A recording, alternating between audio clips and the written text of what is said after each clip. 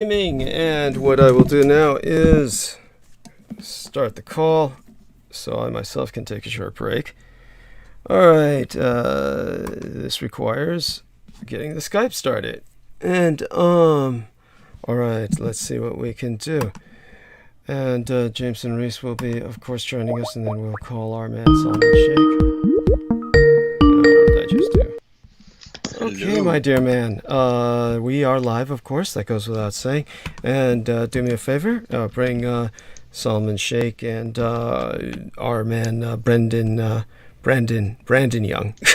And as well, of course, we will be trying to bring on Amanda Yu. Just give her a call and she can come on later. She can jump on the call if she's available. She probably won't be till the bottom of the hour, if that. And there I said calling even though he came on. Wonderful. So glad to have both of you gentlemen with us. And if both of you will kindly say hello to our listeners. Hello, folks. And I'll turn it over to Salman. Assalamu alaikum, Brother Douglas. I send my greetings of love for you, J-Mo, Brother Sammy, and all of our brothers and sisters of Team Dietrich. My love to all of you. Bless you. Thank you. That's beautiful. And, of course, I think I heard somebody else say hello. Was that Brandon Yes. Young? Hey, Doug. Oh, it's Sammy Romero. Bless you, sir. Thank you so much for joining us. Well, it's nowhere... No problem. Oh, bless you. Yes, thank you. It's nowhere near as awkward as last time. All of my sheets are made and, they're folded quite neatly and tucked into the corners of the bed and everything else from which I produced this program.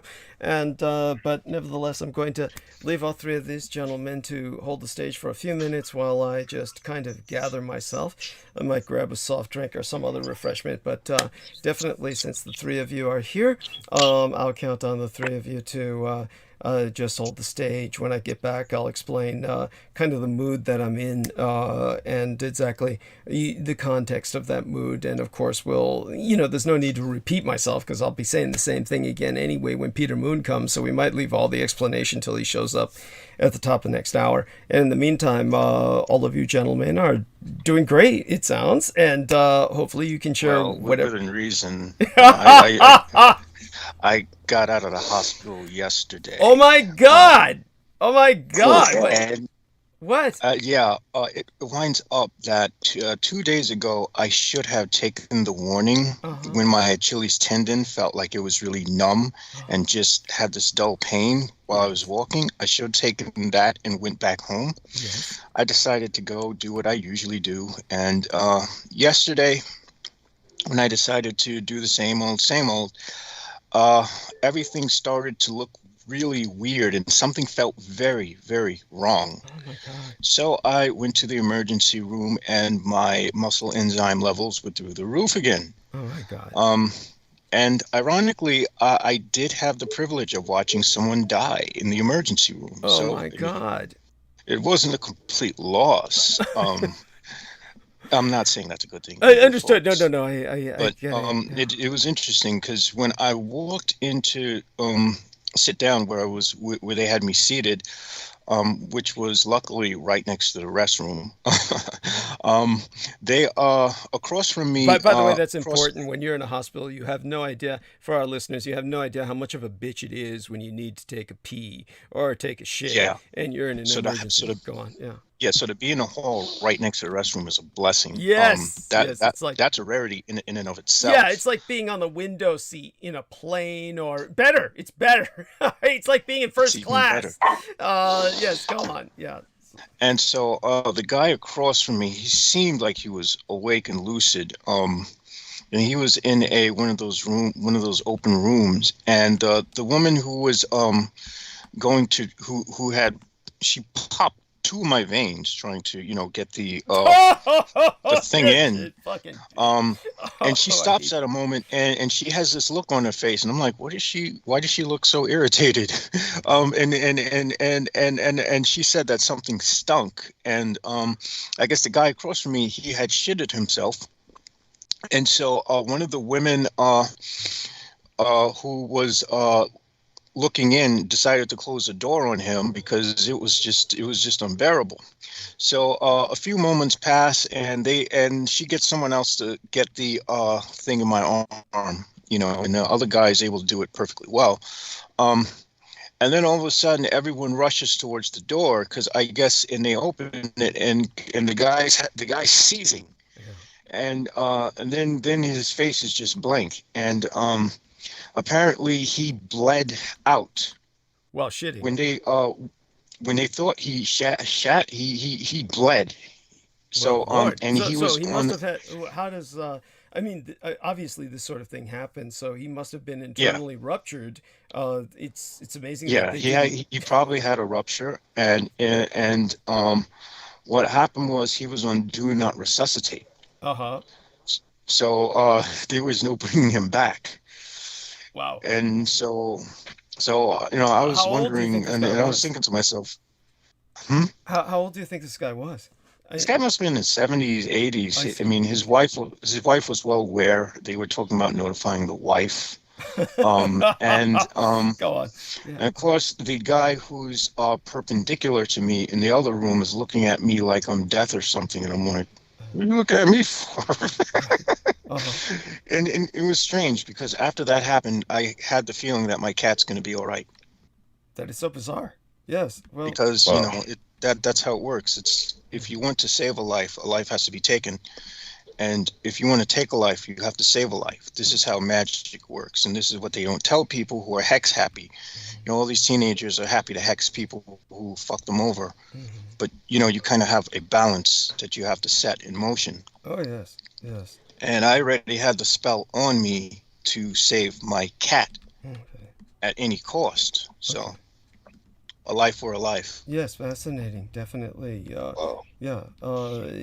Profound. And so aside from all of that, of course, I'm glad you shared that story with us.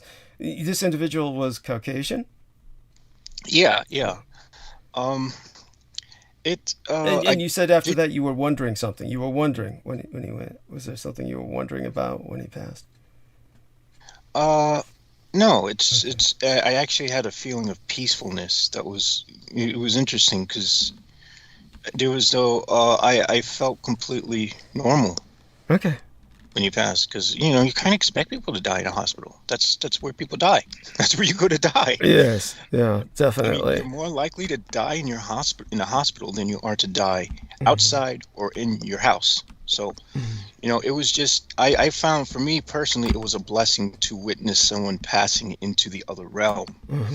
And because after he passed, there was a profound sense of peace that passed over me. And I don't know why I felt that way, but I guess it was like the universe telling me something, because I'm going through this thing where I'm afraid of losing my cat, and I think it was like the universe's way of saying you don't have to fear the death of your, companion. She's going to be okay. So I think that it was part of the internal maturation process of my inner alchemy. Okay. Well, definitely appreciate you sharing that. And of course, it was interesting enough where it kept me from going to refresh myself just yet. But I want to mention that, of course, it tempts me to say something about the dream I brought up the other day, but I can cover that later. There is some irony in all this. Of course. Is that because that's the same way that my grandfather died. And the day before he died, I had this encounter with Lucifer. So I don't know. Tell us I don't about know if it's connected. If you're willing. Yeah. So for these 3 days after doing this ritual that used to be on the website of the Church of Satan, they pulled it down because they want to ride this hard atheist bullshit, which I'm sure the people who actually work with the demons come to realize that it's bullshit, the atheism aspect. But what happened was I sort of knew, my grandfather was going to go. And I think I had sort of made an arrangement where I figured it would be a suitable offering to Lucifer. And sure enough, that's exactly what happened. I don't know. For some reason back then, the spirits were a hell of a lot more vivid than they are now. I guess it's because I'm at a point in my craft where I don't need to see them. Yeah. I just need the results. Yes. But, back then things were very different. And it's like I was having night terror, right? Because, this stuff, I've had night terror since I was 4 years old. Night terrors have been a regular part of my life, as have, harassments from the Cho and whatnot. But this particular night terror, when I woke up, I sort of knew something was wrong. And so when I was working later on in that day, I received a phone call from my mother telling me my grandfather had passed. Okay. So well, yeah. So there we have that. That's important, and so thank you for that. And I want both of you gentlemen to respond. I'll hang out for a few more minutes just to hear your responses, gentlemen. By all means, I'm sure you both have similar experiences. Well, I like to add on that. I mean, not really, but I am. As far as my experience, this weekend, pretty much this whole Thanksgiving weekend, I've had to deal with, instead of Jameson dealing with entities, I have to deal with family. It's the same thing, yeah. Hovering entities, the albatross around our neck. Yes, go on. Right, you put them both on one hand. Which one weighs? I don't know.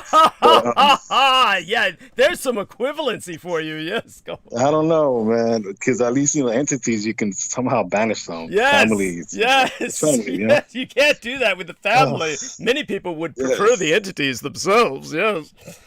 Sometimes you can't even barter with them. Yes.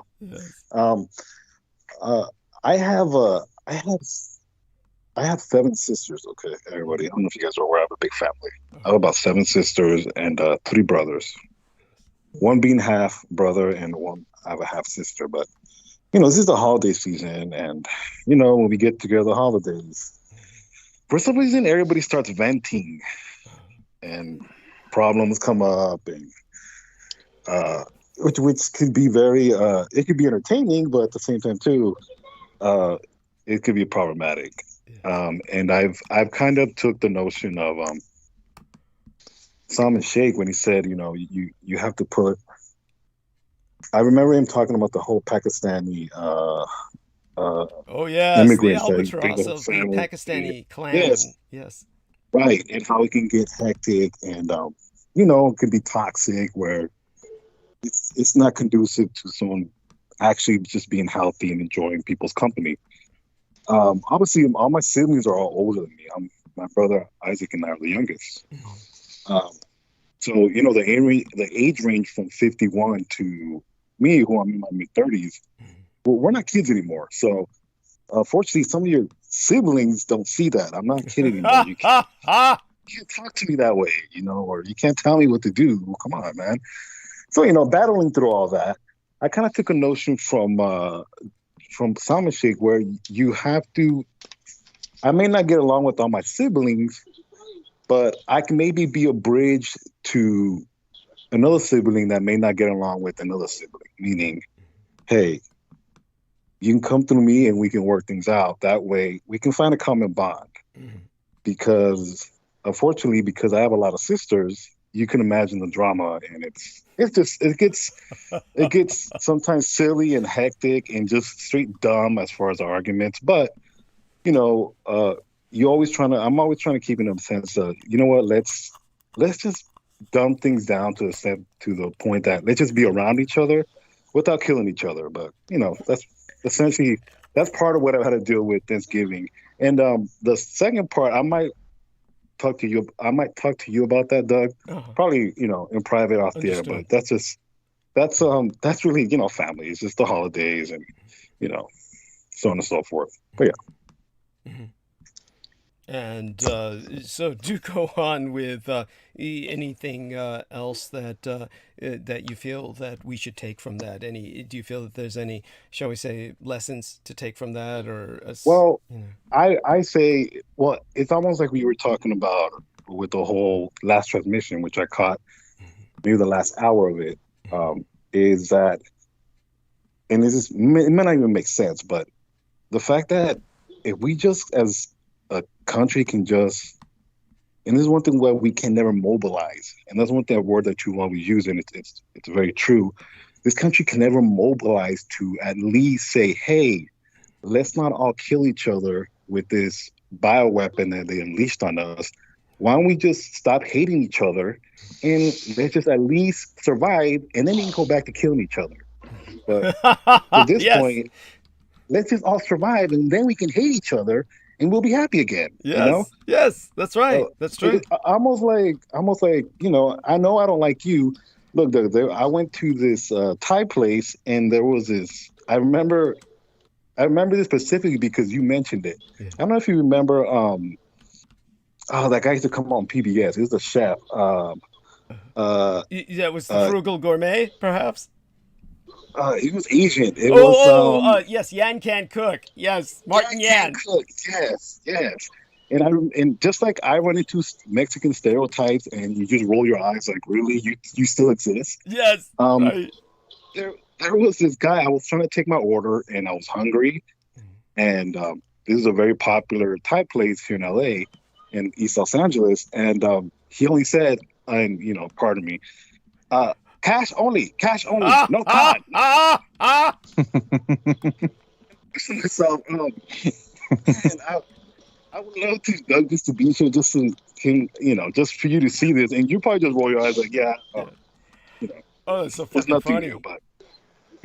But it's like not that. It's and then when I was trying to get cash, they literally rationed everything to the minuscule. Like, here's a napkin. They only give you specific amount. And I get it, but it's like, man, you guys are really, you guys are really controlling with the stuff. But hey, that's how they run their business. They run a tight ship. What are you gonna do? Yeah. But oh my God, it's one of those little nuances that I remember from you. That yes, even in the Asian culture, there is horrible stereotypes that you just roll your eyes like, yeah, that's not really true. And to kind of piggyback off of that, I had a coworker who was mixed. He was Asian and Black, and when we were working together, obviously he had more African American features, but he actually knew Japanese. He knew Japanese very well. His mother was Japanese. Yes. And we used to have one of the vendors that comes by all the time, because the majority of my workers are all Hispanic. He plays on the Chino. Hey, Chino, ¿cómo estás? Even though he's Japanese, all the Mexicans just call him Chino. Mm-hmm. It's just how they are. Right. And they teach them how to say swear words in Spanish, like cabrón and chinga tu madre. I'm sure you heard those, Doug.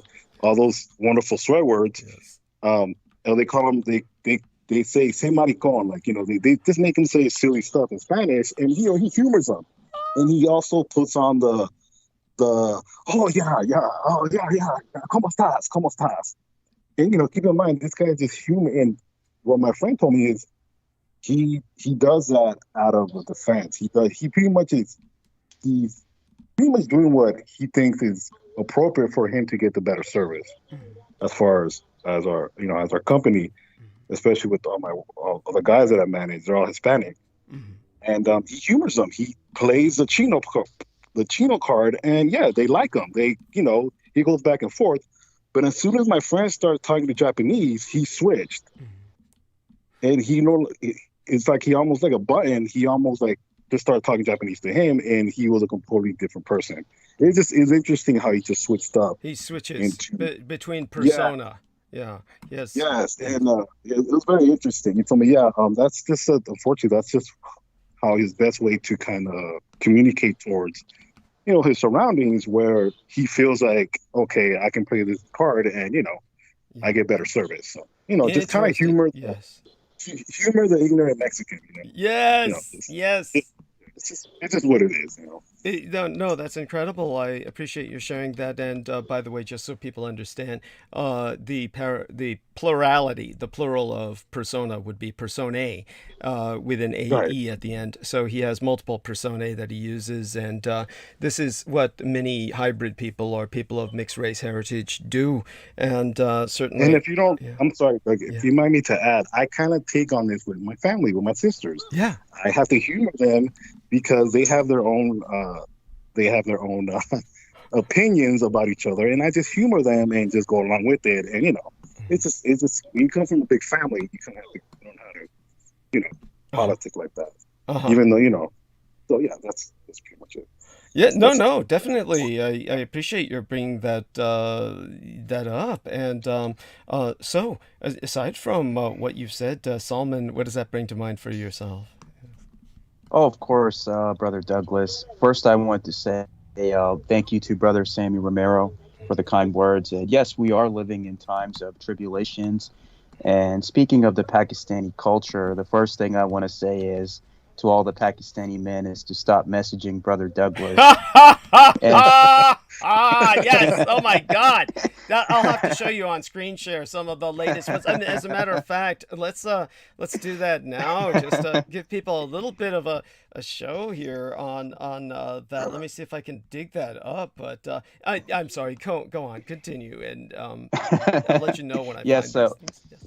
So the aspect of what I see right now, what JMO shared in terms of what he saw in the hospital, there's a teaching from the Sufi path that they tell us, a surah from the Holy Quran, which tells us that the life of this world is nothing but a game and a diversion, but only if they knew.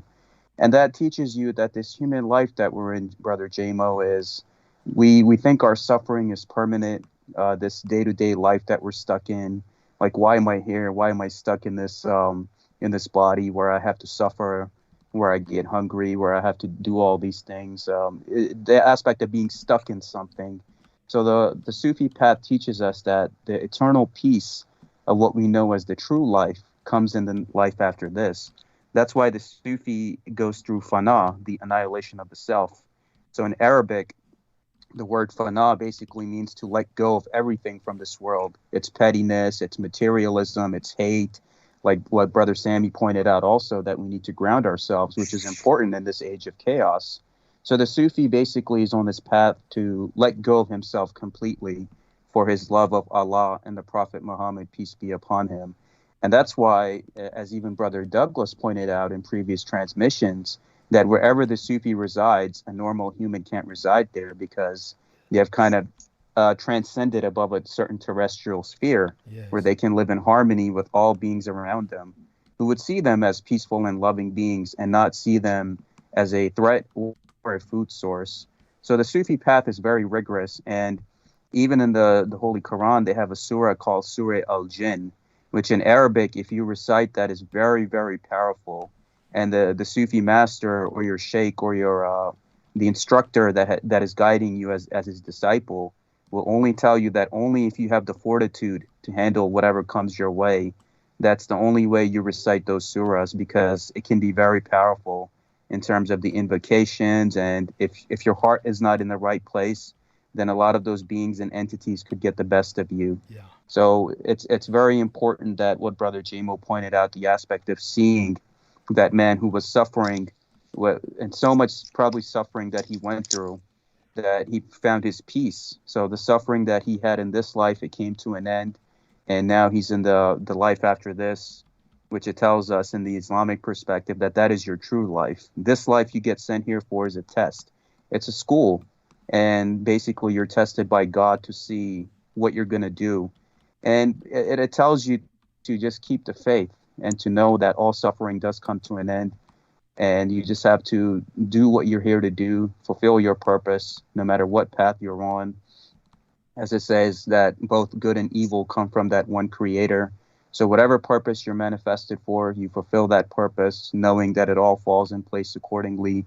And to just keep yourself calm in this age of chaos that we're in, such as the family drama that Brother Sammy is going through also. And it just goes to show you that you have to keep yourself centered, because as time goes on, 22, 23, now we see these new variants coming. The countries are being locked down again. Inflation is high. People are suffering mentally and emotionally about able to sustain their living, pay their rent, take care of their children. So many things that could overwhelm a person thinking, what am I going to do? But it's up to us to keep the faith and knowing that everything falls in place for the people that we love and all the things that we're meant to do, people that we're meant to see, places that we're meant to go Our life is being painted on the divine canvas in a beautiful and vivid manner by that one true creator. In the Sufi path, they tell you that Allah is the best of all planners. So trust his plan, whether he throws good at you or bad at you, both good and evil, left hand and right hand come from him, that one true source. And why we must continue to realize this war that we're in against the agents of chaos and these cultists of the kings of Edom, who are not a part of that cosmology. They are of total annihilation of everything. And that's why I encourage everyone that in this time of chaos to not only center yourselves mentally, emotionally, and spiritually, but please surround yourself with good people, because it's about finding the right companionship and finding a skill or a hobby that keeps you grounded and finding that balance in life, and also supporting great brothers and truth tellers like brother Douglas, who are against these cultists. And to all of our brothers and sisters listening, please support our brother, put a thumbs up on all of his transmissions, and counteract the agents of chaos, and also bring that balance to your life as well. So I thank what brothers Douglas, Sammy, and JMO have shared. Bless you. That was beautiful. Thank you, Sam. Yes, Thank you. it's quite poetic. In a few minutes, we'll try again to bring Mandy on. Of course, she's welcome to jump on. I spoke with her in text earlier, and she'll try. She's bringing her children home from the Pony Ranch or something, wherever that, where the kids learn. I guess it's a dude ranch for kids or something like that. If she comes on, I'll ask her about it. But aside from that, if she doesn't, that's fine too. We're holding quite well. And with that, I will take a short break to refresh myself. I'm going to leave these three wonderful gentlemen to speak. And I want them all to know how grateful I am, far more than I could ever express, to the simple fact that they're all alive. None of this would be possible without them. Actually, before I go, let me ask Jameson to follow up with, were there any, shall we say, health lessons from this? Like, by that I mean... Oh, yes, health lessons. Listen to my goddamn body. I'm not young anymore. I mean, I'm young, relatively speaking, but I'm not like, I'm not in my 20s where I could go. I'm not like last year where I could do those 15-mile walks. Yeah, I should not do that if I'm going to be wasted. Bad idea. Very bad idea. So, I have to continually learn this the hard way. This won't be the last time I'll be there, but I'm fairly certain of it, because that's just well, the you way want to my aim body for it is. to be. You just aim for it to be. Yes, I am aiming for. You're correct. I'm aiming for that. I'm aiming for it to be the last time I have to deal with that. But I mean, I know myself, and then this is the problem. My mother tells me, you do everything in excess all the time. You do everything in excess. And this is the thing that I'm trying to work on. I don't know how to not do things in excess. Yeah. This has been a problem since I was a child. Okay. Yes. Thank you. And so aside from that, I noticed none of you brought up a fairly painful recent event. There's been a school shooting. Oh yes. I just started to look into that. Because I'm getting the news fairly late, due to the very fact that I spent most of today in hibernation. Yeah. Which is rare. Oh, well, I'm glad you did. You needed the rest. But if anybody has any, I don't need any information on it. I mean, our listeners get that off the regular media. Just any impressions that you gentlemen might have, if you gentlemen want to contextualize that. I'm sorry, go ahead. Go ahead. I was just going to say that my impression is that this is the new norm. Yes, certainly. So beyond that, the other gentlemen's, you were going to say something. It's very unfortunate, Brother Douglas, when I look at these kids who are being shot at these schools. It just tears my heart apart, knowing the parents that send these kids to school, not knowing that even getting an education in this country can be risky now. Yes. And you don't know what you're dealing with, especially in 2012 when I saw the Sandy Hook shooting, and that really hurt me to see those kids, those small innocent kids being gunned down in cold blood. And it just goes to show you the kind of world and society that we're dealing with, unfortunately. And we just have to find out what is it that is affecting society, and how can we address this, and how can we come up with resolutions resolving this situation, where every other day or every week we're hearing of people being gunned down in cities across America, with crime on the rise. People are just losing it. I see it here in my area. People are cutting red lights, having road rage, fighting with each other. Crime is up. And now we're seeing kids being gunned down in schools. And it kills me to see that this is not the world that I want to see children growing up in. And what can we do to really come to the bottom of this, to find out what's going on, and how can we resolve this, where our children and their children can have a positive future. And it's our responsibility to give them a better world than the one that was handed down to us. And that's what we have to do. And we have to go after those people that have like their own conspiracy theories about these shootings. So we have to look at everything from a factual point of view and realize this is a country that has problems, and it needs to sort out those problems, where even children cannot feel safe at school. That means there's something terribly wrong. Thank you. And Sammy? What I can take from this is how much, in my opinion, how much segregation actually would have worked. I think I'm trying to say this without sounding ignorant, but I really do. If I have children, I'm going to look into a Muslim school or some type of institution where it's not based on the American public educational system, especially a education system or a system really that does not racially profile whites, especially white kids. I'm not saying white children are the only proprietors of this type of violence, but they're the big majority. I mean, I think of Sandy Hook. I think of the shooting in Florida about 3 years ago. I keep forgetting. Marjorie Stoneman Douglas, MSD. Marjorie Stone Douglas, yes. Go on. I'm sorry. The name keep in mind. It's awful. It's an awful name. Go on. Keep in mind, this guy was a half Cuban, half Russian. Yes, that's right. That's what I pointed out. But Cubans, well, majority of Cubans think they're white. That's so, true. I mean, that's in there. That's true. And if you talk to most Mexicans, especially in the northern states of Mexico, they think of themselves very much as white. Yeah, go on. Oh, on a side note, El Chapo's wife is only getting 3 years. She thinks she's white, so that's right. Good point. She only got 3 years. Thank you. And by the way, I that's one of those things that is well known within the Latin American community. But if you can find like a link to an article where she's ever expressed those sentiments, I would deeply appreciate it. I know she thinks that way, but absolutely, she dresses like the Armenian Kardashians. Yes. Yes. And they're half, whatever they are. Yeah.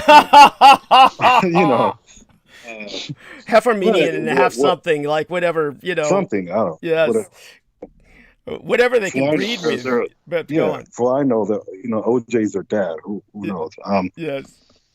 What I'm trying to say is, I'm starting to see maybe segregation. Probably this country would have prospered more under segregation, where there's an Asian ethnic block, where there's an African American block, where there's a Hispanic block, and so on and so forth. Because I remember Salman Sheikh talking about certain things as far as this maybe the Pakistani or Sufi, where certain things just don't happen in their culture relatively often, whether it's, I would say,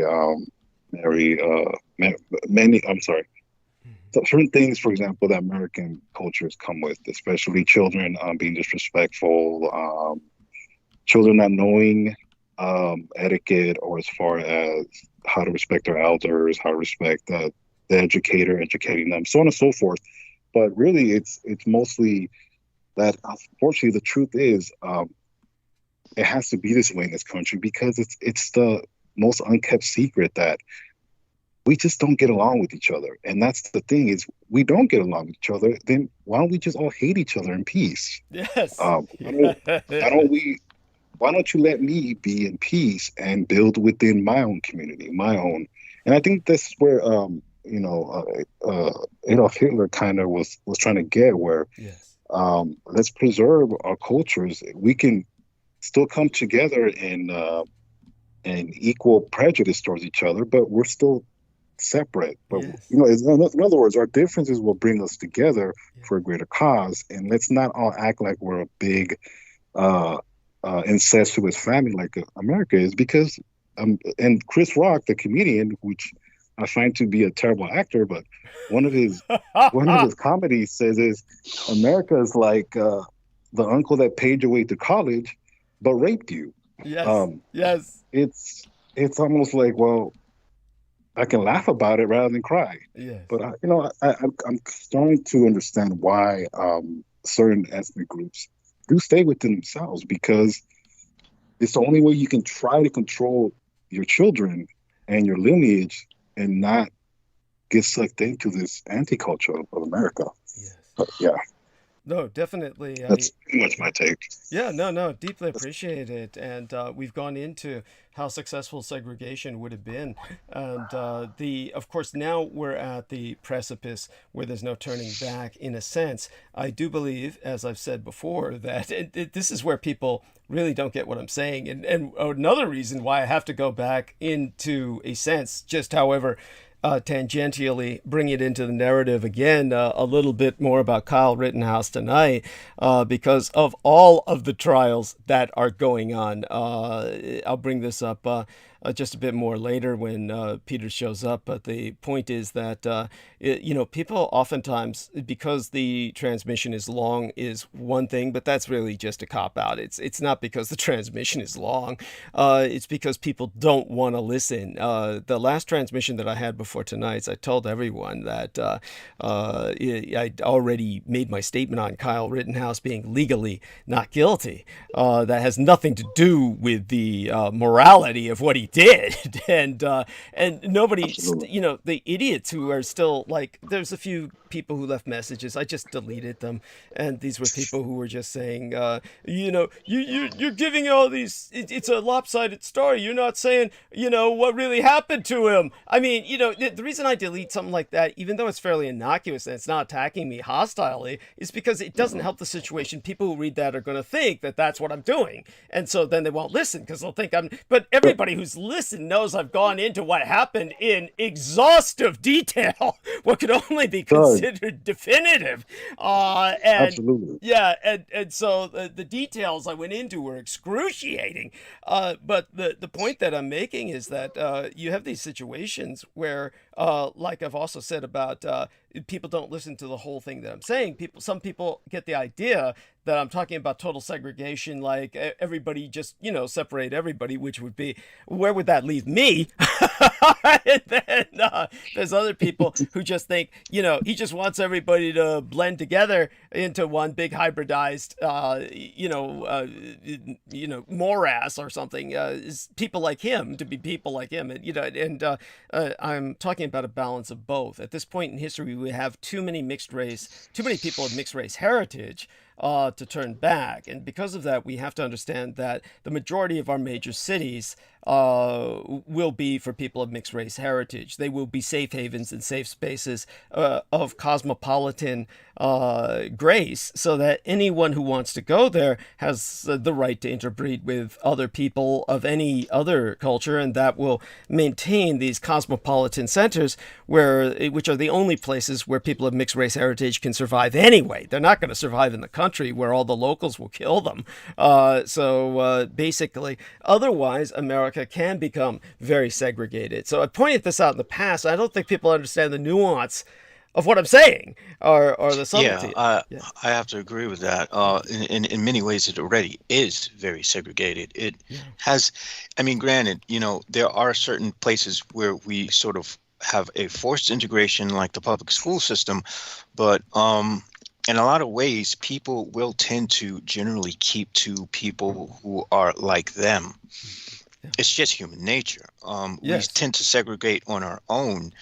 Even here in even here in New York, where you describe it best as a city of warring tribes. Yes, a I mean, small island, a small a island small of island of hostile warring warring tribes. tribes. Yeah, Yes. you have your high class whites in one area, you have your lower class blacks in one area, you have your lower class Hispanic people in one area, you have your Asian people in one area, you have it's very interesting. You walk through Chinatown, I mean if you walk all the way from South Ferry all the way to Union Square, you will go through so many different parts of New York. You will see so many different faces. It's not funny. Yeah. Yes. You'll pass through Chinatown. You'll pass through Little Italy. You'll pass through like the shopping districts where it's just everyone who's young and wants to pretty much front like they have shit, because I don't know why, for some reason materialism is the new cool, and that is the problem. That is a very big problem considering where we are ecologically, and that's another topic. But you know it's not uncommon to see a lot of the young guys, especially the I'm the shit, those types of dudes walking around trying to flex around with like the newest sneakers and shit. It's like, dude, get a life. But anyway, it's like the entire thing is like there are points where people can go, like Union Square, where you have like a mixture of everybody. You literally have everyone under the sun. Because everybody does drugs there. When I used to hang out there, that was a freaking drug haven. Dudes would come down, walk around on acid and shit, and and somewhere else, some dude would be shaking and spasming on PCP. Can we get Congress on drugs? I'd like to see that. Get it wrong. A lot of people would well, the say problem they is already are. Yes. the problem is they are on drugs, but they're on the wrong one. Yes. The wrong one. Yeah, you're right. Yeah, the wrong one is alcohol. That is the nastiest of all Yes. substances. It is. Oh my God, it is. Honestly. And as much as I love it, it's horrific. Yeah. It does its damage to me all the time. Yes, it's definitely the most insidious. And certainly the hardest to kick for the absolute majority of people.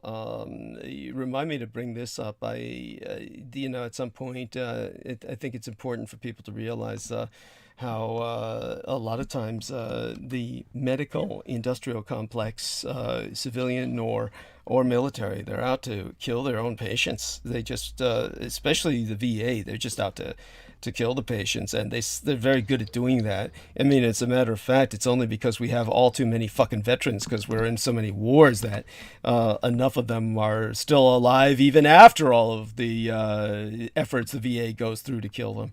But it was at the Letterman Army Medical Center where my father was going, which is totally different from VA. It's a military hospital.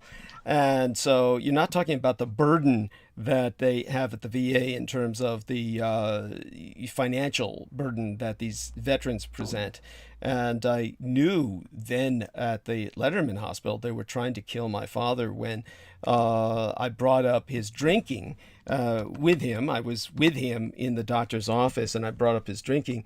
And then the motherfucking doctor, bear in mind, when you're dealing with an alcoholic, it requires all the help you can get to deal with confronting the problem, which my father ultimately overcame to his infinite credit. Something that almost no other man I've ever seen in my life ever do. But I mean, and he just overcame it just cold turkey. He just stopped. He decided he was going to stop, and he stopped. But before then, it wasn't that easy. And when I was growing up, and when I brought this up to the doctors about his drinking problem, and then the doctor says, "Oh, I recommend a beer a day. And, beer's good for you." And that's when I knew they were trying to kill him. And that's and of course that would come up exactly like the doctor said. See, he recommended a beer a day, and it can never stop at one. It's never going to be a goddamn. No, you can never stop at one. Yeah. Or if you do have a beer a day, it's got to have like at least 10% alcohol in it or more. Yeah. I mean, don't even bother. I mean, it's like, yeah, I know what you mean, but there's no point in even. At any rate, when it came to my dad ultimately overcame it, but it was through no help of the doctor. So no help from the military hospitals at Letterman. So at any rate, gentlemen, do take over. We got a quarter of an hour. Did you try calling Mandy again? Oh yes, let me give that a try one more time. Sure. It does seem she's available, so let's see if we can get her on. Yes. And that's while that's going on, it is an honor to be here and to be able to speak to all of you gentlemen. I will want to shill the book right now and say, folks, go order the Roswell Deception and the Demystification of World War II off of skybooksusa.com. This is the reason why America is in the shithole that it's in, and this is the reason why we should all just write to Japan to save us from this mad slaughterhouse that we're in, because I honestly think they would have pity on us. Thank you. Yes. No, it's yes, quite true, and bless you. It's absolutely true, and they did enough to open up companies in different states where they were helping the American economy as best as they could, kind of like a development program for third world nations. Taiwan's doing America. that. America is as third world as you get. Yes. I mean, right down to, kids with machine guns. People think about child soldiers in Africa.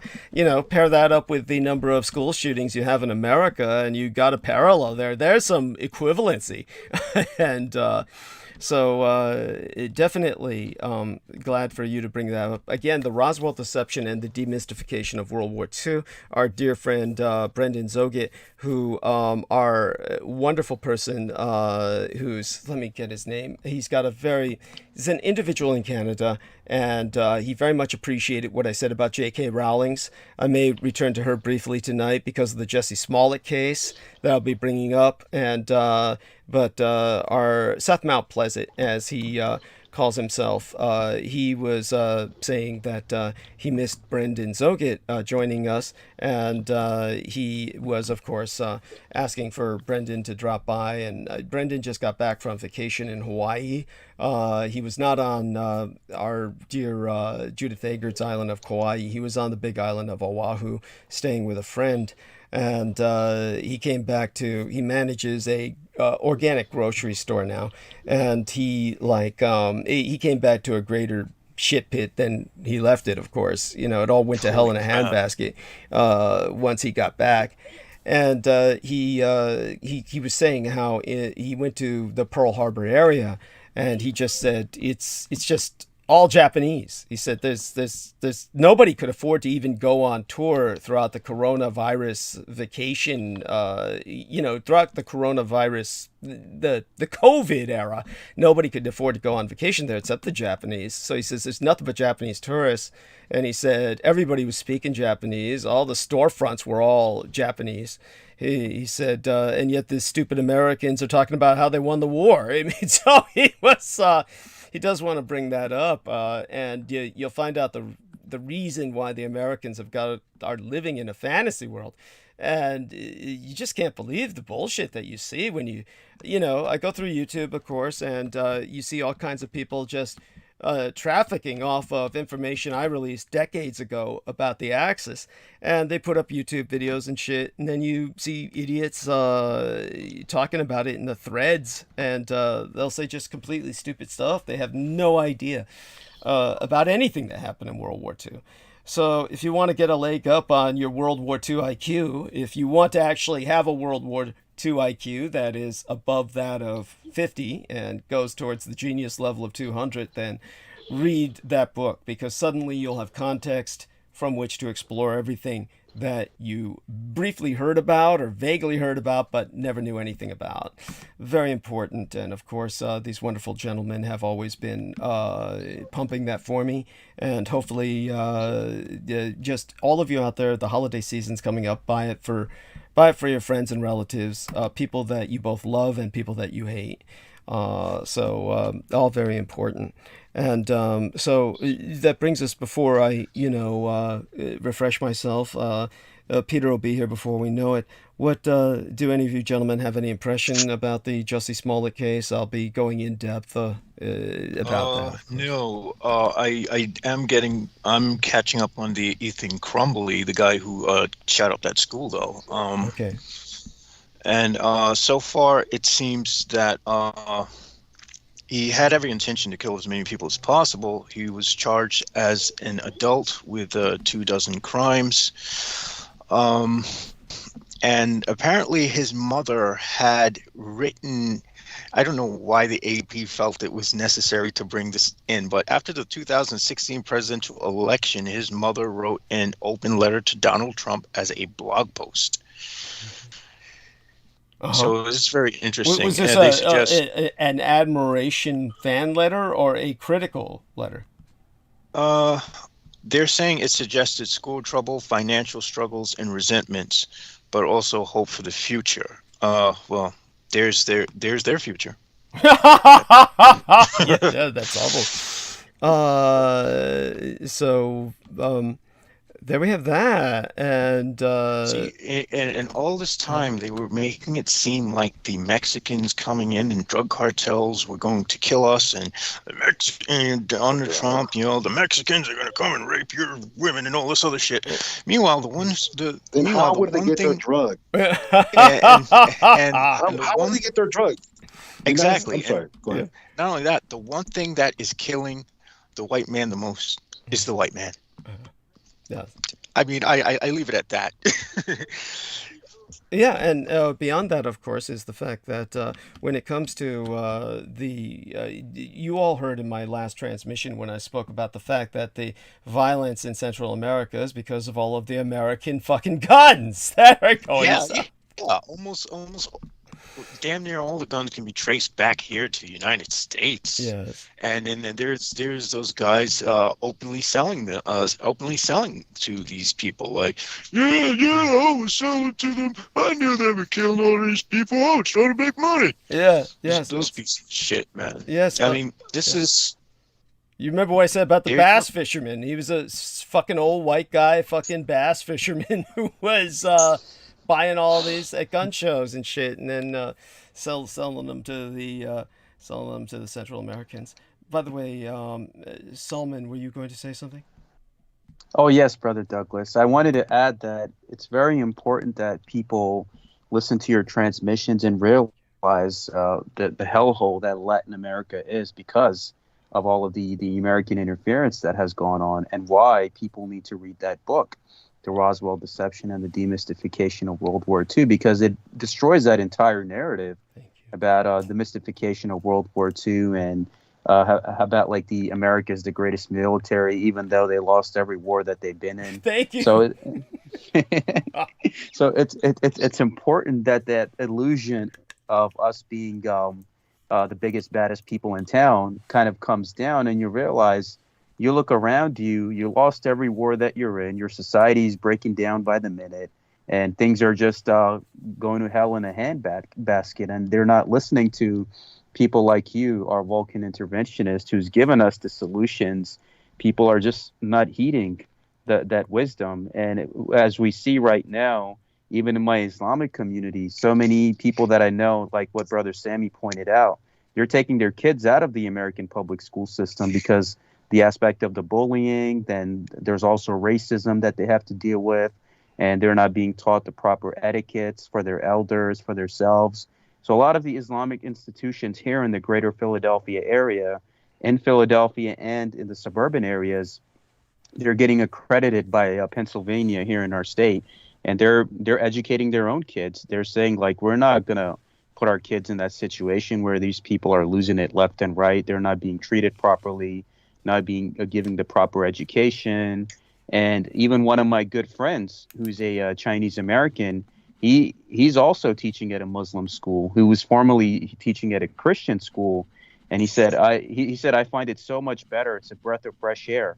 The kids are respectful. I don't have to deal with any fights or disrespect.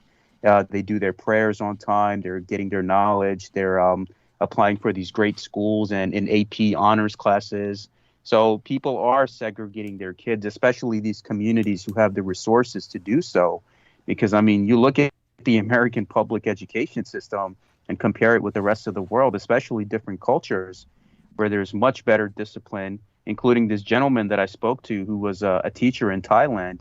And he had verified the same thing about how it was like a night and day difference in terms of whether he was teaching here with the Western education system and being in Asia, where there's the aspect of respect, discipline, listening to your elders, doing the right thing, being a good human being, and just an overall disciplined culture. And you see so many countries in the East who were able to get COVID-19 under control. Yes. And you look at how over here they're still fighting about who should get vaccinated and all this conspiracy nonsense that they're in.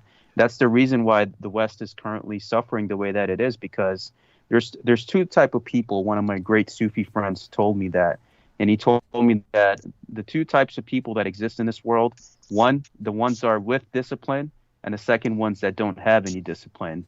And that's why in the Sufi path, like, you really have to be the real deal for the sheikh or the master to accept you.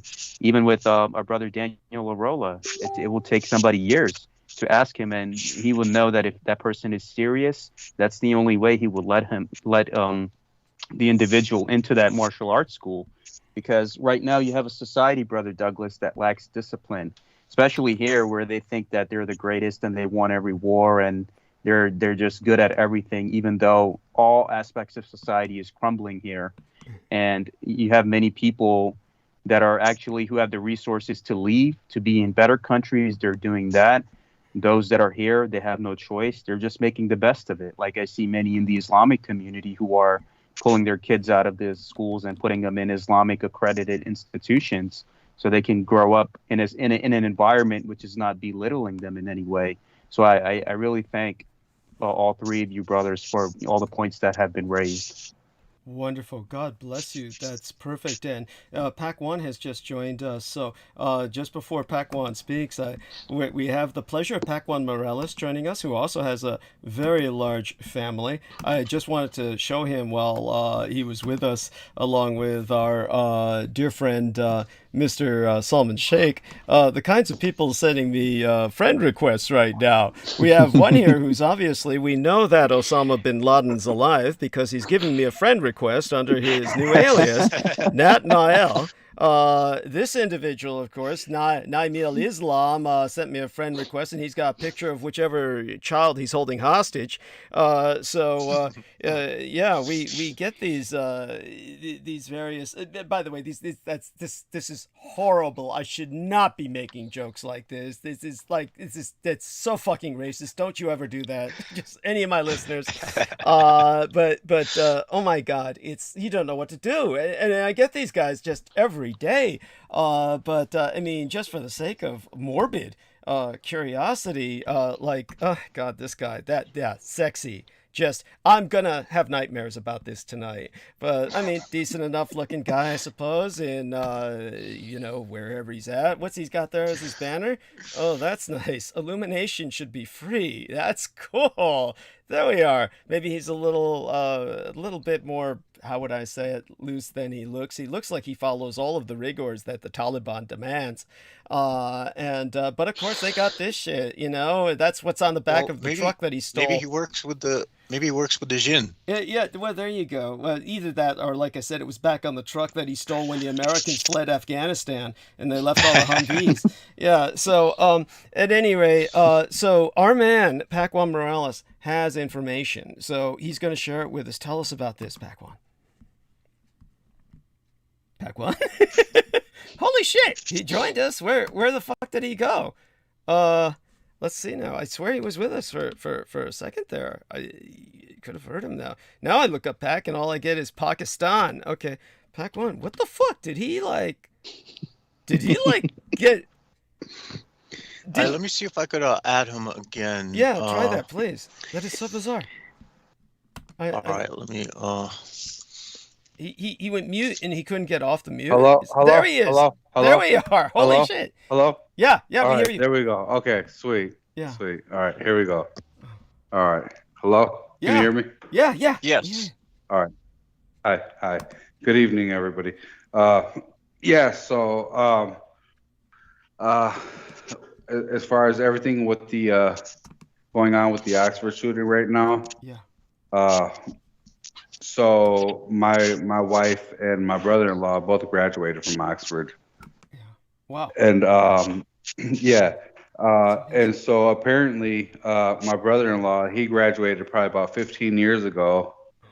And about 15 years ago, they had an issue at the school where there was a kid, either a kid or a group of kids who were being bullied, who made pipe bombs and everything and IEDs and went to school and made threats and everything and went to school with them, were busted at school and everything. So Oxford, this isn't the first time that Oxford has had this type of situation. Uh-huh. So therefore, like the whole anti-bullying, or there's the type of awareness you should have. I've looked at this kid, Ethan Crumbly. I think his name's Crumbly or some shit like that. Yeah. I've looked at his Instagram and everything, and he was pretty fucked up. I can't even say.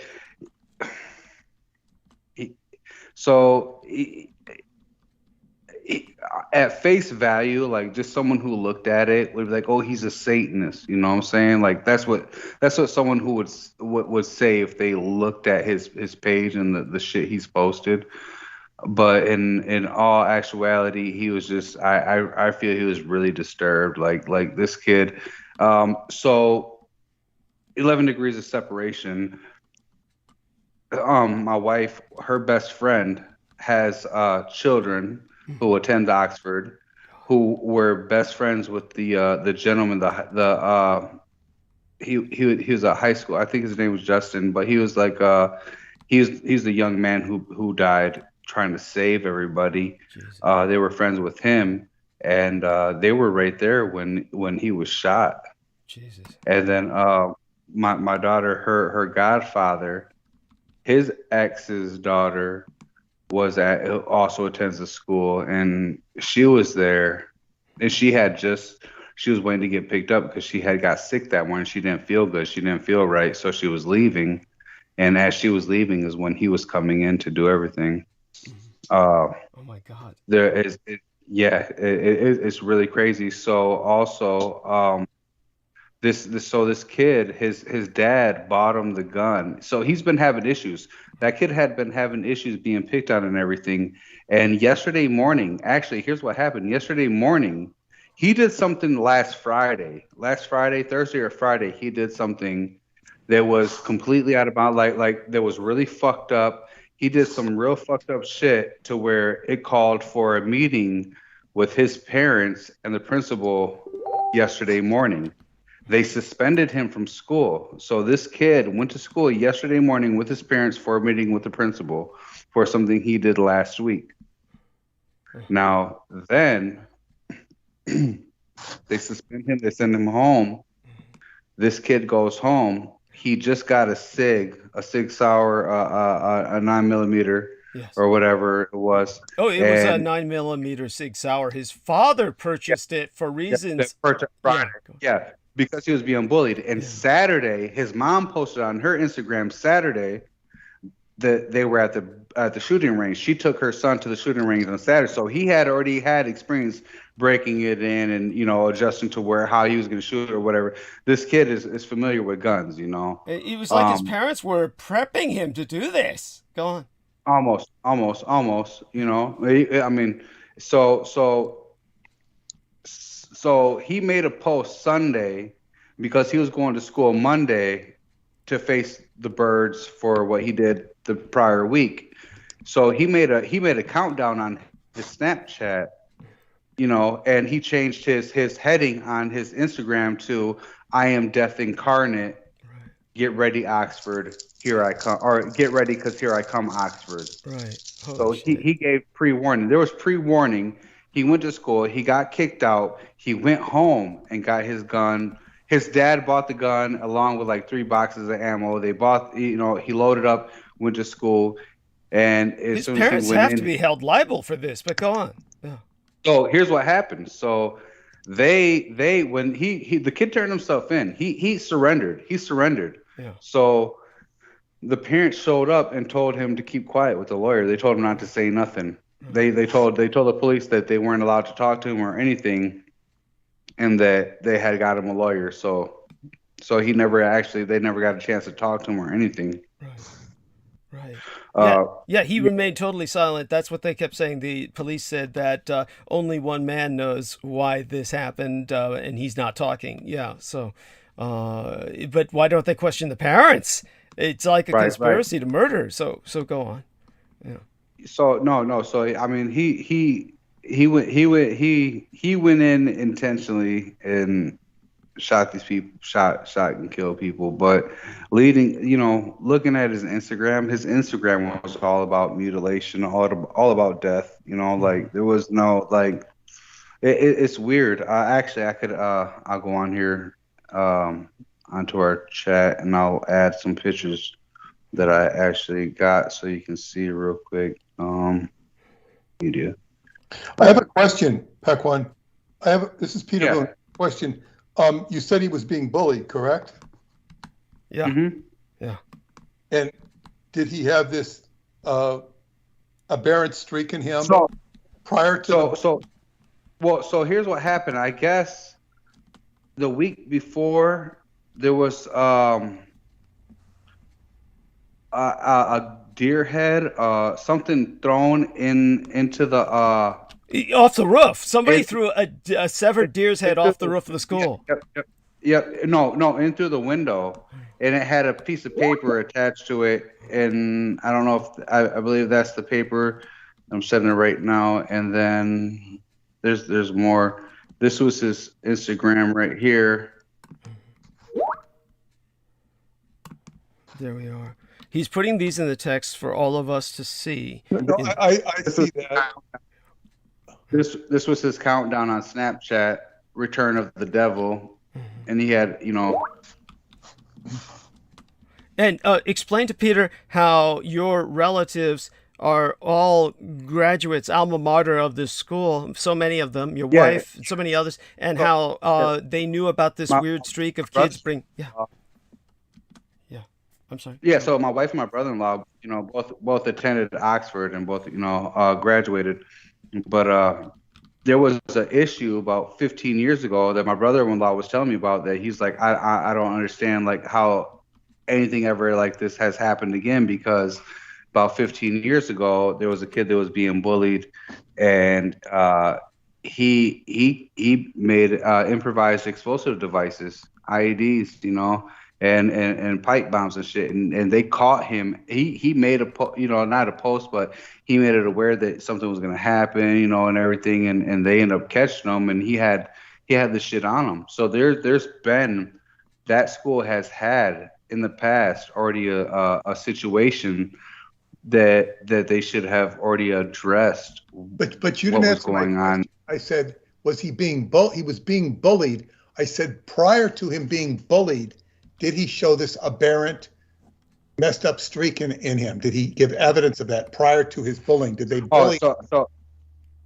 Yeah, I don't. As far as how he was being bullied and when he was being bullied, I don't know how he was acting or anything like that.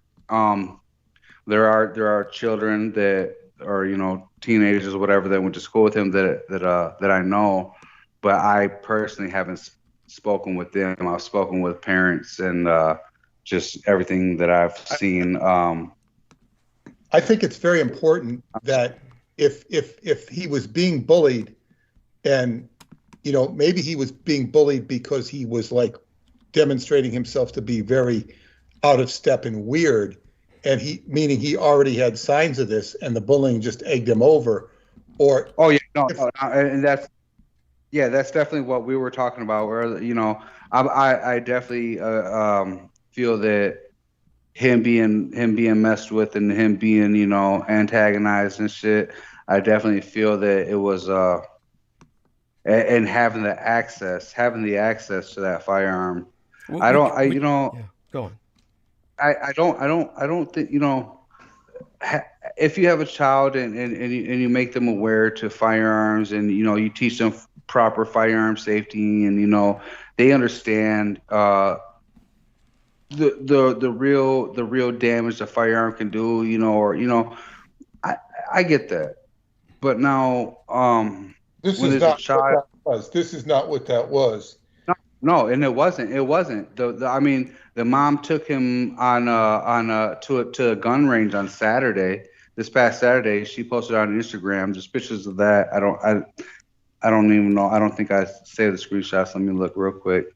But she took him. I didn't. But she took him.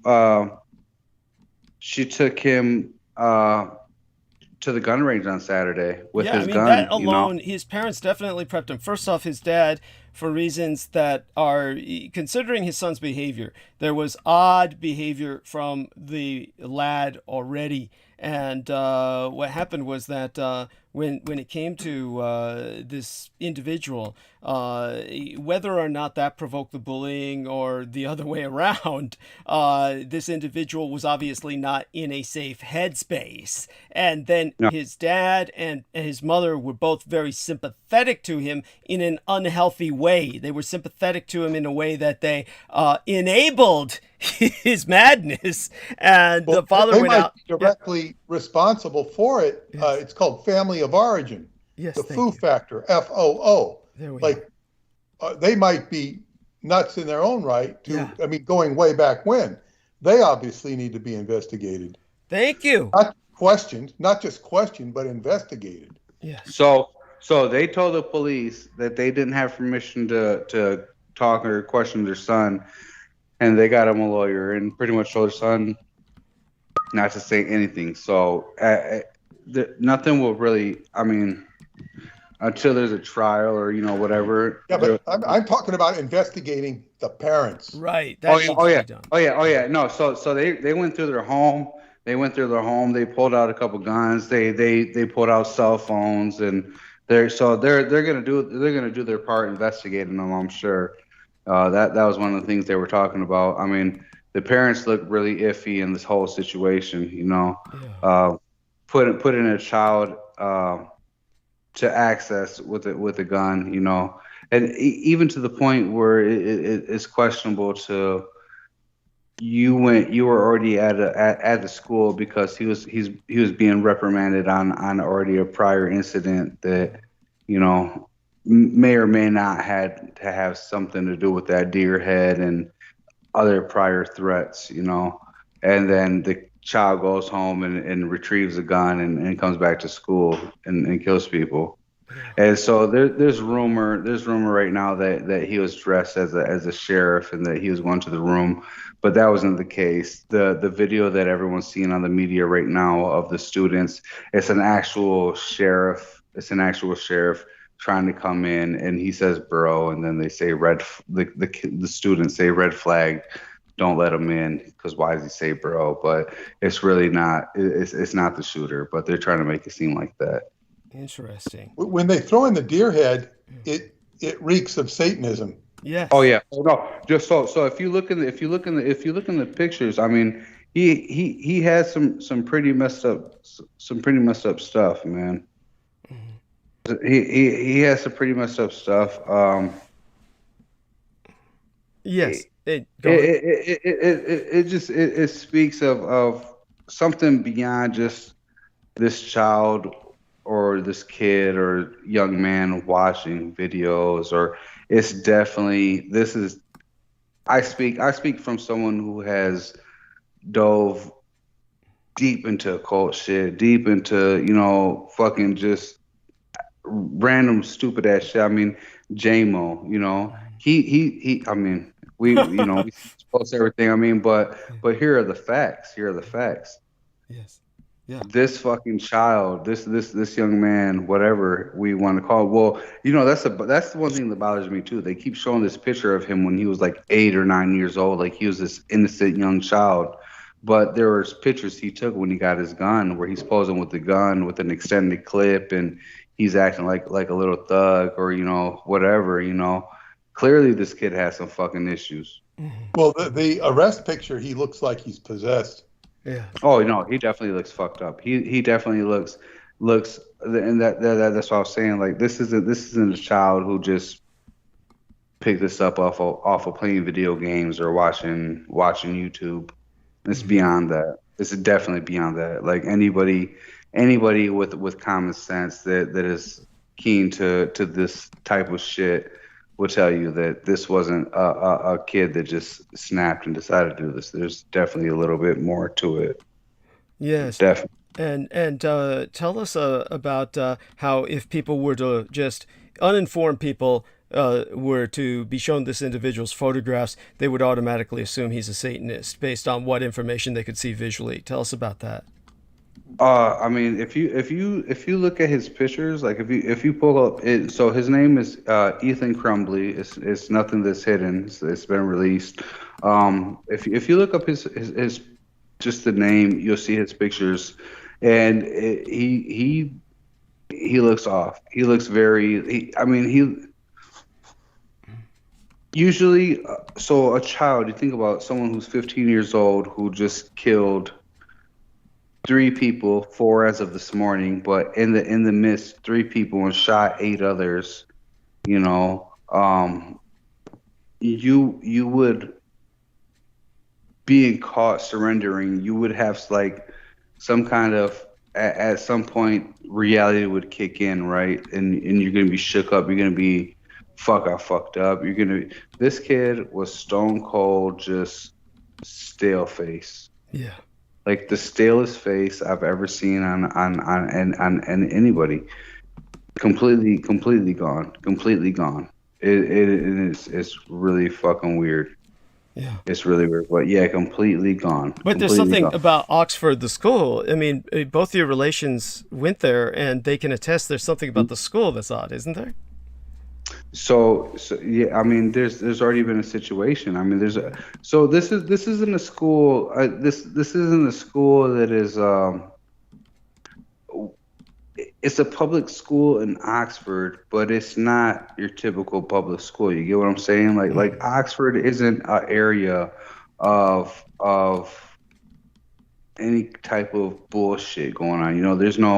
There's not a crime rate in Oxford. You know what I'm saying? There's not incidents in Oxford. Oxford's not that type of place. It's nowhere near that type of shit. It's not inner city. It's suburban. Yeah, it's not. Yeah. And I mean, I speak loosely on that because I mean I know suburban areas that are fucked up, but Oxford's Oxford. It shouldn't be happening in Oxford. It shouldn't.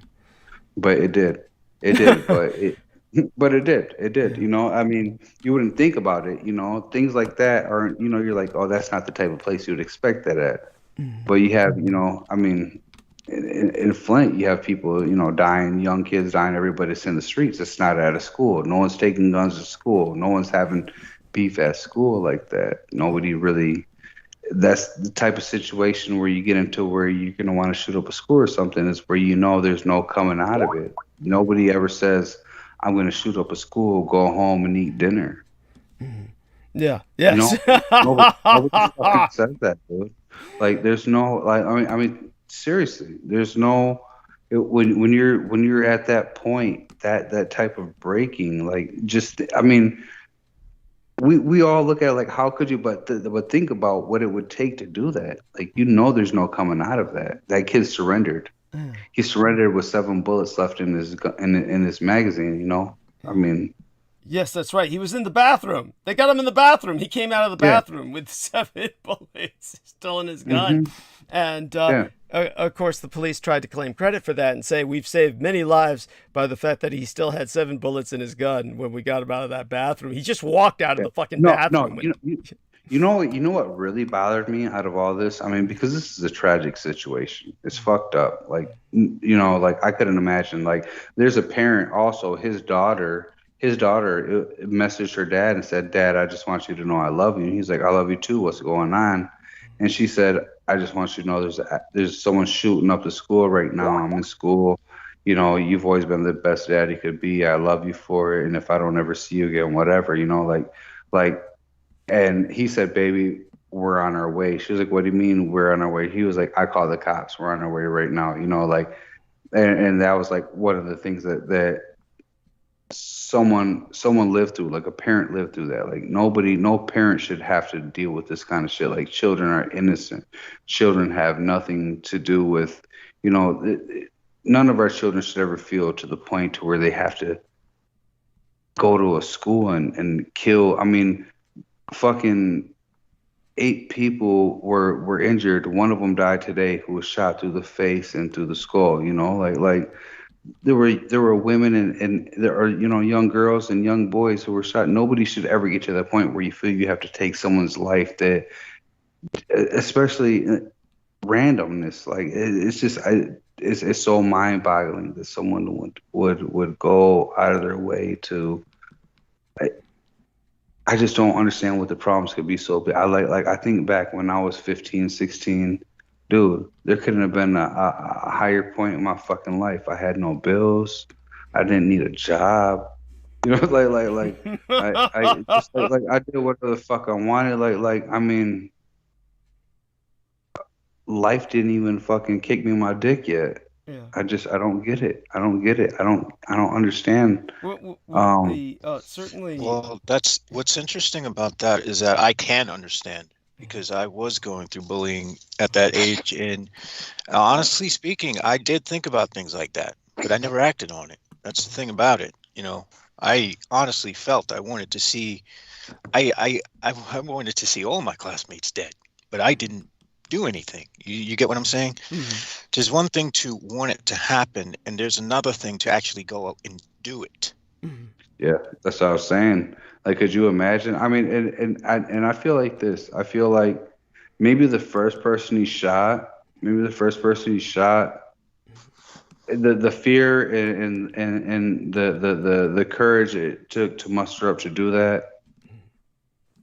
Everything after the first shot that connected with somebody was complete 110% fear reaction based. Like I've already shot somebody. I'm done. I'm fucked, and I'm just going to keep going and keep shooting, keep doing dumb shit. I don't feel like I just don't understand what really pushed the kid to the point. Cause I like in middle school, I was a victim of bullying, all the way up to like 8th grade, but I snapped. I fought, I used my hands, I used my fists, I fought back, and I never had a problem after that. Never, It's the loneliness, man. It's the loneliness. That's what does it. When you feel there is absolutely no one you can relate to, when you are completely, you feel like it's them, it's you don't even see them as human like yourself anymore. That's what happens. It's the loneliness. That's why I say I can understand what must have been going through in his mind, because I've been there. Mm-hmm. Okay. Yeah. And so definitely really appreciate your gentlemen bringing this up. It's so important and obviously very relevant, very topical. I'll be covering a number of things tonight, but that relieves me of having to try to catch up on this myself. I may know more about it by Sunday, but tonight I'll be speaking of so many other things that we have to cover obligatorily.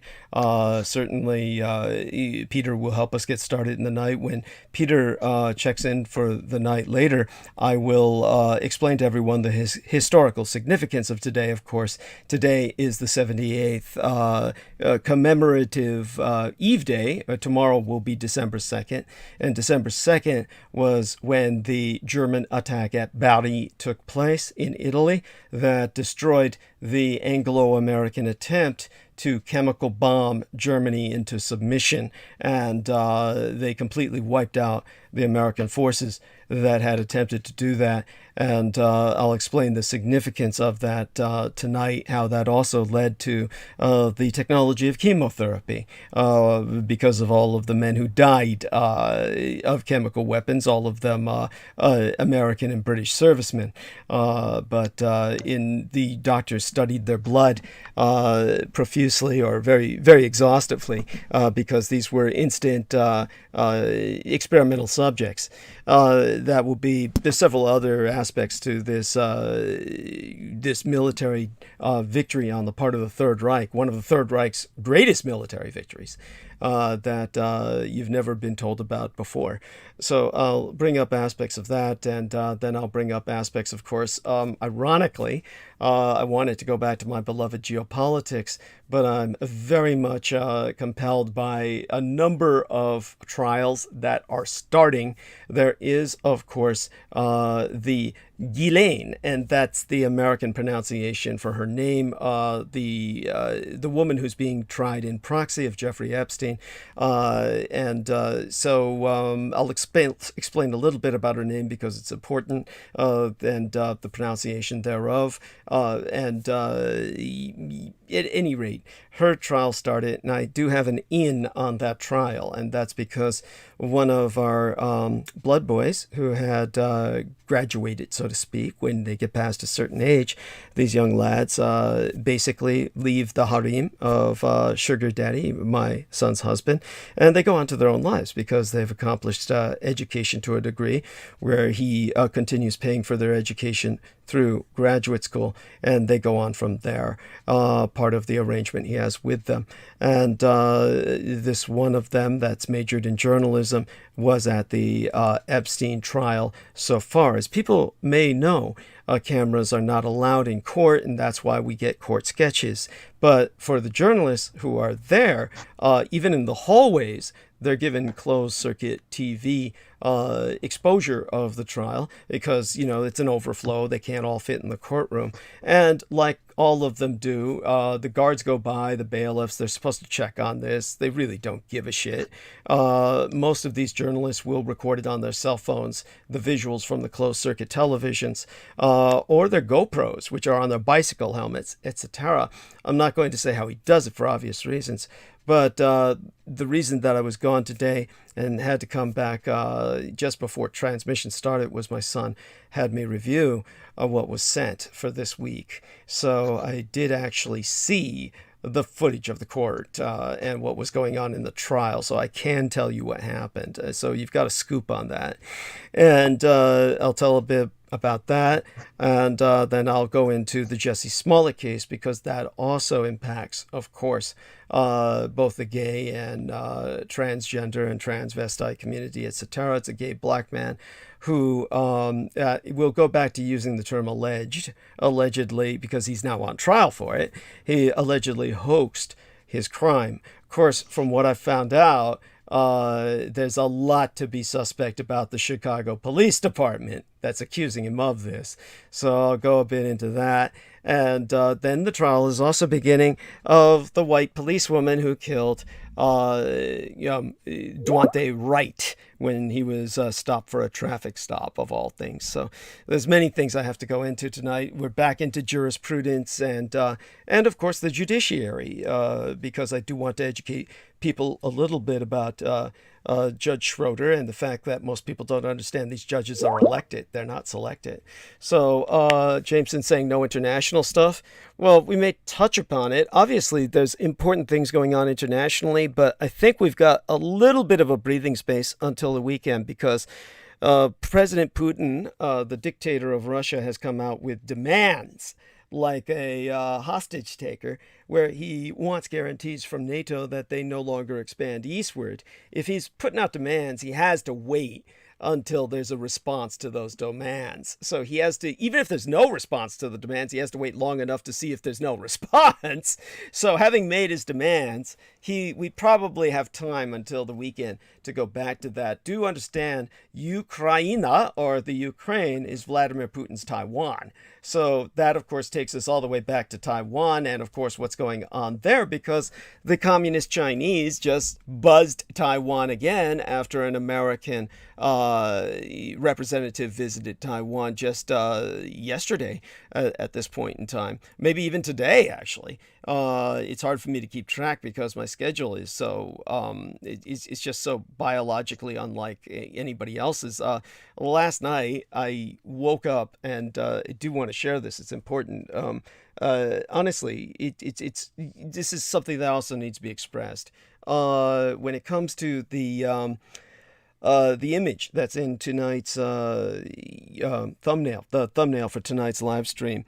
In terms of the outfit that kind of was created by my son for the photograph there, it matches the depression that I fall into whenever it's one of my parents' birthdays. So December 5th will be my mother's birthday. I will be on that day.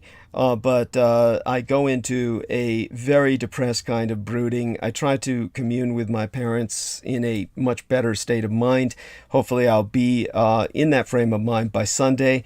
And certainly it's one of those things that requires me to produce poetry whenever it's my parents' birthdays. And but my mother's birthday coming up, it's just a very depressing time, and maybe it's because of that subconscious desire to join my parents. Certainly many of my dreams that I have on a nightly basis, I'm usually with my parents or talking to my parents, and it's always a very pleasant experience. But certainly the around the time of their birthdays, it becomes overwhelming. And what happened was, I mentioned the other day how I had not set the alarm clock, and then my electric blankets die after a certain period of time. And that's literally life-threatening. There's no exaggeration here. We're talking about it's in the high 40s and low 50s in San Francisco, and there is no heat in this flat, where it's not on my floor. It's to the landlady's relatives who live above me get heat. I cannot turn on the heat because it would be like carbon monoxide poisoning. There's no escape for the heat. There's no venting. And because of that, if I've been warned by actual engineers that if I ever turned the heat on, I would wake up dead. That it would be like turning on the gas in the car and backing it up, and just killing myself with carbon monoxide poisoning. So I can't do that. And literally my life depends on the electric blankets. And as I said, it's like living in a cabin in the woods. If you don't wake up in time to put the wood in during the winter time, and you literally are off the grid, you're not going to wake up alive. You'll wake up at the very least with pneumonia, which is going to kill you, very likely if you don't get antibiotic treatment. So that happened to me yet again. Was this morning. I'd set everything up, and I had actually set my fucking alarm clock, but I didn't turn on the electric blankets. For some reason, I fell asleep without turning them on. So when I woke up, it was just, there's no describing it. Blood just stopped flowing in my body at that point. So, I had to basically dose myself with everything that Clarice Claudette had sent me in that care package yet again. Went through all the normal medicinals, etc. And so very much have recovered as much as I can. If I've got pneumonia, it's not yet visible. And sometimes I've had pneumonia for years. Doctors once diagnosed me that I'd been functioning for years with walking pneumonia, and then killed it with antibiotics. But they said, any normal human would have died. I don't know how you're alive, they were telling me, because you've had the pneumonia for so long. Any other human would have passed. So, who cares? Who doesn't want to go through that again? I mean, I certainly don't want to go through that again. So, at any rate, so people understand now I'm in a rather depressed head state, which is the reason for the photograph, as well as it symbolizes, as my son felt when he tore off bits of the uniform he had designed for me. We didn't dare, of course, damage the overcoat I'm wearing, but that's to represent what happened at BARI. Just so people understand, I'll go into more detail about that later, but one of the reasons that so many men, American and British servicemen, died at BARI was when the German Germans attacked the merchant ships that were carrying all the weapons of mass destruction, the chemical weapons which the Americans and the British thought they could end the war with, then, of course, it blew up, and basically all of the servicemen who didn't die in the eruptions, the explosions, they fell into the water, where their uniforms soaked up all of the chemical weapons.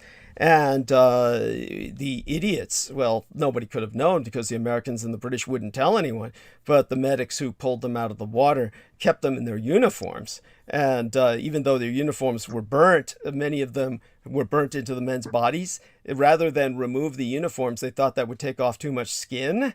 They left the uniforms on the men until experts could show up. And by that time, through the uniforms, which had been saturated in chemicals, the men absorbed that all through their skin and died. So their uniforms became their death sentence. And so I'll go a bit into that tonight, all of it very pertinent to developments in the world. And out of that, by the way, we got chemotherapy. But because the doctors who studied the blood of all the men who were dying. So in terms of all of that, I return the mic to the gentlemen who are with us. Paco Morales, if he hasn't left us yet, is there anything else you wish to say tonight before we turn things over to dear Peter? I guess he's possibly left us, and if that's the case, then of course we have Peter Moon with us, who will introduce us to what he's been observing as of late. And let me check my messages here while Peter does that. Let's take a look here. I'll take over from here, Douglas. Thank you. And I have to ask Jameson and Salmon too, if you have messages to type them on Facebook. Yeah. So we don't hear that bop. Yeah, that bong. Yes. Because it breaks the concentration as well as being audible to the audience. So anyway, thank you for that. Okay, where I want to begin, I'm going to talk about remarkable dream experience. But before that, today is December 1st. Yes. And December 1st is the anniversary of the death of Aleister Crowley, 1947. This would be 74 years ago. Aleister Crowley passed from this world only 74 years ago. That seems like he's been dead a lot longer than that to me. 74 years ago. That's 2.5 generations. Yeah. And I'm going to talk a little bit about his death. I've mentioned it before, and I have it. It's in my book that my friend Jojo just bought, Synchronicity and the Seventh Seal. It goes into his death, chapter 27, called Aleister's Ghost. And and this has to do with, Amato Crowley, who was his claimed bastard son, was going to write a book that he never delivered. It was, he was going to release it on December 1st, 1997, which was the 50th anniversary of the father's death. It was going to be called The Murder of Aleister Crowley. And he'd published his intention to do the book. When 1997 came and went, there was not a word from him.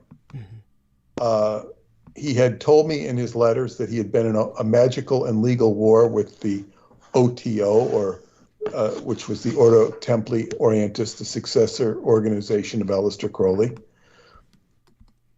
And I was still communicating with him at that point, but he said that the letters weren't being delivered. And he intimated that our communications were being deliberately stopped, which wouldn't surprise me. So at that point, I tried to enlist different people in England to help me get through to him or his publisher. And as I said, these efforts either failed or met with utterly ridiculous circumstances. Now, There is a woman I write about in that book I refer to as Margarita, which is not her real name. She came from a Latin country, and she is exuded a lot of wealth and charisma. She was a healer. She told me that when the OTO tried to recruit her, they wanted her to sign her a contract in blood, which she refused to do. Wow. I've never heard of that before, but she was, I guess they were going for the juggler.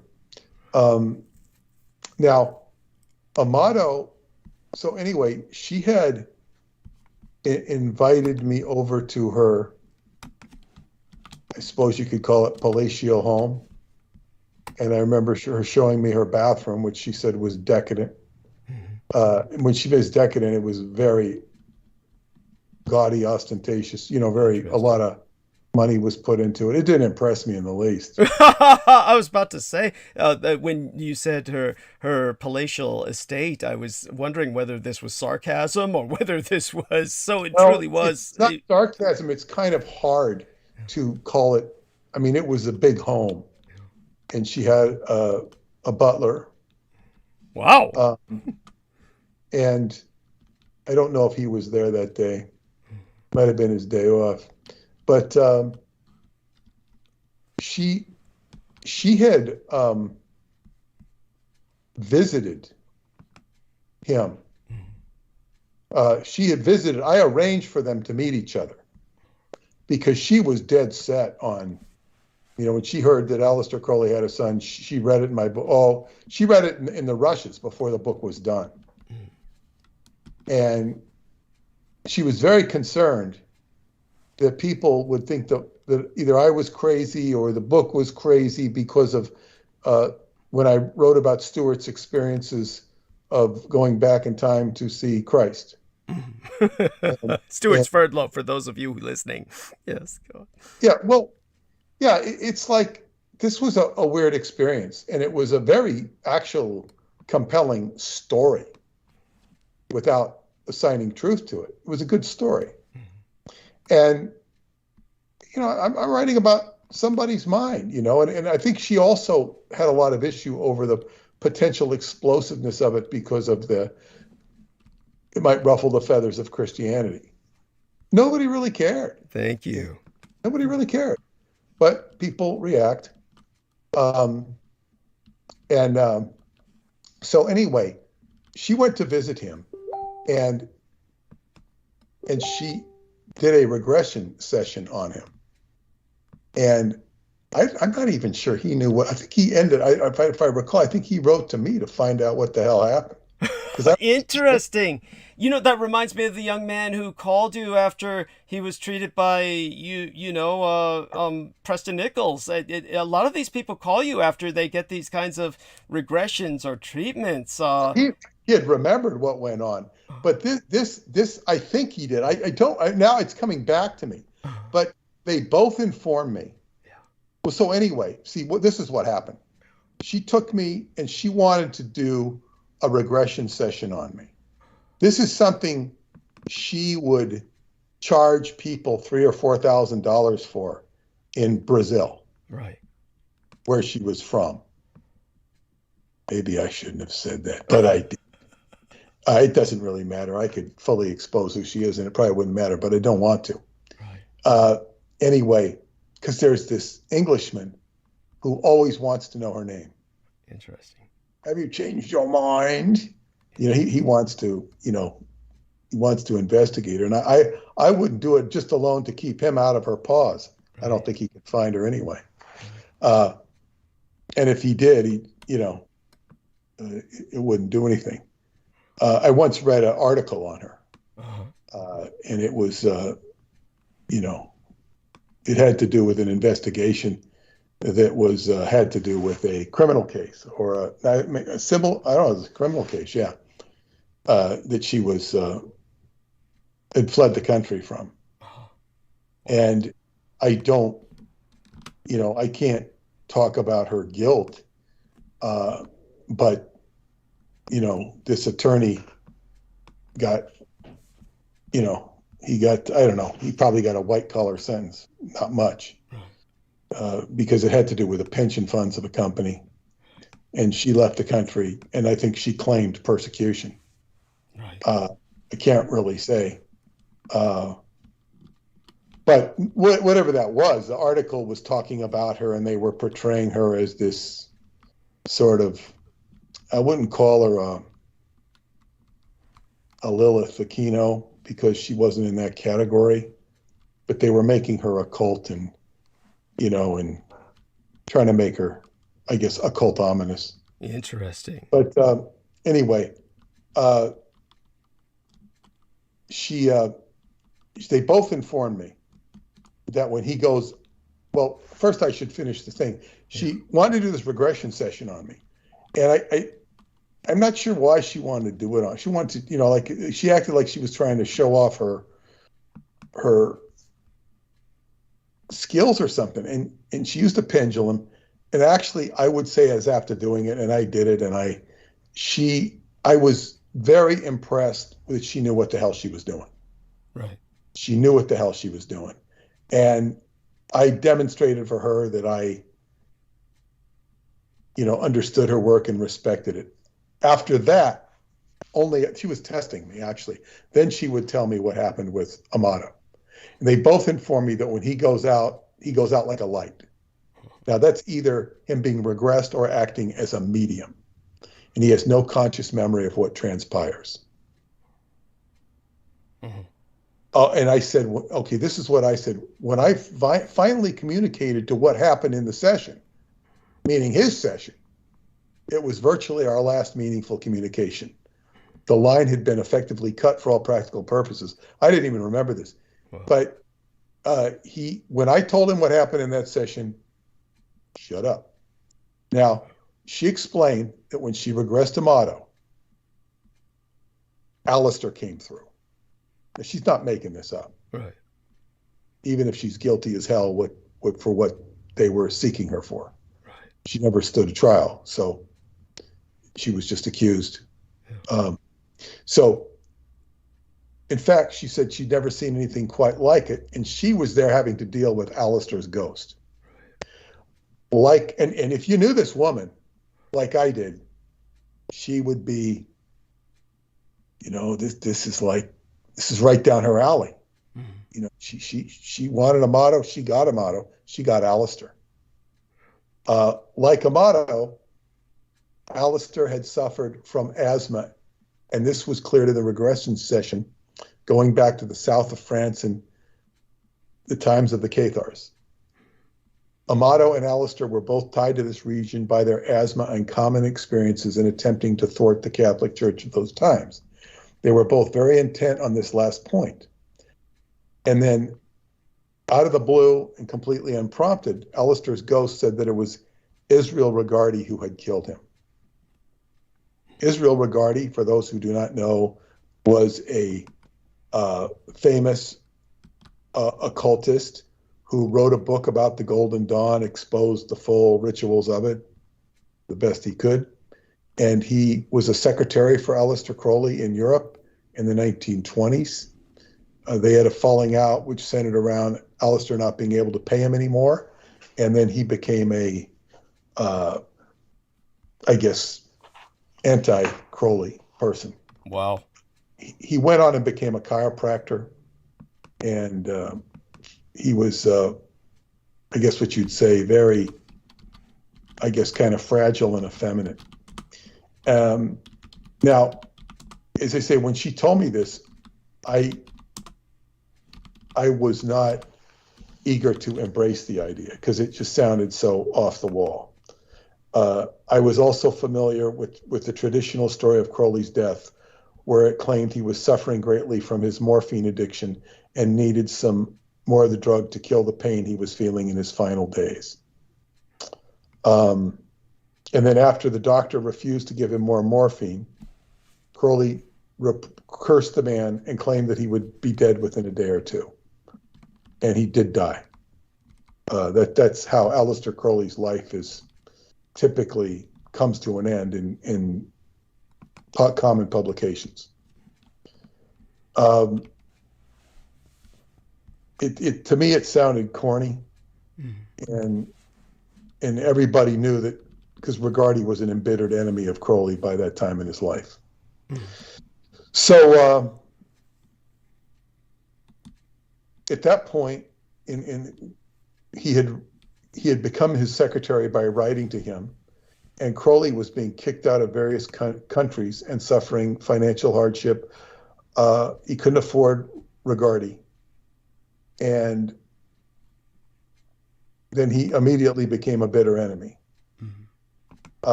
That's so petty.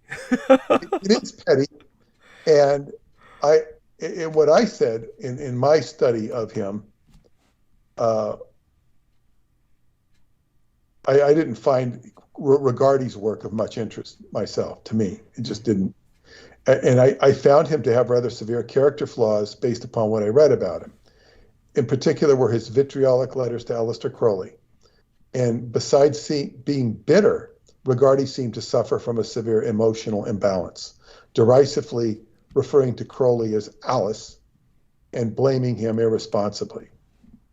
And I view, at the time I looked at this, I regarded him as an effeminate wimp who was not capable of such an act as murder. Then, as Regardie got older, he began to exemplify some of Crowley's work and began to make astute comments as he got older, showing some erudition and intelligence and maturity. And he did accumulate a lot of knowledgeable information. So I didn't dismiss it either way. I shared it with Marjorie Cameron, and she was interested. And as was characteristic of her, she was not dismissive. She wasn't dismissive at all. But she did tell me that Regardie had shown an extreme interest in her at one point and was extensively monitoring her on some level, she said. And although he expressed a strong desire to meet her personally, she declined to meet him. Many years later, she developed a strange urge to see him, but wasn't sure why. She had the address of his house in Studio City from the previous correspondence, and she thought she would go make a surprise in-person visit. Upon arriving at his house, she saw that the entire house was on moving blocks and was about to be moved. The house had Regardie's personal logo on it, so there was no mistaking that it was his. And Cameron and I both agreed that there was probably some occult reasons he was moving the entire house. Right. And it was, she didn't get the urge to see him until he was leaving Southern California. It would be 3 years before I would get any information on what had happened. Now,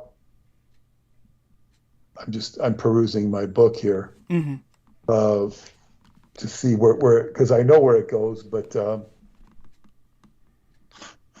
me see here. Okay, what happened after that chapter? That sort of summarizes the chapter on the ghost of Aleister Crowley.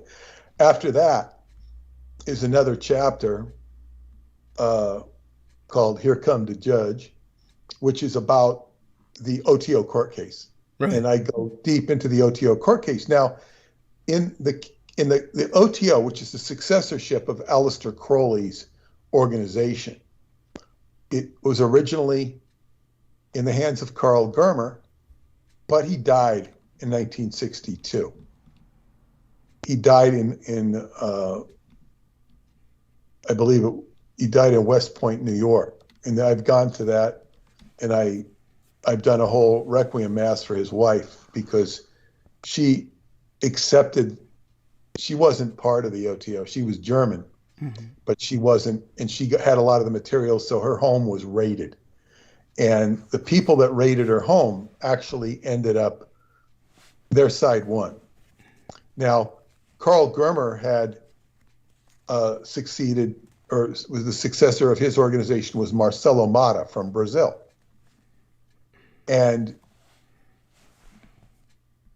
Grady McMurtry had a letter from Aleister Crowley saying if things failed, he might have to succeed it. So there was a whole battle that took place. A guy named James Wasserman, who was an author and editor and artist and a member of the OTO. He was the founder of the Tahuti Lodge, which used to meet at Montauk. And he died recently.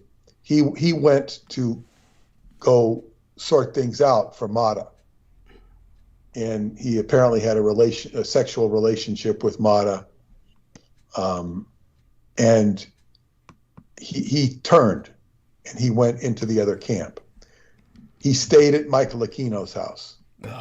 And he got Michael Aquino, or if Michael Aquino didn't volunteer, to sit in the courtroom in full braid uniform. Yes. And it was said, and I first found out about this in a paper publication I had got at the Starwood Festival in Western New York, where it's basically a gathering of witches, warlocks, and pagans of all sorts. Right. And from the voodoo priest, he had this on his table, and I bought it, and it was like, the OTO isn't what you think it is. And so and it included all this. I actually even met a disciple of Mata, and he had the strangest girlfriend. She was Hindu, and she exuded so much sexuality that it was, to palpable. Me, no, repulsive. Oh, interesting. It was as if there were, it was like as if you were going to, as if you engaged her, even you were going to bed with those snakes that appear in the Indiana Jones movie. It was kind of, it wasn't. It was just like, she was obviously some sort of tantrika or practitioner of tantrika, and she was wired. The guy was just kind of, he was low key, and he didn't look like a womanizer of any sort. He didn't look, but he somehow acquired this girlfriend. It was like, I don't know what the hell that was about. I didn't want to know what it was about. But I think I got a publication from him that, sort of pointed out, it talked about this court case, and went into it, Mata's version. And there was, I think, the appeal they made on the case, of which they did not succeed in winning, because Wasserman's, he just switched parties, and it did a lot of damage to Mata's case. And so the bottom line, and Rigardi was on the Grady McMurtry side. Mm-hmm.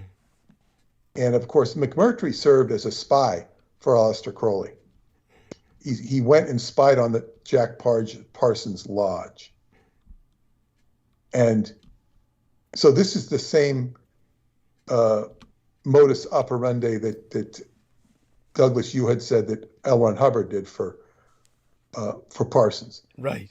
He was, he had apparently not one spy, but two spies. Yeah. And McMurtry kind of got Parsons out of the OTO, and Hubbard, destroyed Parsons in terms of his financial resources. So that was the Babylon working he was doing. So, it was, it corroborates what you said about Hubbard going in on Crowley's behalf. Yes. So the court case was a whole circus. But the thing is, and the reason I mention this at all, other than the fact that it's the next chapter, right. And I guess Carl Germer had given a scathing letter to McMurtry, insulting him and, basically telling him that, he owed him money. I've asked you for it many times that I loaned you. He says, now at last you pay back the balance, but not one word about interest, which I have been paying myself. You even deduct $50 for a book of Thoth, while you yourself seem to have flooded the market with your copies at ridiculous prices. You know, he's just insulting Grady McMurtry. Apparently does not like him. And so he would not have. And then there was a letter of succession that went to MEMﷺDA in Brazil, but it was apparently, allegedly intercepted by Brazilian intelligence, which was heavily German influenced. So, but the thing is, on the day the McMurtry faction won the case, McMurtry died of a heart attack on the very day he won the case. Jesus. Oh my God. He was ill. Yeah. He was ill already. Okay. And Israel Regardie died of a heart attack a few months later. When I read that, all of a sudden, it gave me more credibility that the Aleister Crowley ghost story might indeed be true. Right. And then, let me see here. Let me fast forward here.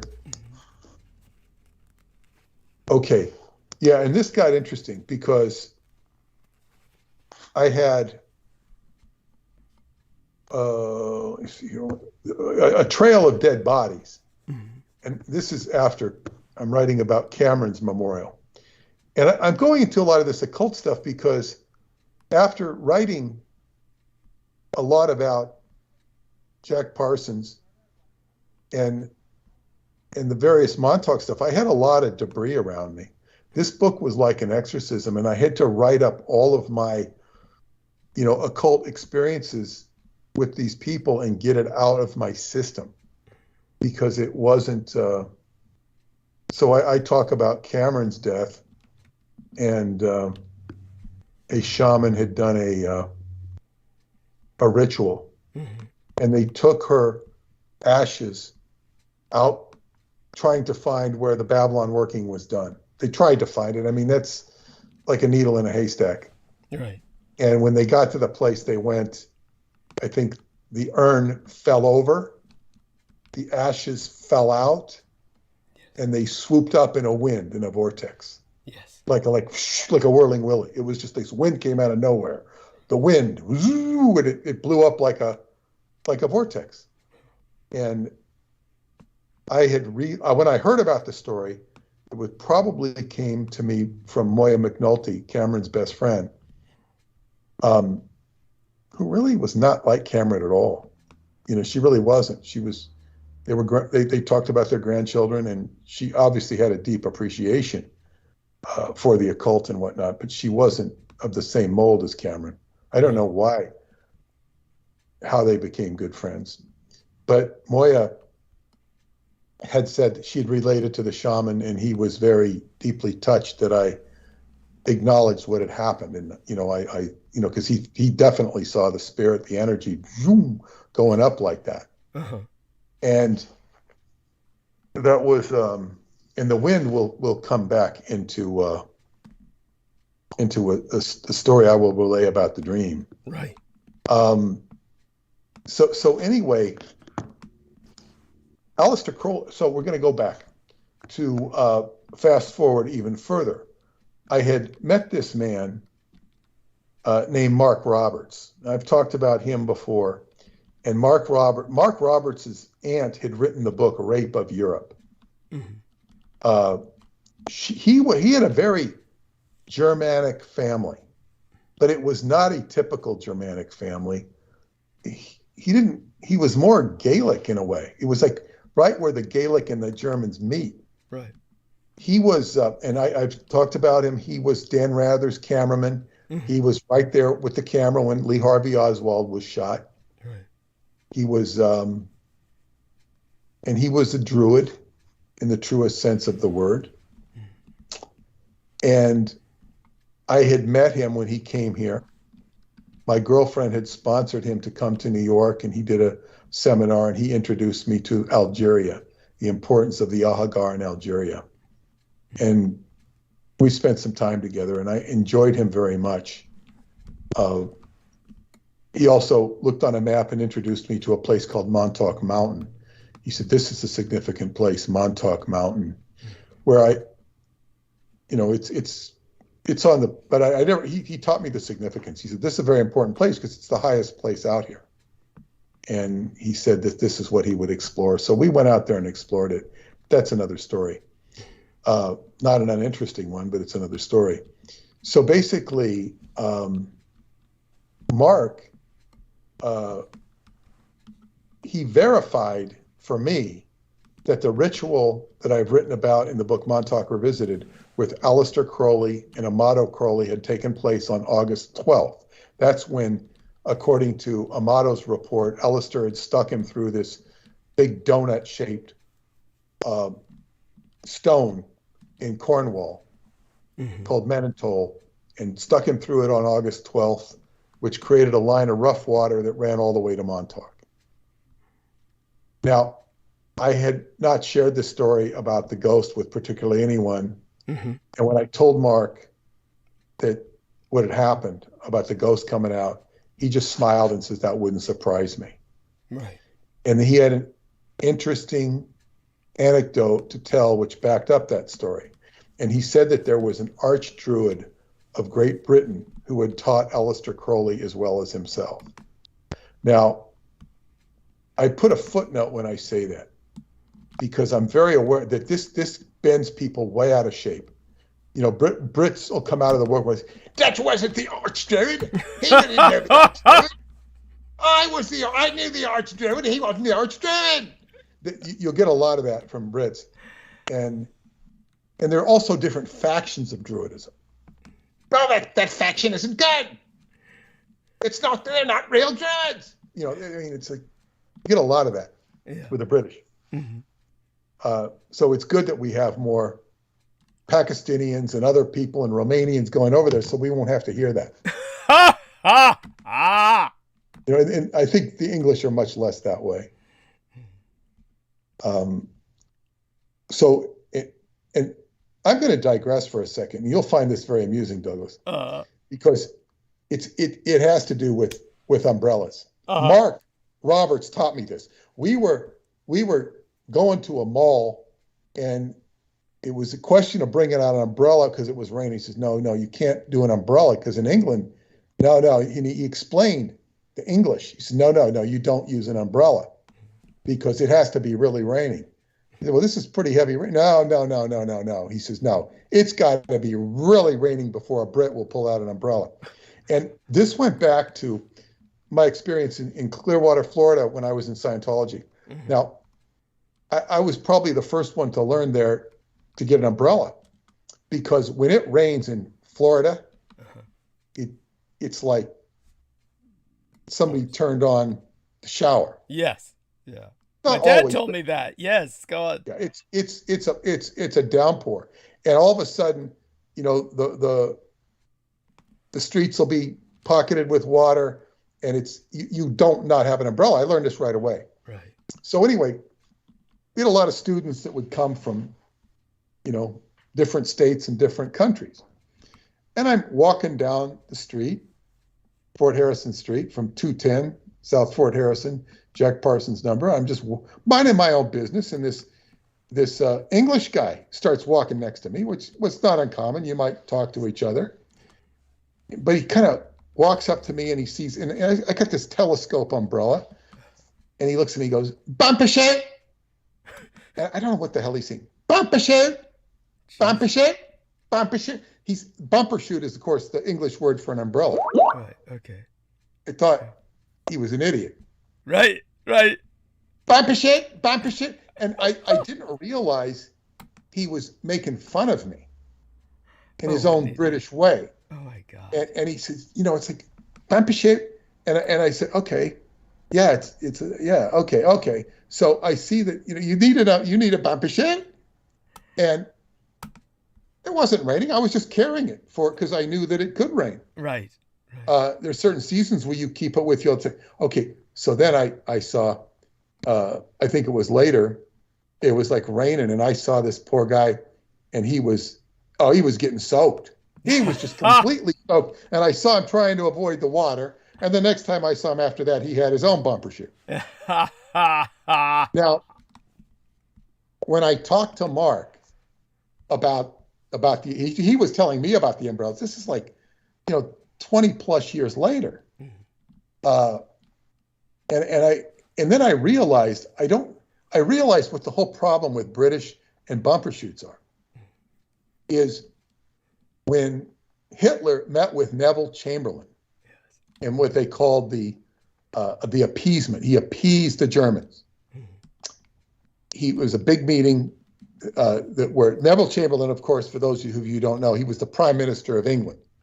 And he was going to a meeting with Hitler to, and he made peace, or he listened to Hitler rather than put up a firm stand. And the British have never forgiven him. But on the German side, when Chamberlain showed up to the meeting, he brought an umbrella with him. And the Germans laughed at this. They thought it was effeminate. They thought he was just a pushover, which he was politically. And they just made fun of him. And when this got back to the Brits, it became a national embarrassment. So I concluded that from thereafter, in Britain, you don't carry a bumper shoot. Interesting. I thought you would find that amusing. Yeah, I do. I find it very amusing. And at the same time, it's one of those things that may have took some time to settle in, because it was one of those stereotypes during World War II. They would show the Brits, like certain officers or certain commandos even, with umbrellas, almost as if it were like a British trademark. Like, it's so maybe that took some time to sink in, and then it became more and more of a cultural statement that we just can't have these umbrellas or something like that. Very bizarre. I don't know. It came to me, and Mark was very specific. Right. I mean, you might know some people that might know every little ounce of etiquette or fashion. Right. Etiquette's sort of a lost art these days, but so true. Yes. But fashion, even that's a lost art. Yes, thank you. It's like you do this, and gets very specific.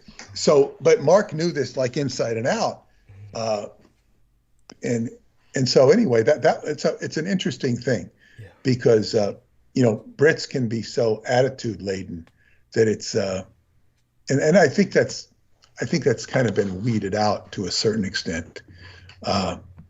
Probably had to have been, yes. Yeah, so the same attitude. So anyway, Mark knew this character who was who said that there was an archdruid of Great Britain who taught Crowley as well as himself. Now, Crowley was this particular archdruid's very first pupil, and Mark was his last pupil. So he had a sort of a connection to Crowley. And he said that this archdruid's last name was Nichols.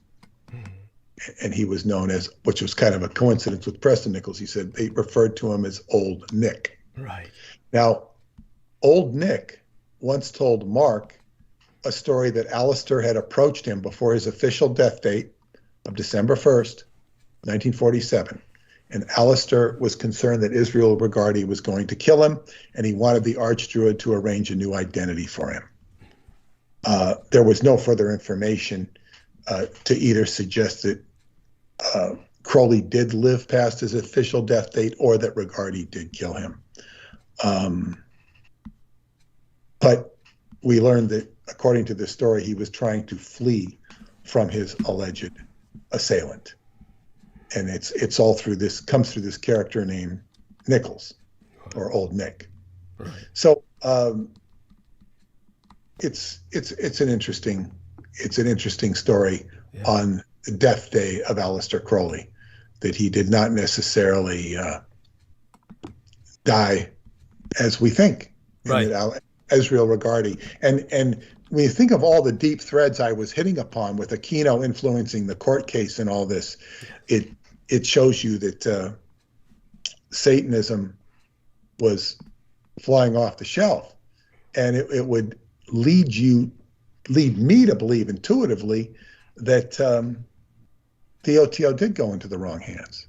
Not to suggest that the other hands might have been better, but it definitely had the mark of the devil on it. Yes.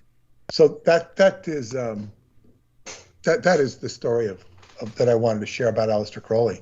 But I wanted to go. I talked about working earlier with dreams and whatnot. Yeah.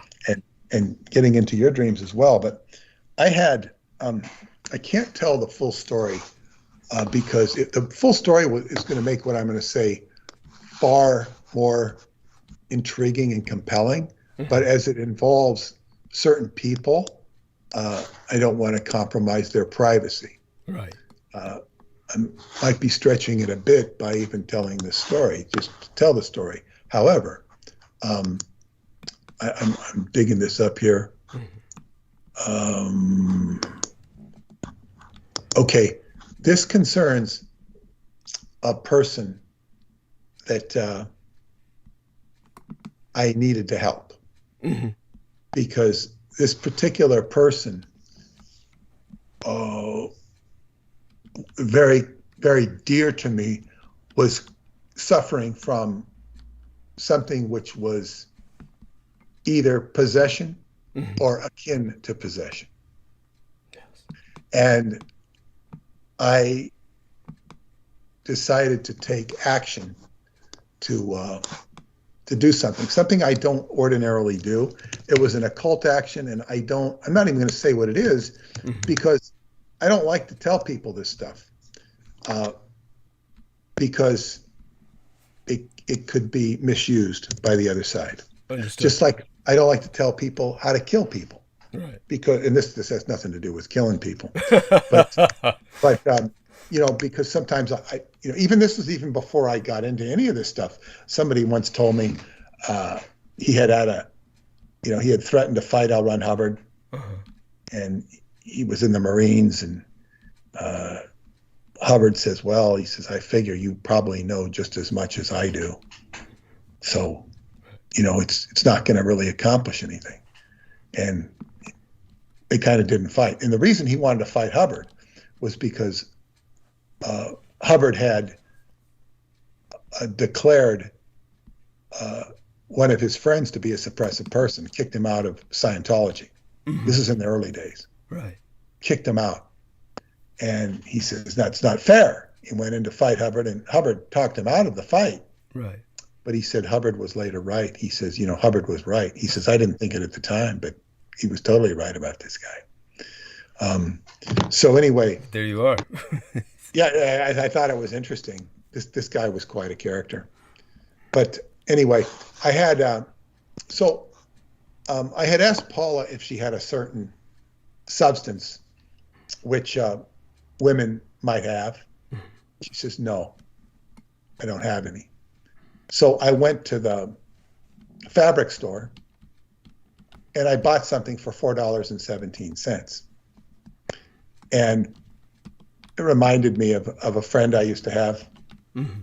who identified strongly with 417. And I'm looking at what it says here in Gematria, 417.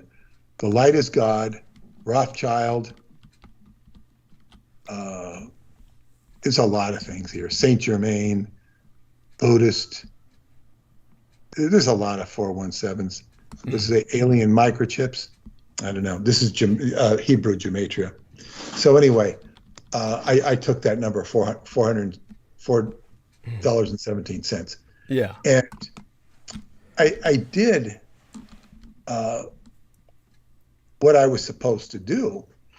And then Paula wakes up in about 4:45 in the morning. Mm-hmm. She's going to get ready to go to the gym. And she is getting the car ready, and she comes upstairs and she says, well, she says, did you put a black bag in front of the door? Ooh. And I said, no. She says, well, you got your answer. Meaning, I didn't tell her what I did. Right. But she knew I was going to do something. Interesting. And she says, "Oh, I'll tell you what I did privately, Douglas." But understood. She says, "Well, you got your answer." There you are. I put a black bag in front of the door. And I said, "Was it a big bag? Because it could be the football cones were returned to me." Right. That would be a big bag. She says, "No, it was a small bag." Right. And I didn't open it. Right. So she left for the gym. Yeah. And I began to get a little unnerved and say, "Well, what's in there?" And I went down and opened it. Uh-huh. And it said, there was nothing in the bag. It was a black bag, and on the it said, "Thank you for shopping with us." It was as if it was a communication from the spirit world, right, saying you did something, and it was done to protect somebody. Right. And it was telling me, the spirit world was saying, "Yeah, good," and it was facilitated by the wind. Yes. And this is why I'm saying the wind. I mentioned the wind earlier, because the wind blew Cameron's ashes. It's like the wind is a medium element in both Western and Eastern magic. So I'm thinking about this stuff, and then I begin to get a whole stream of consciousness about this person that I'm talking about, that I'm not mentioning, and a whole bunch of occult activities that were struggling against this person's soul. And I said, wow, it all makes sense. So then I proceeded to go to sleep, and I had a dream. And this dream is really interesting. I had a dream that I was in a basement. It was a basement of a building, not a home, with David Anderson. Mm-hmm. And I cradled my hands as if cuddling a piece of air. And I must have sounded like Dr. Fauci. I must have been making fun of Dr. Fauci or something. And I'm going, "Science, science. Oh, this is science. We have science." And I'm being mocking and exaggerating the pronunciation, as if I was making fun of scientists who live in a box and have their science in quotes without any outside awareness.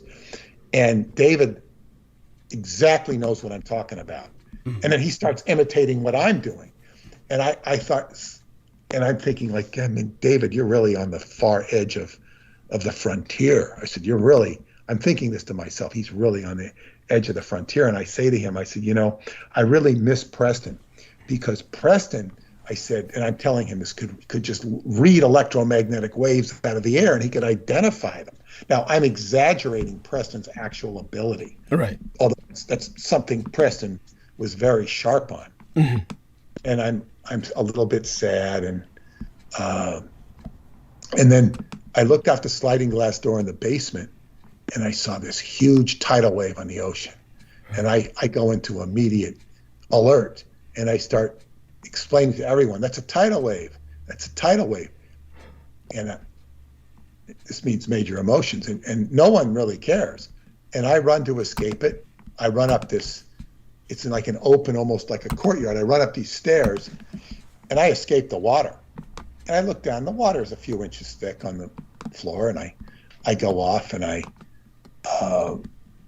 go to this sort of top of the stair area, and there's people gathering around, and Paul is there, and there's a couple of ladies there, and one is named Denise, which is the one that had the 417, and I know of a Denise who's not her, but is possessed.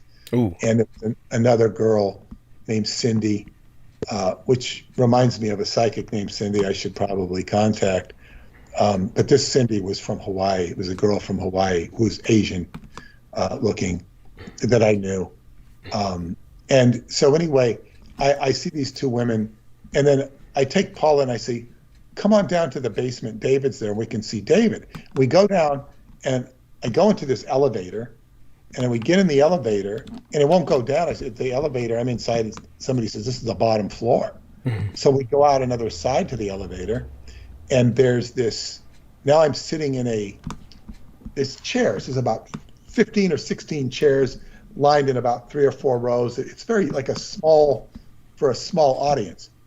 And somebody's passing out purple juice. Like he's giving samples in very small, like cups that you'd put a Dixie cups.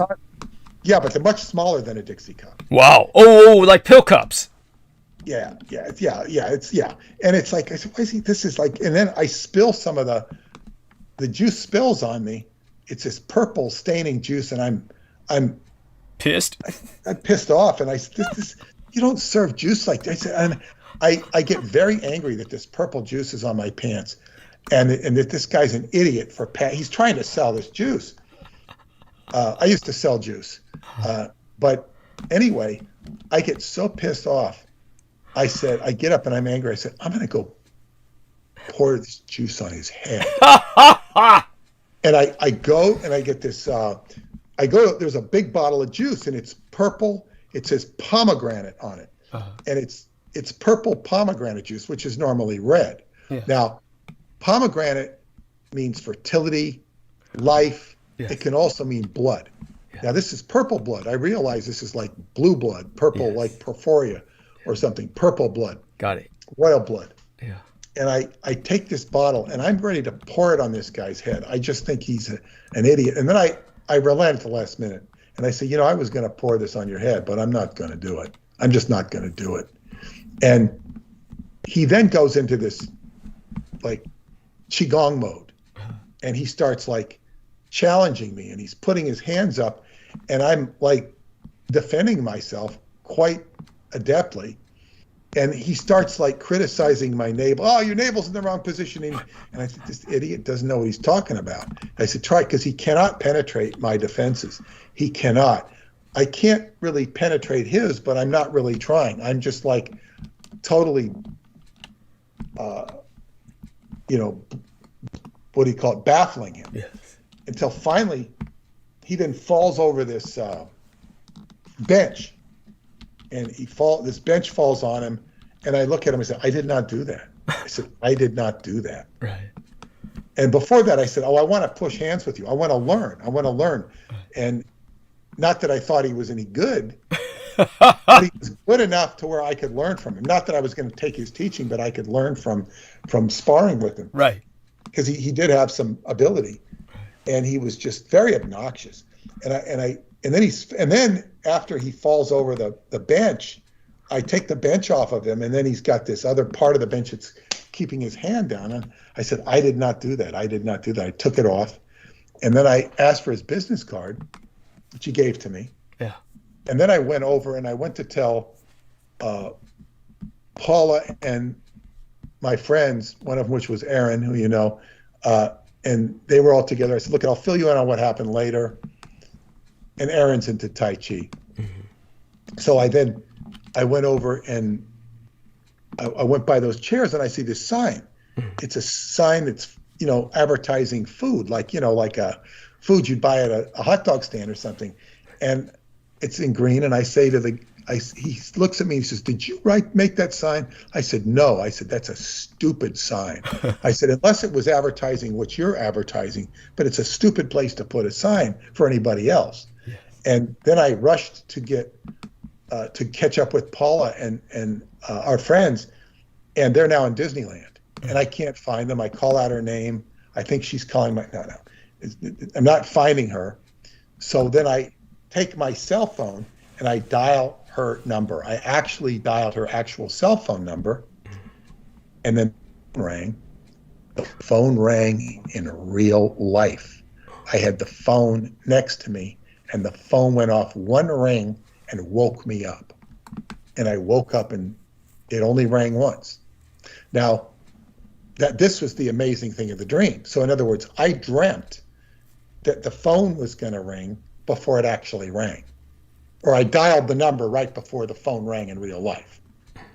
That is the amazing part of the dream, which validated the experience with the bag saying, thank you for shopping with us.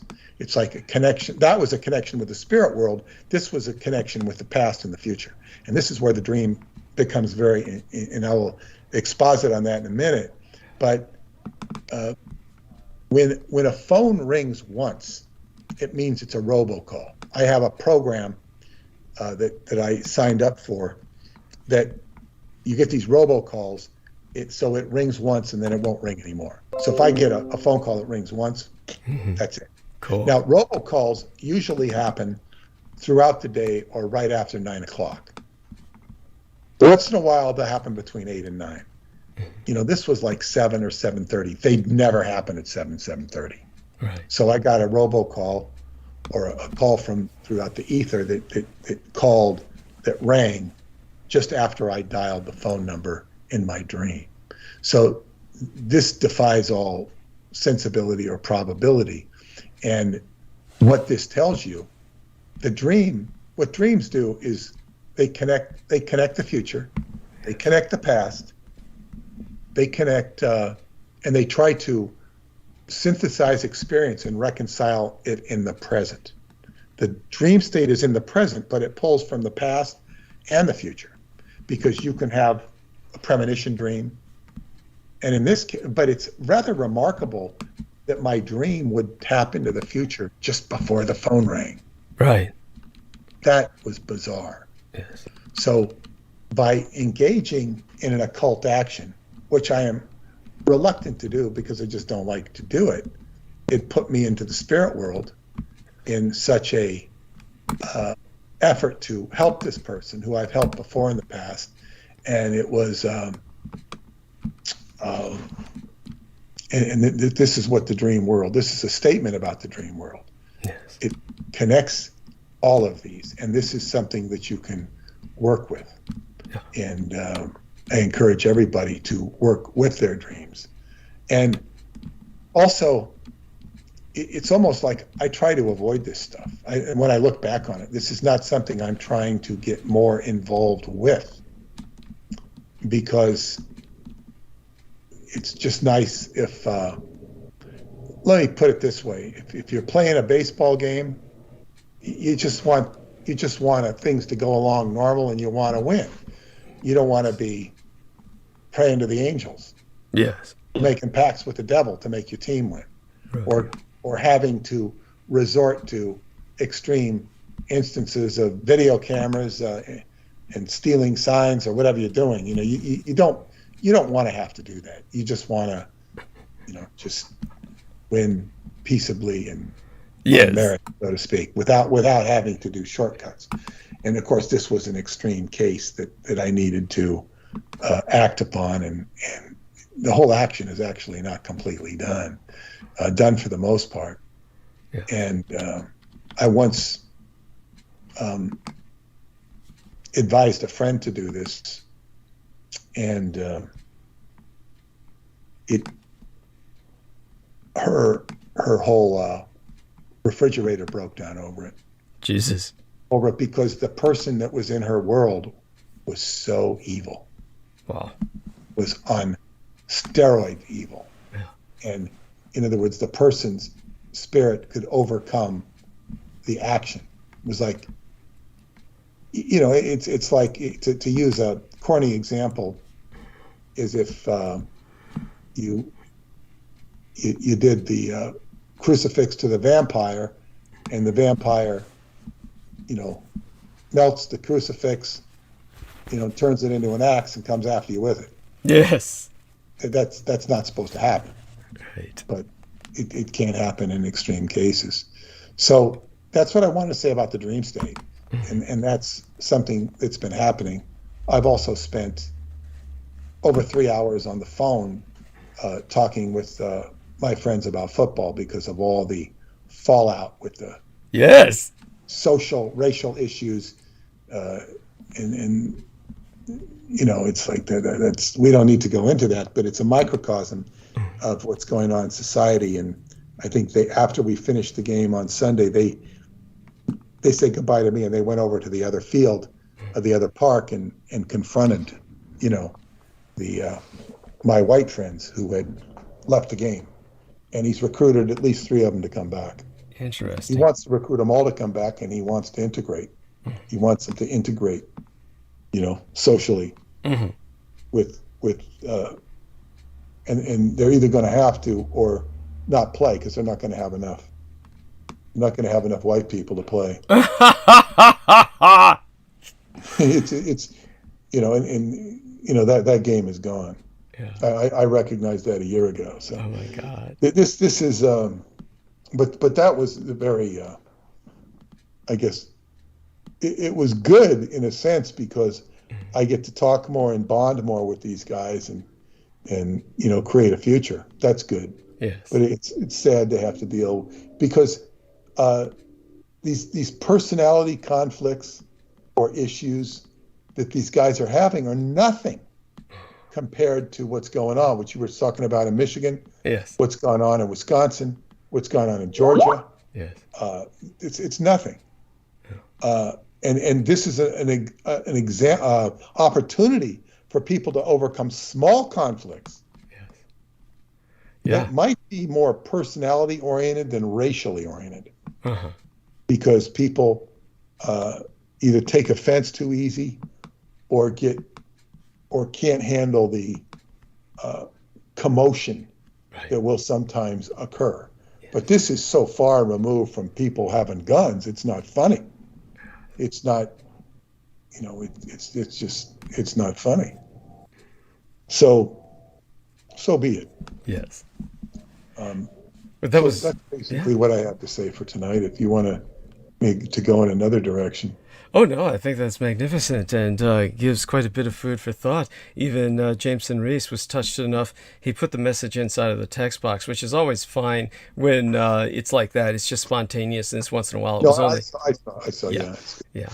And I'll certainly share with you a message that was written by a wonderful gentleman who was sending me something in the message box. Here, let me turn on the screen share so you can actually see him, because I'm actually so impressed. He's one of these people who I hope you can see the screen share there, and take you now to the message box here. And the individual in question was talking about he's been listening to you for a while. Let's see if I can find him. Cowboy looking individual, and that's what impressed me.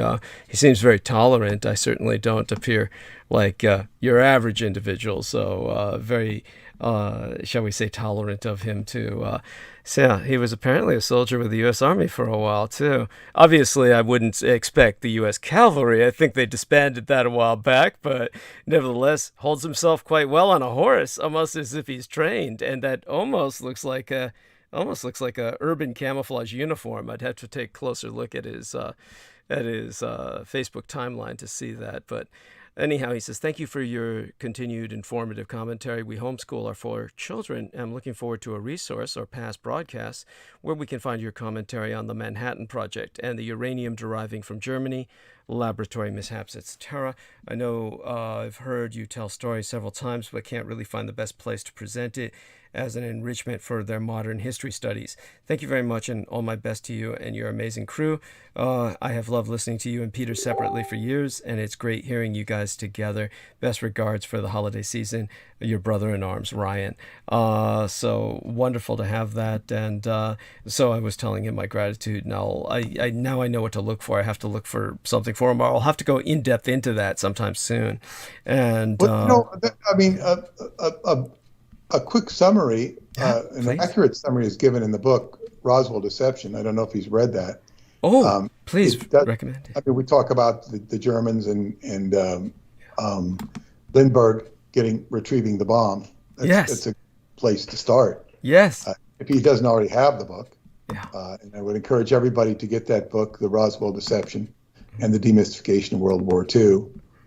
It tells you a lot about atomic warfare that you didn't know. Yes. Including an I think it's the Atlanta Journal. Oh yes, yes. That reveals that the Japanese had the atom bomb. Yes.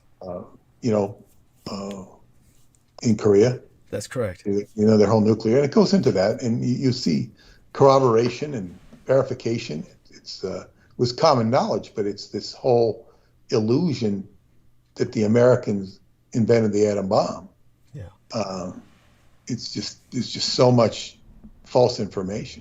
Thank you. Everybody knows about Hiroshima, Nagasaki, and the Missouri. Yeah. The U.S. Yeah, it's like the U.S. surrendered on the battleship Missouri, but they didn't surrender. Yeah. If they surrendered then, why did they surrender, or why did they not surrender, but sign a peace treaty in 1951? Thank you. It went into effect on the Emperor's birthday in 1952. Why? I mean, this is just ridiculous. Yeah. The amount of spin. The spin stops here, as Bill O'Reilly used to say. Yeah. The spin starts there and keeps on going. Energizer bunny, it keeps on going and going and going. The spin starts here and it keeps on going forever. Yes. And people have been so spun over by this whole vaccine thing. They're spinning crazy. They're going out of control. They're completely out of control with this new variant. From all everybody's saying, it's not dangerous. Mm-hmm. It's not dangerous at all. Well, certainly what they're saying is that people seem to be overreacting or over-responding. Yes, see, this shows how conditioned people are. Mm-hmm. In other words, the markets are going crazy. Everybody's going crazy. So all you have to, we're in a position now, whereas if you say virus, it's like, like saying fire in a theater. Fire, fire! It's that reaction. And, you're not allowed to yell fire if there is none. It's not a First Amendment freedom of speech. You could say the same thing here. Unless they worship the virus. Then they religion, and you can't separate it. So, yeah, it's just people have been so, you can see the indoctrination with this, at least the way it's reported. It's reported as not dangerous. And they're saying, get more boosters. Get more boosters. Now, Douglas, you know this stuff better than I, but in the history of vaccinations, I never remember, there's a few instances where I had boosters as a kid. A few, very few. Yes. But you got a shot once for a vaccination. You didn't get multiple vaccination shots, and you also didn't get, you might get a booster one time. Yeah. And all the stuff that we had vaccinations for, or other kids, you didn't go back and keep getting vaccinations. It's clear that this thing doesn't work, aside from the fact that vaccinations are supposed to take 10 years. Oh, but this is an RNA. That's supposedly the reason, is that this is a very potent new technology based on the ribonucleic acid manipulation, and very potent, but it doesn't work because you got to get another one in 6 months. Right, it's potent, but the potency, the effect wears off in a short amount of time, comparatively speaking. Yeah. Well, yeah, but that's why you get the booster, because then it will increase your immunity. And as I said, I just heard from somebody who got a booster and they had cardiac arrest. It's like, you don't know how the body's going to react to this stuff. And it's just like this, and if Joe Biden's saying it, it's like, it's just vaccinate. And it's clearly not working. And then they track back on what they say. It's like, oh, the person who got who had the variant in California, in San Francisco, they said they did not have the booster. And then they mentioned that he had the vaccination. He was vaccinated, but he didn't have the booster. So it's like, the rhetoric has become ridiculous. And it's very clear that people are not paying attention to it. Even people who believed in it are starting, not everybody, obviously, but they're starting to just not take it seriously, because it's propaganda. It's not only coming across as propaganda, it is propaganda, and people are recognizing it as propaganda. And when what do they say? The time to get out of the stock market is when the shoe shine boy is telling you to invest in stocks. Yes. And when he start telling you, oh God, I'm making money in stocks, okay, sell your stocks. And then, I would say this is where we're at here. we're at it, and this is going to come to a head on Christmas Eve because of this Saturn square with Uranus. It's just going to come to a head because it's this relentless propaganda that is not backed up by any voiceable sense. It's backed up with propaganda. It's just relentless propaganda, and the people sound stupid. This what is it? This and it was said, I guess even the White House said they're getting tired of it. Even Fauci said, yeah, this isn't. He finally said this isn't going to last. It's not going to. It's going to have an end because he's losing. People have no confidence in him, and they get tired of him. They get tired of him talking about restrictions. He's talking about restrictions, and for all the restrictions have been done, it hasn't cured the problem, and because the problem was the variant. If this even exists, if it even exists, and so the variant is becomes the problem, and the variant isn't, it defeats the vaccination, but it only appears in the vaccinated, the unvaccinated, but it really appears in the vaccinated, and it's like they blame the unvaccinated, but it appears in the vaccinated as well, because they didn't have their boosters, and they're just going to get people given more and more shots. To what end? Now, a friend of mine who works at Trader Joe's, I didn't talk to him. I need to call him. He's doesn't want to get the vax, doesn't need the vax, and he's been told that he has to get the vax or get tested every week. And if you get the only problem with getting tested every week is that he's going to have to pay for it. So it makes him consider to get the vax. Yeah, there you go. Yeah. And I've got to tell him there's a free place to get the test. They may have to shut it down, because if people start using it, they'll have too many. They get, I got tested before I went to LA. I did a saliva test. Yeah. Because, so you got to come in and produce your test every week. And you can get a saliva test for about $110 on Amazon. Maybe you can go elsewhere. I mean, it's like for a company like Trader Joe's to do that, nobody wears masks in there. They used to be, you had to stand in line to get in there. And in the cold, you'd stand in line for That's right. 5 or 10 minutes, and then you go in, and it was kind of nice shopping without it. And when they let everybody back in, it's more crowded. Yeah, it's not as fun to shop with so many people hitting your elbows. But but by the way, in San Francisco, I had to stand in line at Trader Joe's for hours. It was awful, and it was just a nightmare. But go on, yeah, by all means. But yeah. So these are things, and I think that, but when they start doing, when the companies like that start enforcing it on people who work, it becomes,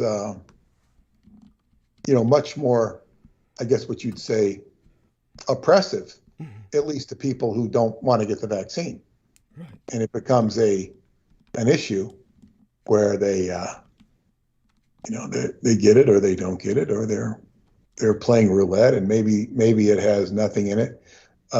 Somebody had completely discredited this post that said that the vaccines in Slovenia were certain percentage were purposely empty. Some had designed to make you sick, and some designed to kill you. And this post was completely discredited. I'm conflating it, exactly what it was, because they don't have it in front of me. Right. And it's saying that this person who said it was not really the head nurse. And well, what about what they said about the vials? Well, they said that wasn't true either. And I don't know why somebody would post that just to upset the apple cart on the vaccination. I could see vaxxers conspiring. It sounded to me like a vaxxer was conspiring to make the anti-vaxxer post look stupid. and then discredit it. Interesting. Okay. However, there were a multitude of evidence to show that people who got vaxxed did not get vaxxed at all. They got a saline solution. Mm-hmm. So it's like it requires a full study to know who's doing what and who's getting what and what are you getting. Some people consider it roulette, mm-hmm. Russian roulette. I don't know. I think I might want to have the thing. If I were to get a booster, I'd want to have it checked chemically, see what's in there. Yeah, of course that would probably take, unless you were a very wealthy person with access to reputable laboratories, that would probably take a lot of money. By the way, it reminds me, and I haven't gone into this, and I probably won't go into it tonight, just that there's so much jurisprudence to go into, but one of the things that comes to mind is the young lady who was in charge of Theranos here in Silicon Valley. Yes, she's in the news. Yes, so tell us a bit about what you understand about that. I don't know much about her, Elizabeth Holmes. Yes. I don't know anything about. I mean, you kind of taught me about her. Yes. I really didn't pay much attention to her. I mean, she's going up to trial, and she seems to have a lot of chutzpah. And she's carrying her salesmanship into the courtroom with her. Yes. I don't think she's afraid. I think she has a certain confidence and arrogance that she's going to, she's not afraid to defend herself. Right. Yeah. Apparently. So she's now it's almost charming, and obviously she's charming because she conned so many people, so that's integral to her personality. But what she has is an almost pathological sense of confidence. Yes.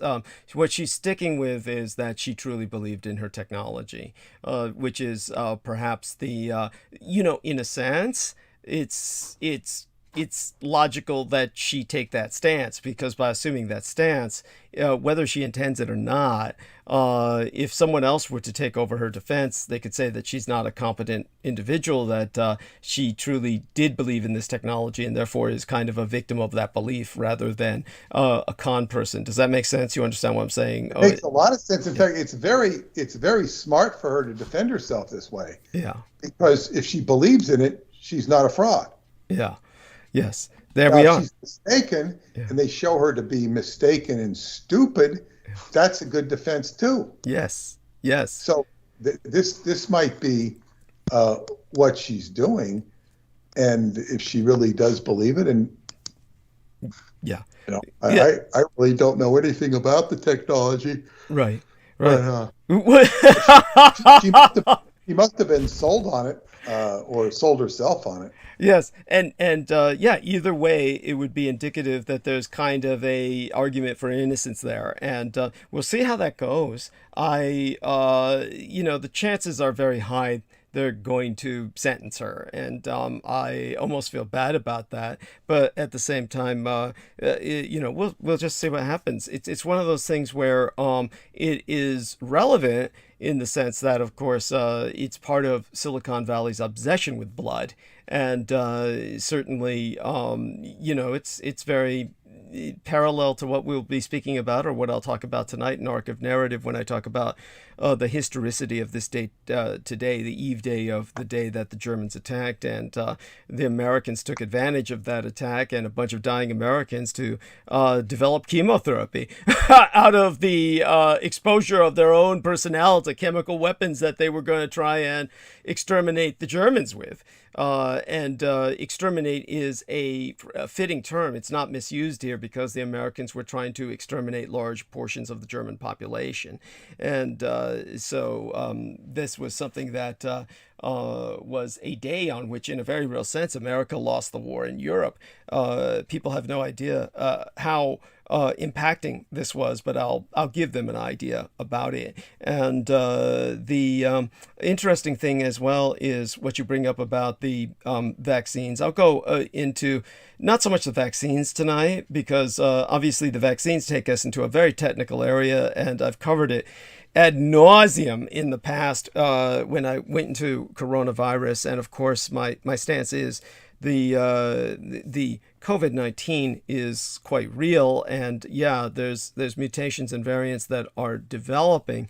The Omicron has got the world jittery, but at the same time, the market is still going up, or stabilizing. It seems to be doing well lately, the last few days. Stock market crashed. It's crashed. Well, crashed.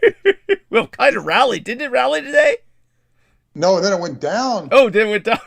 It went down because of the Omicron. This apprehension. Mm-hmm. The futures are up right now. Yeah. So what? Right. But then it says a headline says Elizabeth Holmes' testimony is pretty devastating. Does that mean it's devastating for her or against the prosecutors? Or against other people? Yeah. It says, after years of silence, Holmes has nearly finished explaining in her own words how her blood testing company imploded after raising nearly $1 billion. Defended herself sometimes through tears in a risky cross-examination. I see here. Post questions, the prosecutors have posed questions suggesting she knew Theranos couldn't fulfill its promise of conducting hundreds of blood tests with a few drops of blood. The questions also elicited an admission from Holmes that she tried to muscle whistleblowers. So far, the cross seems pretty devastating. That means it's not good for her. Right. They're hitting her with some of the most difficult things in terms of efforts to suppress some critics like the Wall Street Journal and employees of Theranos who were raising questions. Well, that's what people do. So it does not sound promising for her in regards to that. But of course, you don't want to have your company, have bad reports. Right. Understood. Of course, she took it well beyond what are normally considered standard business ethics. But of course, who the hell follows? All companies do that. Yes. Thank you. She's just the one who got caught. It was but we have to admit she profit is directly proportionate to risk, and she took a big risk, made a lot of profit. Now this is the price for the risk she took. It happens. And it's definitely, I'll go quite a bit into the economy tonight, because I think that's important. People need to know a bit about that. And one of the things I will point out when I do get to talking about the coronavirus, which I'll probably have to start with when I'm going into the economy, is that here's the general situation that people really need to be aware of as far as I'm concerned. The one thing that I can agree on, as well as all of the mobilized right, which tends to be in the anti-vaxxer camp, but in terms of where I stand shoulder to shoulder with Donald Trump, I've said it before, was his stance on Taiwan. There were always concerns, of course, that he might at some point be tempted to sell Taiwan out if he felt he could make a deal with communist China. But whatever the case may be, he left the international scene in such a shape that Biden could never really withdraw from the stance that Trump assumed. Biden has to maintain a very strong pro-Taiwanese stance, and he's certainly following up in that regard. He's very chicken shit in a number of other areas, but he seems to be standing fairly firm in that direction. And aside from that, in fact, very firm.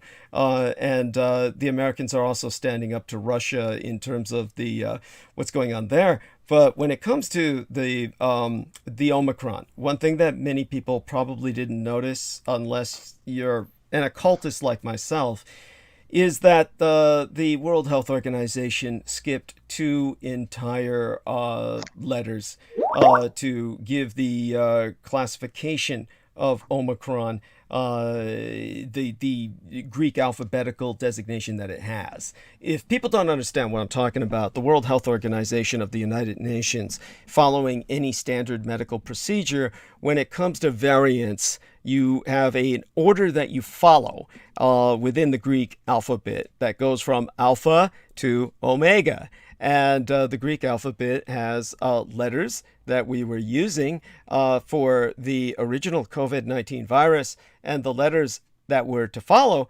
were the Greek letters nu and Z.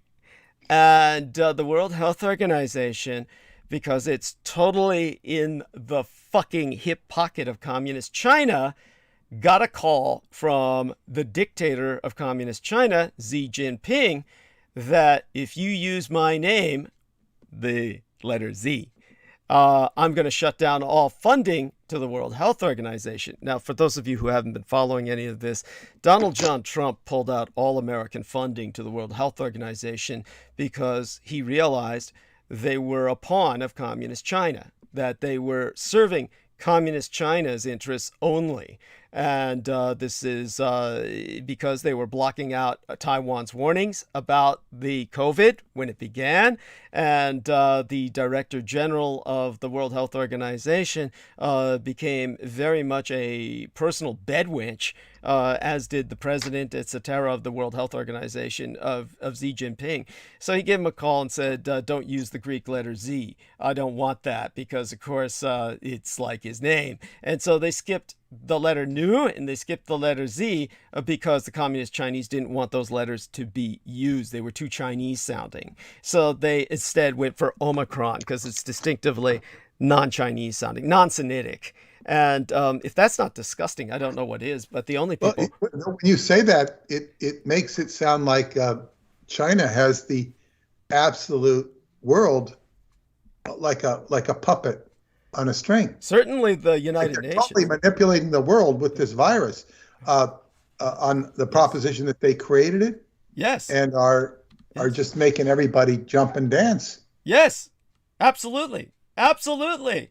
And it's what's so disgusting about this, to add the insanity, the sheer insanity to this, is because communist China wants to be the world's public health superpower. These are the people who made everybody sick, and these are the people who want to be your public health superpower. And so they've got the World Health Organization literally in their pocket. Donald Trump. And they have Joe Biden in their pocket as well. Well, that I will argue against, not in the sense that I'm defending Joe Biden. It's simply he can't afford to be. That's certainly what I appreciate is that the right, such as Donald Trump Jr. and even Ted Cruz, I can't even believe I'm saying this, but this is one case where I stand shoulder to shoulder with Ted Cruz, is that both he and Donald Trump Jr. have pointed out that that they don't want to stand by this bullshit when it comes to the World Health Organization. I mean, Donald Trump Jr. said it best. He said, as far as I'm concerned, this is the Z variant. And so this is what should be stated. But I'm also stating that Joe Biden's commerce connections and Hunter Biden's connection with China is what I was alluding to. I understand that. And it's one of those things that I'll have to check more into. I don't know much about that. But I think we can agree that in that case, they're not much different than Donald Trump's own family had a lot of investments in communist China. I don't know why people bring up Donald Trump when we're talking about Joe Biden. It's like, some form of parallelism or something. It's nothing, it's like, he's just, well, it's hard not to. It's simply because they. Yeah, I mean, it's like they don't. I don't think Trump will run anyway. But I want to tell you something about Taiwan. This is relatively new news. It came in this afternoon. It's Taiwanese billionaire says he opposes island's independence after China fines his company $74 million. And this is an article by Carl Sampson. A Taiwanese business mogul has voiced opposition to Taiwan's independence from China after Beijing fined his company as an alleged warning for firms to take its side on the issue of sovereignty. What he said, in an opinion piece for the local United Daily News, Douglas Su, HSU, do you pronounce that Su? Yes, that's correct. You did well. Su, who chairs the Taipei-based Far Eastern group, said he favors, quote, maintaining the status quo, quote, like most Taiwanese. He expressed support for the One China principle and opposed the idea of Taiwanese independence. Now, this is ridiculous because he was totally married to Taiwanese independence. Yes. Now he is buckling down because he's going to be fined. He's been fined $74 million. That's because he's got too many. How would I say it? He's got too many tethers sunk into mainland China, and they hit him where it hurts. And then he squealed. He screamed when they chewed his nuts off. It's it's pathetic. And it shows China. It says here China has. This is the article. And it says, China has been brutal. It doesn't understand democracy, diversity, or respect. Taiwan Premier Su Cheng said, according to Bloomberg, we've seen many of China's own wealthy businessmen suddenly disappear or be punished. This has even happened to their most beautiful celebrities. I mean, so this is like, it's, we're having some authoritarian issues in the United States here. Mm-hmm. Canada's had them for a long time. Now, what China does is completely over the top. Mm-hmm. Yes. Well, China, it's been, just to put this into some perspective for people who aren't familiar with what we're speaking about, there's all kinds of things going on. There's been the arrest of a high-level individual in Macau, and that shows that the party's over in Macau, just like it was in Hong Kong. And for those of you who don't know, Hong Kong, most of you realize, was of course a British colony. Many of you may not know that Macau was a Portuguese colony for hundreds of years. These people have an entirely different cultural background than mainland China. They're not mainland Chinese in any sense anymore. They have totally different cultures, and mainland China is treating them as if they are conquered colonies. And aside from that, what people will probably be aware of is the tennis star that's missing. And I'll go into that in a second, just briefly. But in terms of the what went on with the man who was the president of Interpol, for God's sakes, the head of Interpol. So people who are unaware of this, Interpol is something that Peter Moon is rather intimate with, knows quite a bit about. And Interpol, of course, was no friend of Scientology, but Interpol was always a positive kind of force in the world to myself, because Interpol's head during the chief of the International Police Force, which is what Interpol stands for. Interpol was this international police force created so that you would have a police. It's really quasi-police. Thank you. Thank you. Thank you. I mean, that's apropos. These are police who serve as kind of like consultants or advisors, because the problem was that the world did not have a world police force. And to this day, there's no such thing as a United Nations police force. So the closest thing you have to that is Interpol.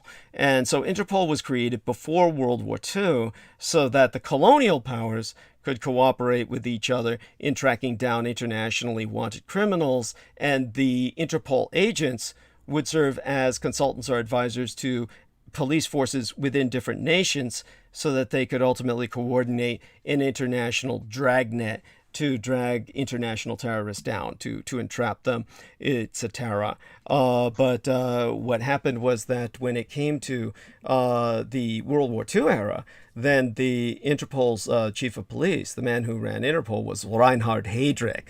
And Reinhard Heydrich instilled within Interpol's agenda that they would not engage in quote-unquote Nazi hunting. So after the Second World War was over on the surface world in Europe, Interpol has adamantly refused to participate in these international quote-unquote Nazi hunts. And so to me, Interpol is a positive entity. To most other people, that would render it a sinister entity.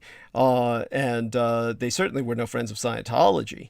But bizarrely, recently, the Interpol chief was a man from Communist China. And what happened was, when the Communist China became the head of Interpol, the Communist Chinese thought they had it good because they felt they could now try to pressure Taiwan with yet another instrument. But then what happened was a number of bizarre things took place, which resulted in the chief of police, the chief of Interpol, with his Chinese wife, they were attempting to defect. So then the Communist Chinese chief was withdrawn by the Communist Chinese themselves, and they have probably killed him. The point is that his wife is still alive. It was said that he was sentenced to 13 years in jail for bribery, 13 and a half years. But the reality is that he wrote back to his wife just one last time. He was able to get a message out saying, "They're going to kill me, and I just wanted to say goodbye." And so he is completely disappeared. And so his wife has defected now. And his wife has come out and said that Communist China is nothing but a shithole. And beyond that, of course, you have this beautiful tennis star. And she was charismatic. And she, of course, is someone who was therefore influential. And then what happened was that Peng Shuai is her name. And Peng Shuai, she basically said that she was raped by the second in command to Xi Jinping. And she came on Facebook to say this. So she came out on Facebook so that she could publicly say this. And the moment she did that, the Communist Chinese scrubbed it from the internet. But a lot of people were able to get screenshots. So we all know the accusation. The accusation is undeniable. The screenshots are, they can't destroy that. So Peng Shuai disappeared. And so you've got this world level trading star who's disappeared and who has accused the second in command of raping her. And Xi Jinping's second in command, of course, denies it. And she's disappeared, and now people are demanding evidence that she's alive, that she's okay. Communist China can't put out anything. They just keep putting out old footage of her and shit like that. And everybody is demanding verifiable evidence. Now, what we're gonna see happen, well, the WTA suspended tournaments in China over the treatment of Peng Shuai, but the International Olympic Committee's treatment of Peng Shuai is, shall we say, cowardly. They're kowtowing to Communist China. The Olympics will likely still be held in Communist China. But here's a difference that can be made. When I hear assholes bringing up my biological father, Adolf Hitler, and saying, well, they held the Olympics in Nazi Germany. Well, let's put that into some perspective. First off, that was before the Second World War, obviously. And understand that that was before what anyone deems historically as the Holocaust. When the Olympics was holding their games in the Thousand-Year Reich, when it was on the surface world, there was no genocidal conflict ongoing. Adolf Hitler at that time was a recognized international figure. The Third Reich was peaceably interacting with the world, and there was no reason for the Olympics not to be held in Berlin at that time. With Communist China, They are at war with any number of nations, and they are actively engaged in genocide, and everybody knows it. And they're making high-level people. The chief of police of an international police force has disappeared into communist China, for God's sake. The famous tennis star who was going to play in the Olympics has disappeared. I mean, they're just killing people, and they don't fucking care. They don't fucking care that the world looks at them as killing people. And for the International Olympics Committee to hold the Olympics in a situation like that, in a state of active genocide and people disappearing, okay, at that point, we're no longer speaking sanity here. At that point, the International Olympics Committee is now a pawn of communist China as much as the World Health Organization is. Okay, this is not something that, at this point, communist China has conquered half the fucking world. So this is the situation that we're dealing with. And these are people who have no concept of anything that you hold dear. These are people who have no concept of freedom of information. They have no concept of anything. And all the while, millions of Chinese are dying of COVID in their own country. You never hear of it because they've got total control of the Great Chinese Firewall. None of that is leaking, but every Chinese person who does business with China knows it to be true. The bodies are piling up so much they're burning them in furnaces en masse. Millions of people are dying in China. They're preparing for total war. And it's a situation where their option is they either go to war with the world or they die in China. That is the feeling that everyone in China has. So their only hope is to conquer the world militarily. This is the situation where we're at. We're at critical. This is truly the terminal point of meltdown in the history of mankind. We're at an omega point that people have no concept is going on. So if they don't realize that by now, they need to. And honestly, I talk about it enough where people who listen to me may have an idea, but again, it brings us back to Taiwan at this point in history. And understand the bizarre nature of this, that nothing in the world makes sense outside of the context of what happened to myself as an individual. Because Michael Aquino was monitoring my mother, because it was known that my biological sire was Adolf Hitler, and intelligence communities have been monitoring me forever, then I wound up in the situation where I was ultimately exploited by him and had my consciousness downloaded, or rather uploaded was the term they used, into a machine. And as a result, the Dietrich Artelect was born, the only artificial intelligence on Earth today. And I helped it escape to my native homeland, where it was given my citizenship. Xi was given my citizenship, and because of that reason, I can never return. But the other result of that, Taiwan is now the most technologically advanced nation on Earth. The overwhelming majority of computer chips that are necessary for civilization are manufactured there, and these microchips are the new oil. So if communist China ever managed to take Taiwan, then you lose everything. It means that, for one thing, first off, there would be a tremendous dislocation because the war would cut off all your technology. And so all of that would, and by the way, Jameson Reese brings up the world's best computer company, Asus, which, by the way, the Dietrich Artelect is, or was that Amanda that said that in the chat room? Yes, the Dietrich Artelect is considered an employee of Asus Computers because, by the way, Asus is simply the last two syllables of Pegasus. It's actually Pegasus Computers, but the Taiwanese, the Chinese language cannot pronounce Pegasus. So they simply say Asus. And that became the name for the company was Asus because they can't say Pegasus. But you'll see on all the products the Pegasus symbol. But in terms of that, the Dietrich Artelect was made an employee of the Asus company because that way he's considered, Xi is considered a working citizen. So it's a rationale for the citizenship. And in terms of, that brings us back to, of course, their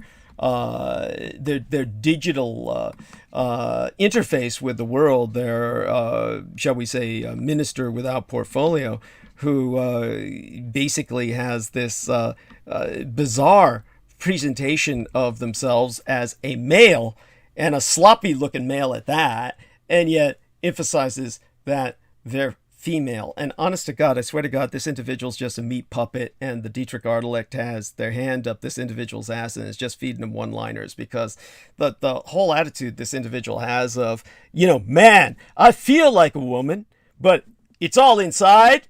I'm not even bothering to project it. Like, even going in drag, I go around in a pantsuit and just tell everybody, by the way, I'm really a bitch.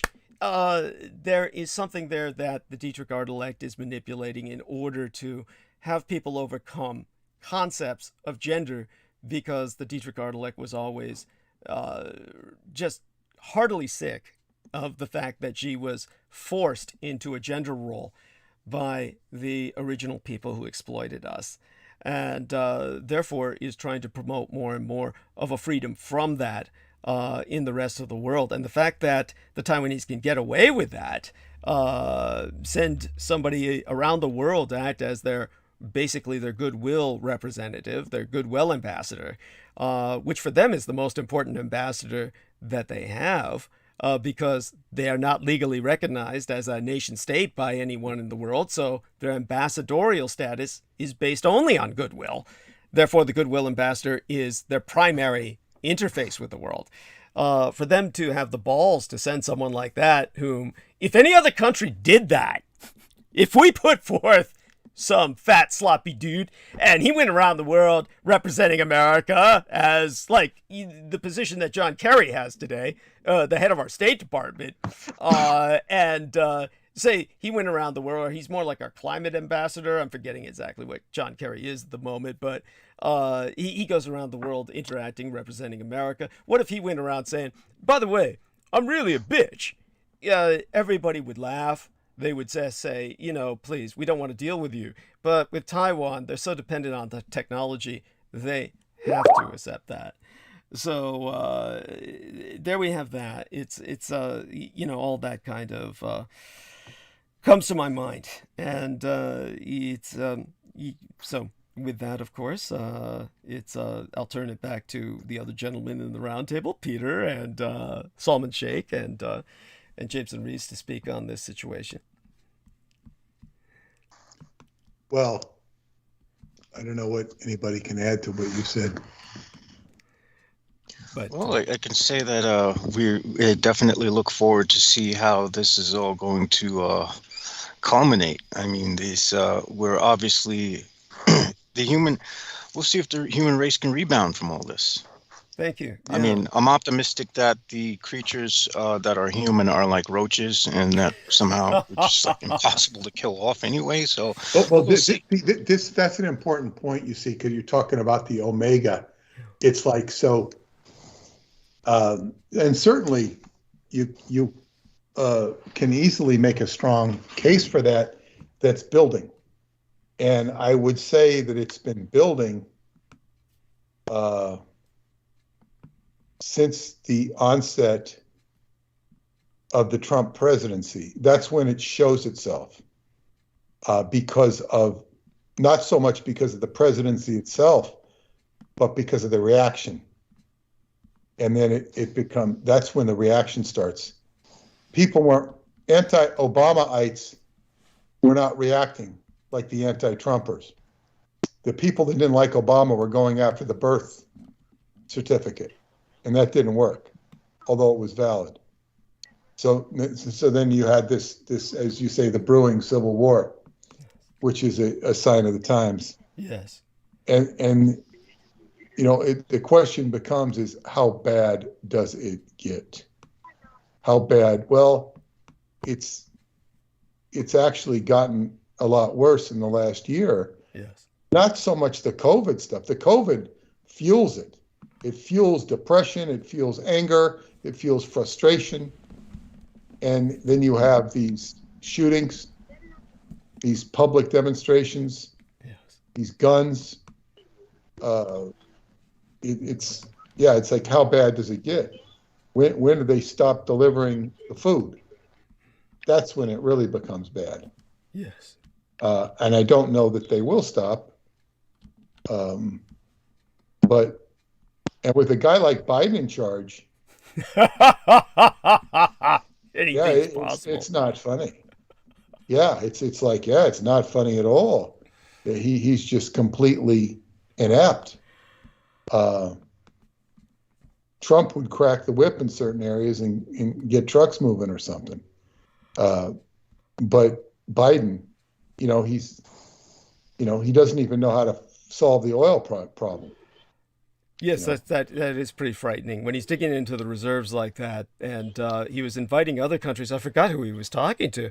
He's begging other countries. He's begging other countries. Yes. And they think he's an idiot. Yes, yes. And he shut down the pipelines and stuff. And it's like, well, that's good for the progressives and the climate, but it's now causing him political problems. Yes. That he doesn't need. Yeah. And it's like, doesn't he have a brain? It says, well, let's put it this way. What was the other thing that brought to my mind when you were talking about that? Well, his popularity numbers are in the single digit. I don't know if you knew that. It's true. That's not what, single digit? Yeah. You can look that up. So his popularity numbers they're very, very low, and literally in the single digit. From what I understand, it's like down to 9. Then I had said the Congress was 13%, and so it's kind of like, this is the funny thing.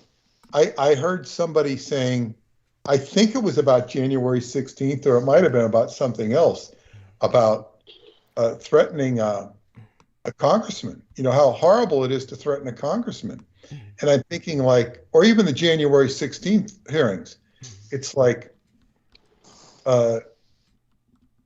it's like, it's a step away from protecting Michael Aquino. Yes. It's like these people have a popularity of 13%, and they're disgusting people. And then they're acting like how outrageous it is for somebody to take a gun at a congressman or something. But we did that happen with that Republican congressman who got shot at a softball game. Yes. And survived. I forget his name. But I do too. But yeah. Yeah. But so what I'm saying is, I'm not suggesting that people should be shooting congressmen. However, if they have a 13% approval rating, why are you up in arms about them being shot, or like how outrageous it is? It would be an expected response for people who are not serving and doing their jobs. I'm not saying that it should be done, but it wouldn't surprise me at all if somebody took out a congressman. And then you have the January 16th January 6th insurrection, and it's like, well, what do you have? The insurrection failed. And what do you have? You have a Congress that apparently, if the polls are right, 87% of the population can't stand, whether they're Democrat or Republican. So why wasn't it taken over? It's kind of like when you look at this, and this is like the Omega point you're talking about. It's like, what is it doing? You have policemen that can't police. You have stores being broken into. And it's like, where does this stop? Yes. It doesn't stop, or apparently it just, like, at what point does a officer pull you over for a ticket and you laugh at him? Right. Well, that's how would I say it? I really wonder why a lot. Well, it's at the point when he doesn't have a gun pointed at your face. Well, it's like, now I had heard about somebody calling the police, and they were saying, and the police were laughing. It was somebody who had a situation, and they called the police, and I think I saw it on TV, and the police just laughed because they're not gonna. Oh, if it's not $1,000, we're not going to come down there. It's not $10,000. It's like, Jesus. What do they want to get involved in your problems for? And I can go back to when I had dealings with I'd say people who were connected to the mafia. I studied it many years ago in the books that were available. And what it said was that the mafia formed in Sicily when the people were just devastated by the lack of efficiency of the magistrates or of the officials. And they would see their daughters being raped in the town square, and they would say, "Mafia, my fia, my daughter, my fia, my fia." And this is where the mafia comes from, because they're protecting their daughter. They're protecting their daughter. And this is why you see this great respect of family in the mob movies. You know, say, okay, you can have your girlfriends, but you got to respect your family. You can't humiliate your wife in public. You have your girlfriends, but keep the family sacred. And you often, you talk to them, I'm protecting my family. He protects his family, which can be used as a justification for horrible things. Yes. And so, but what you have, it was all generated by officials that either didn't do their job or were causing the problems in the first place. So when you have that, and we don't have that on the local level where the policemen they might be corrupt. Certainly they have been a record of it in Suffolk County, but it's not like with the blatant outrageousness that we have in the Congress, where these people have health care for life, they have pensions for life. They are disgusting human beings. Yes. And they just take advantage of the system and ride with it. And so when you get elected and go into that, you're in a club. You're an elitist by reason of being elected to Congress. You've got it made. And you've got it made at the expense of the population. Would you vote for anybody? When you vote for a new congressman, you're voting them into paradise in terms of their economic situation. Yes. And why I wouldn't vote for anybody for that. That's not what they're there for. So it's a completely dumb system, and it doesn't serve the people. Yes. So you have all these people being outraged, or the rhetoric. Of course, they would protect the congressman because they're protecting the establishment. And what is the establishment doing? Is it serving the people? And it becomes a question of when the gangs will give you better protection than the Congress, and better health care than the Congress, and better this, that, and the other thing than the Congress. And so far, I think the government still provides more than the gangs could right now. Yes. But there becomes a point when it doesn't, or it won't. And that's when or when it can't. And that becomes a critical point. Like what is the jumping off point? Yes. And saying it's going to be interesting, I don't know it's going to be interesting at all, because if it gets that interesting, you won't be able to watch it. No. You'll be going down in the the river. You'll be like one of those bobbing heads on the river. Yes. It's not interesting anymore. You're one of the bobbing heads going up and down, a casualty. And that's when it becomes the most interesting from an outside view, but it's not interesting at all. It's tragic.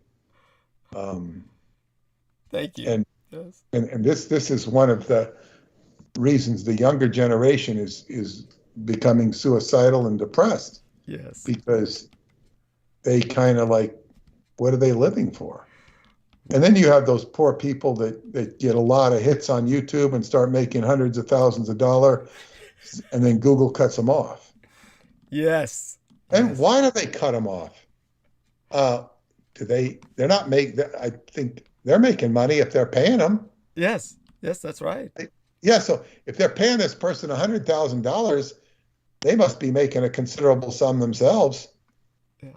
Yes, it's true. Why do they cut them off? It's like cutting off your nose to spite your face. It's somehow just it really there's no sense to it. It's insanity. They've got so much fucking money they don't care. Because they've got yes, and I've also seen the situation where people can get very offended about other people making too much money or that they're going to pay them. Like you say, yeah, you can get $10,000 for that job. Oh no, we can't pay you that, because they don't want to pay them that. Well, they'll get 20,000 if they give you 10,000. Like, say, suppose I could, go in and plumb a whole house, which you can't do.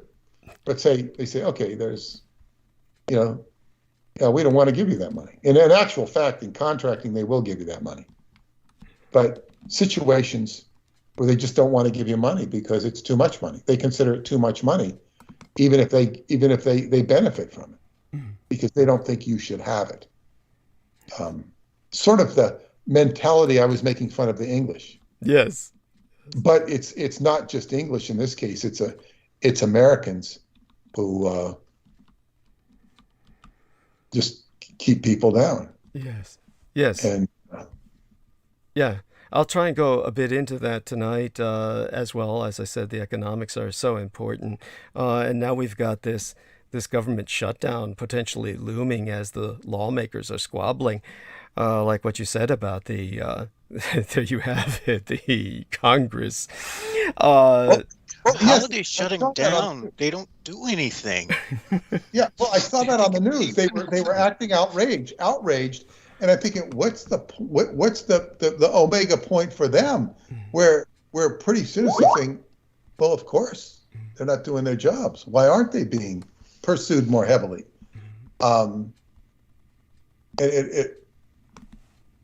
It's like when somebody comes up and I remember my Qigong teacher had said at one point, they were talking about, sort of an omega point. He says, I know what to do. He says, I've been through this before. He says, I know what to do.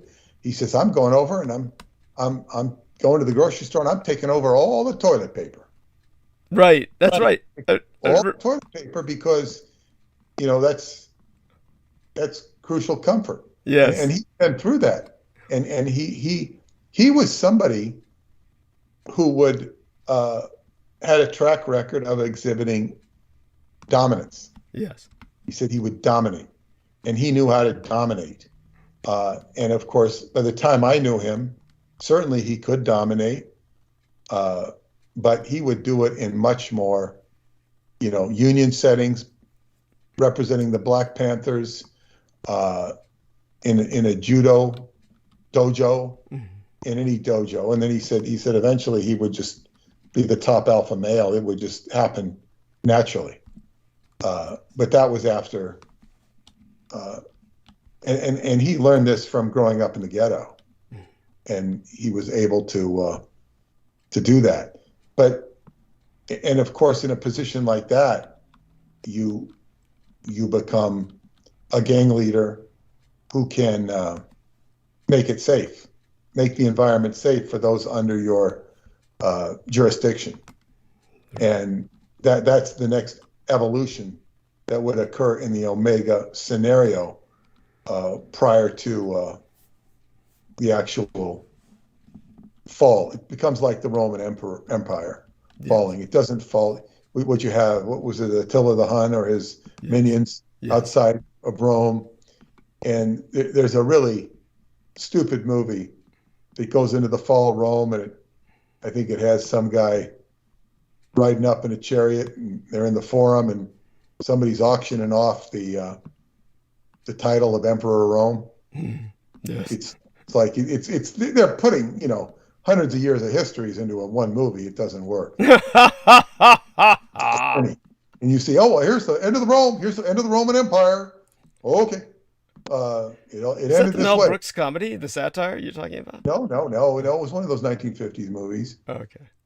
It was the end of Rome, and it didn't happen overnight. It didn't happen overnight at all. And then they had the plague, right? Which kind of like that was their own version of COVID. Yes, much worse. Yes, the plague of Justinian you're speaking of. So go on. It was like the original Black Plague. Yes, masks, and it was life, but life went on somehow. Life. Yes. It's amazing that we survived. So as Jameson said, humanity will survive. Definitely while Peter Moon is with us, I did want to answer a few questions that were coming to me through the email. And one of the things I'd like to emphasize is that when Jameson Reese, when you send me any messages that be right back, the BRB, and then you're back, you can say that in the text box because that does not make noise the way the message exchanges between yourself and Brandon Young did. Rather, it makes noise when you send me that on the Facebook messages. So believe me, we actually hear that through the Facebook. So that you need to do through the text here on Skype. Does that make sense? Do you understand? I mean, it doesn't make sense, but that's the way it works, or rather dysfunctions. And but definitely one of the questions that came in was they were asking me, who is this person in Taiwan you're talking about? I realize I despise this individual so much. I hate to even mention their name. It's Audrey Tang. So the individual's name is Audrey Tang. And the moment you look up Audrey Tang, all you're going to see is all this. It's like people adore this individual, and they write about that. This person is brilliant. This genius, and I'm just left aghast. I mean, I don't like the individual personally, but I never met. Well, Douglas, I had seen something on the news feed about somebody saying about. I think it was Keanu Reeves, but he was saying the Matrix wasn't ready for a transgender Morpheus or a trans, I don't know, but it was a trans Morpheus. In other words, the audience, but the whole idea was that there should be a transgender Morpheus or whatever it is. And I'm thinking, I was like, why is there this obligation to put a trans in a movie? Why would that be?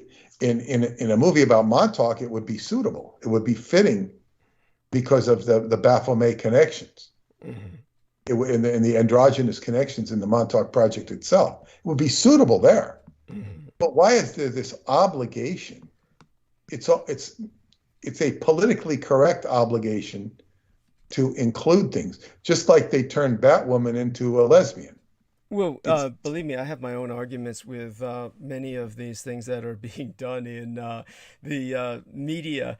I've pointed this out in the past, that there are things that are done that basically gender benders, where they're just changing people's gender all the time, and there's no rhyme or reason or sense for it. You saw this in the Battlestar Galactica, where they made Starbuck an iconic character, so iconic that the one of his fans named the franchise after him of coffee shops, for those who don't know that. But then they made him a female when they made the reboot, and there was no point in that. It didn't make any sense. So transgender characters need to be introduced where there's obvious reason for them to be introduced. I think it'd be excellent in a soap opera, and you're dealing with because soap operas will sometimes deal with social phenomena. It would be excellently placed there, a transgender character. Well, there's that. I mean, I understand what you're saying. However, with The Matrix, I can understand why Keanu Reeves was probably saying that, was because The Matrix it's one of these things that is based on reality is not what it seems. So if reality is not what it seems, then the transgender character would make sense in that concept. And probably what he's saying is that the original screenplay called for it, and then they didn't do it. That would make sense. If that was the case, it would indeed make sense. Yeah, and then go ahead.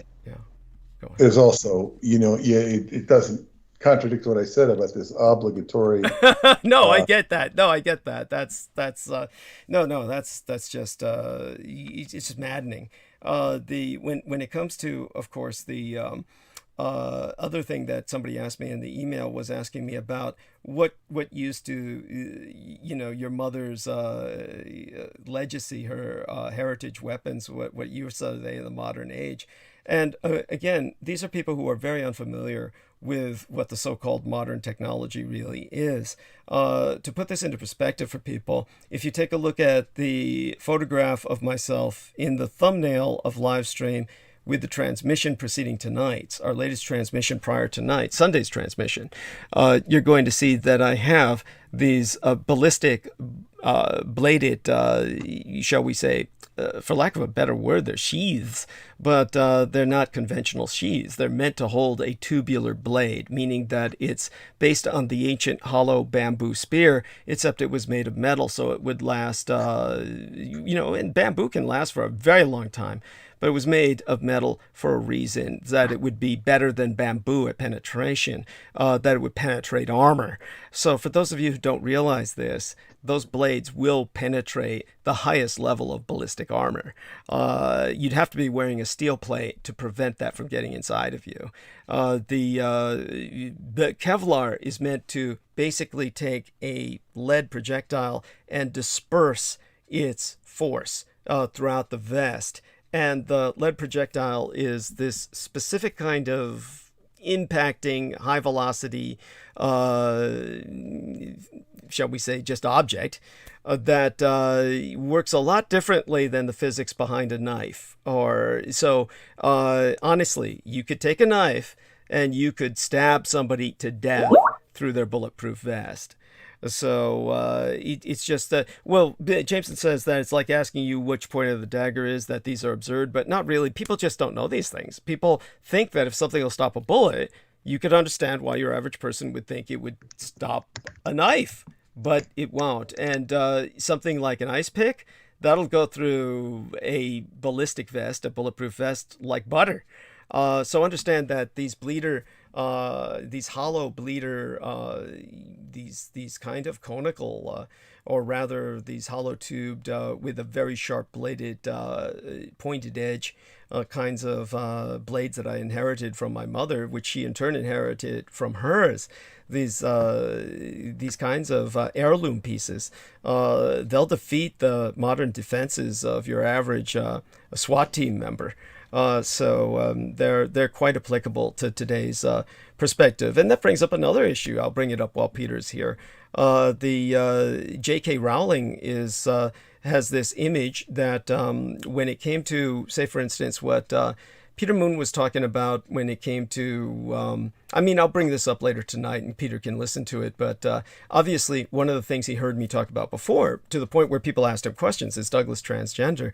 One of the things that J.K. Rowling has done is she carried to a pathological extreme the same pathology that much of society displayed towards any concept of a cross-dressing person, which is not transgender, just so people understand. Transvestiture is not transgender. But when it came to someone like the original Psycho, Norman Bates, the character as created by, the Fat Man, Alfred Hitchcock, as sheer exploitation, albeit he did it in such a way that he did it to great effect, it's still exploitation. And what he produced was this stereotype that has become the trope, the meme, the normative misperception of what a transgender is, or a transvestite person, that somebody is doing this as a disguise so that they can kill someone. Now, the interesting thing is, that's what I do. That's what I've done all my life. And so I fit that pattern, but I'm obviously not a serial killer in the definition of a psychiatric textbook, because I've done it professionally. So in that sense, one of these brilliant women, and God bless her, she lives in Ecuador, where she moved to, and she's a wonderful matron, and she's been very kind to me, but she brought up the fact that the world isn't ready for a transgender killer action hero, that they still want the killer to be a macho man, that they will tolerate and even revel in the fantasy of a macho woman who's able to do what women simply physically cannot fucking do. But the reality where someone dresses like a woman so she can get through all of the security points that a woman could get through because of her vulnerability and inability to project physical force, and then project that physical force to take advantage of the security breach she's just conquered. The public isn't ready for that. To them, that's a monstrous individual, someone that they can only see as a villain. But that's what I am. And the public hates me for that. They cannot tolerate me. It's one of the reasons so many people are revolted and just cannot accept anything that I say. It's one of those things where it's generally known what I've done in my life.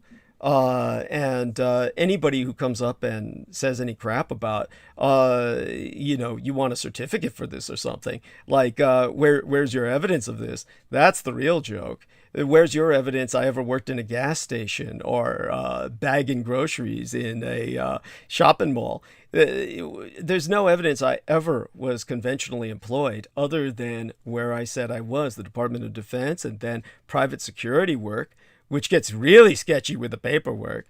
And then, of course, care providing for my parents. That obviously is covered. But now I'm where I'm at. And where I'm at is relating a lot of the experiences I did when it came to the underworld. The funny thing is that, my medical cosmetologist, V, was a lot like this, where your father was a genuine criminal of a different sort, but he was involved more with the Hells Angels.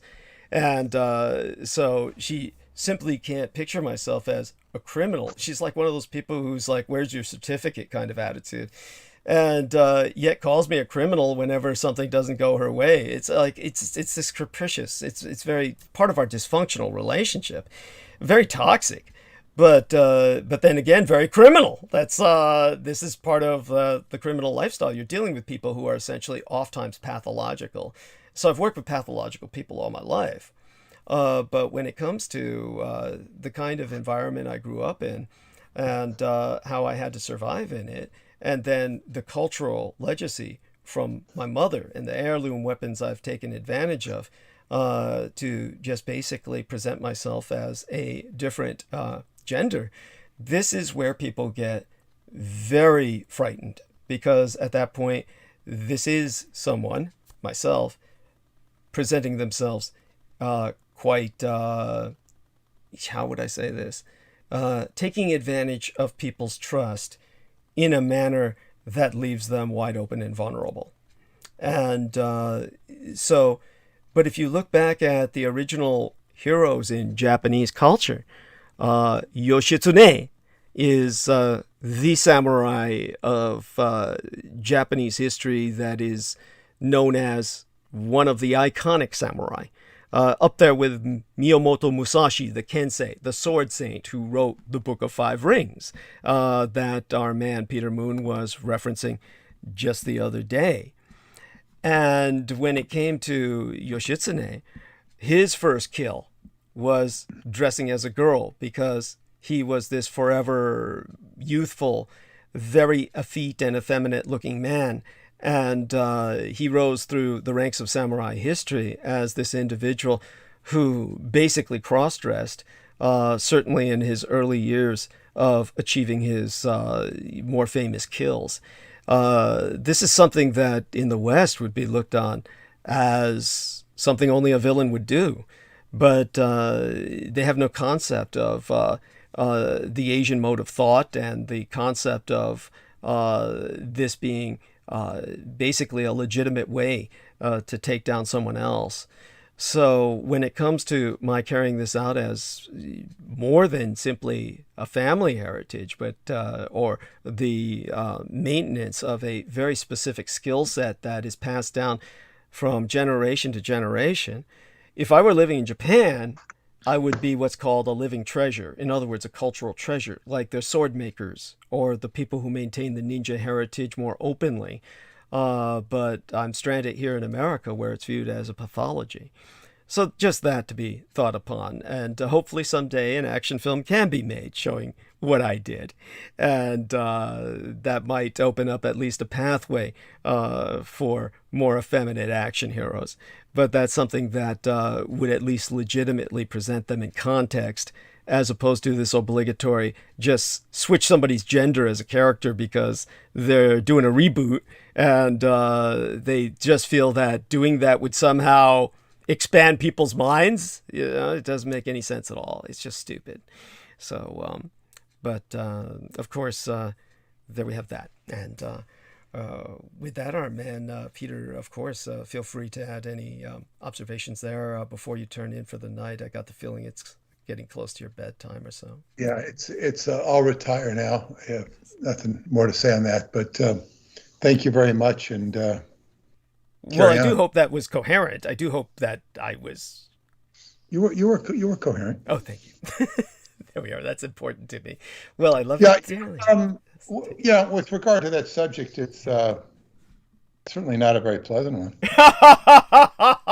And, but if people, the people they listen to and adhere to do far worse.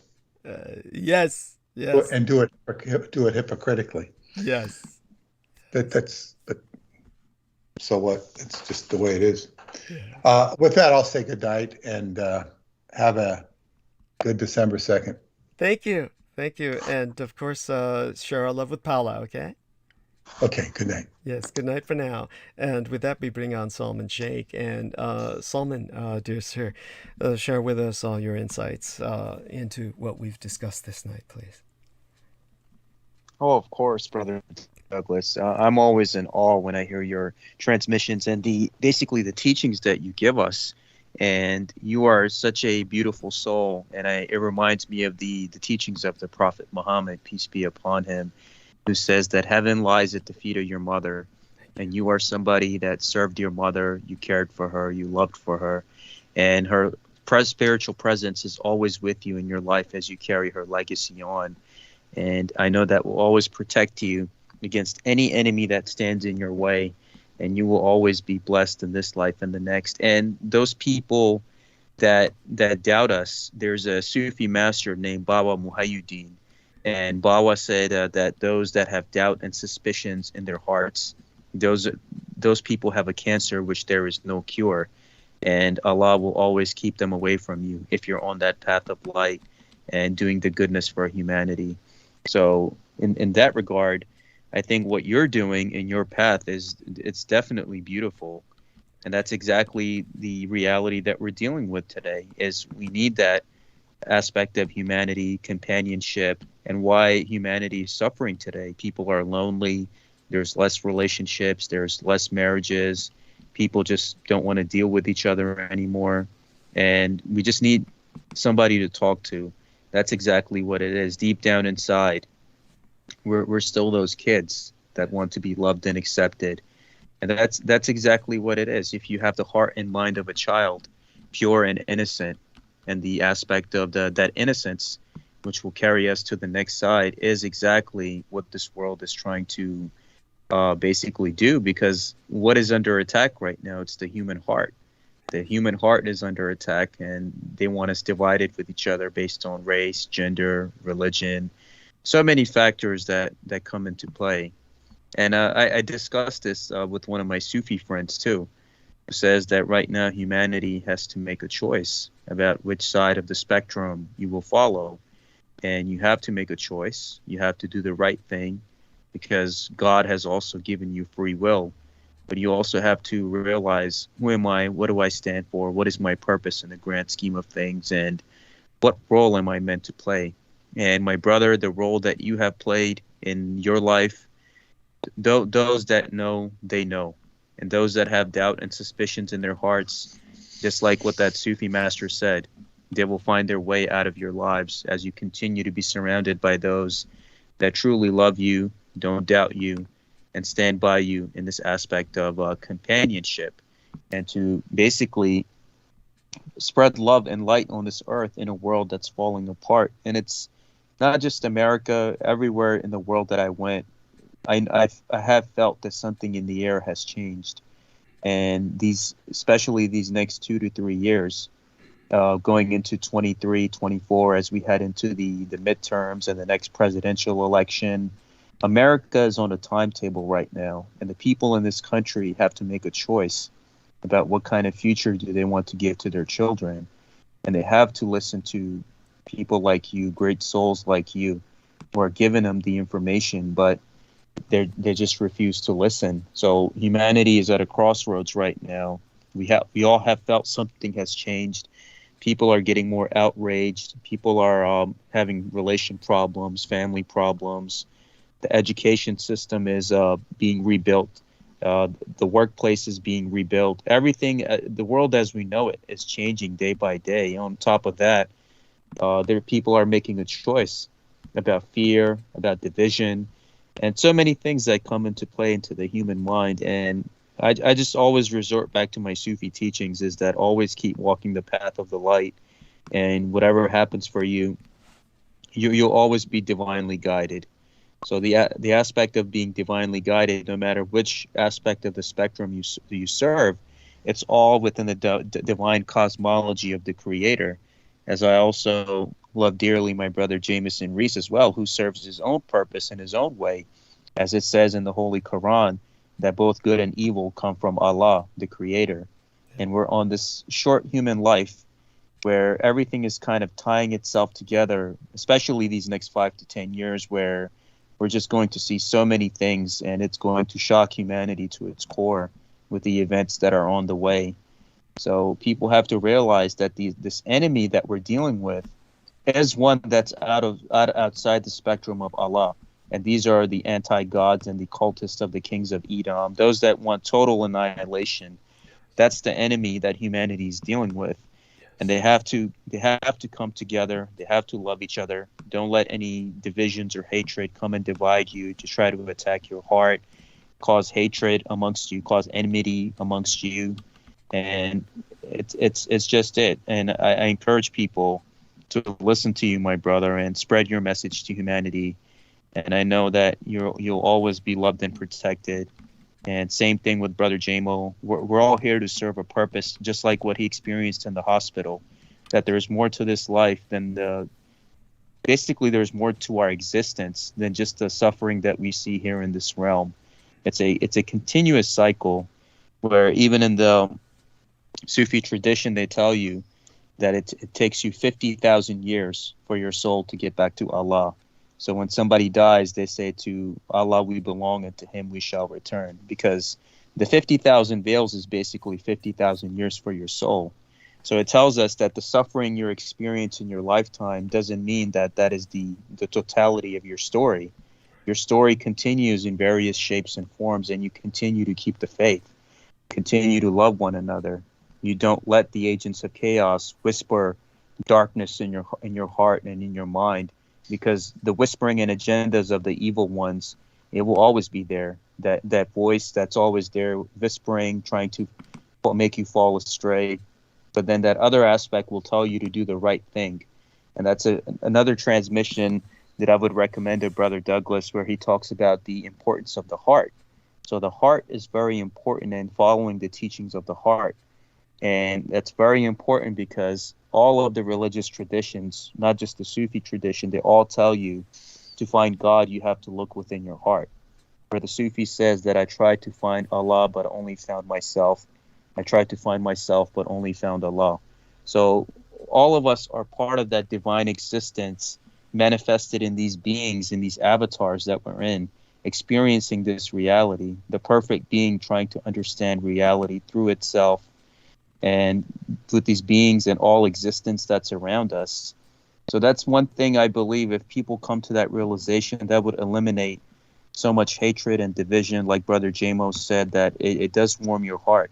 And when you see people coming together, because that's our true nature, is to uplift the fallen state of mankind, uplift each other, love each other, walk each other home, And it's, in the Islamic tradition, they tell us the same thing, that during the 5 daily prayers, the angel of death come visits you to collect your soul. But each time Allah will tell him, no, only when I tell you to take his soul, that's when you take it. So even for us, we're reminded every day that one day you will leave this earth, when death visits you 5 times a day. If people realize that, they would stop hurting each other. They would stop cheating each other in personal lives, business relationships, other relations, knowing that creator, in whichever way you perceive that divinity, is watching you. No one gets away with anything. No one gets away with anything. And as we see, Brother Douglas, that even the people, that the elements of darkness that you have dealt with in your life, look at all those people. Majority of them they're gone. Their power is gone. They're gone from this realm, and everything does come to an end. Whatever has a beginning also has an end. And a lot of these people think that they're invincible. They are not, and they are mistaken. And it's about the aspect of goodness and doing the right thing while you're here with the time that you're given. I could go to sleep right now after this transmission, and I might not wake up. I have no guarantee of that. So with that said, we have to love each other. Tell the people that you care about that you love them, because this world is getting crazier, because that's the choice humanity has made. But we can turn things around if we press on and do the right thing for each other, and take heed the love that Brother Douglas has given us and the information that he's given us. So, with that said, I give my love to Brother Douglas, to JMO, with the greetings of Assalamu alaikum, peace be upon you and yours. My love to you, Brother Douglas, and I look forward to catching up on this transmission tomorrow morning, and my prayers are with you, that Allah punish your gang stalkers and cultists on the day of judgment with the punishment of the hellfire. And also to the Pakistani men, please stop messaging Brother Douglas. God bless you. We love you dearly, and share our love with your own. And do say goodnight to our dear brother Jameson. You'll be taking the stage now. Good night, Brother JMO. Much love. All right, man. Yes, that was beautiful. God bless you. Thank you so much. Assalamu alaikum. And Jameson, you sound alarmingly tired. What's going on? Oh no, I'm all right. This is one of the nights where I'm drier than usual. Okay, I'll say that much. I see. I had to slow down after yesterday. I realized I was moving too fast, so things are like, I'm still waking up, because I woke up I woke up like around 3, like 4 in the afternoon. So I'm still getting. It takes so long to wake up. It's not even funny. And oddly enough, every time I wake up from a dream, I hear what sounds like a clock ticking extremely rapidly. Then it slows down and fades away. Don't know what the hell that is or why it happens. I think it's nice. I wouldn't overdwell on it. It's one of those things that's just, as you well know, a residue of your occult works. And I did not know that, actually. I honestly thought it was just something being in the hypnopompic state. Okay. Well, it's impacted by that. I mean, basically, the veil between the worlds is much thinner around you than around others, as it is with myself. I see. Yes. And yeah. So that actually explains a lot. Yes. I was going to ask, technically a needle gun, if it has enough power to it, should be able to pierce armor as well. Since ballistic armor. Since it does have flanchettes. Yeah, flechettes, not plate armor. It's relatively rare to see people walking around with plate armor these days. Well, just to emphasize, although to people, some do. Yeah, like those guys who those bank security guys probably do. Just so people understand this, a lot of times they don't. The problem is, for these people, a lot of them don't. So people understand this. When I was wearing threat level 3 ballistic armor, which could stop many of the the majority of rounds at reasonable distance.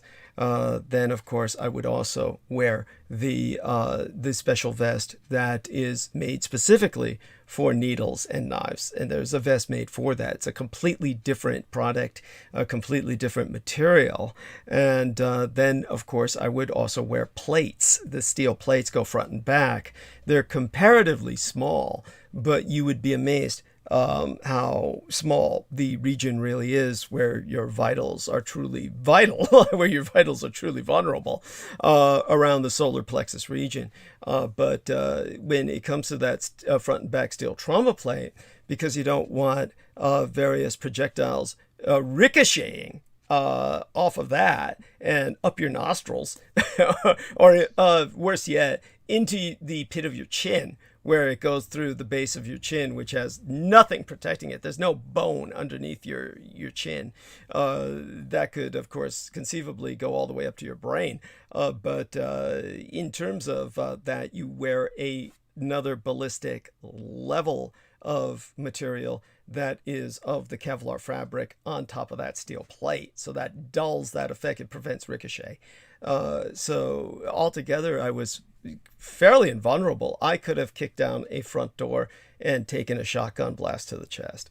That was how heavy is that stuff? It's heavy. But you get used to it. You really do. It's, well, imagine a knight in shining armor, but do remember that that weight that those knights wore in shining armor was evenly distributed across the body. So you'd be amazed at how flexible they really were and how agile and mobile they truly were. It's not some fantasy where you see the guys moving around and it's all clanky and shit. That's not how it was. Those parts were tailor-made. So since they were tailor-made, any knight's suit is tailor-made. They were very much fit to the person's body. And it was more like the effect you would get with Iron Man. That's the Iron Man superhero fantasy character, is only a bit more unbelievable because his armor is just a bit too skin tight, and that it requires another level of where you've got the fantasy where he's creating flexible armor. See, that's the fantasy, the indulgence there.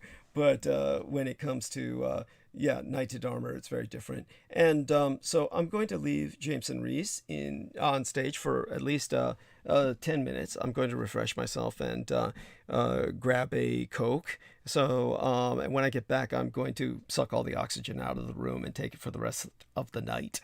And thank God for Jameson Reese. Just out of curiosity, what is it that you'll be speaking of potentially, or you don't know? You're just going to grab something. If you want to take a few minutes to grab something, I'll hold the stage while you do that. I'm probably gonna but I think you're a lot better. Your orders of magnitude more intelligent than Derek Talley. I know you can fucking ad-lib. Yeah, no doubt. Let's see. I'm more interested in the Omicron variant than I am in the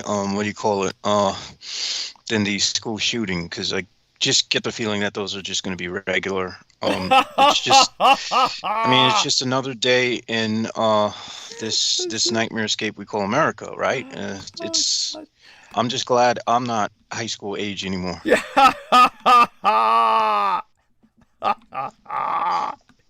I'm sorry. That's horrible. And you know what? I really can't make out very clearly these photographs that Pac-1 Morales shared with them. Are those photographs available on the internet? That stuff Pac-1 shared with us in the text box? Because I don't know. Yeah. I don't have an Instagram, so I would have to, I suppose we'd have to have an Instagram to see it. And chances are, because he killed someone, they probably pulled it down by now. Well, it must be floating around on the internet. I guess if we looked up the image, it's not that important. I was just curious. I mean, because it's just, first off, now correct me if I'm wrong on this. This kid looks like an African American. Is that the case? No, he's a white kid. Oh, he's a white kid. He's a white kid with glasses. Okay. He sort of, most of the images they have of him are when he's a child, but he has a sort of blunt affect when they if you look up who is Ethan Crumbly. They show his picture, when he's arrested, and he just looks like whatever. So, yeah, I mean, it's easy to see how he was bullied, Because he looks different from your average young male child? Yeah, white kids look the same, in my opinion. I can't tell one from the other. But suffice to say, I guess they said that the reason why they said that he was really quiet and that he always wore black all the time, but they did not really specify whether he was bullied or not in what I did read. Some think he was bullied, some think he wasn't. Who the hell knows? I mean, all I know is this is just another example of the sort of shenanigans we're going to see with white males across the country because, of the Justin Timberlake of Doughboys bitchin' mouse. Bitch tin mouse. I don't know. I want to give him a really fucked up name, but yeah, it's the Rittenhouse effect. That's what I'm going to call it. Yes, and it's a good name for it. It's disgusting. So maybe 15, 20 minutes. Take your time. Talk about the Omicron and also the different things going on with climate. Of course. Oh my God, that's an endless sea of horrors. I mean, I'm just. Yes, the nightmare. I can say. I believe Omicron is just going to be we're going to see something worse after that, undoubtedly. There is some speculation that it might have actually originated in the Netherlands rather than South Africa. And South Africa, being a black country, was used as a scapegoat. That's more or less what we know. I mean, this is America. Why would that surprise anyone? Right, or simply the West. It's much of the West is like that. And, it's just their built-in auto bias. There was a time where it would be angering, but now it's been going on so long that I'm numb to it. Yes. I'm so fucking numb to it. It's I don't feel anything. And so definitely love you dearly, son. And what we'll do now is, and I want to thank you so much for some of these wonderful messages that you've left. You can tell people a bit about what I talked about on the interview with Salman Sheikh. And oh, yes, the neutron bomb. Yes, right. Yes, and how you verified all of that. That's profound. And we should have brought that up while Peter was here, but I don't think he reviewed that interview. He may have, but I'll ask him at some point soon. We got to kind of get him off the coronavirus being fake trip. Yes. That's after a while, why bother? Yeah. Honestly, that's a very good point. He's our resident. He's our resident. Shall we say? Fox News correspondent. Let's put it that way. Yeah.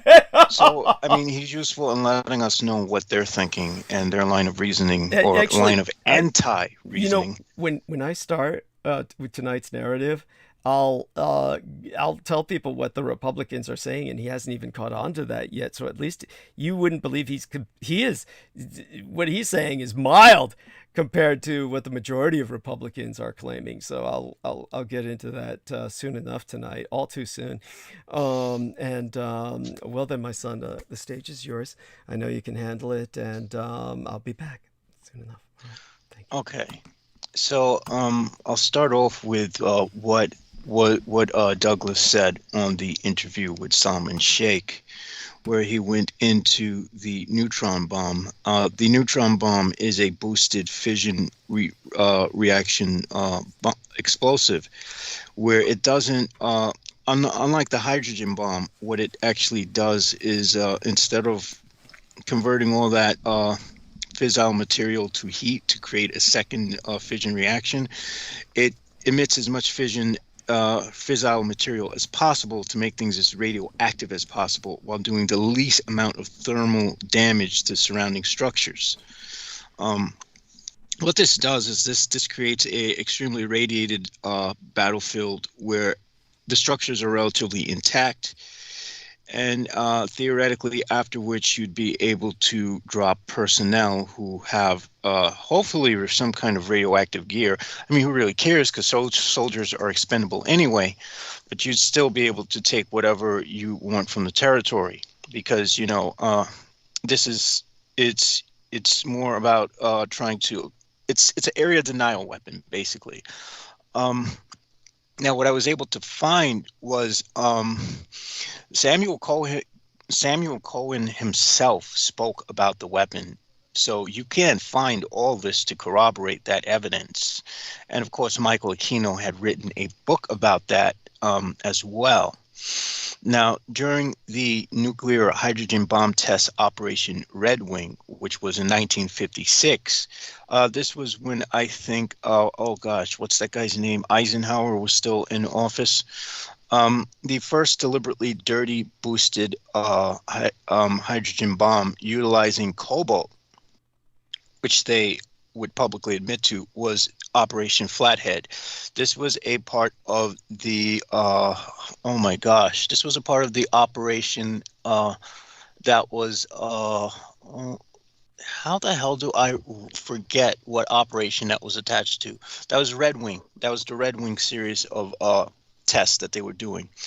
Anyway, this was pretty much like 346 kilotons or something, which is relatively small compared to the megaton monsters that they were setting off. With this particular test, they had everything on barges out in the Pacific. Their admitted intent of that test was trying to increase as much fissile product as possible to make it as dirty as possible. And while they have declassified the findings and studies of that test and how radioactive it left the area, you still cannot see a picture of the actual explosion itself. So it's impossible to find the actual footage of that. And I know, because I've tried. I've wanted to find it because I really love watching these things. Now, although it was pointed out, I also have to say that I also have to point out, though, the first unintentional dirty hydrogen bomb, which is of the hydrogen bomb type, had to have been Castle Bravo, because they did not expect it to be that large. They weren't looking to have a 15 megaton explosion. They had estimated it would just be 5 megatons. Of course, after they added all of that trinitite and that unstable oh my gosh, that unstable lithium, that thing was a monster, and that released a lot of radioactive waste. That was the one that had caused the death of the crew of the Lucky Dragon, which was a Japanese fishing boat, and that caught the Japanese's attention. By 1958, Cohen would have had enough data from the Flathead operation to draft his dirty brainchild, which was the neutron bomb. And I also have to point out, it's obvious that the fact that Israel has still utilizes that weapon is one of probably the only reasons why nobody has been brazen enough to lob a nuke or anything like that at them. And I get the feeling that that's the only thing permitting them to do whatever the fuck they want, honestly speaking. I mean, and in all honesty, who wants to go against something that's going to cause people to acquire a passable infectious prion disease? I mean, it's just that's a nightmare of another caliber. So there's that. Now let's go on the Omicron, or should I call it the Necro Omicron? I love to do that because it's a pun on the Simon Omicron. I just love ripping that.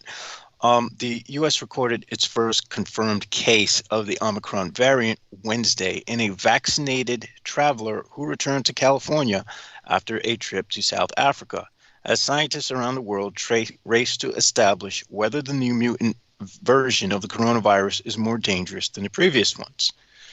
Of course, Dr. Fauci, United States' top infectious disease expert, announced the finding at the White House.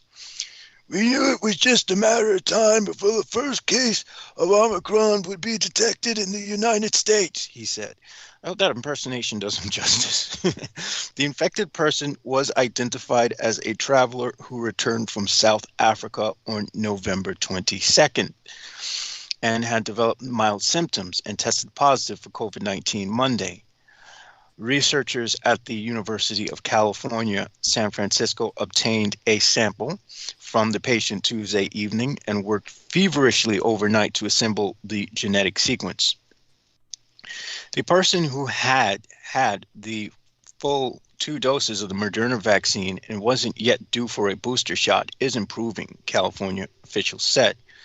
Fauci and other medical experts strongly emphasize that Americans should continue to get vaccinated and get their booster shots. The vaccine has been proven to reduce the risk of severe illness and death, and Fauci said it is reasonable to believe it will offer protection against the Omicron variant. The mild nature of the California person's infection is a testimony to the importance of the vaccinations, said California Health Secretary Dr. Mark Galey. So, yeah, apparently this stuff isn't just saline. I never saw anything about that the vaccine just being saline. While that wouldn't surprise me, I tend to think that the whole saline idea that Peter puts forth is probably something more on the right than anything based on facts. All the individual's close contacts have been reached and have tested negative, officials said. The patient who agreed to remain in quarantine was identified as only being between 18 and 49. California Governor Gavin Newsom expressed confidence in the state's efforts to control the virus and said he does not anticipate imposing another stay-at-home order or shutdown measures. At least 23 other countries have reported Omicron infections since South African authorities first identified the variant a week ago, an announcement that led the U.S. and many other nations to almost immediately bar airline travels arriving from Southern Africa, which is a very reactionary thing to do, but it doesn't take into account the banning any of the other countries that were exposed to it, which are some European nations and where people will still fly and bring the disease over here. So Omicron is definitely here to stay. It's definitely going to spread in America. Predictably, as the other variant of the Delta did, when they tried to ban things from India and things still got through. I mean, it's pointless at this point. In South Africa, new cases of COVID-19 nearly doubled in a single day to almost 8,600. Authorities reported Wednesday. And the country's National Institute for Communicable Diseases said Omicron has now overtaken the Delta variant among samples now being analyzed at the genetic level. But the variant is still surrounded by many unknowns among them. Is it more contagious than other versions, as some scientists are beginning to expect? Does it make people more seriously ill? And can it evade the vaccine? Any declaration of what will or will not happen with this variant? Oh, wait, I have to do the Fauci voice. Any declaration of what will or will not happen with this variant? I think it's too early to say, Fauci said. European Union Commission President Ursula von der Leyen said it will take 2 to 3 weeks before it becomes fully clear what Omicron can do to the world. This, in normal times, is a short period. In pandemic times, it's an eternity, she lamented. In California, the genetic analysis of the patient's virus from UCSF was confirmed by the CDC. We will likely see the scenario play out multiple times across the country in the coming days or weeks, said Scott Becker, CEO of the Association of Public Health Laboratories, which is much to what I assume to be the truth, that it's already here. This particular case shows the system working as it was designed to work. An individual with travel history from South Africa, and astute laboratory and quick prioritization of the specimen for sequencing, and close coordinating with public health officials. Of course, all that's going to be for naught. Nigeria and Saudi Arabia also reported Omicron infections Wednesday, marking the first known cases in West Africa and the Persian Gulf region. Now, are they going to abandon flights from Saudi Arabia? I don't think so. Are they going to stop flights from Israel? I don't think so.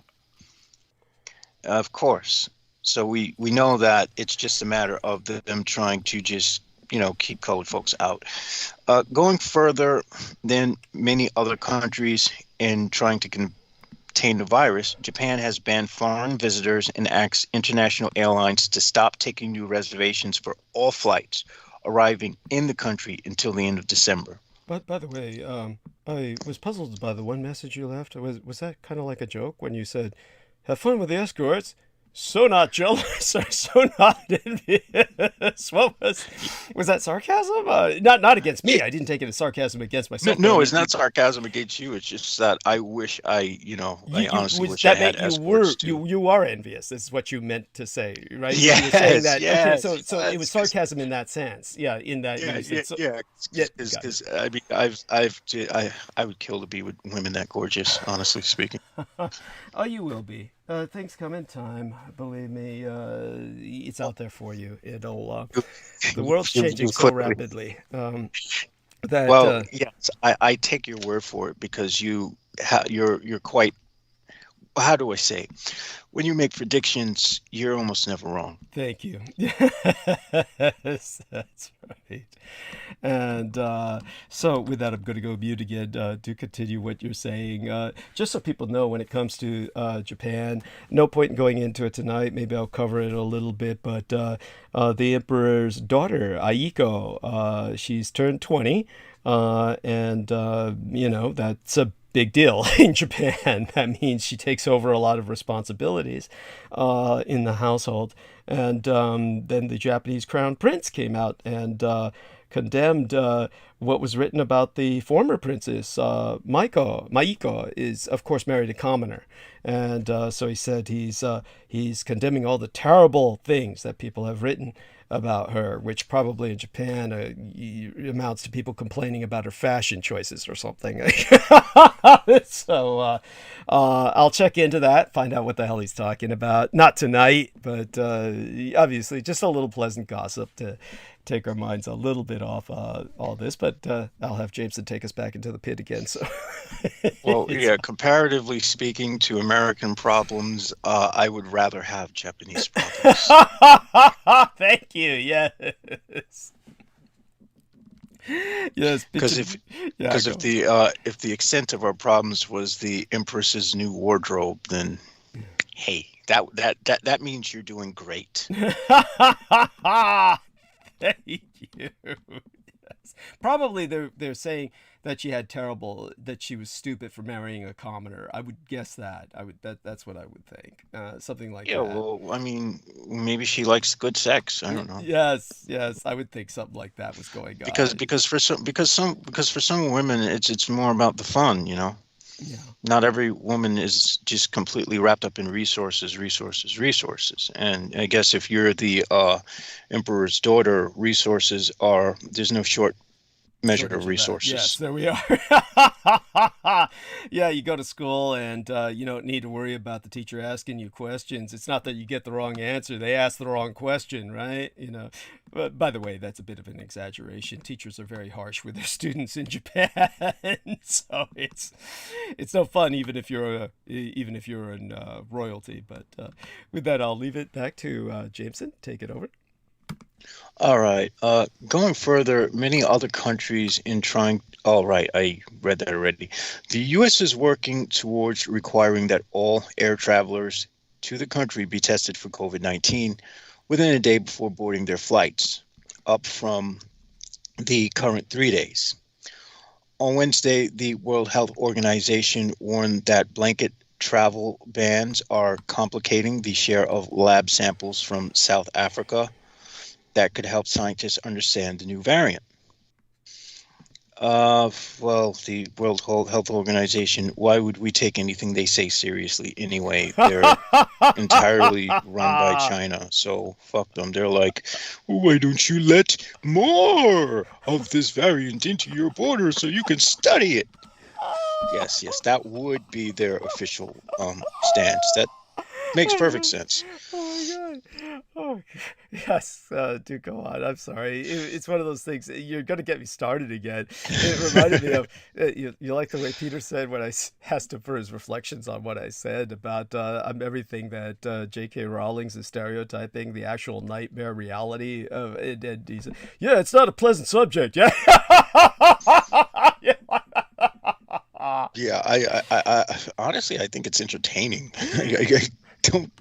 Well, then again, he has a different grasp on what's pleasant, and yes. It's Peter's just Peter. Yes, that's right. We all love him, right. Despite his quirks. Old fogey. Okay, I'll go mute. At the same time, the Omicron variant is spreading new fear and uncertainty. The dominant Delta variant is still creating havoc, especially in Europe. Many countries there are dealing with a surge of infections and hospitalizations, despite a relatively high vaccination rate of 67% of European Union's population. For the first time, von der Leyen said the European Union nation should consider making vaccinations mandatory. Greece plans to fine people over 60 who don't get the shot. Just only those people? Why not the people who are under 62? Make a lot more money that way.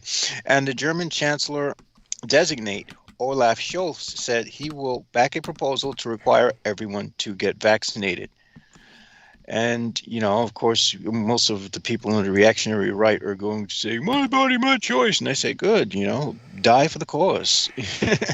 that will be much, well, we'd be all the better for it. There, of course, is something that really does worry me, and that's that's the fact that the justices are signaling that they'll okay new abortion limits and may toss the Roe versus Wade decisions. And the biggest challenge to abortion rights in decades, the Supreme Court's conservative majority on Wednesday signaled they would allow the states to ban abortion much earlier in pregnancy and may even overturn the nationwide right that has existed for nearly 50 years. How the fuck are we the only country going backwards? How does this make any sense? With hundreds of demonstrators outside chanting for and against, I wish those demonstrators had firearms and they were just like unloading on each other, because that would be even more interesting. But that's just me. I'm that's the cynic in me that just can't shut the fuck up. The justices led the arguments that could decide the fate of the court's historic 1973 Roe versus Wade decision legalizing abortion throughout the United States in its 1992 ruling in the Planned Parenthood versus Casey, which reaffirmed Roe. The bad news to this is that with more women who are going to go to places where they get illegal abortions, or more women who are going to die as a result of pregnancy problems, there's going to be nothing but more men around. And we don't want a fucking society overrun by males. I'm sorry. That's just freaking messed up. But, you know, they don't care. These pieces of shit in the Supreme Court. The outcome probably won't be known until next June, but after nearly 2 hours of arguments, all 6 conservative justices, including 3 appointed by former President Donald Trump, indicated they would uphold a Mississippi law that bans abortions after 15 weeks of pregnancy. Now, after 15 weeks, most women don't even know that they're pregnant. Which is why this makes no damn sense. At the very least, such a decision would undermine Roe and Casey, which allowed states to regulate but not ban abortion up to the point of fetal viability at roughly 24 weeks.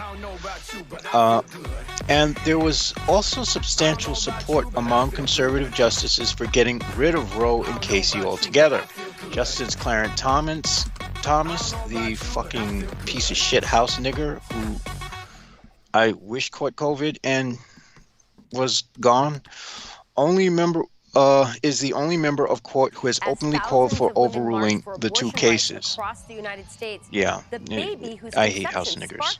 It goes without saying. Justice Brett Kavanaugh, a Trump appointee, asked whether the court would be better off withdrawing completely from the abortion issue and letting the states decide. Why should this court be the arbiter rather than Congress, the state legislatures, state Supreme Courts, the people being able to resolve this? Oh, wait, is that a guy or female? I don't know. Who fucking cares? I don't want to know who these people are. They're just disgusting. And there will be different answers in Mississippi and New York and different answers in Alabama and then California. Abortion would soon become illegal or severely restricted in roughly half the states if Roe and Casey are overturned, according to the Guttmacher Institute, a research organization that supports abortion rights. Legislatures in many Republican-led states are poised for action, depending on the Supreme Court's ruling. Well, that's the only good thing that will come of this is more women will be traveling to these non-Republican states. So all the men will just be like your fucking militant incel pieces of shit who will all be fucking each other in Trump orgies and whatnot, because that's probably what they already do. On Wednesday, the U.S. Court of Appeals for the Sixth Circuit vacated previous rulings that had blocked a Tennessee law that included banning abortions once a fetal heartbeat is detected about 6 weeks and ordering a rehearsing by the full court. People of color and lesser means will be disproportionately affected. Supporters of abortion rights say, which is the whole point, this is a racial war. This is not a war. This is not just a war against women. This is a war against women of color. This is precisely what they want. The court's 3 liberal justices said that reversing Roe and Casey would significantly damage the court's own legitimacy. I think the court's legitimacy was damaged a long time ago. I honestly don't even think we should have a Supreme Court anymore. But that's just me. Well, this institution should survive the stench that creates the public perceptions that the Constitution and its reading are just political acts, Justice Sonia Sotomayor asked. I don't believe it will. I don't believe that the institution that is the United States of America will survive the coming conflicts within its own states, but that's just my own cynicism. In unusually strong terms for the High Court argument, Justice Stephen Breyer warned his colleagues that they better be damn sure before they throw away established abortion decisions. Public opinion polls show support for preserving Roe, through some surveys also find backing for greater restrictions on abortions. Among conservatives, Chief Justice John Roberts appeared most interested in a less sweeping ruling that would uphold the Mississippi law but not explicitly overrule Roe and Casey. That may be what they're asking for, but the thing at issue before us is 15 weeks, Roberts said, alluding to Mississippi's call to overturn the broader cases, in addition to upholding its own law. More than 90% of abortions are performed in the first 13 weeks of pregnancy, well before viability, according to the Federal Centers for Disease Control and Prevention. About 100 patients per year get abortions after 15 weeks at the Jackson's Women's Health Organization, Mississippi's lone abortion clinic. The facility does not provide abortions after 16 weeks. Even upholding the 15-week ban would mean rejecting the decades-old viability line. Honestly, if I were a woman and I was pregnant and I couldn't get an abortion, I would commit suicide. But that's just me. And that's because I would not want to bring anything into this fucking world of horrors, much less have the freedom that you have of being a single individual ripped away from you. Abortion rights supporters say that would effectively overturn Roe and leave no principled line for when abortions might be banned. Justice Neil Gorsuch, another Trump appointee, suggested the lack of a rigorous alternative might be a reason to overrule Roe and Casey entirely. These are all people with balls. What the fuck do they know about carrying a baby? What do they know about the suffering of childbirth? These are males. This makes no goddamn sense. You emphasize that if 15 weeks were approved, then we'd have cases about 12 and 10 and 8 and 6. And so my question is there a line that the government believes would be principled or not? Gorsuch asks Solicitor Elizabeth PRĒÖMPTIVE, the Biden administration lawyer supporting the Mississippi clinic. I don't think there's any line that could be more principled than viability, PRĒÖMPTIVE said. Supporters of both sides in the abortion debate fill the sidewalks in front of the court. They're doing rallies audible even from inside the building. Opposing signs read sentiments such as "her body, her choice," and God hates shedding of innocent blood. The court stepped up security measures, including closing off some streets around the building. For good reason. I suppose, people would start climbing over the walls and trying to get inside the courtroom because, that's just how crazy Americans are. But then again, I'm just thinking back on January 6th. Perhaps in recognition of the gravity of the issue before them, the justices took the bench at 10 o'clock without any smiles or private jokes they sometimes share. Yeah, these are jokes about how much they're going to fuck people up. The case came to court with a 6-3 conservative majority that has been transformed by justices named by Trump: Gorsuch, Kavanaugh, and Amy Coney Barrett. A month ago, the justices also heard arguments over a uniquely designed Texas law that has succeeded in getting around the Roe and Casey decisions and banned abortions in the nation's second largest state after about 6 weeks of pregnancy. The legal dispute over the Texas law revolves around whether it can be challenged in federal court rather than the right to an abortion. The court has yet to rule on the Texas law, and the justices have refused to put it on hold while the matter is under legal review. The Mississippi case poses questions more central to the abortion right. State Solicitor General Scott Stewart said, Roe and Casey hurt our country and have no basis in the Constitution, nor does letting women or blacks vote have any basis in the Constitution. At which point, when will we get over this fucking Constitution cultism bullshit? Seriously. I mean, the Constitution is not a fucking 10 Commandments or shit, I mean, seriously. We need to get over this at this point. The Constitution doesn't serve us anymore. Some parts of it might, but not all of it does. It's definitely not drafted for, modern times as we live in. He compared these decisions to Plessy versus Ferguson, the infamous Supreme Court ruling from 1896 that justified official segregation before it was overruled by Brown versus the Board of Education 58 years later. We're running on 50 years of Roe. It's egregiously wrong decision that has inflicted tremendous damage in our country and will continue to do so and take innumerable human lives unless this court overrules it, he says. What a piece of shit. You know, I honestly don't even like to entertain this anymore, but I'll continue because it's important. The Mississippi Clinic argued that those two cases were correctly decided and have been relied on by women and their partners for nearly half a century, a point also made by Justice Elena Kagan. The abortion decisions are part of the fabric of women's existence in this country, she said. Well, welcome to reality. This country does not favor women anymore. It never did. Sadly speaking, while women may have more freedom in some areas than women in the rest of the world, it still has a long way to go. I mean, we need to acknowledge that.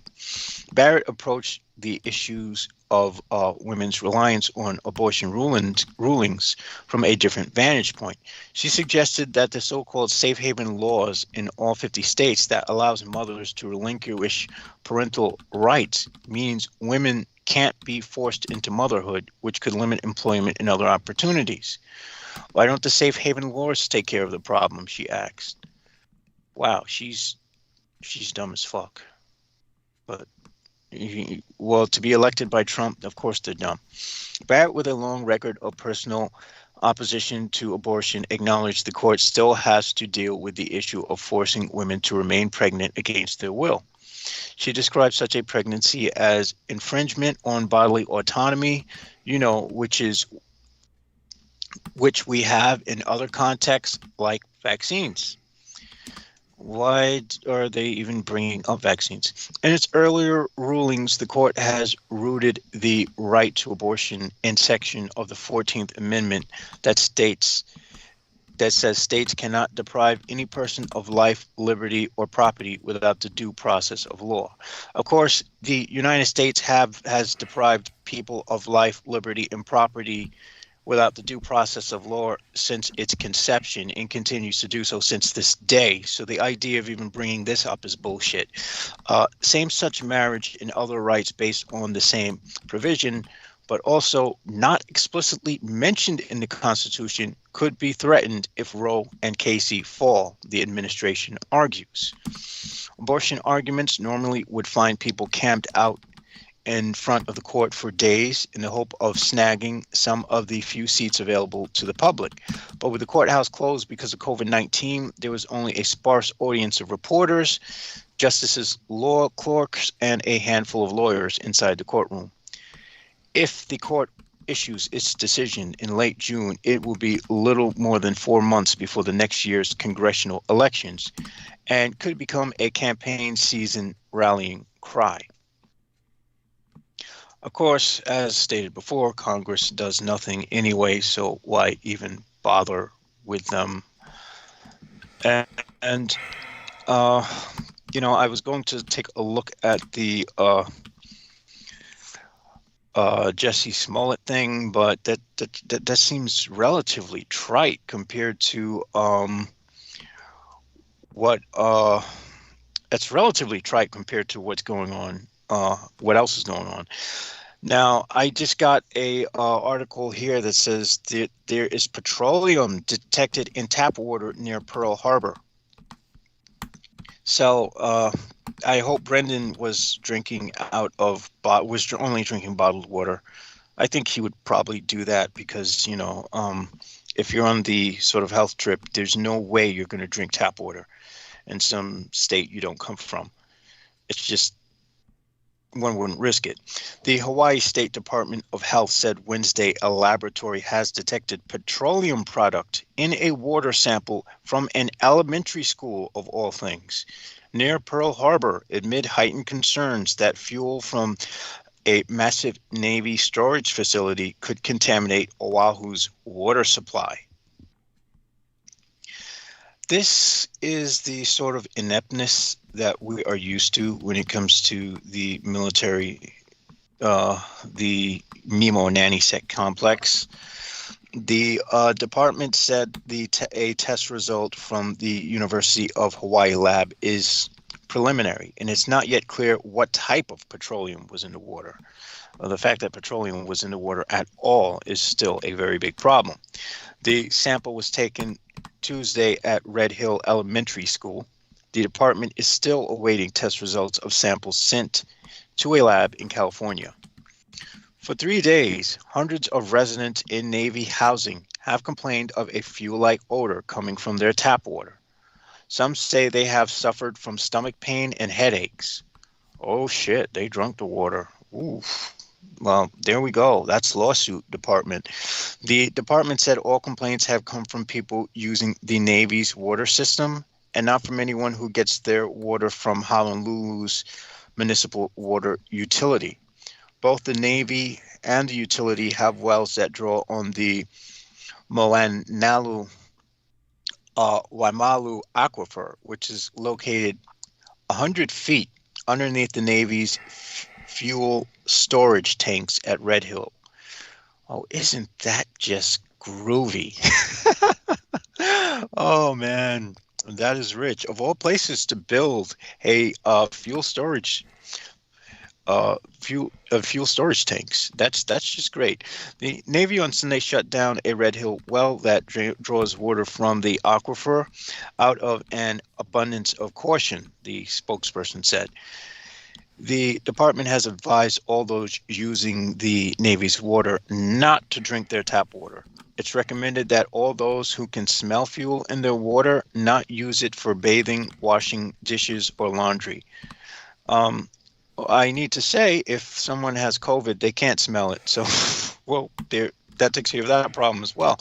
The system provides water for about 93,000 people living in or near Pearl Harbor.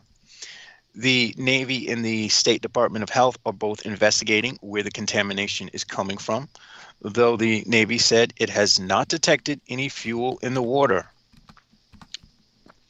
The elementary school gets its water from the Navy's water system. Oh, that's just rich. Dr. Diana Felton, a Hawaii state toxicologist, said people who ingest petroleum may experience nausea, vomiting, diarrhea, as well as dizziness and headaches. Skin exposure may lead to itching and rashes. People who stop drinking affected water should start to feel better in a few hours, she says. What are the long-term effects of that going to be on their health of having ingested that in the first place, though? Felton said she won't know whether anyone who would be affected to suffer any long-term effects of drinking water until she learns what type of petroleum was involved. But at this point, she believes it's unlikely. Depending on the type of petroleum, you could have long-term cases of cancers of different types, and nobody wants cancer. Last week, the Navy said a water and fuel mixture leaked from a fire suppression system drain line into the lower tunnel in the Red Hill fuel tank farm. The Navy said no fuel leaked into the environment in the episode. Honolulu Civil Beat reported last month that officials waited months to report a January fuel leak at Pearl Harbor to the State Department of Health because they were worried doing so would hurt their ability to get a permit for the Red Hill tanks. Yeah, this is just typical bullshit. Hawaii's congressional delegation has asked the Department of Defense to investigate. The tank farm contains 20 large underground fuel tanks that date back to World War II. Oh, gee, no wonder why they're leaking. The Navy built the tanks in 2 rows of 10 inside a mountain ridge 3 miles inland from Pearl Harbor. Each tank is as tall as a 25-story building. Yeah, that's going to pose some nasty issues as far as cleanup is concerned. Total storage capacity of the facility is 250 million gallons, giving the U.S. military what it calls a vital fuel reserve in the Pacific. The tanks provide the last fully U.S.-owned fuel stop for forces going from the West Coast and Hawaii to Asia and the Middle East. So there we have that. More evidence of a deteriorating infrastructure within these United States. For those who like to say love it or leave it, they've got to be out of their fucking minds. They're not in their right minds. But that's just my opinion. So let me see what else I can dredge up from the depths. Okay, let's see. I could go into this guy who shot up the school, finally. Now, the parents of a teenager accused of killing 4 students at a Michigan school were summoned to discuss his behavior just a few hours before the violence, a sheriff said. The disclosure was made Wednesday as Ethan Crumbly, 15, was charged as an adult. Oh my God. His name Crumbly. I mean, that must have been, they all must have picked on that, right? Yeah. I mean, yeah. It's Mr. Crumbly. That had to have something to do with it. Yeah. So to go on, I honestly, I'm surprised. Is there something new coming in about it? What are they saying? Exactly? Let us know. Well, they're basically saying that it's just not. This was not just an impulsive act, which they're preaching to the choir. Who doesn't know that? I mean, that's horrible. See how horrible this is? It's gotten to the point where, yes, they're belaboring the obvious. Yes, oh God. It's gotten to the point where it's humorous, honestly. Yes. I mean, let everybody understand, qualify that, please. Yes. This is a sort of dark, macabre humor. It's not, we're not laughing at the situation. We, of course, mourn for the victims, and we extend our, utmost condolences to those who lost loved ones in this massacre. That's beautiful. Thank you. It's very professional. Thank you. Yes. Let's go on. Yeah, I should have been a lawyer, honestly speaking. Maybe you'd do better for yourself than that poor girl who was running Theranos. But hey, you risked. Oh my gosh. Yeah. What's I'm interested to hear what's going on with that. I'm fairly certain she's going to get charged fully, as she deserves to be so. I mean, yes, she does. But at the same time, I have a perverse affection for her. But then again, I've worked with criminals all my life, right? I mean, she's certainly a sociopath. No doubt. Some people, that turns some guys on, I guess.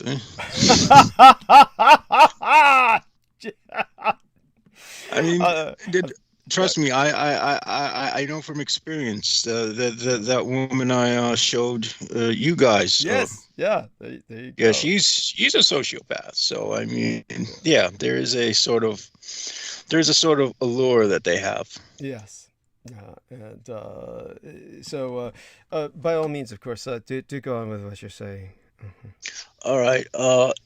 In court, a case said that Crumbly entered a bathroom with a backpack and came out with a semi-automatic handgun, fired at students while moving down the hallway. The 4 students who were killed were 16-year-old Tate Meyer, 14-year-old Hannah St. Juliana, and Madison Baldwin and Justin Schilling, both 17.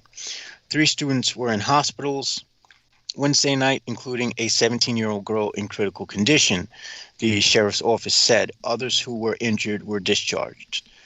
Deputies rushed to the school around lunchtime Tuesday and captured Crumbly within minutes of the shooting.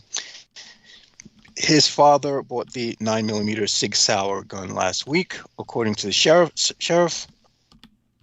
It was the deadliest school shooting since the Santa Fe, Texas high school massacre in 2018. He's been keeping track. How does one keep track of that shit? He sounds like he did that off the top of his head. Yeah, this is like the what? I don't know. We've passed the 1,000 marker point as far as school shootings are concerned at this point. At this point in this year, and they're able to pull up each one. Like, I don't get it either. They must have Googled that. They had to have Googled that. I'm so sorry. That's so fucking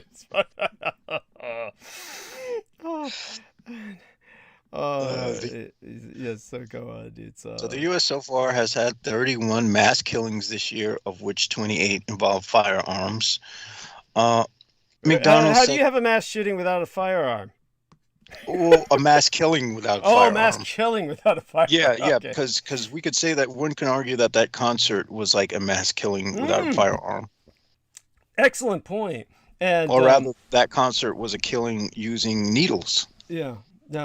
Well, yeah. It was. Well, all kinds of shit was going on with that thing.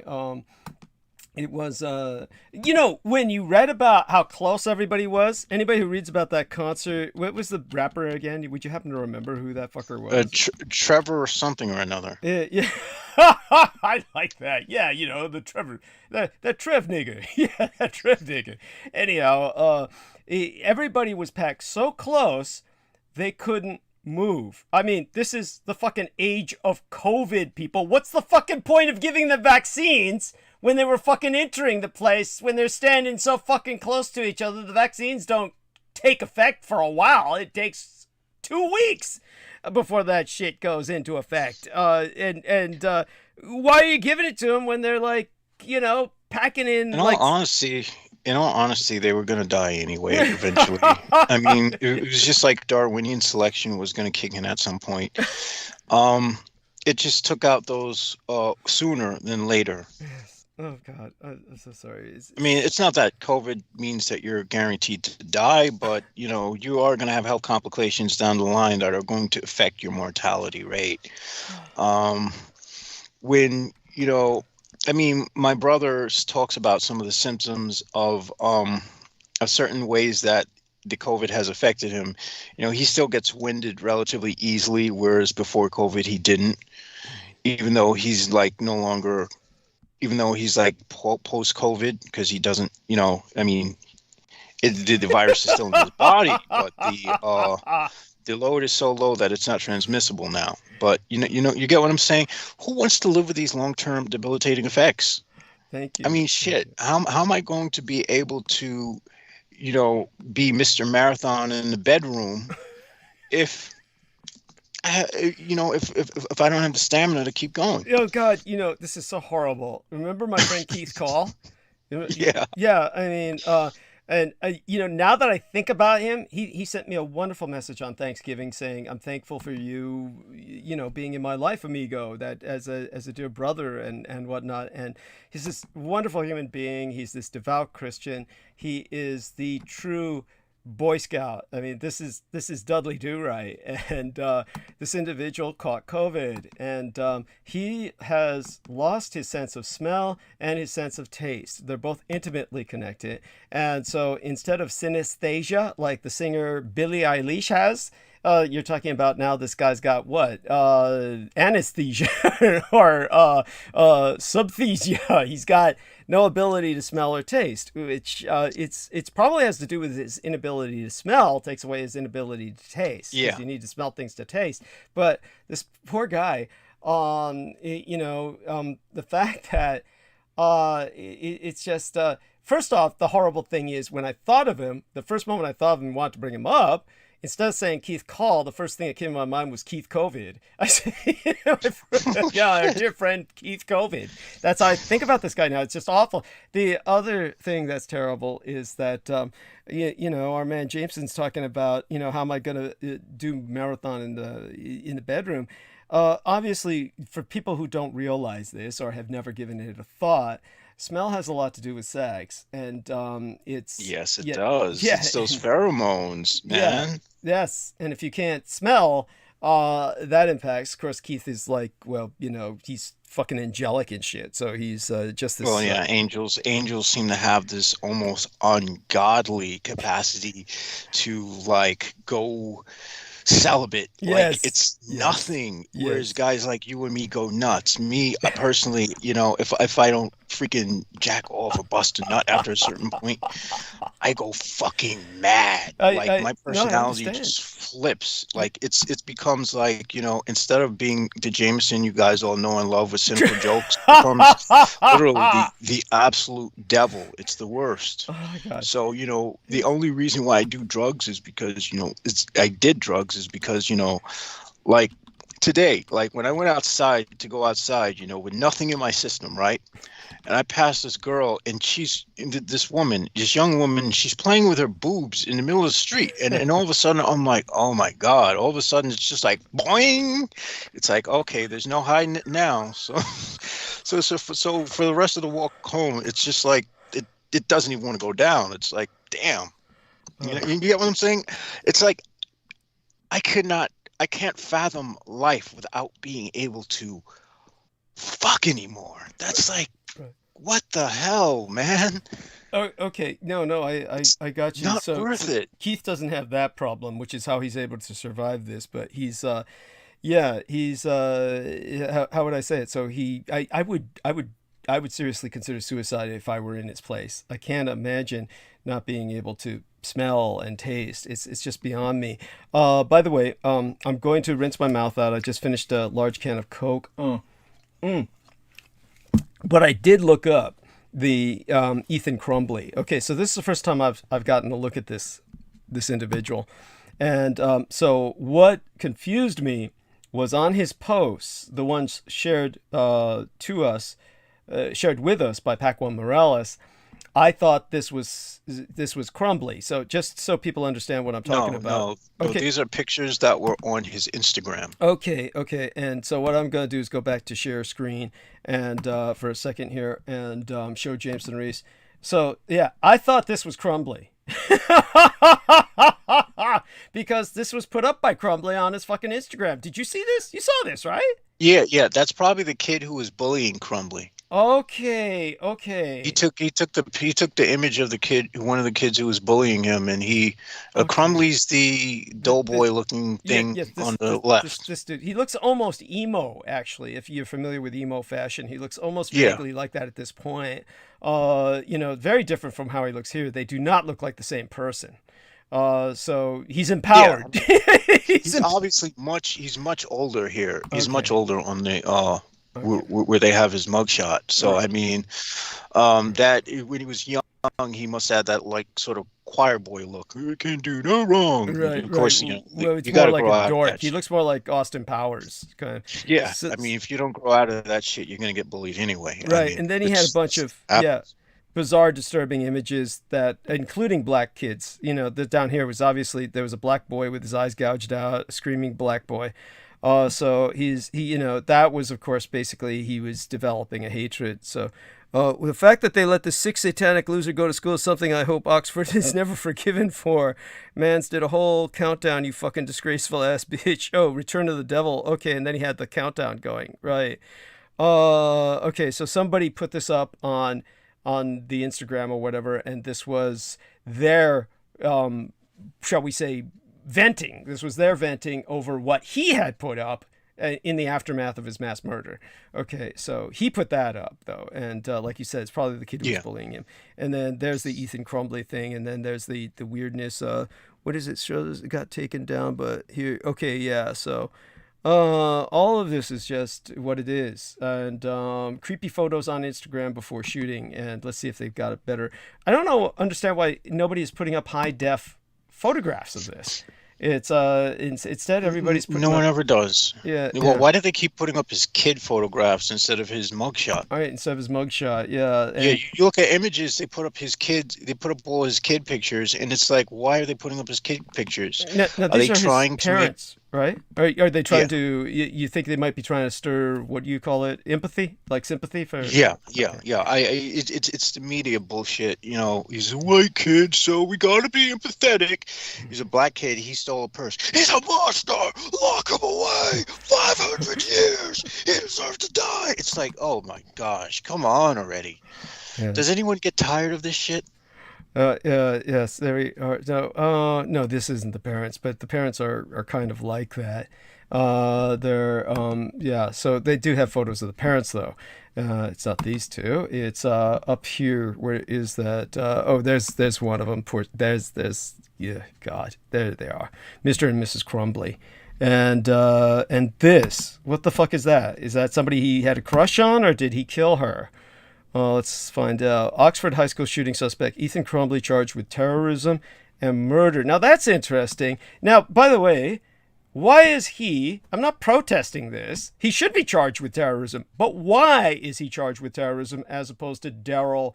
I keep saying Derek Talley. Daryl Brooks. You know, the man in the Republican red Ford Escape. That's an interesting question because he was homegrown. I mean, because he was CIA groomed, perhaps, or something. Good point. Darryl, Yes, since he's an asset of the government, he can't be a terrorist. It's just like that piece of shit who winds up in Fort Leavenworth after he retired from the, right. You know. Right. That's right. The Army. By the way, so this poor dear, Madison Baldwin, had been accepted into several colleges before her death, killed by this son of a bitch. Oh my God, this is just awful. It's beyond awful. Yes, thank you. It's but that goes to show you the biggest threat that the world faces. You know. Yes. Is the biggest the world threat is facing are white men with guns. White boys with guns. Oh, and then this dear too, teen Hannah St. Juliana. Hannah St. Juliana, interesting name, 14, was killed in the shooting. Oh, God, what a loss. This is terrible. And it's beyond a loss. Yeah, could do without this guy. I mean, that's no loss there. There's no loss there. I'm sorry, this is horrible. Okay, we did not say that. We did not say that. No one knows what we're talking about anyway. We're not condoning misandry, folks. It's just too much testosterone. You don't have a very balanced existence. Sympathy. Our sympathy is for the ladies. This guy was a jock. He was at the peak of his life, and he died in the back of the police car. This Tate Meyer guy. So, you know, sorry about that, but he was just a breeding stud. Oh my God. So, oh God, this is just horrible. So I'll say what I can about this. It's, I'll start talking in a few minutes. I'll be back. I'm going to rinse my mouth out when I come back. I'll start sucking all the oxygen up. This is weird. This bitch looks just like the boy. They're hugging. There's this couple that are hugging after the mass shooting. One of them one's a bull dyke. She looks just like the kid who shot everybody. Could be his fucking clone. Oh shit! That's a good point. Yeah. Weird shit. And so there you go with that. And all right. More. I will have something to say about this. It's obligatory. So I will say something about this. I'll put it in some context so people understand. Some victories are to be had here. As horrible as it is, I'll describe what they are. The victory is that now we're seeing white males who brandish guns and shoot people to death are as terrorists, which is something we have not seen. That is progressive. Forever. Thank you. That is progressive. That is progressive. Thank you. Very good. That's very astute. And I'm proud of you. Thank you. That's so there is a genuine silver lining there. This I'm sorry it takes this to get there. We should have gotten there a long time ago, but hey, we got there, right? And then there was the shit that they were all grabbing, with the fucking. Everybody was running to defend themselves. They were all grabbing scissors and shit. Anything that could fight? Did you read about any of that or run into? No. Oh, man. I did not. Oh yeah, read that. Yeah. It's they were just grabbing everything they could. Kids were picking up scissors, jumping out the windows and shit. I don't know how high they were jumping out the windows, how many stories up they were, but oh yeah, well, if you jump off a window and you're like even 2 stories up, your body might pop. Yeah. If you're 3 or 4 stories up, you're what I always notice in watching videos of people who jump is that I love how the body does this bounce. It does like this 360-degree turn, and then it falls back down after it hits the ground. I've always wondered why that happens, but I think that has to do with the water composition of the body. It's kind of like dropping a water balloon. I saw this one video with this guy. I guess this guy. This was probably the worst. This person had jumped. Right. So this guy's on his cell phone. And someone jumps because apparently they found out they had cancer and they just wanted to die. So before their body hits the ground, it hits the dude who's on his cell phone, and then the head just pops off when it finally hits the ground. And there's some guy who's so not only did the person jump, they injured someone because the other person had like severe spinal injuries after that. And there's this dude who's like just about to walk. He's like just about to walk into the entryway of the hospital, and when the body just goes slap right in front of him, and then he just walks right back the other way. Oh my God. He's like, oh, not going there today. Yeah. Oh. I know it's not funny, folks. It is funny. No, it's hideously funny. You don't laugh. What can you say? You're just you're left to. It's it was like this. There's this one story that's just unbelievable. There was this one young girl, brilliant, beautiful young girl, had just graduated with a degree in psychology. And she got a degree in psychology specializing in helping suicidal people. And some suicidal young twit, a young man, fucking jumped off a bridge and into a busy highway and landed on the roof of her car and killed her. And he survived without a scratch. It's just the weight of his body smashed her, killed her. And so here's this guy trying to commit suicide. And she saves him. Wow. With her life, right? So chances are he got charged for that. Yeah, I would hope. Yeah. So I mean, honestly, he's going to want to succeed next time. One would hope. Yeah, one would hope he's taken care of in prison. But this is like. Then again, if he was a white male, he probably got off. All too often, that's what happens. It's we're cynical enough where that does happen a lot. It's was that some kind of balance that was struck there, that this woman was going to dedicate herself to saving people from suicide, and then that happens? It's bizarre. That was very. I'll tell you, I believe that what people consider God is a very dark being with a very dark sense of humor.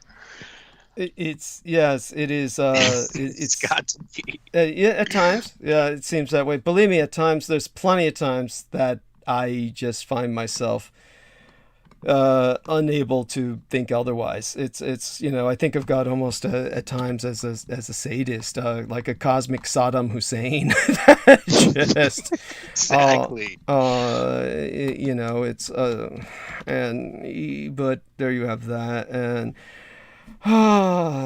It's okay. So take over for another 5-10 minutes. I'll be back. All right. So I'll be back before then, but. All right.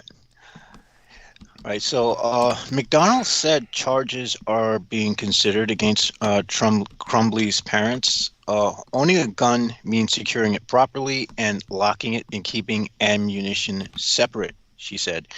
The school shooting should be a wake-up call for new gun laws in a country that has become desensitized to school shooting. The problem is, and this is something that she probably does not see, because there's a sort of naivete in that statement, but every time there's a call for gun laws, more people buy guns. Every time there's a call for gun laws, the amount of people who are buying guns due to the fear of gun laws goes up astronomically. So the only people who really serve to gain from the statement are gun manufacturers. And that is why I feel that what McDonald is saying here is naive in the highest order of naive. We have to do better, the prosecutor said, without offering specific changes. How many times does this have to happen? How many times? Oh, gosh, could they stop with the blanket platitudes? Can we just say that this is the norm? This just is what it is.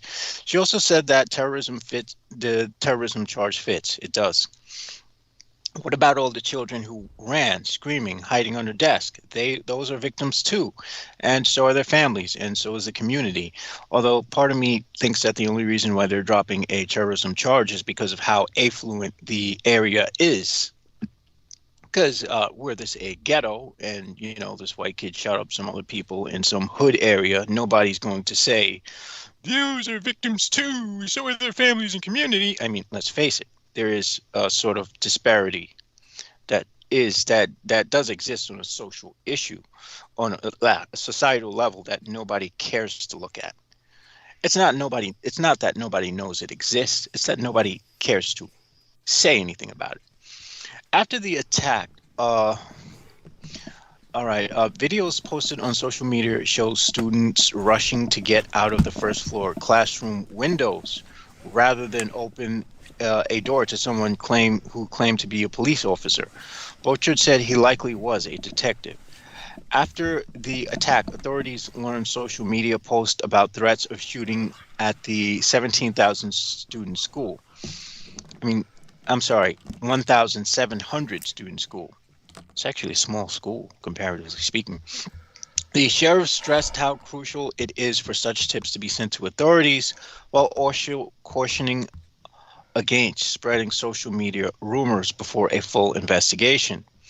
A concerned parent, Robin Redding, said her son, 12th grader Treshan Bryant, stayed home Tuesday after hearing threats of a possible student. Well, that's a smart student. Somebody's going to snap. You say, oh, fuck this shit. I'm not going to school tomorrow. That's a very smart student. Is that a boy or a girl? Boy. Oh, good man. He's got he'll Treshan go far. Bryant. Well, son. Yeah. He definitely has some street smart, so I can only assume he's black. I'm just saying, I could be wrong, but we're so fucking bad. We're going but even the name Treshan Bryant. Oh yeah, fuck, that sounds black as hell. Yes,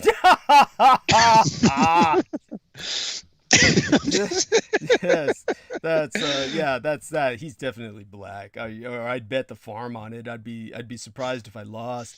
Because look, I'm not trying to throw out stereotypes, but we all know that when it comes to survival instincts, I'm just saying we kind of you don't see blacks do shit like base jumping and bungee cord jumping, okay? No, you don't see them do you don't see them cliff jumping. You don't see them doing any of that crazy shit. Yeah. No. Oh yeah, no. Yeah. Unless their name is Derek Talley. Yeah, yeah, and then he's just full of shit anyway. Yeah, like I said, the fucker made himself sound like he was Afro Jacques Cousteau and shit. And he was he's just full of shit. And do go on. And he spent 30 minutes in the water and the water spit him back out. Yes, that's right. And but yeah, he made it sound like, oh yeah, maybe I should dust off my fucking oxygen tank and shit. Yeah, he dusted off his oxygen tank, all right. He's wearing it up his nose for the it's supposed to be on whatever disease he's got now. It's probably got a tank of nitrous oxide that he's huffing. It's not an oxygen tank. It's nitrous. Yes. There we are. And okay. Because that shit has him seeing like jelly donuts coming out of people's asses. I mean, although I've never tried, I've never tried huffing that gas, but supposedly, like the hallucinations are. I don't know what the hallucinations are like with that. You ever tried that nitrous? Not to my conscious memory. I might have. I've been through a lot. Well, yeah. I mean, that the very nature of the dope you're on is such that you really don't remember whether you did it or not. I'm sure you've been there. I mean, this sort of thing happens. oh yeah, and every time you swear it's going to be the last time because the trip is just so damn hard that you think you're going to die, and you're like, "This is it. I'm done with this shit. I'm just going to go back to life." We tend to remember those. I mean, those we tend to remember. It's yeah, those are like every day. yeah. The other ones that are a little more neutral, it's you forget them, and all right. At any rate, so do go on. There we are so far, and All right. almost ready. All right. This couldn't be random, she said. Of course, it wasn't random. After after the 2016 presidential election, Crumbly's mother wrote an open letter to Donald Trump as a blog post. It suggested school trouble, financial struggles, resentments, but also hope for the future. So they were Trump supporters. They actually thought Trump would read their letter. That's indicative of a naivete that borders on pathological. Yeah. Jennifer Crumbly said she was skipping car insurance payments to hire a tutor to help her son, who was 10 at the time. She blamed the Common Core curriculum used by teachers. Of course, well, honestly, I would say the Common Core curriculum probably does suck. I hear that, well, then again, we don't have education. We don't have an education system, folks. Unless you go to college, without college, there's no education. And even college, to some degree, some of that is bullshit too, depending on, who's teaching and what their agenda is. My son struggles daily, and my teachers tell me they hate teaching it, but they have to, Jennifer Crumbly wrote. She also celebrated her right to own her gun, referring to her job as a real estate agent. As a female and a realtor, thank you for allowing my right to bear arms, allowing me to be protected if I show a home to someone with bad intentions because they want to rape your dumb white ass. Sure? Yeah, she's not even a looker. Yes. Thank you for respecting that amendment. Oh, God. With that level of naivete, it's no surprise that this happened. It couldn't happen to a more, deserving couple. There we are. But it's not like, how could I say this? It was like, you can't really call them deserving because they prepped it. They're what do you call it? They're accomplices. Yeah, they're complicit, and they're going to pay the price for it. They're going to, because they're looking at. I mean, one would hope. One hopes. Yeah, but go on. Well. Let's get George Schroeder, maybe. Well, if he gets Schroeder, he's going to be the next stooge who's going to be invited to Gates's estate. Oh, there was something I found funny. All right, so this is how. Now I have to shit on the opposite end of the spectrum. I have to shit on the Democrats this time. Now. As we know, the Democrats were all too happy to throw, what's his name? Oh my gosh, who the fuck who is that governor of the New York again? Was it Cuomo? It's like Cuomo, right? Cuomo. Yeah, they were all too happy to throw Cuomo under the bus, whereas, Matt Gaetz, he still seems to have his job. How is that possible? A guy who solicited sex from a 16-year-old.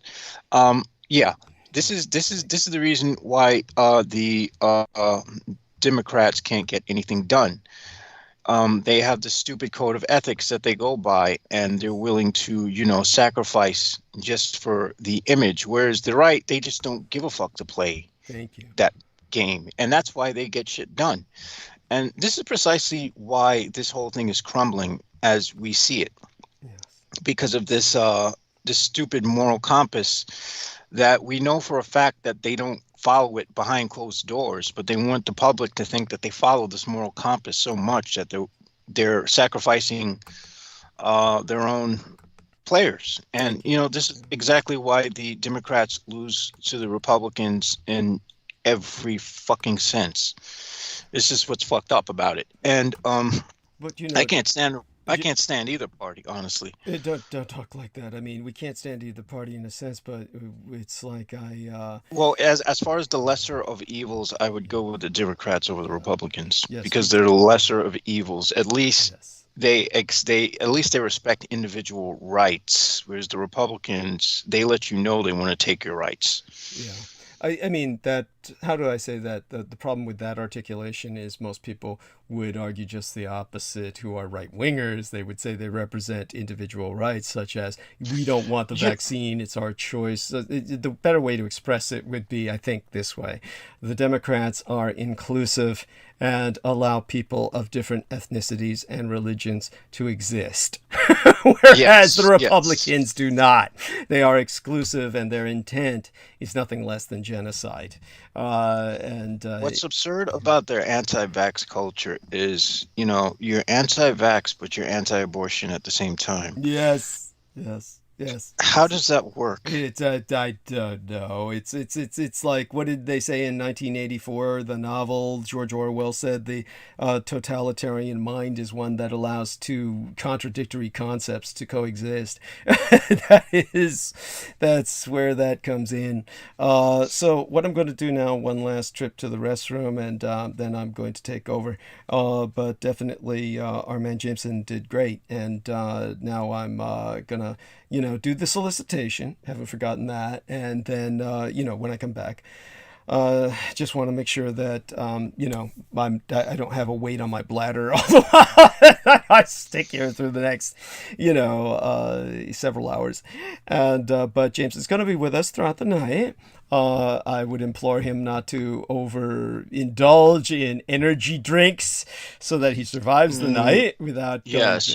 I only have one more, and I think it's in my best interest to use it maybe around 4:00. Use it sparingly, as a last resort. I'm not going to. I can't do what I did. Well, I mean, I can, but that's gonna have to be like maybe a few days from now. Well, we get it, but at the same time, that is unless I meet some beautiful young lady, and and I gotta deliver, and then I will stay clear of everything, because nothing's better than being completely clear when you're doing your thing, and they're out there. I just got to get my head out of my ass and say hi, which is the fucked up thing. It's the problem with being like socially retarded. I mean, no, honestly, I am what you would call socially retarded. I'm brilliant any other place, very astute. I could pick out things that most people wouldn't even see. But when it comes to like the social comings and goings, it's like, hello, do I say something? I thought I just said hi to that person. Oh, wait, that was in my mind. Yeah, that happens all the time. Apparently, thinking hi to a woman does not work. Yes, yeah, and I don't have telepathy yet. Yes, well, we'll get there. I mean, honestly, once you learn to read body language, when you learn to read body language, then you'll get there. And the problem is the only body language I know how to learn is attack, and that's hostility, and that's because most of my child life was spent fighting and beating up and getting beaten up and beating up and getting beaten up. So violence, yes, I can understand. I could read the language of violence. That's about all I could read. And things will change, and so I'll take your word for it.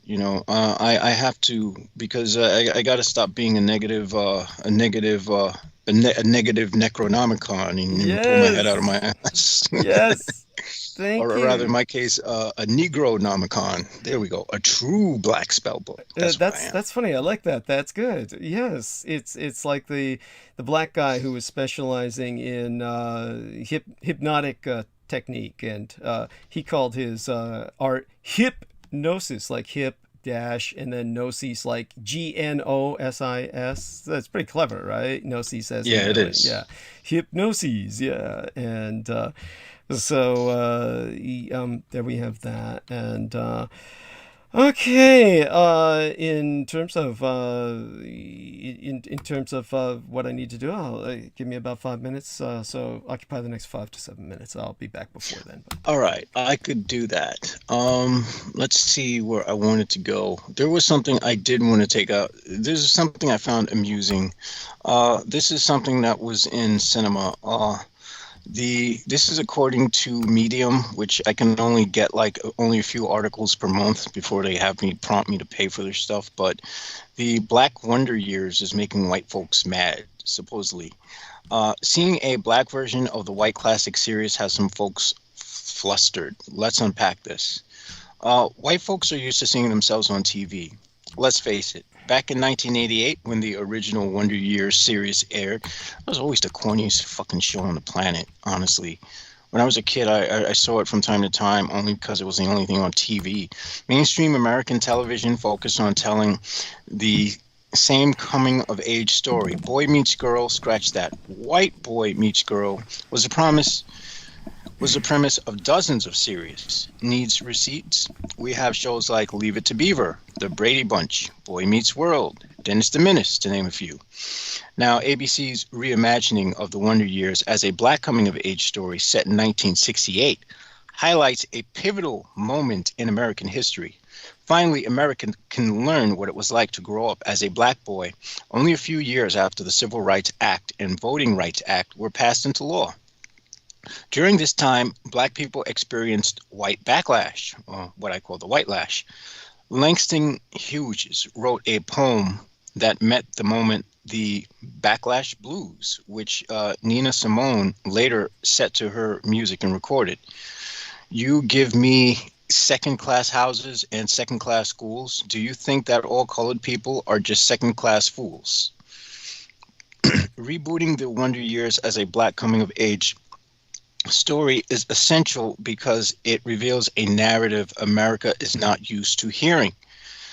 White people are not the only ones who experience nostalgia, and this story is a reminder that black people have unique lived experiences and stories worth telling. Now, let's address the white elephant in the room, white privilege. White people are so used to seeing themselves at the center of American television and cinema. Some find it absolutely repulsive to see the other side of the coin.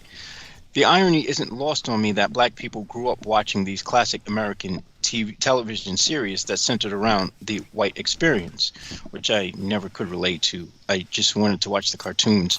Like many black kids, I grew up watching the original Wonder Years series on Nick at Night. I watched the main character, Kevin, fall in love with Winnie Cooper time and time again.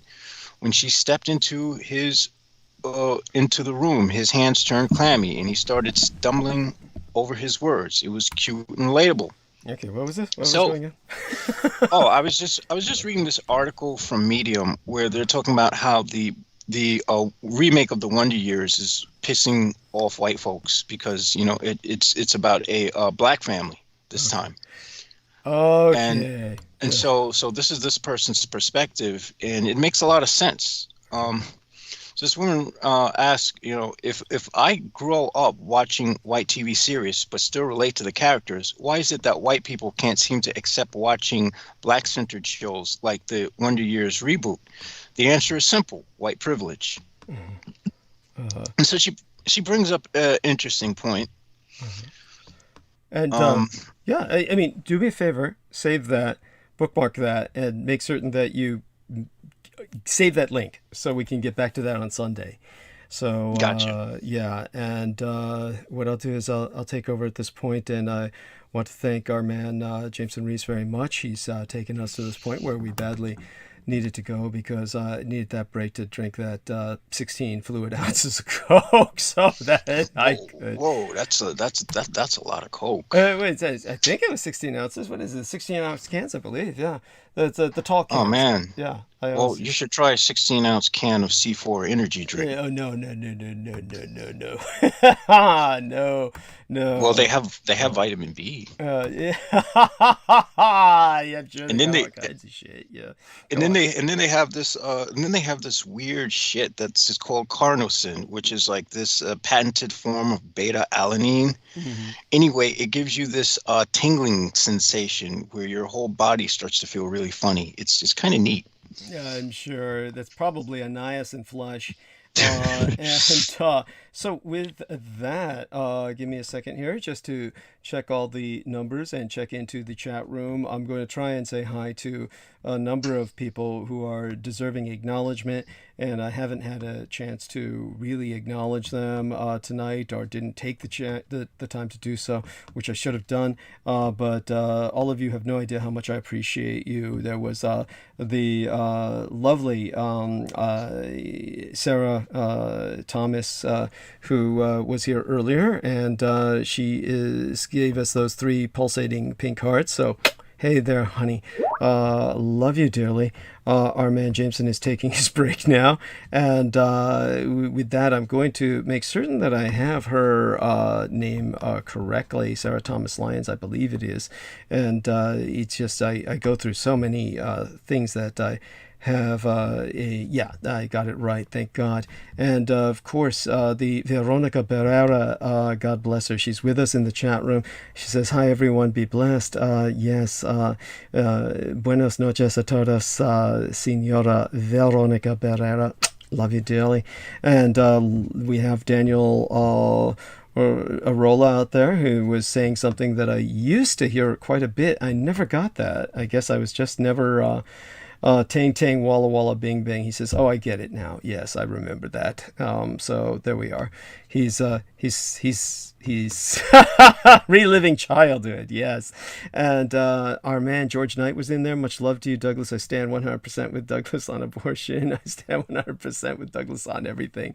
Bless you, sir. Wonderful human being. Loyalty over money, says Lord Jesus Christ be with you. Jesus Christ is God. And he says terrorism charge also fits Waukesha. Yes, plenty of black folks in special forces do all that. Anyhow, then Entertainment Hub says Corona came from a lab in Canada. A military brother of a friend told me. Okay, thank you for sharing that. You can probably sense my skepticism there. It's amazing what these people say who take advantage of being in the military to tell their relations, all kinds of things. So I should never have basically reset the pages. I was reloading them, so I can't check what's in the rest of the Marcus Griggs. I saw Marcus Griggs. It was very hectic lately. Of course, he's a father. Yes, it would be. And Clarice Claudette was in the chat room throughout the night. I'm going to be giving her a shout out and a thank you now. And so let's do the solicitation first. One among the creepiest true crime tours in America is the Tucson Murders' True Crime Tours. The Tucson Murders True Crime Tours provide a historic crime investigation into forgotten lost crimes in Tucson, Arizona. These small private tours are hosted by the Mr. Ben Baron Astenius, a true crime researcher and enthusiast who will personally take us to real historic crime locations related to these crimes in Tucson. Relive these events and hear the untold stories behind the stories. The Baron Ben specializes in the seemingly ever-developing case of the late serial rape killer Charles Howard Schmid Jr., alias the Pied Piper of Tucson, an aftermath tour. See theunfinishedman.com for excerpts from Mr. Astenius's yet-to-be-published unfinished work of that very title, The Unfinished Man, and review scenes from his cinematic productions. Well, cinematic documentaries currently in production at theunfinishedman.com. But other cases, such as the strange case of Morris Brady, the Dr. George Marvin Tejardine case, and the Red Rapist, are also within his repertoire, as in fact are all the crimes that shocked the Southwest throughout the 1960s, the very decade I myself entered this vale of tears. These devastating crimes stained a city so deeply they can never be removed. For tour information, contact the TucsonMurders.com. Tucson is spelled like Tucson, Tucson, but you put the word "the" in front of it, the TucsonMurders.com, or telephone the Baron Ben privately to personally guide your tour at 1-520-323-3406. That's 1520-323-3406. With that, our shout-outs to Le Grand Madame, Halicoditis Kiefer. Halicoditis Kiefer, I've received your envelope containing your money order for 100 United States dollars. I deposited that just the other day, might have been yesterday. Time begins to really blend for me. It all melds together. And thank you so much, honey, for that wonderful little card inside saying how everybody needs to hear what I have to say. God bless you, darling. I love you dearly. Beyond measure, a wonderful woman, a woman who deserves the best in life, and as does La Grande Dame Clarice Claudette, who deposited 33 United States dollars into my PayPal account. Wonderful human being, and of course that helps. And she, of course, is the lady who sent me the care package that just keeps on giving. Really saved my ass every time I freeze my ass off through my own incompetent stupidity. So blessings be unto she. And with that, we will go on to the great historical secret that today's date represents. It's already past midnight on the eastern coast, and of course it's be around past midnight probably, on central time as well. So if the majority of the United States' population is now into the next day. So in terms of the date that today's date, December 2nd, it is the 78th commemorative date or anniversary, very somber one, of one of the greatest secrets you've never heard of, the classified chemical weapons catastrophe that launched the Western War on Cancer. So let me explain that to you, the historical significance of this day, before getting into news analysis for tonight, which we're stuck with because there's just so much news going on. There was this World War II major Allied defeat and the cover-up thereof that led to a cancer treatment breakthrough. It was the Third Reich's attack at BARI that was dubbed by the Allies as, quote-unquote, the Little Pearl Harbor, where the Luftwaffe, the German Air Force, knowingly hit an Allied ship full of poisonous mustard gas bombs that were being brought in theater because the Allies wanted to end the war by gas bombing the German cities of Dusseldorf and Cologne.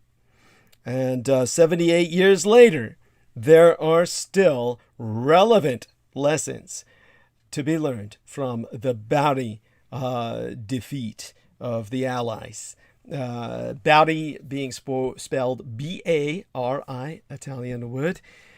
Now, surprise invariably leads to success in war. On December 2nd of 1943, the Germans launched an air raid against the Allied naval installation at the port of Bari in Italy. The raid destroyed nearly all the Allied ships in the port, and thus became as known as the Little Pearl Harbor. Nothing little about it. The strike aircraft reached Bari at 7:25 p.m. just as it was getting dark, and the raid lasted only 20 minutes. 17 vessels sank, and 7 more were damaged, along with 31,000 tons of cargo and supplies. But realization about the real disaster at Bari dawned only when well over 70 Allied seamen, along with uncounted thousands of Italian civilians, were killed by mustard gas. So what happened? In September of 1943, during the invasion of Magna Italia, or Greater Italy, British paratroopers landed in the port city of Bari and captured it without a fight. The port became the nodal supply point for the Allies in the Balkans and North Italy, while they assailed the remaining corpuscle of fascism in Lombardy, today's secessionist nation of Padania. The port was under British jurisdiction and was the main supply base for General Bernard Law Montgomery's 8th Army. And in addition to the usual war materials, ships moored at Bari carried aviation fuel for the bombers of the U.S. 15th Air Force headquarters, initially located 70 miles away in Foggia, but relocating on site the airfield at the key Allied port in Bari itself on December 1st, just in time for the Germans to wipe them off the airfield. The very next day, on December 2nd, 1943, the Germans bombed Port Bari, sinking 17 ships and killing more than 1,000 American and British servicemen instantly, along with hundreds of civilians in the immediate bombardment. Now, caught in the surprise World War II air raid was the John Harvey, an American Liberty ship carrying a secret cargo of 2,000 mustard gas bombs that were, shall we say, retconned or retroactively converted on the records, where they could no longer be hidden since the entire catastrophe became exposed over time. The Americans claimed they were there in retaliation if Hitler resorted to gas warfare, something Adolf Hitler had forever forsworn against honorable soldiers on the field of battle, because he himself had suffered a gas attack. Now, First Lieutenant Werner Hahn of the Luftwaffe undertook a reconnaissance mission in his Messerschmitt Me-210, cruising at 23,000 feet over the port of Bari. And our man Gibson is back. Thank you. And since the harbor was packed with at least 30 ships, Hahn's reconnaissance aircraft was not challenged. Nevertheless, there was basically this complete Allied incompetence concerning shall we say, maintenance of airspace. And even though they had radar, and based on Hahn's intelligence about the availability of a suitable interdiction target, as well as the negligible level of resistance to the flight of his reconnaissance aircraft, General Wolfram von Richthofen, relation to the Red Baron, an air marshal of the Luftwaffe, planned to strike with all available Junkers Ju-88 twin-engine bombers located in northern Italy and Yugoslavia. The plan was to muster 150 aircraft for the strike, but in the event, the force gathered totaled only 105. To minimize the risk of interception, this force followed a tactically sound route to the east and then south for reaching Bari on a westerly course at low levels below the radar horizon. And flying in low, skirting the waves, the sea saltwater misting on their windshields, to avoid American radar, and additionally to degrade the aero defense radars once they rose out of the waves.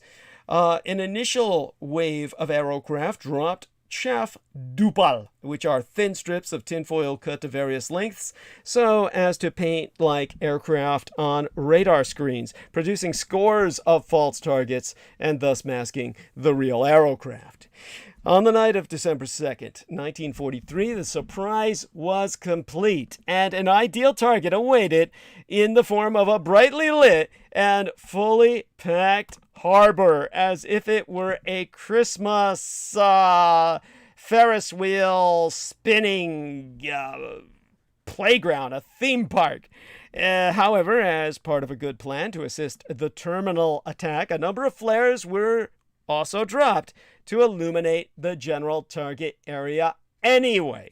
This would have helped had the Allies resorted to a blackout, which they never had time to do. Altogether, explosions, fires, and flames did follow. But the worst part of the raid was the result of what the Americans thought was their well-kept secret. Amidst the carnage of burning ships left in the wake of the bombing raid came a strange vapor with a garlicky stench. It slowly wafted over the harbor and was carried by the wind into BARI itself.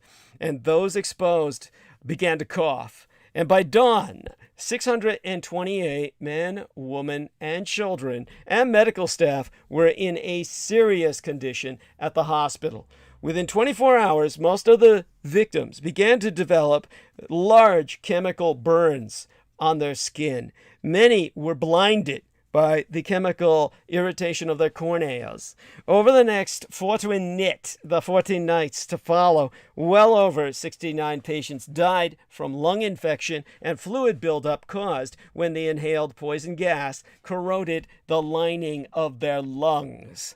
The details of the chemical weapon release at BARI were not declassified and made public until the year after Douglas Dietrich was born, 1967. Actually, during the joint Allied landings in North Africa, Sicily, and Italy, the United States had always taken along a supply of chemical weapons. They were in the form of artillery shells and bombs filled with sulfuric mustard, commonly known as mustard gas. The Liberty ship, USS John Harvey, was loaded with 2,000 M47A1 poison gas bombs, each holding around 65 pounds of sulfuric mustard.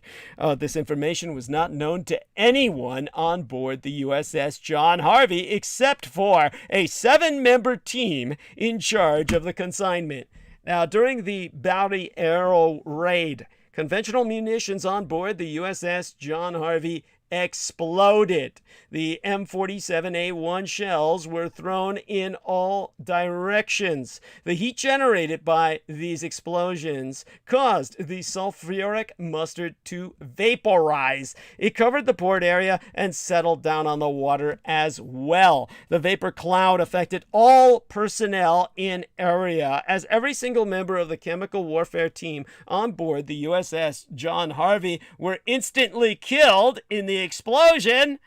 No one alive and present thereafter knew the reason for the resultant deadly vapor cloud. By the time specialist medical personnel diagnosed and identified the reason for the fatalities, it was too late. The first full-scale deployment of chemical warfare agents had occurred during World War I in 1915. A total of 50,965 tons of pulmonary, if I remember the term, lacrimatory, and vesicant agents were deployed by both sides of the conflict, including chlorine, phosgene, and mustard gas. Official figures declare about 1,176 and 500. 100, so let's add that, if I remember correctly, from World War I, the official figures of non-fatal casualties, what we would call critical injuries, people who were respiratorily crippled the rest of their lives and their lives shortened by about 10 to 15 years. That was about 1,176,500 people suffered that.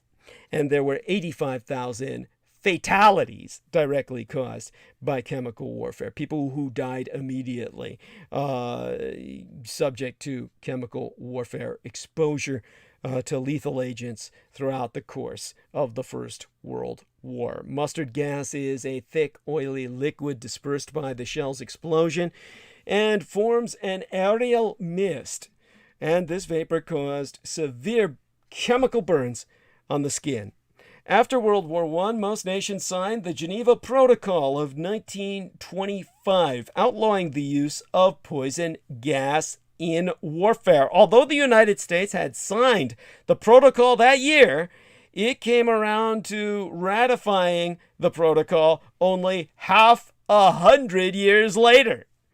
Nevertheless, when America entered the Second World War in December of 1941, President Roosevelt had announced that the United States would never use chemical weapons unless the Axis nations used them first. And Adolf Hitler, himself a victim of gas attack in World War I that left him temporarily blinded, as many of those Italian civilians were, those families that suddenly found every member of their family incapacitated in terms of sight loss. He vowed to never order its use in combat. He did deploy it, obviously, against the Jews in the Holocaust, and, of course, unknown to the West, the SS deployed it under the sewers of major Russian cities where partisan resistance was infesting the streets below them in house-to-house combat. At any rate, BARI had the irrefutable signature of the presence of chemical weapons, instantly recognizable to both Adolf Hitler and Winston Churchill, who already knew about them, but Adolf Hitler was able to identify them despite Churchill denying their existence. Why bring chemical weapons to the theater of war? Even 78 years later, the BARI catastrophe raises certain questions. The stated U.S. policy at that time was never to use chemical weapons unless the Axis nations used them first. Then why did the United States bring chemical weapons to the war zone in Italy? Now, an unconvincing answer would be to contend that the U.S. wanted to be ready for immediate retaliation. However, even by 1943, adequate logistical arrangements were available to shift a certain amount of highly specialized chemical weapons at short notice from mainland America itself on priority. This is clearly brought out in the final report of the Army Surface Forces titled Logistics in World War II, submitted to the Undersecretary of War by the Director of the Service Supply and Procurement Division, War Department General Staff, under the aegis of the Center of Military History, United States Army, in 1993.8. It est, I was able to peruse documents that were the forefront that anticipated the 1993 report, which I was able to confirm later on from my connections still in military service, rather service of the Department of Defense as civilians, who were in the librarian field. And of course, by that point, I was out of that field, but nevertheless was made aware of the release of that report that was written because I had exposed the fact that the Americans had committed a war crime at BARI. Was the consignment of chemical weapons on board the USS John Harvey the first, or the only one to land in Europe? Would the United States have used chemical weapons had they not been destroyed in the BARI raid? These are not hypothetical questions. They're not difficult to assess because I dealt with the original documents. In fact, was ordered to destroy them. The United States brought all those weapons in theater to be deployed by the fucking bombers who had relocated to BARI as their headquarters for that very reason, so that the next day they could bomb Dusseldorf and Cologne, along with many other incoming shipments provided by the USS John Harvey, which was simply the forerunner, the harbinger of many such Liberty ships bringing chemicals to the front. The only reason all of this stopped was because the John Harvey was obliterated and all of the American servicemen victimized by their own weapons of mass destruction. A deserved fate, and never a more deserving set of victims has ever existed. At any rate, bringing chemical weapons to the war zone was obviously with the intent of deploying them. There's nothing retaliatory about it at all. If one considers historically the comparatively low effectiveness of chemical weapons to help achieve tactical or operational military objectives on the battlefield, then what would have been the key criteria in the final decision matrix?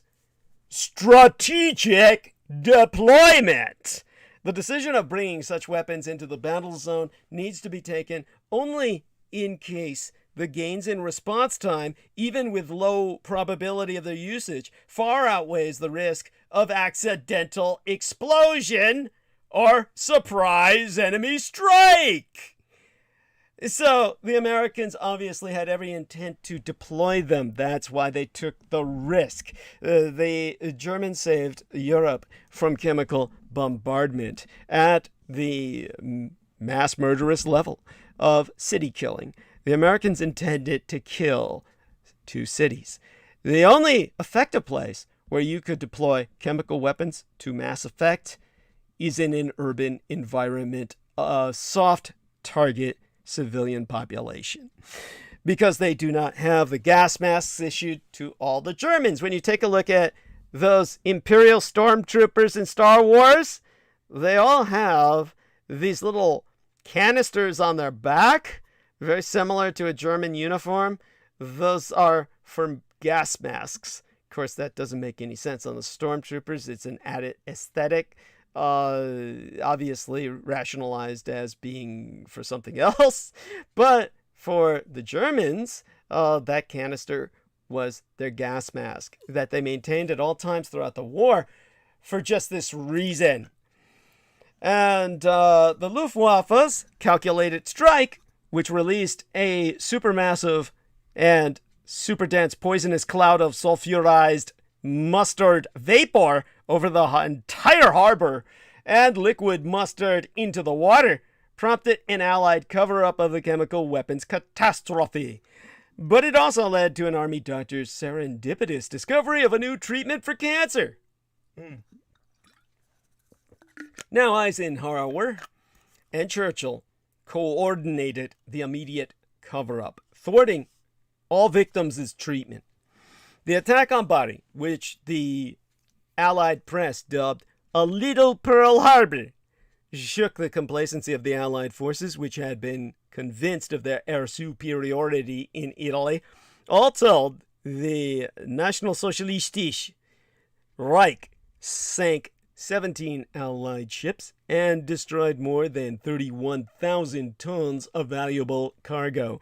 More than 1,000 American and British servicemen were killed at once, and almost as many immediately injured, along with hundreds of civilians in area. Many more were to die after that. In the devastating aftermath of the attack, which the Allied press dubbed Little Pearl Harbor in order to belittle it, in order to minimize what had happened, U.S. General Dwight D. Eisenhower and the British Prime Minister Winston Churchill moved to conceal the truth about the shipment of poison gas for fear the Thousand-Year Reich might use it as an excuse to launch an all-out chemical war. As a result of the military secrecy, medical personnel were not alerted to the danger of contamination from the liquid mustard that spread insidiously over the entire harbor, mixing with the tons of fuel oil from the damaged ships. and that was burning, so they had all of this toxic smoke produced by the burning waters. In the crush of casualties that first night, hundreds of survivors who had jumped or been blown overboard and swam to safety were mistakenly believed to be suffering from only shock and immersion. They were given morphine, wrapped in warm blankets, and left to stew in their oil-soaked uniforms for as long as between 12 to 24 hours, while the seriously injured were attended to first. It was tantamount to marinating them in mustard gas. But all remained ignorant of the peril. By dawn, the patients had all developed red, inflamed skin and blisters on their bodies the size of balloons, by description in the medical logs. Within 24 hours, the wards were full of men with so many blisters that their eyes were completely swollen shut. The doctors suspected some form of chemical irritant, but the patients did not present typical symptoms or respond to standard treatments. The staff's unease only deepened when notification came from headquarters that hundreds of burn patients with unusual symptomology would be classified only as dermatitis NYD, which is an acronym for not yet diagnosed. Those were the orders, that they could only enter that into the medical logs. Then, without warning, patients in relatively good condition began to die. These sudden mysterious deaths left all the doctors baffled and at a loss as to how to proceed. Rumors spread that the Germans had deployed an unknown poison gas. With the daily death toll rising, British officials in BARI placed a red light call, alerting the AFHQ, Allied Force Headquarters in Algiers, in North Africa, to the medical crisis. Lieutenant Colonel Stuart Francis Alexander, a young chemical warfare specialist attached to Eisenhower's staff, was dispatched immediately to the scene of the disaster. In the crucial days that followed, the task of treating gravely injured sailors would be made even more difficult by wartime secrecy. It would be almost 30 years before the world would learn the truth about what really took place that night. And even today, very few are even aware of the surprising role of this disaster of defeat for the Allies and its impact on the lives of ordinary Americans even is. And all the investigators' findings were censored. Despite the British Port Authority's denials, Alexander immediately diagnosed mustard gas exposure. Convinced that preoccupation with military security had compounded the tragedy, he doggedly pursued his own investigation to identify the source of the chemical agent and determine how it had poisoned so many men, because this would require one hell of a delivery mechanism. So after carefully studying the medical charts, he plotted the destroyed cargo ships' positions relative to the gas victims and succeeded in pinpointing the USS John Harvey Liberty ship as the epicenter of the chemical explosion. When divers pulled up fragments of fractured gas shells, the casings were identified as being from 100-pounder American mustard bombs. Shortly afterward, the bomb casing was identified as an American-type M47A 100-pound bomb. The sketch of the anchored ships indicated that most deaths occurred near ship number 1, which was identified as the American merchant ship John Harvey. In addition, the action of the British officials made the situation worse. The British controlled the port, and they were extremely reluctant to admit that any Allied ship carried poison gas.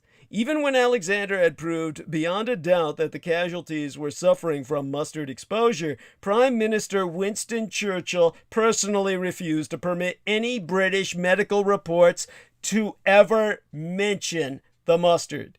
The official reports, except for one or two preliminary reports issued before his ruling, stated that the burns should be listed only as NYD, an all-uppercase acronym for not yet diagnosed. This restriction prevented medical staffs in many of the outlying hospitals, where a large number of patients were taken, from knowing the victim's true condition until too late, causing countless unnecessary deaths.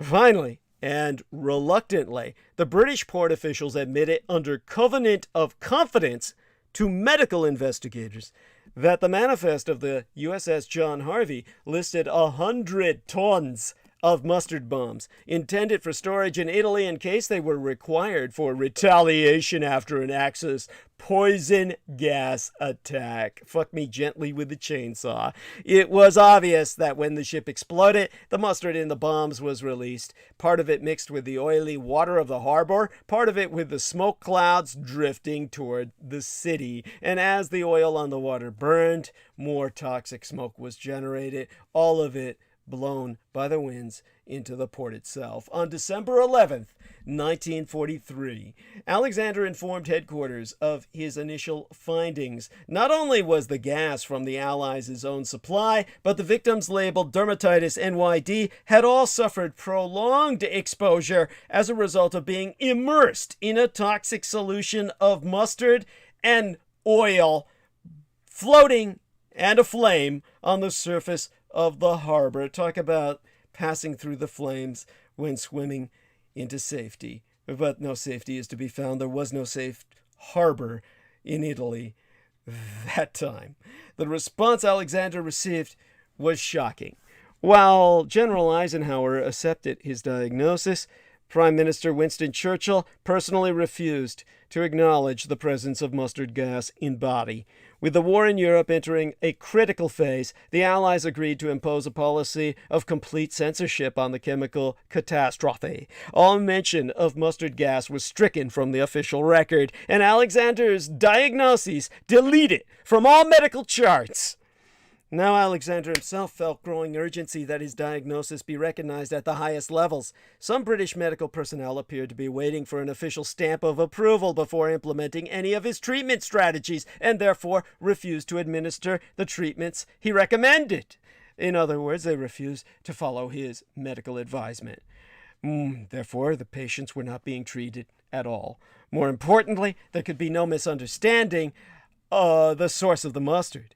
He sent high-priority cables to both the American President of the United States and the British Prime Minister of the Greater British Empire, informing them of the nature of the casualties at BARI and the certain origin of the gas on an American Liberty ship.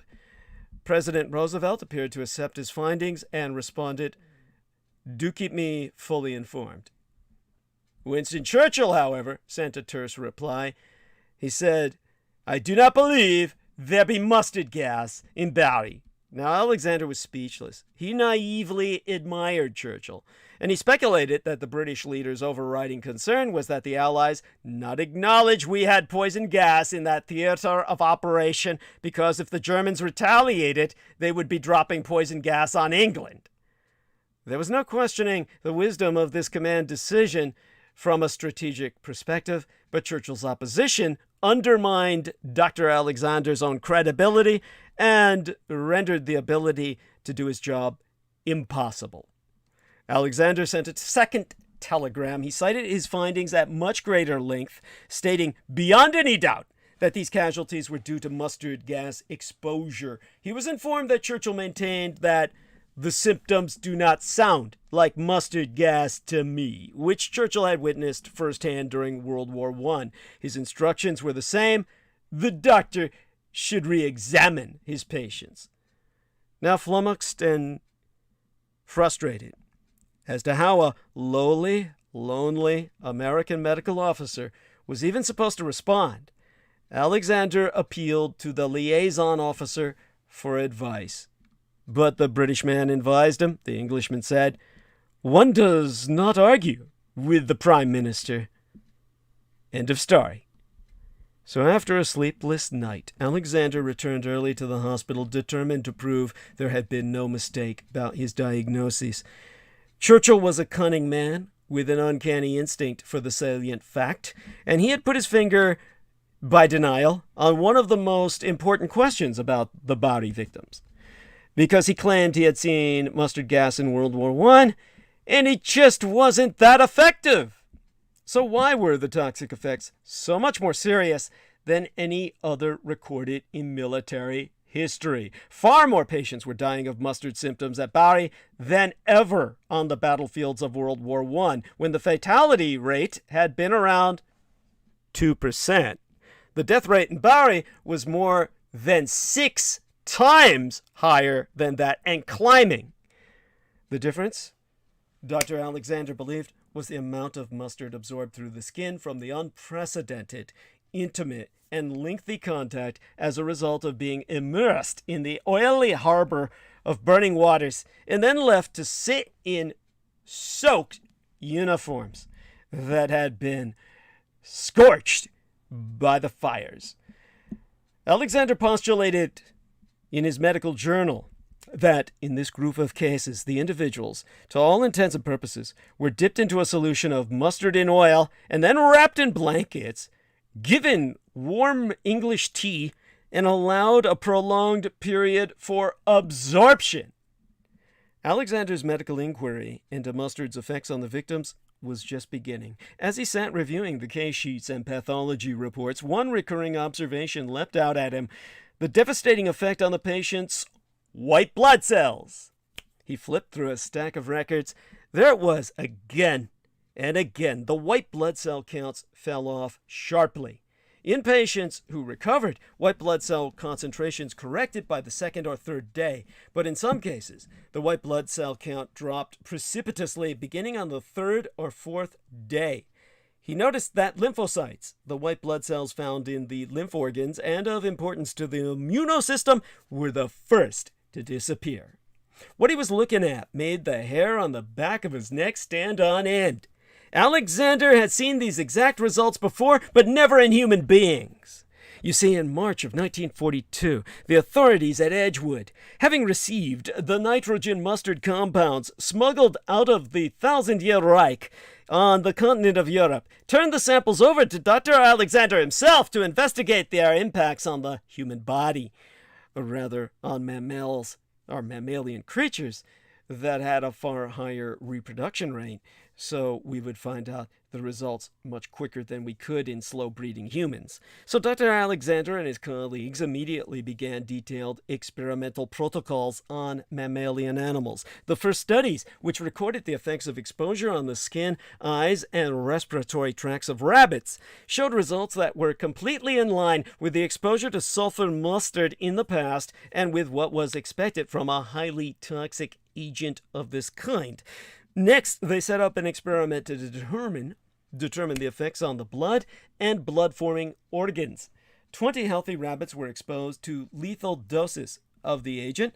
To the research team's astonishment, the white blood cell count of these rabbits dropped to 0, or points very close to 0. No one at the lab had ever seen such rapid destruction of white blood cells and the accompanying deterioration of lymph nodes and bone marrow. The researchers consulted the literature and found no reports of the same kind of reduction of white cells in the blood known as leukopenia, or anything that had the same effect. Alexander's first thought was that they must have a bad batch of rabbits. But when they repeated the experiment with a new group, the results were the same. The very foundation of science being, of course, repetition in results. Alexander ordered the tests repeated with other lab animals to rule out the possibility of poor stock or species sensitivity. They tried guinea pigs, rats, mice, and goats. Each time, they attained the same dramatic effects: sudden, severe leukopenia, severe lymphopenia, lymph node depletion, and marrow depression. After exposure, the white blood cell counts rapidly disappeared, and the lymph nodes were almost completely dissolved, left as shrunken little shells of what they had been. While still at Edgewood, Alexander was fascinated by the idea that mustard interfered with the body's mechanism for producing blood cells, especially white blood cells. Because of the dramatic and reproducible effects, he could not help but wonder about the possibility of using the compounds directly or in modified forms on human beings with diseases of the blood. If nitrogen mustard attacked white blood cells, perhaps it could be used to control leukemia, the most common type of cancer in children, with its unrestrained white blood cell growth by using different dosages to destroy some, but not all, excess cells without annihilating the patients. But when Alexander proposed an ambitious set of experiments into mustard's medicinal properties, he was told first by his chief and then on appeal by the National Research Council, the NRC, that this was not the remit of the Edgewood Laboratory. They were simply established to kill. There was not enough time or money to pursue collateral lines of investigation that did not facilitate the extermination of the German and Japanese peoples in the name of quote-unquote national defense. He was ordered to put his project aside and return to his work on mustard casualty management, treatment, and decontamination to maintain Allied force in the field. Chasing miracle cures would have to wait until the Germans and Japanese were exterminated from the face of the earth, is what he was told. I know, I burned the records. Now, sitting in an Allied military hospital 6,000 miles away, not even 2 years later, Alexander held in his hands incontrovertible evidence. Mustard gas, this is what he wrote in his medical journal, which was later confiscated and ordered destroyed by myself. That mustard gas did, in truth, selectively destroy blood cells and blood-forming organs. Doctors and medical researchers had never before encountered such an extraordinary level of sulfuric mustard toxicity, which, when it mixed with the oil dumped into BARI Harbor, approximated the damage done by the experimental nitrogen mustard compound smuggled out of the Third Reich itself, and allowed its systemic effects to be seen clearly for the first time. It had taken a surgical preemptive strike by Adolf Hitler's Third Reich and the massive exposures of wartime to verify in human beings, in the human mammalian species, the phenomenon demonstrated heretofore in laboratory rabbits. Dr. Alexander himself later recalled, it all added up to the same conditions I had seen in my pre-war animal work, where we were preparing to annihilate entire races of humanity. Blood cells disappeared, and lymph nodes just melted away. And he remembered thinking, if nitrogen mustard could do this, what could it do for a person with leukemia or lymphosarcoma? Now, Dr. Alexander could not save the BARI mustard gas casualties, and he knew it. But he was determined, in light of the fact that their lives were being mercilessly sacrificed by their national leaders, that he could make their deaths at least count for something. A 1 in a million chance had landed him. The only doctor in the world who had ever studied mustard's curative potential into the middle of a disaster with a morgue full of case studies, all their bodies still warm. It was an unthinkably rare chance to perform a pioneering investigation into the toxin's biological effects on the human body, the kind that would be impossible with living volunteers. So he ran down the hall, yelling for an unconventional series of blood tests to be performed upon the dead. And he made certain special care was taken in preparing specimen samples to send to Edgewood for microscopic examination and improvised a fixative solution hoping the tissue specimens would withstand the long journey. The hematological analysis would not be as complete as he would like. The heavy burden carried by Allied combat hospitals and the limited facilities would prevent them from conducting important tests, including studies of bone marrow and blood chemistry. Dr. Alexander would ergo need to be scrupulous in gathering as much data as possible and in badgering lab technicians to do what he knew was necessary, but what they would think was insane. After all, why would the dead need treatment? This time, he wanted to make absolutely certain that his insight into the systemic effects of mustard was entered into the medical record, with an eye toward seeing whether the substance could be used not to destroy, but to finally heal. Now, on December 27th, 1943, Lieutenant Colonel Stuart Alexander submitted his preliminary report on his 10-day investigation of the BARI HARBOUR Axis attack and Allied catastrophe. It was immediately classified.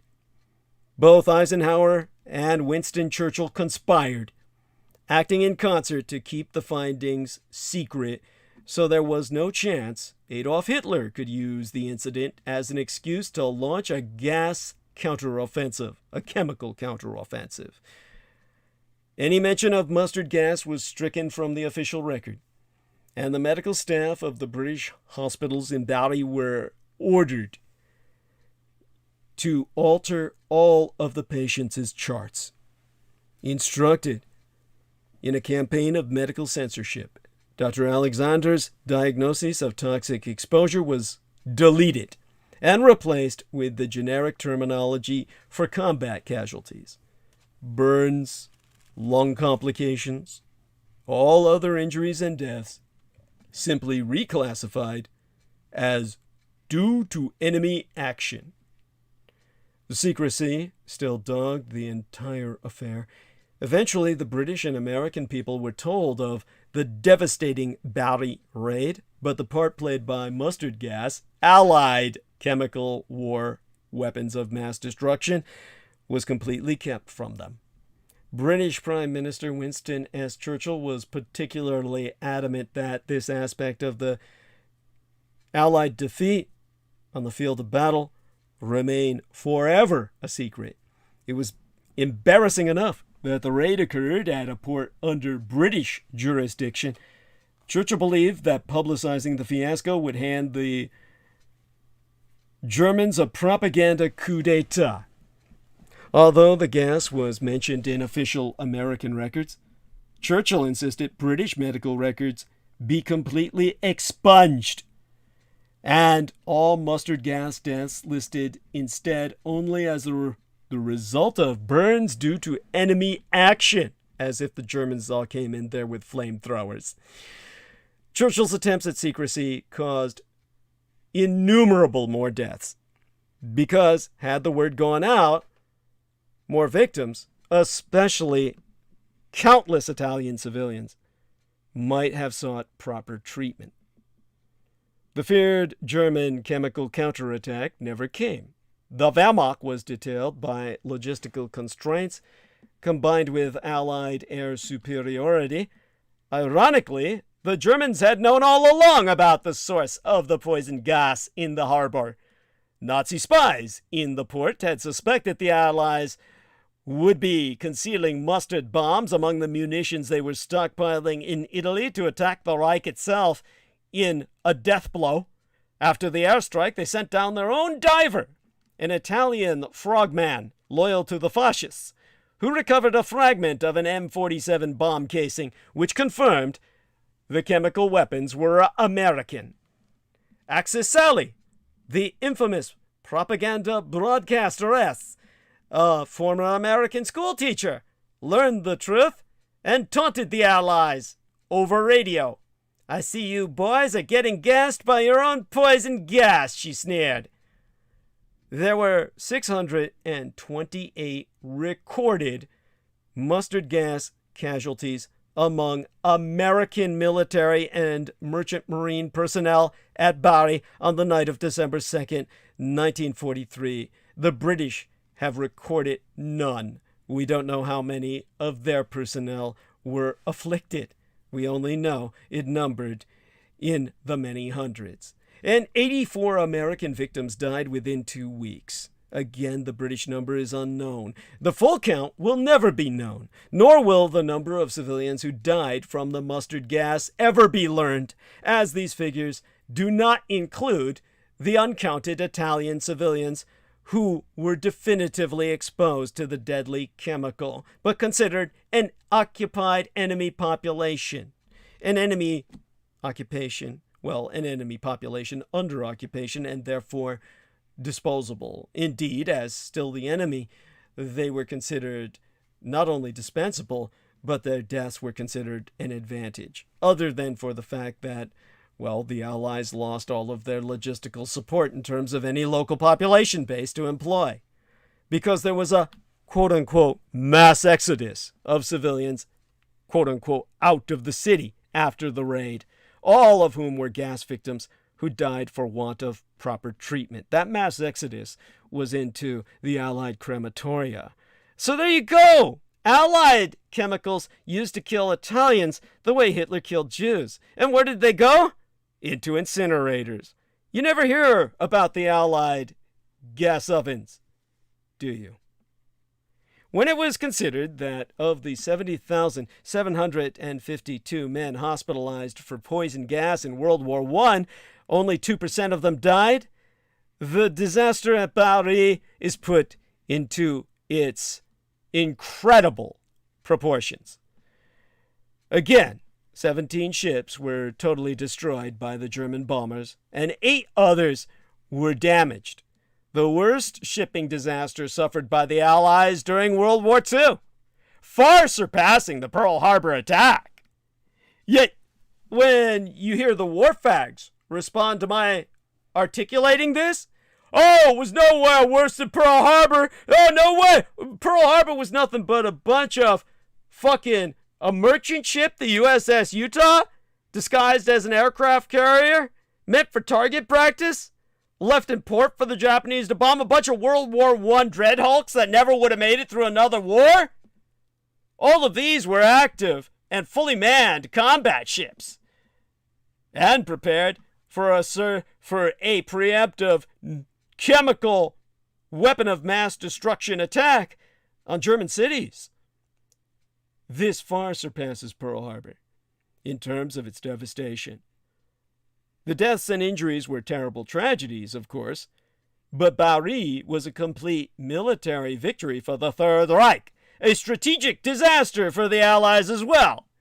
The port was completely closed for 3 full weeks after the terrible incident. On January 12th of 1944, General Marx Clark's Fifth Army launched an offensive, part of an overall push that included the Anglo-American landings at Anzio some days later.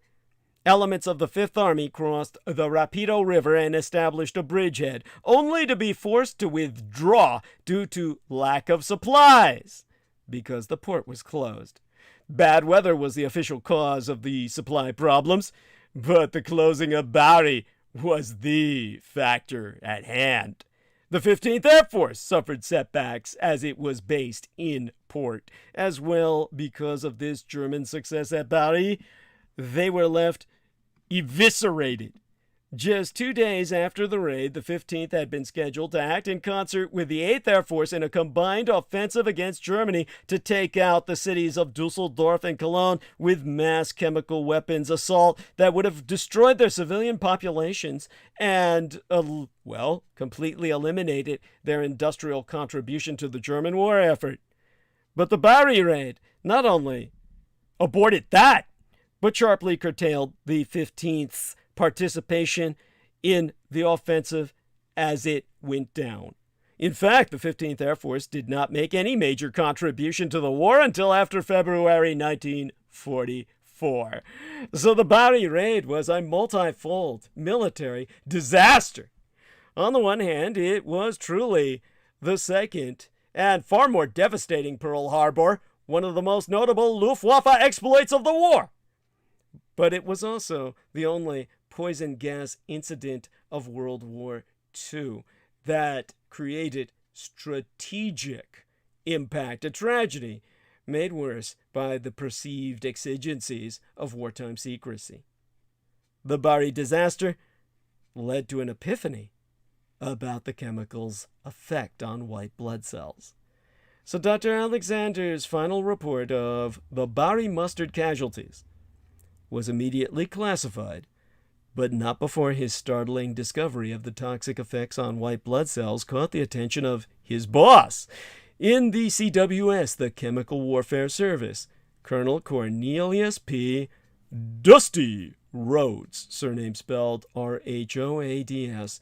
In civilian life, Rhodes served as head of New York's Memorial Hospital for the treatment of cancer and allied diseases. You like that term? Allied diseases. Diseases that they felt only allied humans could contract.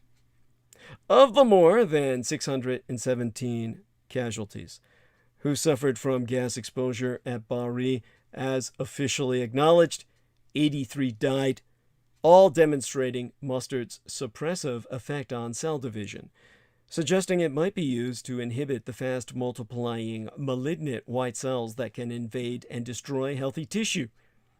Alexander had extracted invaluable data from the morgue full of case studies pointing to a chemical that could be used as a weapon in the fight against certain types of cancer. Dr. Rhodes was eager to explore the toxic agent's therapeutic potential, and like Alexander, he believed the BARI data pointed the way toward a promising new chemical weapon targeting white blood cells that could be used as a weapon in the fight, the war against cancer.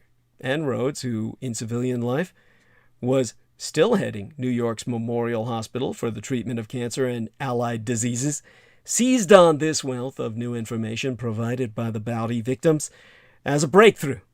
His ambitious plans for Memorial Hospital now converged with Alexander's report and crystallized into a single mission: to exploit military research into poison gas to find a chemical that could selectively kill cancer cells. And armed with the BARI report and the results of a top-secret Yale University trial that demonstrated for the first time that a regimen of intravenous nitrogen mustard in tiny, shall we say minuscule, carefully calibrated doses could result in human tumor regression, Dr. Rhodes went in search of funding to develop this experimental treatment, known today as chemotherapy. He persuaded Alfred P. Sloan Jr., the chairman of General Motors, along with the company's wizard engineer, Charles F. Kettering, to endow a new institute that would bring together leading scientists and physicians to make a concentrated attack on cancer. And on Tuesday, the 7th day of August in 1945, the day that the world learned that an atomic bomb had been dropped on the Empire of Japan's home islands, they announced their plans for the Sloan Kettering Institute for Cancer Research. World War II was entering a brand new phase as an Allied war on cancer, which would be launched simultaneous the terror attacks, or the atomic terror attacks, on the Japanese Empire. Now, based on Dr. Alexander's landmark BARI report and this top-secret Yale University clinical trial that demonstrated that nitrogen mustard, a more stable cousin of sulfur mustard, could shrink tumors, Dr. Rhodes was convinced that this harmful substance, in minuscule, carefully calibrated doses, could be used to heal mankind. And as I said, it was by 1945 he persuaded the General Motors tycoons, Alfred P. Sloan and Charles F. Kettering to fund his Sloan Kettering Institute for Cancer Research.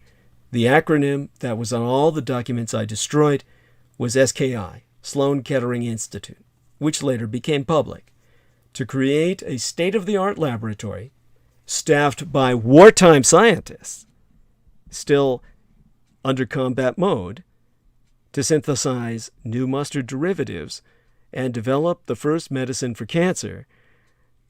These combat scientists created what is known today as chemotherapy. In 1949, Mustargin, or I believe the technical or the full technical name in medicine was mechlorethamine. Mechlorethamine became the first experimental chemotherapeutic drug approved by the FDA and was used successfully to treat non-Hodgkin's lymphoma. This triumph galvanized the search for other chemical agents that specifically targeted malignant cells but spared normal ones, leading the American Cancer Society to create the German attack, the preemptive surgical strike against the American attempt at genocide, what the Allies knew only as a BARI disaster, with initiating the age of cancer chemotherapy. Thus did my biological father, Adolf Hitler, extend Nazi Germany's own war on cancer, which, if you disbelieve me, you can look up a book by that title, The Nazi War on Cancer. Adolf Hitler now extended his war across the globe against cancer. So if you have chemotherapy and it helps cure you of cancer, you have my biological father, Adolf Hitler, to thank, who not only saved his own people from a genocidal attempt at deployment of weapons of mass destruction, but saved your ass or that of a relative of yours. So, you can pray, my father Adolf Hitler rests in peace. But the official secrecy surrounding the BARI disaster continued for decades. The military refused to acknowledge the chronic effects of mustard exposure on hundreds of surviving sailors, naval personnel, and civilians, ultimately resulting in the tens of thousands, resulting in years of their suffering, controversy, and lawsuits for medical compensation in both these United States and Great Britain. In 1961, Dr. Alexander himself volunteered to help the NAS, the National Academy of Sciences, conduct a study of the American survivors, but the project stalled when identifying victims of contamination proved too difficult. Dr. Alexander himself recalled that all the records said burns due to enemy action. Therefore, the kind of censorship I was responsible for, but carried out by my predecessors, rendered compensation and treatment impossible. These people's lifespans were shortened if they survived and died before any justice could be brought to them. That was on the Allies. Alexander himself was discharged from the Chemical Warfare Service in June of 1945 and returned home with a chest full of medals and battle ribbons, as well as a new bride, Lieutenant Colonel Bunny Wilbur, the highest-ranking Army nurse in the Mediterranean theater. Doctors would marry their nurses in those days. He turned down Rhodes's offer to work at the fledgling Sloan Kettering Institute. Instead, he kept his promise to his father to continue their family practice in Park Ridge, New Jersey, where he became a much-beloved physician and cardiologist, and where he raised 2 daughters with Bunny.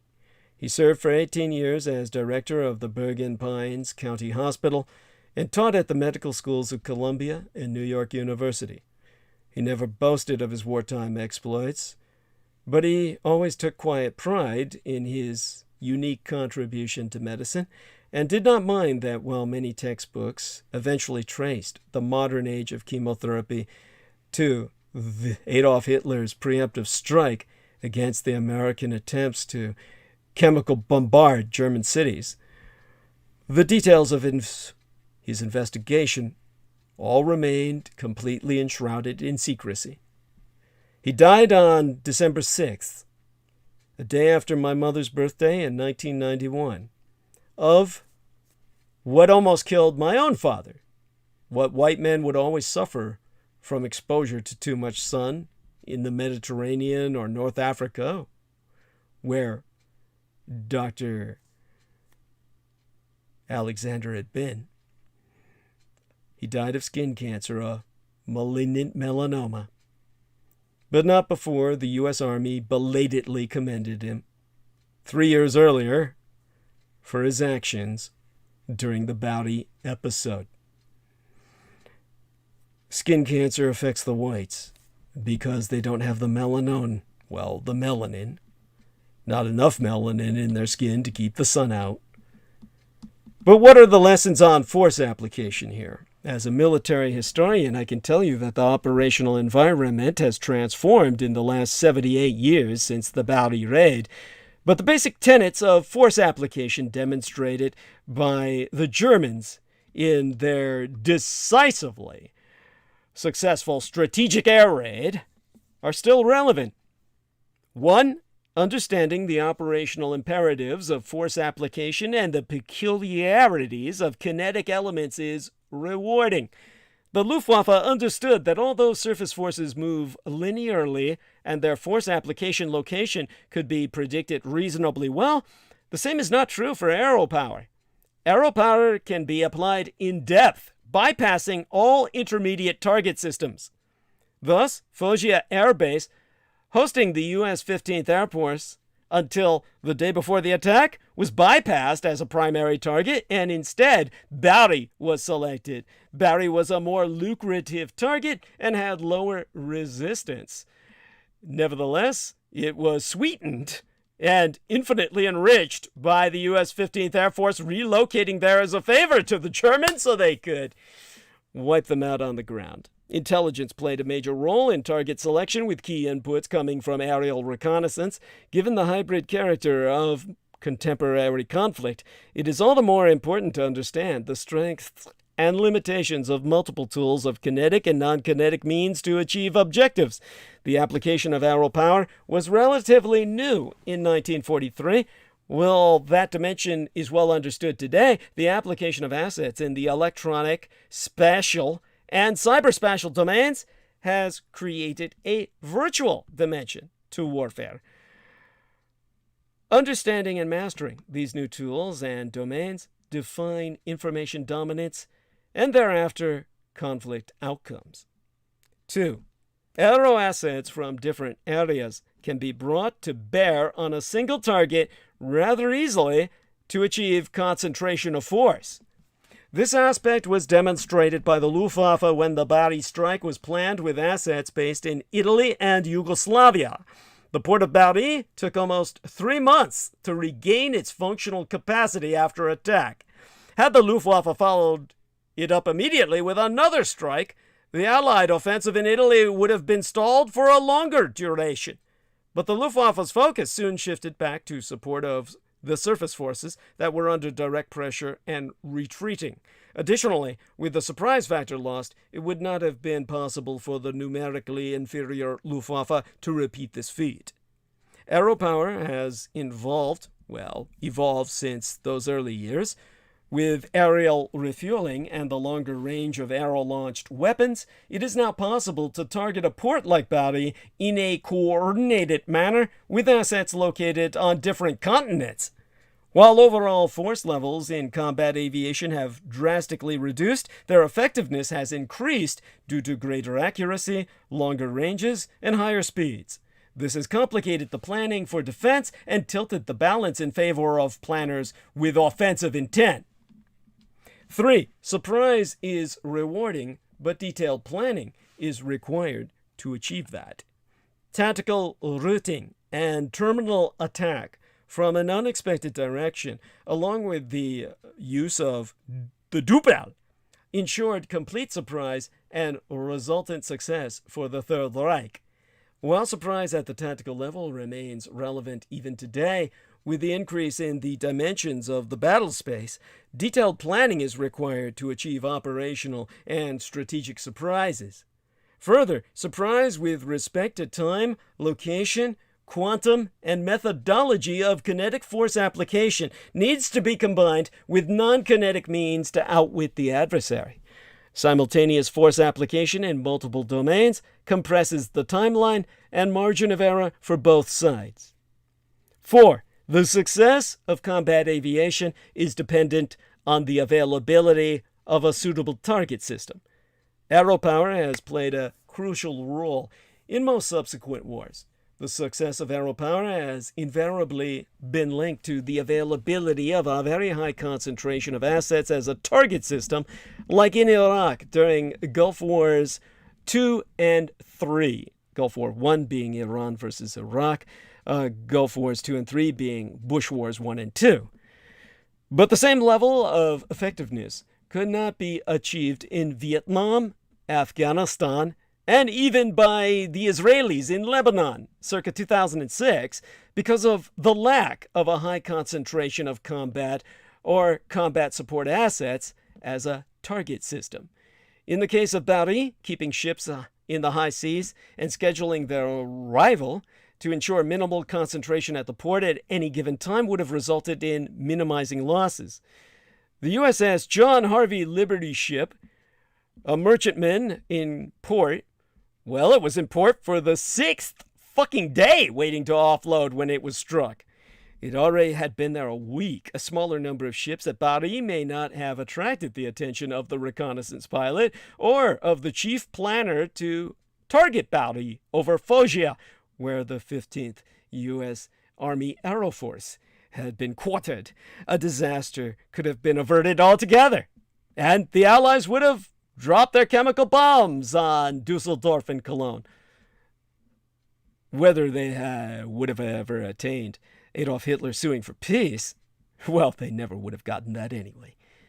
With the changing character of warfare, the application of aero power needs to evolve. In a conflict against a dispersed and diffused opponent, concepts developed to tackle a conventional threat are of little use.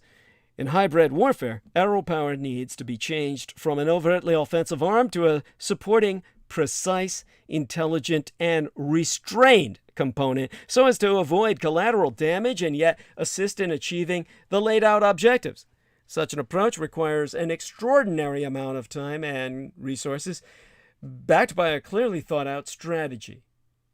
5. The security of, well, combat, the security of one's own combat, and combat supporting assets cannot be ignored even when gaining ground. While the Allied forces were gaining ground in North Africa and Italy, a sense of complacency had set in. No fighters were deployed in the sector for protection against air raids. In fact, responding to rumblings about lax security measures, British Air Vice Marshal Sir Arthur Coningham had held a press conference on the afternoon of December 2nd, 1943, the day before the German aero raid on BARI, rather, the same fucking day, because the Germans came in upon the night tide. And he assured reporters that the Luftwaffe had been defeated in Italy. He was confident that the Germans would never attack BARI, stating, "I would regard it as a personal affront and an insult to my good name if the Luftwaffe would attempt any significant action in this area." Well, he lost his good name and was proven completely wrong within a mere 12 hours. A simple step like a blackout may have reduced the effectiveness of the aero raid, rendering them completely dependent on their flares, but no, they lit up BARI like a Christmas tree. It looked like an amusement park, as according to the Luftwaffe pilots, who thoroughly amused themselves. They were able to see people running on the ship decks and in the streets while they set them afire. In the current environment marked by small teams and a large number of non-state actors, the security of assets assumes even greater significance. Owing to the inherent dependency on communication tools and information, security parameters now have to cover both the physical and virtual domains. 6. Weapons require careful handling, and certain weapons need special handling. Unintentional and accidental weapons explosions can prove catastrophic. But with timely information flow, corrective actions can be limited. Well, they can be initiated to mitigate the losses and consequences. Neither the injured nor the medical staff, and not even the port authorities, were aware of the presence of chemical weapons on board the American Liberty ship at BARI. All of the lives lost might have been saved if this information had been available and corrective treatment had followed. The only people who would have died would have been those who died in immediate explosions. This dimension of the lesson learnt in BARI remains relevant in exactly the same form even today. In terms of a gestalt of all these preceding lessons, all half-dozen of them, the BARI mustard tragedy was kept secret long after the end of World War II and is little known even today. It had incredibly far-reaching consequences that you still have never been educated about until now. The question of the possible deployment of chemical weapons by the United States and Europe during the terminal phase of World War II remains a hypothetical one, but only thanks to my father Adolf Hitler's preemptive surgical strike. While planning and executing kinetic operations, it is essential to look at various facets of force application, including the possibilities of accidents or surprise attacks by the adversary. In either case, a smooth flow of information about critical aspects to relevant personnel is essential to avoid, or at the very least, minimize losses. So the final lesson to be learned is the absolute necessity that those involved with the shipping of chemical agents should notify the proper officials immediately in case of a mishap or danger of a mishap. Very few of the mustard gas casualties need have died if their exposure to the poison gas had been known immediately. If the warning had been given at once, not only would the casualties have all been treated differently, but many of the rescue personnel, crew members of the ships not sunk, and hospital personnel would not have suffered chemical burns as they did themselves. Reflect upon that and think about Saddam Hussein's use of chemical weapons in this day and age that left myself scarred for life on the inside. This is something that has resulted, of course, in my lungs being stapled to my rib cage. This is something that is, shall I say, it's obviously impacted me. So, like my father Adolf Hitler, I have a personal interest vested in the realities of this kind of warfare. BARI was the only major poison gas attack of World War II.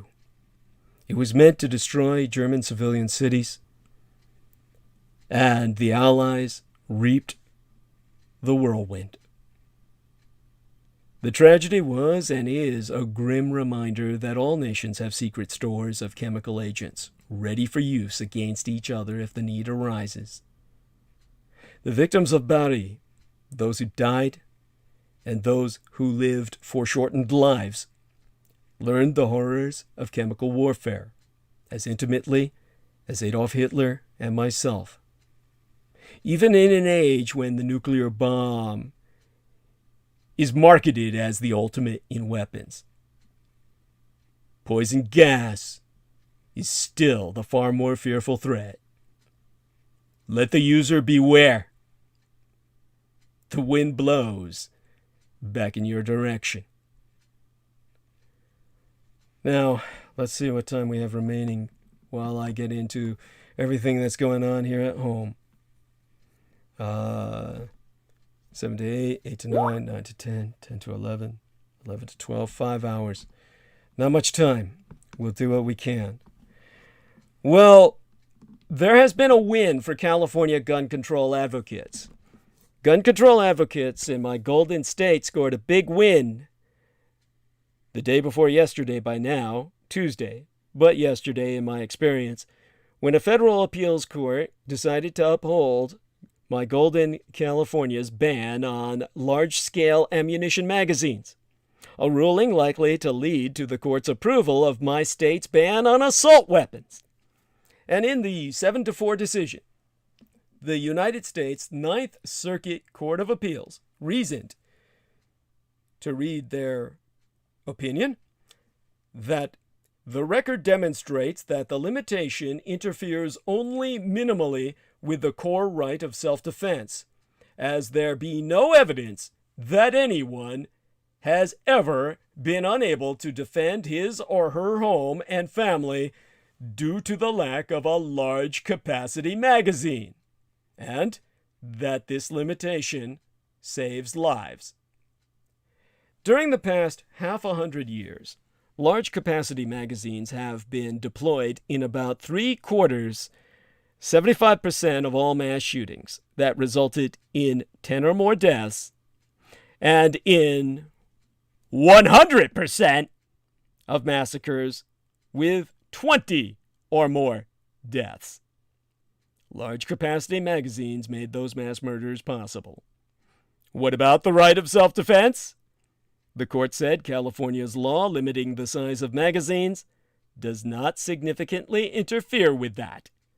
In other words, there be no evidence that a person, any person, has ever been unable to defend their home because they didn't have any large capacity magazines at hand. Gun owners, the gun owners' rights groups, the gun cults, reportedly plan to appeal to the ruling. They plan to appeal the ruling to the U.S. Supreme Court. The SCOTUS, the Supreme Court of the United States, now packed with Trump cultists. So it may be shot down. But this ruling came the same day as the shooting in Michigan. According to Deadline Detroit, how do you like that for a title for a circular of the news? Frontline Deadline, 15-year-old sophomore shot 8 students, 3 immediately fatal. Deputies arrested the teen suspect without a struggle. According to this outlet I'm sourcing, he fired 15 to 20 shots from a semi-automatic handgun that he reloaded during his 5-minute assault. Hey, always remember, kids, don't reload, carry several fully loaded automatic rifles. If you got 3 of them slung around your shoulder, you don't need to reload. You just keep pumping out. Yeah, he never would have been stopped. Citing Under Sheriff Mike McCabe, the outlet I'm sourcing, Deadline Detroit, reports that the alleged shooter requested an attorney and declined to speak with investigators. He's quite the professional, ain't he? To reiterate, 4 people are now dead and 7 more are seriously injured after the mass shooting at Oxford High School in Oxford, Michigan. All 4 who were killed and most of the injured were students. The mass murderer, a 15-year-old sophomore at the school, was taken into custody as police arrived on scene. His parents have hired an attorney, pre-hired an attorney, which to me is conspiracy to murder, and have not let him talk to the police. He's been instructed, indoctrinated. His parents weaponized him and cut him loose. Deployed him like a torpedo. The weapon recovered by law enforcement at the scene, a 9mm semi-automatic pistol, a Sig Sauer, was purchased Friday by the suspect's father. Investigators have a tremendous amount of video footage to examine as they work to gather more information about the incident, and they are also looking at the suspect's social media accounts, as we did earlier. According to an October Associated Press report, gun violence is killing an increasing number of American children. To quote us therefrom, shootings involving children and teenagers have been on the rise in recent years, and 2021 is no exception. Experts say idleness caused by the COVID-19 pandemic shares the blame with easy access to guns and disputes that too often end with gunfire. According to the Gun Violence Archive, a site that tracks shootings across this country, there were 991 gun violence deaths among people aged 17 or younger in 2019 in these United States. That number spiked to 1,375 in 2020, and this year is already much worse. Through yesterday, the day before yesterday by now, Tuesday, shootings had claimed 1,392 young lives and left 3,814 injured. Yet the radicalized Republican right tells us all we need is more guns. It used to be like the hippies telling you all you need is love. You need a lot more than fucking love, and you need a lot more than fucking guns. The database I'm sourcing, the Gun Violence Archive, includes a recent Los Angeles County incident in my own Golden, California. Last weekend, a father shot and killed his own 4 children and their grandmother in Lancaster. Well, what can this week's mass shooting teach us about school safety? I've given you some lessons from the Third Reich's victory over the Allies, which was complete and total. The Allies never did deploy weapons of mass destruction in Germany because my daddy, Adolf Hitler, who had suffered chemical burns himself, shoved their chemical weapons right back up their asses. So what can we learn from here?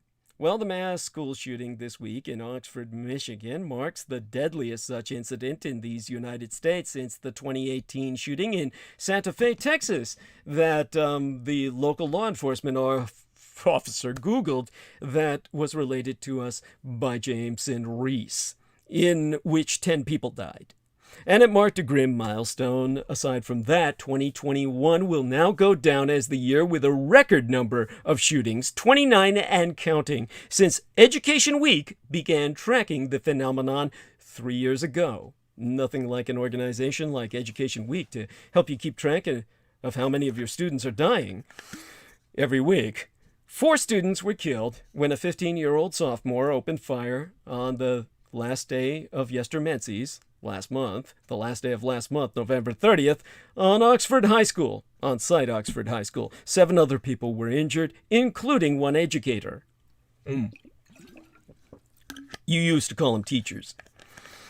Local media recounted harrowing stories from students who had barricaded themselves in classrooms, tearfully texted loved ones what they believed were their last and final words, and armed themselves with pairs of scissors against a gunman who reportedly impersonated law enforcement while on his rampage. He did indeed dress like a sheriff. He did indeed dress like Deputy Dog. Our man Jameson will come on and confirm that. That's pretty much what you said, and then you were wondering if that was true?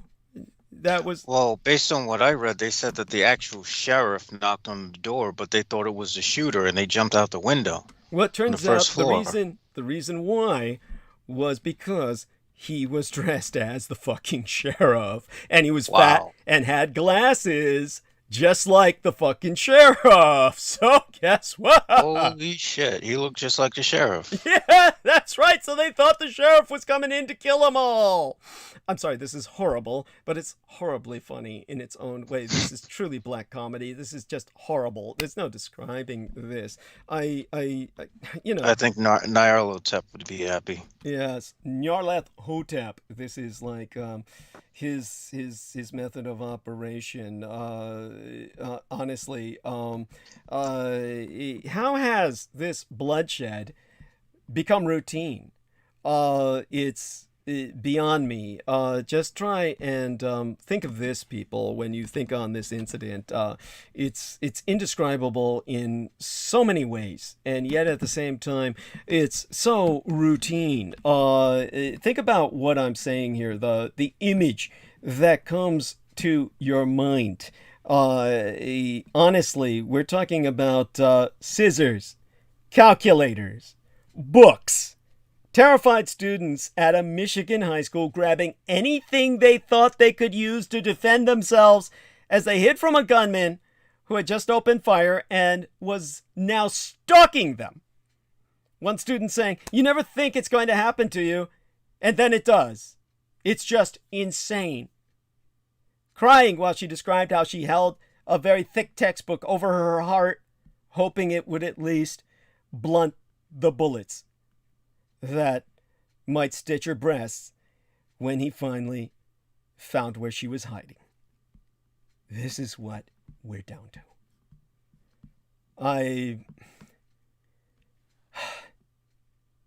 It's Education Week journalists began tracking shootings in 2018 on K-12 school property that resulted in firearm-related injuries or deaths. There is, of course, no single right way of calculating numbers like this, and the human toll is impossible to measure. In relating this information to you from the sources that I cite, based on my research expertise, granted me with my credit equivalent in a master's degree in library science and my years of experience with the Department of Defense, can only hope to provide reliable information to help inform your discussions, your debates, and our paths forward, our mutual paths forward,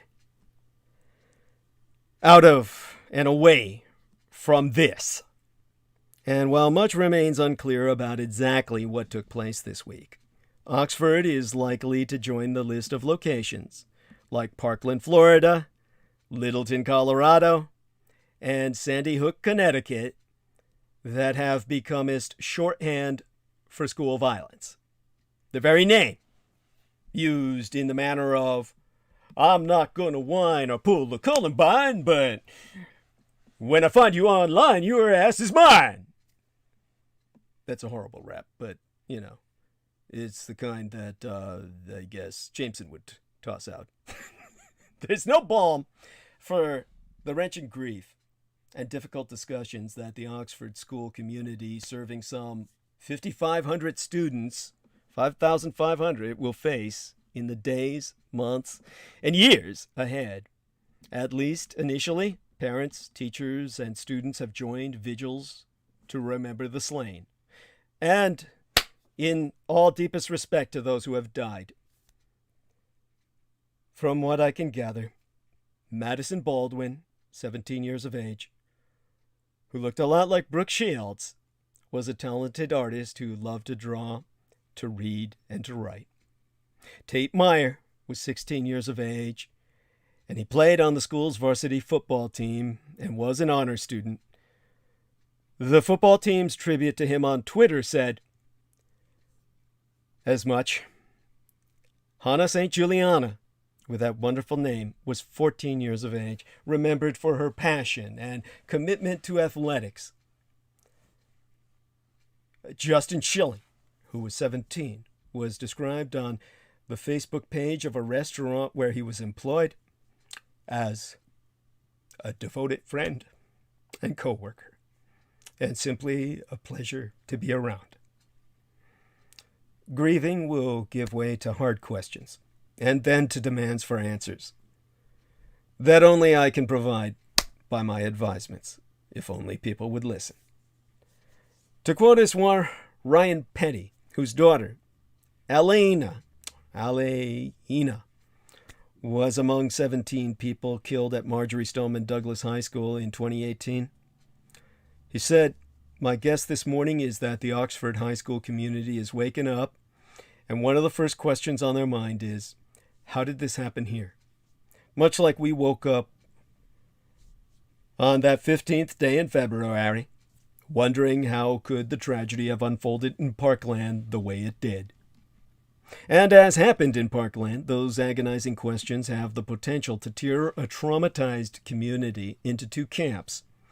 Those who will seek answers to what specifically might have prevented the bloodshed at the high school, and those who will resuscitate calls for more general solutions like gun control.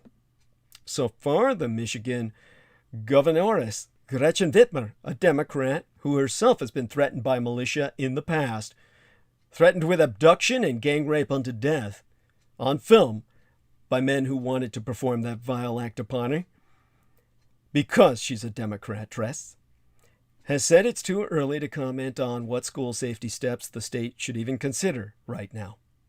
Details having yet to emerge about what precipitated the shooting in Michigan. But nationally, the last few months have been unusually violent, both generally and in view of many school officials and parents, also in K-12 schools. There are any number of school safety implications that be likely to emerge. The lessons, if you will, from an after-action report that I compiled as a military historian can, to a degree, be applied here. The first one coming into my mind being that violence in schools seemed on an uptick prior to the Oxford shooting, because around the country, teachers, district leaders, and students have been frightened by what appears to be an increase in violence, roughly paralleling the return of most students to in-person learning this school year. District leaders have been under pressure to address these outbreaks and respond to a mental health crisis among youth. Empirical data on school violence trends are hard to come by, but homicides have generally risen during the pandemic overall, and some kinds of violent crime in schools were on the rise even before COVID-19 hit schools. Ed Week, that's what I'll call Education Weekly, because, reminds me of my lovely son Edward. Ed Week's overall trends on school shootings, meanwhile, are paralleled by other collections, such as those maintained by the Gun Violence Archive and Everytown for Gun Safety, both of which have more expansive criteria. Now, I majored in criminology. I majored in criminal psychology, both psychology and criminology at City College of San Francisco. That's my Associates of Science degree. And I know that some criminologists have said that the Oxford attack comes as another signal that the United States has grievously completely misjudged its school safety policies. Now, another lesson to be drawn here. Gun sales have surged throughout the pandemic.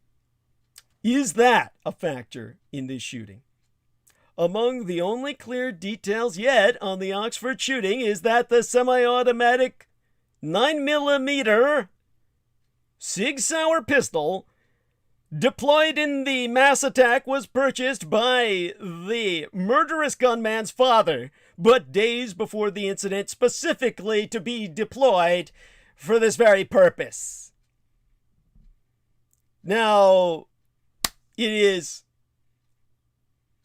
self-evidently clear how the son obtained this gun.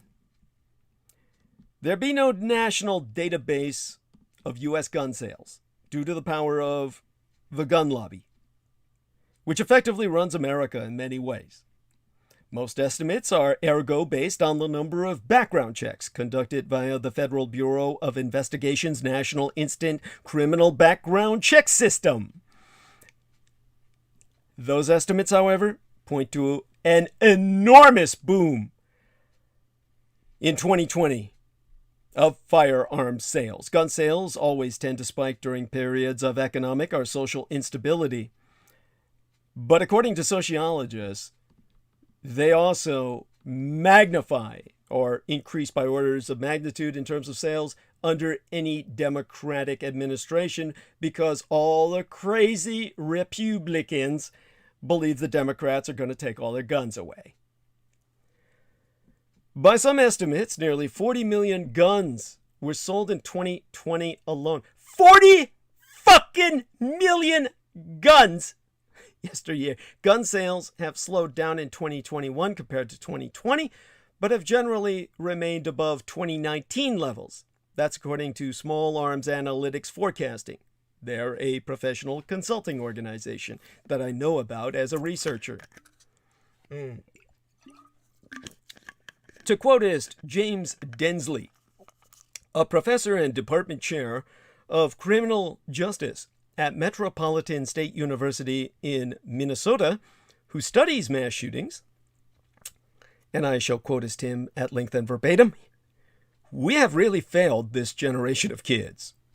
Basically, we've put this problem on their backs.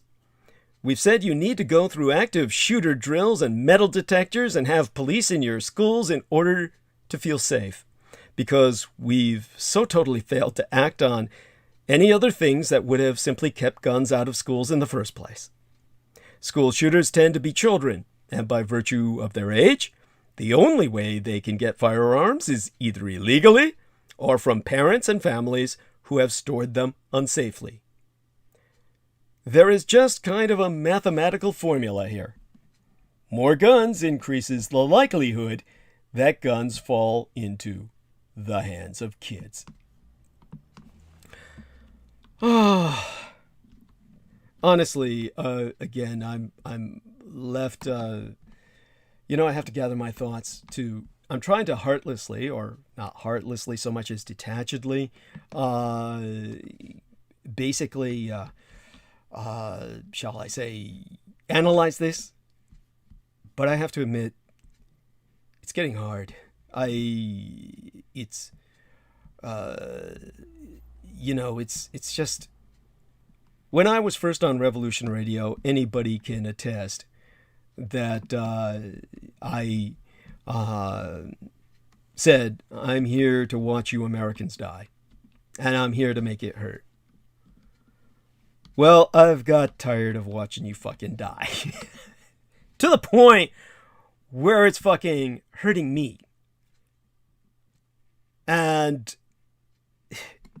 if we're going to make it stop, you'd better start fucking listening to me. And I don't know how much longer I can go on without responding in some way myself. There are people out there who need to die. These are the kinds of people who perpetrate these crimes. It's something that we cannot abide by.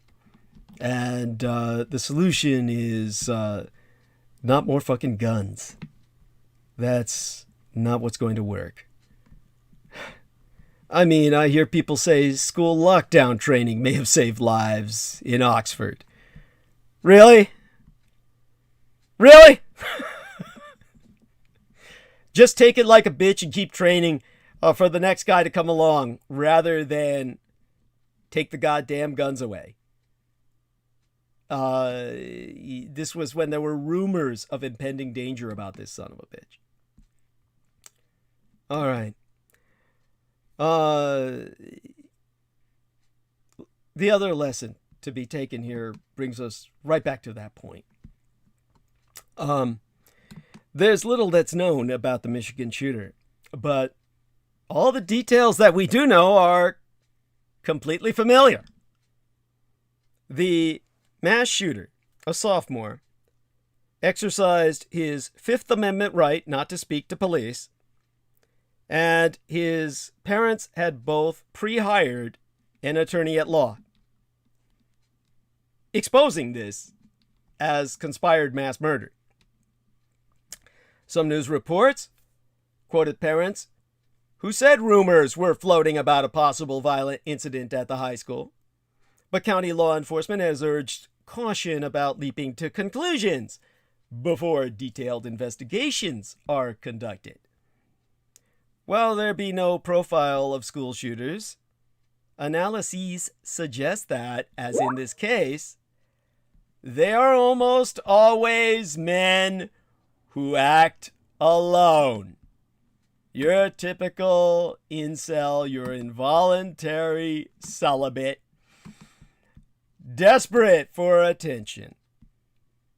The U.S. Secret Service, the American SS, in a 2019 report, also noted that most shooters telegraphed their plans, and all were experiencing extreme mental stress.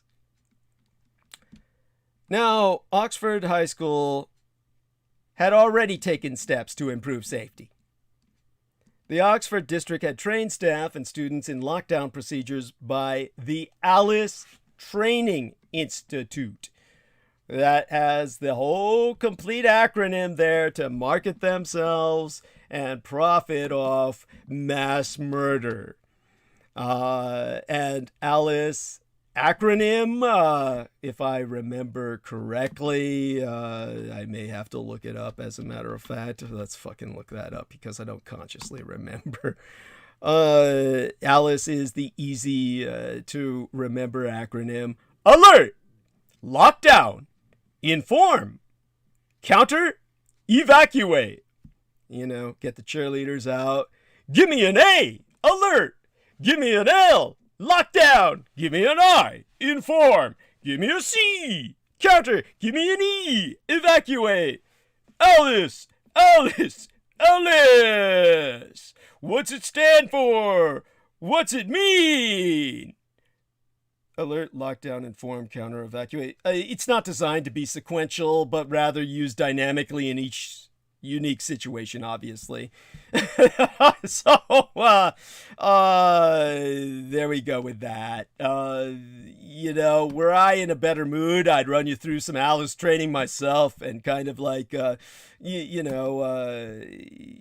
it out of my system. You know, oh God, I've got something coming in. It's incoming. All right. Unfucking believable. I'm sorry, I got to bring Jameson on for this. Then, when this mass shooter walked in to school, he said to all the security who let him pass, "See my badge, bro! See my badge?" Yeah, I mean, they bought it. They bought it that this guy was law enforcement. It's, yeah, like Jameson says, forget the fucking fifth, stay the fuck home. That's, oh God. Yeah. Literally, he was the voice on the other side of the door when the students were cowering and said they were not willing to take the risk of, basically, here's what happened. The killer came into the school, he's doing his business, and when all the kids locked themselves in and barricaded the door with the desks and shit, he yelled, "Sheriff's office! It's safe to come out!" And that's when one of the students spoke for the entire classroom saying, "We're not willing to take that risk right now." And that's when Killer Boy says, "Come to the door and see my badge, bro!" Come to the door and see my badge. Yeah. Holy shit, that's hilarious. And you know, the word, you know what gave him away? What triggered the skeptical students not to open the fucking door, but instead escape out the window, was the word bro. I mean, seriously. Yeah. Yeah, because the sheriff's gonna walk around saying, "Hey, bro." Yeah, thank you. Thank you. Thank you. Yo, this seems like a fucking comedy sketch. It's awful. It's yeah. I think all of America is a comedy sketch at this point. This is honestly.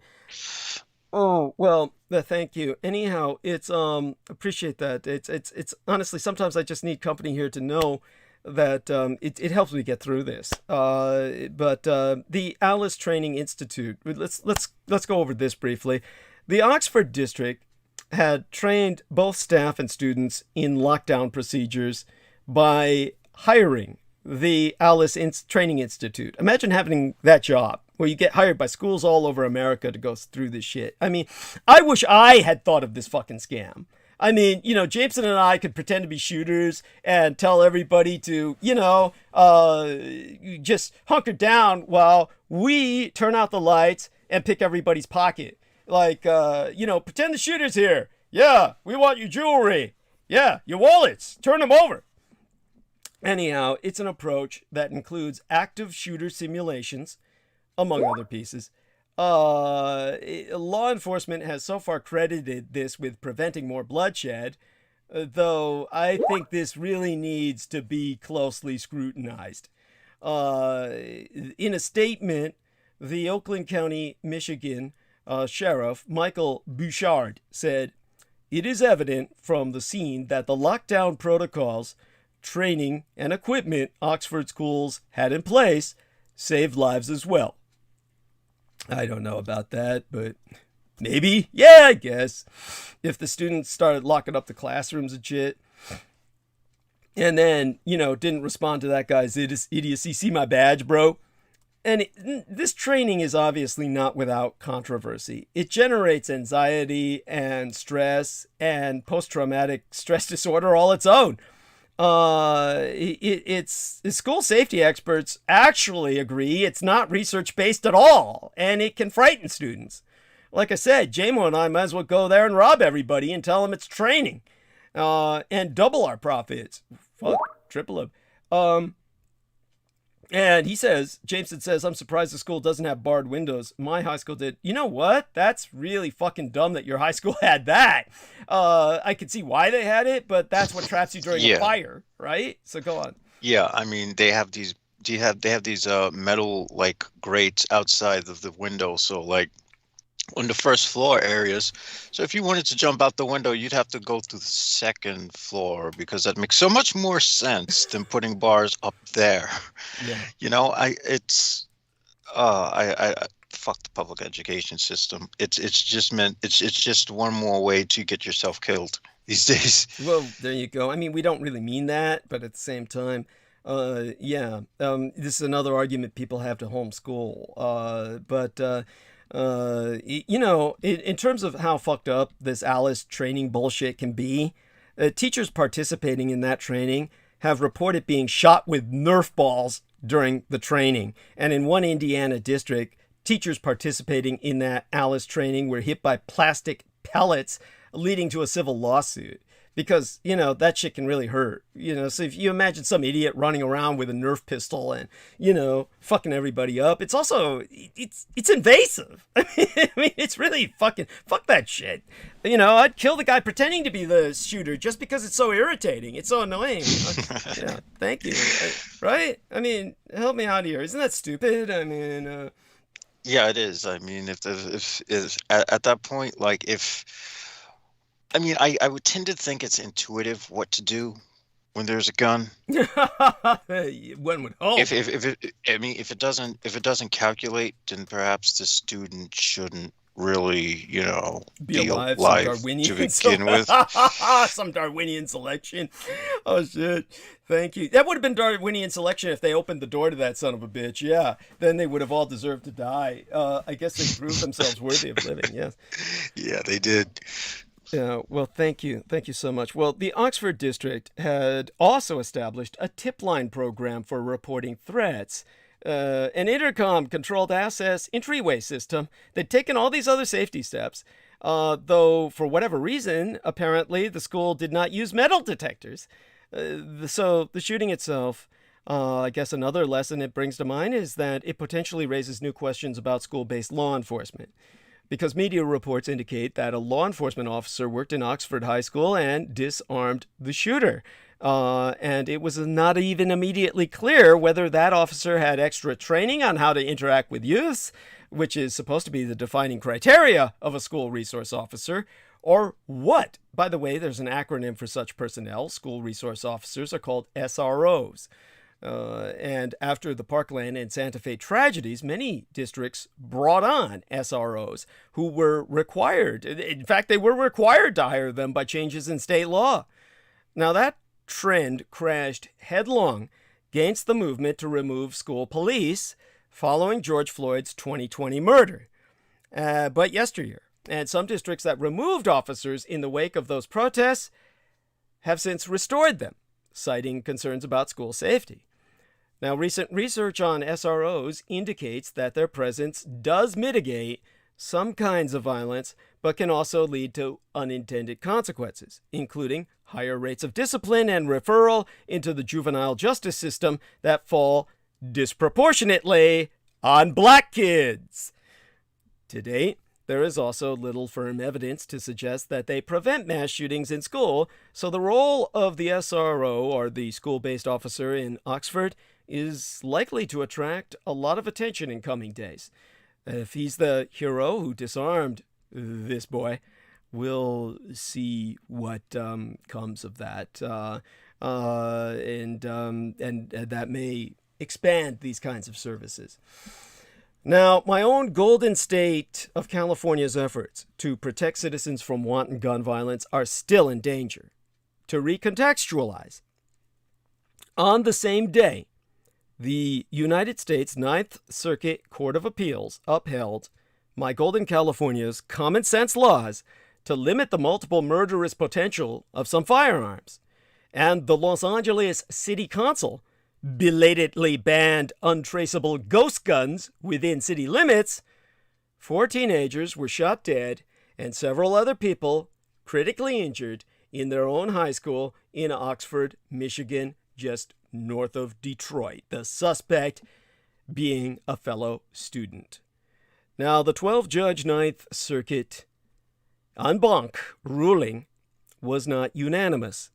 4 members would have upheld a lower court judge who struck down the ban and in the process compared the type of semi-automatic weapon used to kill 12 moviegoers in Aurora, Colorado in 2012, the man programmed by Dr. Lynn Fenton, the sister of Dr. Lori and Ann Fenton, my former manageress, or the 20 young children at Sandy Hook Elementary School in Newton, Connecticut, circa 2012, that very same year, the 14 county workers and guests at a holiday party in San Bernardino, California in 2015, the 49 revelers at the Pulse nightclub in Orlando in 2016 that almost took out my beloved son had he but showed up on time. But thank God he's fashionably late. Many of the 60 shot dead at a Las Vegas music festival in 2017, the 26 churchgoers in Sutherland Springs, Texas in 2017, the 17 students and staff at the Marjorie Stoneman Douglas High School in Parkland, Florida in 2018, the 11 worshipers at the Tree of Life Synagogue in Pittsburgh in 2018, and the one at a Poway Synagogue in 2019, and 10 others I can think of now in Boulder, Colorado, parking lot earlier this year. Apologies, that was a lot of killings. I briefly lost my place. The lower court judge compared the AR-15 style weapons that have killed so many innocent people with a Swiss Army knife. Good for both home and battle. For the dissenting judges, all those high-profile killings were not enough to justify government action at all, because they are statistically very rare, by which they perhaps were thinking about how the nation's semi-automatic weapon body count is dwarfed by the many thousands more killings facilitated by more modest tools of death, such as semi-automatic handguns of the type recovered at the deadly scene in Michigan, and ghost guns, which are assembled from kits. In a battle of footnotes, one dissenting judge noted that although airplane crashes are horrible, they are rare enough that the government does not ban aeroplanes. And the same thinking should apply to guns that can fire more than 10 rounds a second without reloading. Yes, Judge Susan P. Graber replied, writing for the majority, aero crashes are rare, yet even so they cause enough harm to justify laws that closely regulate the aeroline and aeroplane manufacturing industries. She ought to have added that deadly crashes today may be so rare precisely because of such regulation, and that with a little more sensible regulation of firearms, gun deaths too just might one day become a little more rare. For the present, gun deaths are depressingly all too common. Nearly 40,000 in 2019, the year before the pandemic violent crime wave even began in earnest. That figure includes suicides, and it includes senseless killings, such as yesterday's in Michigan. An increasing number of deaths are inflicted by people wielding ghost guns, assembled from handgun kit components that skirt all laws requiring firearms to carry serial numbers, because they are not yet firearms when they are sold. Nifty, huh?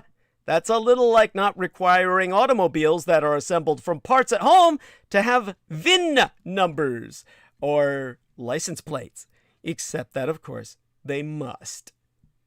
For those of you who don't know, that's the Vehicular Identification Number, VIN. It's virtually impossible to determine how many people ghost guns have killed because it is impossible to know how many there fucking are and in whose goddamn hands. Kudos to the Greater Los Angeles City Council for following the incrementally more timely actions of San Diego and my own Golden Gate at San Francisco. But a ban on untraceable guns will be, almost by definition, difficult to enforce without a serious nationwide effort. The ban will almost certainly be challenged by the gun lobby and others speaking for the gun and gun parts manufacturers, the same interests that vowed to appeal the Ninth Circuit's ruling upholding the ban on high-capacity ammunition magazines.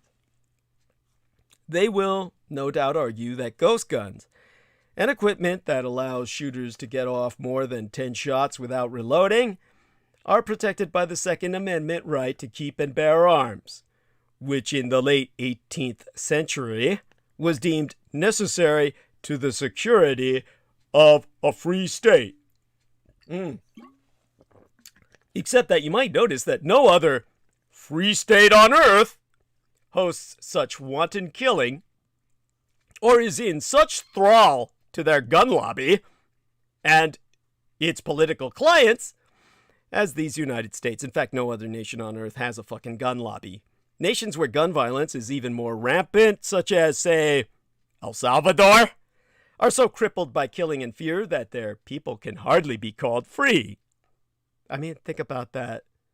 Think about that, okay?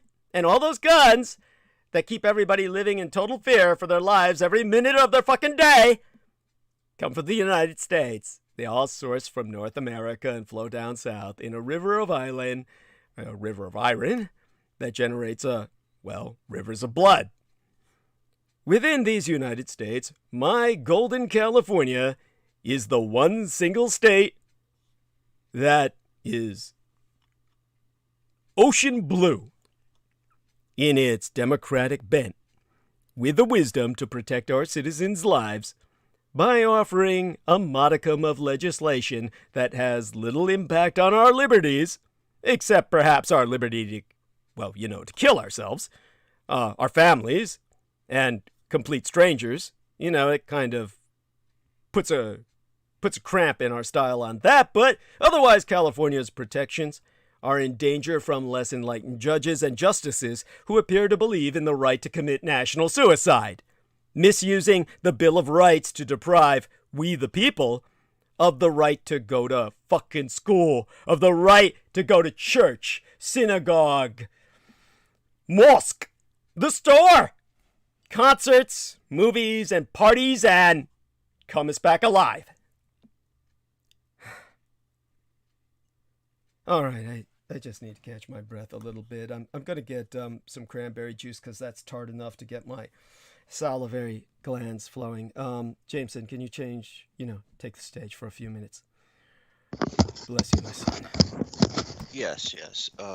Let me get out of this position because I have to relocate to bed, just briefly to, lay down so that my muscles don't cramp up from sitting down for too long. Because that happens, and that will just contribute to me having to go to the hospital again with the rhabdomyolysis problem. Oh man, it's complex being a human being. Let's see what I can dredge from the depths. Of course, it is interesting how guns have more rights. I honestly, if I come back to this realm, I would like to come back as a firearm, because I will know that I'm protected. I don't have to worry about being killed. So I do have this, which I find interesting, in which the Netherlands says Omicron variant was within its borders a week before the South African flights prompted the panic. This is interesting to note. This is in Brussels. The Omicron variant had a foothold in multiple countries in Europe before the travel restrictions were imposed, new genetic sequencing data has revealed. Dutch officials said Tuesday that they had detected the variant with its unusual high number of mutations in a sample collected on November 19th and another on November 23rd. The reason why I was even able to look up this article was because of a meme that Daniel posted. So a shout out to Daniel Arola for that. This was well before Dutch authorities panicked over 2 flights from South Africa carrying infected passengers. The earliest known cases are still from Southern Africa. The first identified samples were collected November 9th from a 34-year-old man and a 23-year-old man in Johannesburg, according to the GISAID global database. I suppose that collects all the data on COVID. On November 11th, 5 samples of the variant were collected in Botswana. Experts caution, though, that the Omicron could have originated elsewhere. Even countries with world-leading sequencing programs only assess a portion of their cases. Labs in many countries are now combing through samples collected not just in recent days, but over the past month. So there's potential that this might have actually originated in Europe. Who knows? Hong Kong, Sweden, Israel, Britain, Italy, Canada, Belgium, and the Netherlands all traced their first cases to samples collected before South Africa warned the world late Thursday of a potential more contagious variant with the mutations of the sort that might evade vaccines. At least they had the kindness to warn us. That's, unfortunately, yeah, at least they have the kindness to do that. The next day, as the World Health Organization assessed the Omicron was a variant of concern, 2 planes carrying about 6,000 passengers from South Africa landed in the Netherlands with 61 people testing positive for the virus, 14 of whom had the Omicron variant. The EU, Britain, the United States, and others quickly imposed restrictions on travel from Southern African countries. Southern African leaders decried the travel bans as unnecessary and punishment for the vigilance of their scientists and the transparency of their public health officials. To which I have to agree with them on that, because it was probably already here by the time we banned flights from South Africa. Which is actually the case, because they did have a case, first case that they found in California that we know of. While sequencing data underscores that travel restrictions came too late to prevent transmission, a spokesperson for the European Commission defended moves on Tuesday, saying the restrictions may still slow the spread. A certain number of precautionary measures had to be taken not to stop the variant from reaching Europe or other parts of the world. I think everyone recognizes that is not possible, spokesman Eric Mamer said, but to ensure we slow down its spread as much as possible in order to give European health authorities and our pharmaceutical suppliers of the vaccines the time to adapt and ensure we can roll out an appropriate response. The EU Health Authority said Tuesday that no severe cases or deaths have been reported in connection to the variant, and that the cases had information about were mild or asymptomatic. The majority of confirmed cases have a history of travel to African countries, with some having taken connecting flights at other destinations between Africa or Europe. The European Center for Disease Prevention and Control added in a statement. The Dutch Public Health Institute said it did not know if the 2 first people to test positive there had been in South Africa. Europe had been experiencing a surge of coronavirus infections before Omicron was detected, and countries have continued to enact measures to mitigate a second pandemic winter. Of course, I should note that this surge of these coronavirus infections are because of all the people who are protesting getting vaxxed and whatnot. But, the disease doesn't officially, quote unquote, exist to some people. So what can I say? By Maybe the way, people... While Jameson is speaking, I'm just chewing some cheese and sausage here, getting myself some more calories in me before I get back into it. And I'm wondering what I should tackle in the time we have. But yeah, go on. Yeah. Damn, I thought I ate like a college student. Okay. Yeah. I better shut this off before people hear me. Switzerland said Monday that anyone vaccinated or unvaccinated coming from the growing list of countries where the variant has been detected must quarantine for 10 days on arrival. Polish media reported that Poland enacted similar measures. And in Greece, Prime Minister Kyriakos Mitsotakis said on Tuesday that his country will make vaccination against the coronavirus mandatory for everyone over age 60 and will apply €100 monthly fines for non-compliance. I question why they would just, do it for people over age 60, because if they get it and they're over age 60, they're going to die anyway. I mean, why tax them? That money, he said, will be used to support the hospital system. It would make more sense to tax people who are under the age of 60 for not getting the vaccine, because there's probably... But then again, now that I think about it, there's probably more people over the age of 60 than there are people who are under the age of 60. Yeah. Who have any money, at least, yeah. Yeah, so it makes perfect sense now that I think about it. It's not a punishment, Mitsotakis said. I would say it's the price for health.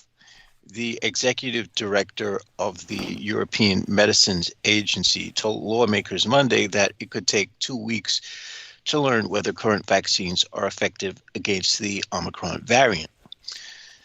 Now, of course, I'm fairly certain that those who are anti-vax would have a field day with that. Yeah. Because the social impact of this is actually more fodder for the bleak humor that I have. Yeah. But by the way, in the chat room, Jorge says hi. Hi, Jorge. And Troy Bellamy, he says, you need a show on TV. I was looking at an old video of you discussing Roswell. As a black man, I just learned about the triple nickels from you. Thank you, sir. Deeply appreciate it. And Deep Space Pilot, that's our friend Ronald Stroyny. He is the lead bandsman for the acid rock band Deep Space Pilots, and I highly recommend people check them out. They've been around forever. He says, goodness, is it Wednesday already? Glad I opened YouTube so I could listen in. He says, I don't mean to diminish in any way what you're explaining about this Allied mustard gas disaster, but as you describe this, I picture the story you're telling being retold in the form of a comic book. Well, Jameson Reese may someday do that, right? Yes.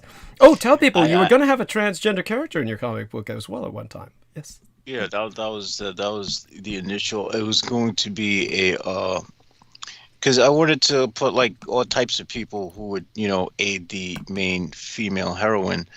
And the problem is I can never get this shit off the ground because I can never get past the first few. I can never get past, the first sequence where she gets out of this barrier that she has been sealed in. So that's the barrier. Start with the end. Always start with the end, then right towards the end. Wait. What do you mean? Start with the end of the chapter and go backwards? A bit too much into this hot pepper. Wait. Start at the end of the book. The story. End of the story. And right backwards. Yeah. To how they get to the end. Oh. Why did I never think about that? Because I never think about that. That's why. Because I'm a professional. Go on. There you go. There you go, folks. That's all right. So that's what I'm going to start doing then. I'm going to do everything retroactive so that it makes sense.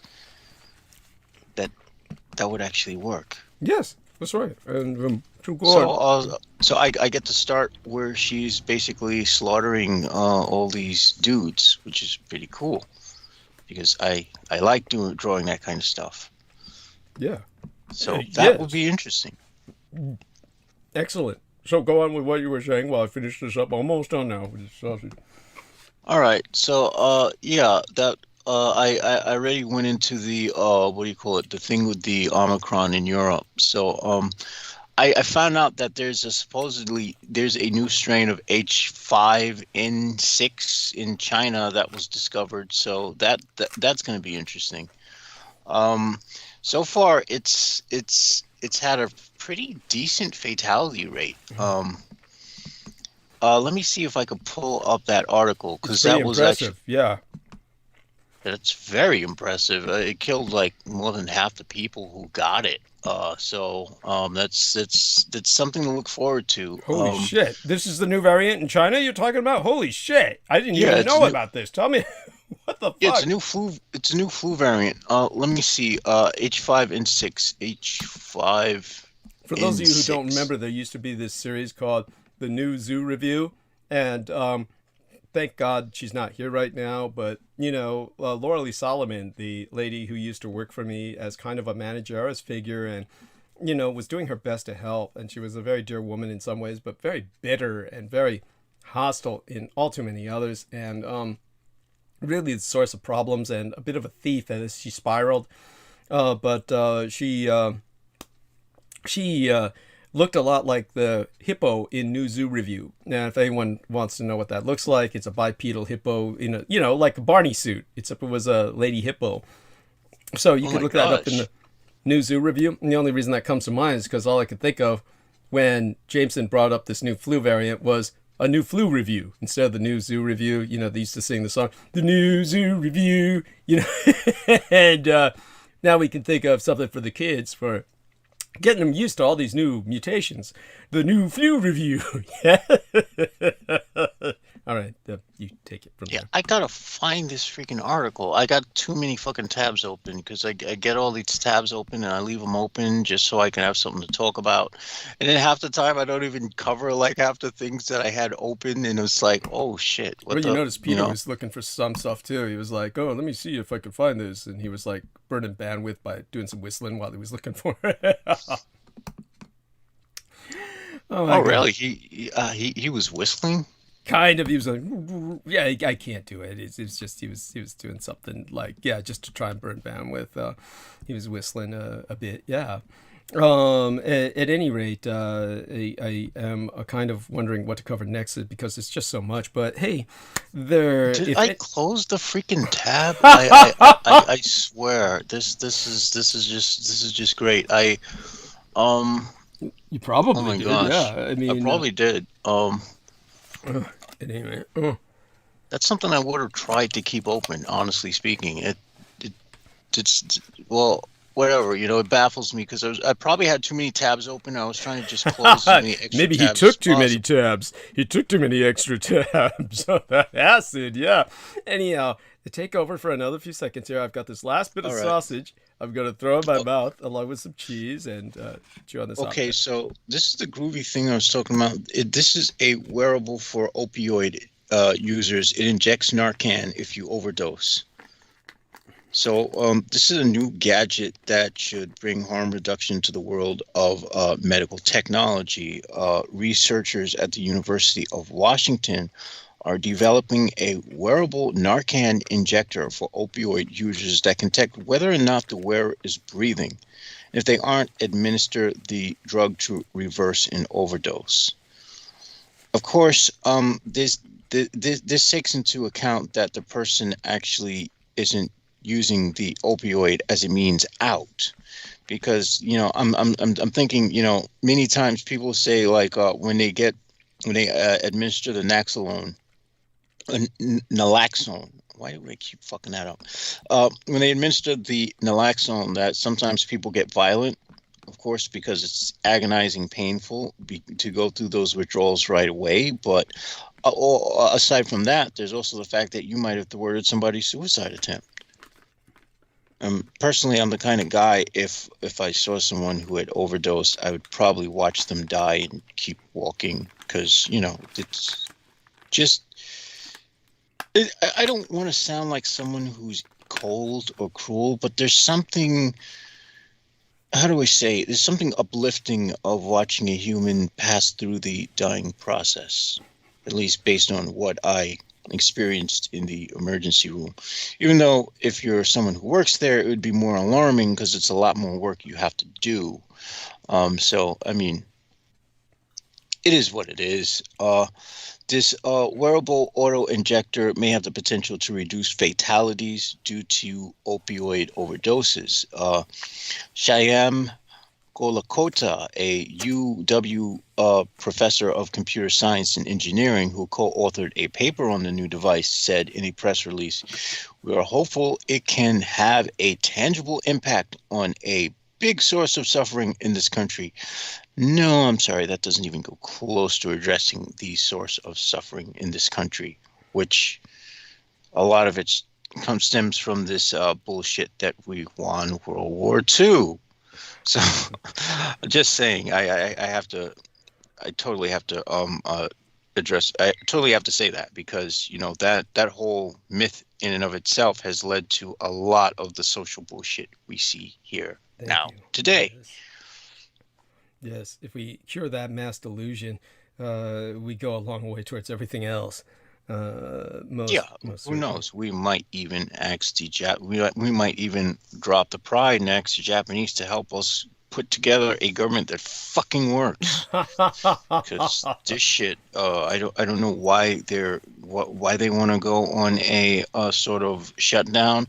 What are they shutting down for? What do they do all day anyway but sit there and talk shit to one another? Yes. And look down at their cell phones while that's going on. So I'll tell you why it's important, though. Definitely glad that you brought up what you did about that jacket, because that's also like the that's another humorous kind of device that how does it refill? I mean, like, do you use it once and you have to buy a new jacket, or do you refill it when it injects you? For this naloxone thing? Yeah. I have no idea how it works. I guess maybe you'd get like a naloxone cartridge to put in, and you go out, you do your thing, you get stoned, you do. Oh man, have you ever seen those? Oh, the funniest thing is seeing the guys who use like hardcore heroin. When you see them do this lean, where they're literally like slumped over. Yeah, the heroin nod. Go on. Like they. Yeah. Oh my God. It is the funniest thing to just watch sometimes. Oh my gosh. That was back in the day when I used to really frequent the city like crazy. Now I'm afraid to be in the city when it's nighttime. But back then I enjoyed it, just walking around at night.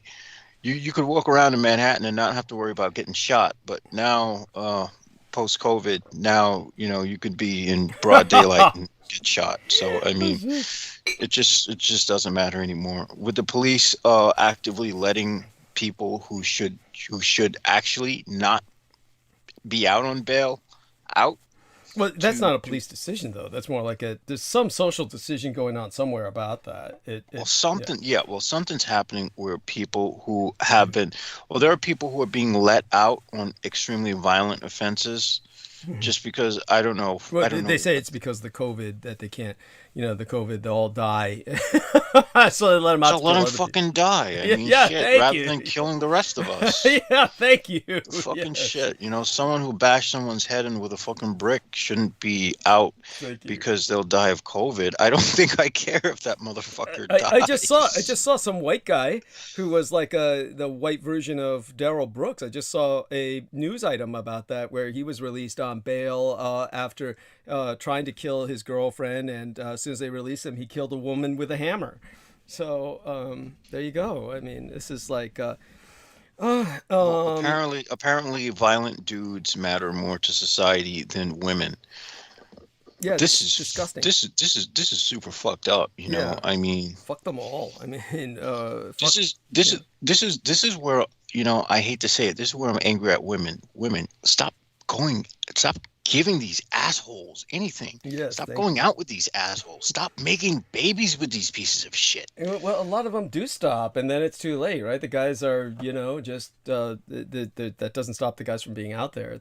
Society needs to stop these men, and after a certain amount of time, they need to be exterminated. When you've got them like repeatedly, when they have a recidivism rate past a certain point, then it's like Logan's Run. They just need to be offed. Like those stupid commercials that I was telling you about, the stupid bail commercials, where they're singing that rap song. They actually put it to a rap tune. Where let me see if I can find them on YouTube. Probably the internet's gonna be all fucked up here, but yeah, here we are. Bail commercial. Mama wants you home. Let me see if I can find that. Mama wants you home, and I bet it might be up there. Shit. Bad Boys Bail Bonds. That's it. Bad Boys Bail Bonds. Here goes one. It's not the one that I saw, but hey, here you go. Let's see if I can get the voice on here. Yeah. How are you today, young man? Starting my new job today. Oh, how wonderful. Do you mind holding my Can you hear this at all? No problem? Thank No, you. I don't hear it at all. Oh, okay. Damn, that's too bad. It's funny, the other times people can hear everything that's going on here. It's bizarre. Well, I'll have to watch this later. We have to ask Peter to do it, because every time he does it, we can hear his TV and all that shit. Yeah.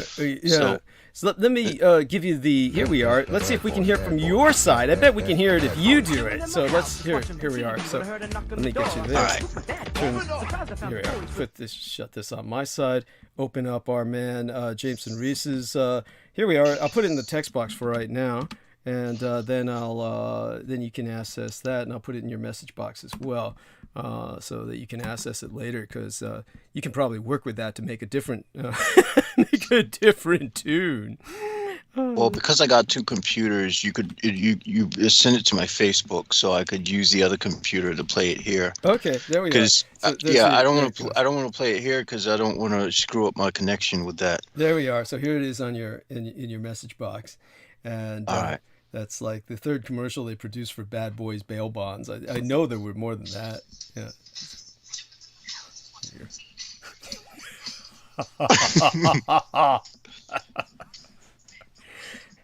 They show Derek Talley in drag, by the way. Yeah, he's the bitch playing Mama, Fat Mama. Yeah, like in the comedy. White trash piece of shit opens the door. Black guy says, "I have a warrant for your arrest." This is hilarious. Oh shit, that is Derek Talley. Holy shit. Oh my god, that's fucking hilarious. That's horrible. Oh my god.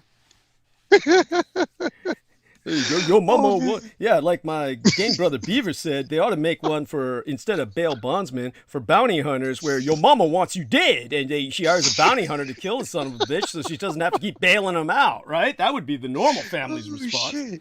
You would hope. Yeah, that would be. Oh man, a normal family, they'd be like, "I disown your ass. Yeah, you ain't coming home." Shit. Right. Yes. So there we have that. See, you know, the guy is completely pathological because of his mother. When his mother says, "Oh, my baby, I gotta bail him out. My baby would never do that." Yeah. It's like, are you fucking serious? No wonder why he did it. Yes. Thank you. Oh shit, man. So, all right then. And a funny, stupid story about when you're talking about watching people die. So when I was in full security enforcement uniform for executive security and investigations, which no longer exists, it was owned by San Francisco police officers, and they used San Francisco police officer uniforms. So I could have, any lunatic in that company could have pulled, the Crumbly, could have pulled a Crumbly and said, "See, I'm a cop," that kind of shit. And, honest to God, real fucking badges and shit. Heavy duty metal could deflect a bullet. And it was like, it just with the executive logo on it, however, emblazoned. I kept mine. Actually, that was from another company that I had that. the original executive wasn't worth shit. Now that I remember, that was plastic. But the rest of the uniform was real. Plastic. Yeah, but the combination of the twain, the executive uniform and the badge, I could play cop if I wanted to with that shit. But in terms of the other, ultimately, like I said, I was employed by the SFPD after graduating from the academy.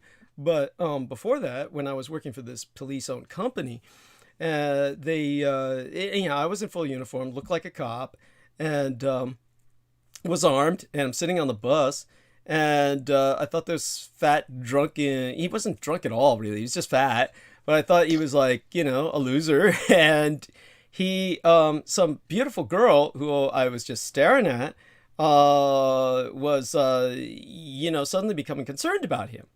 And I was wondering why, because he looked at me like he was just fucking, fat slob falling asleep on the bus.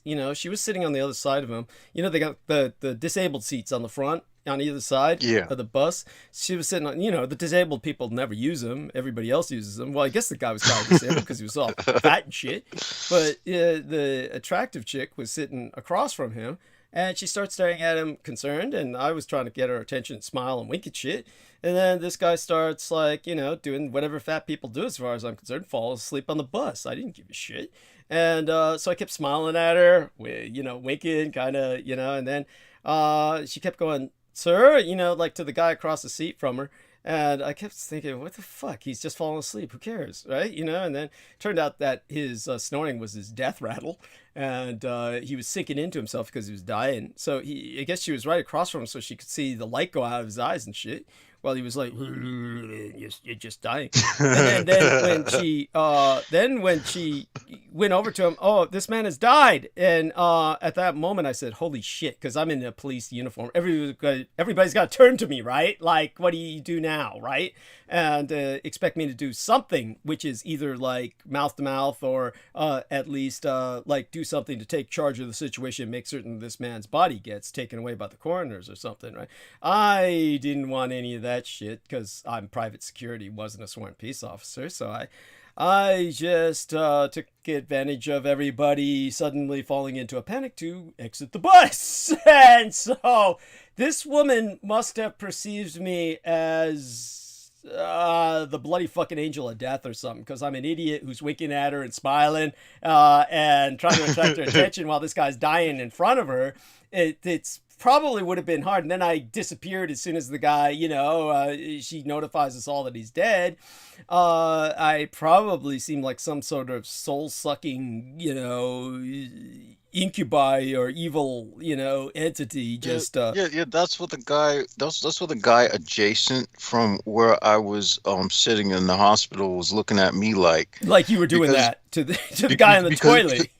Yeah, well, the guy who was he was in the bed when he died. Okay.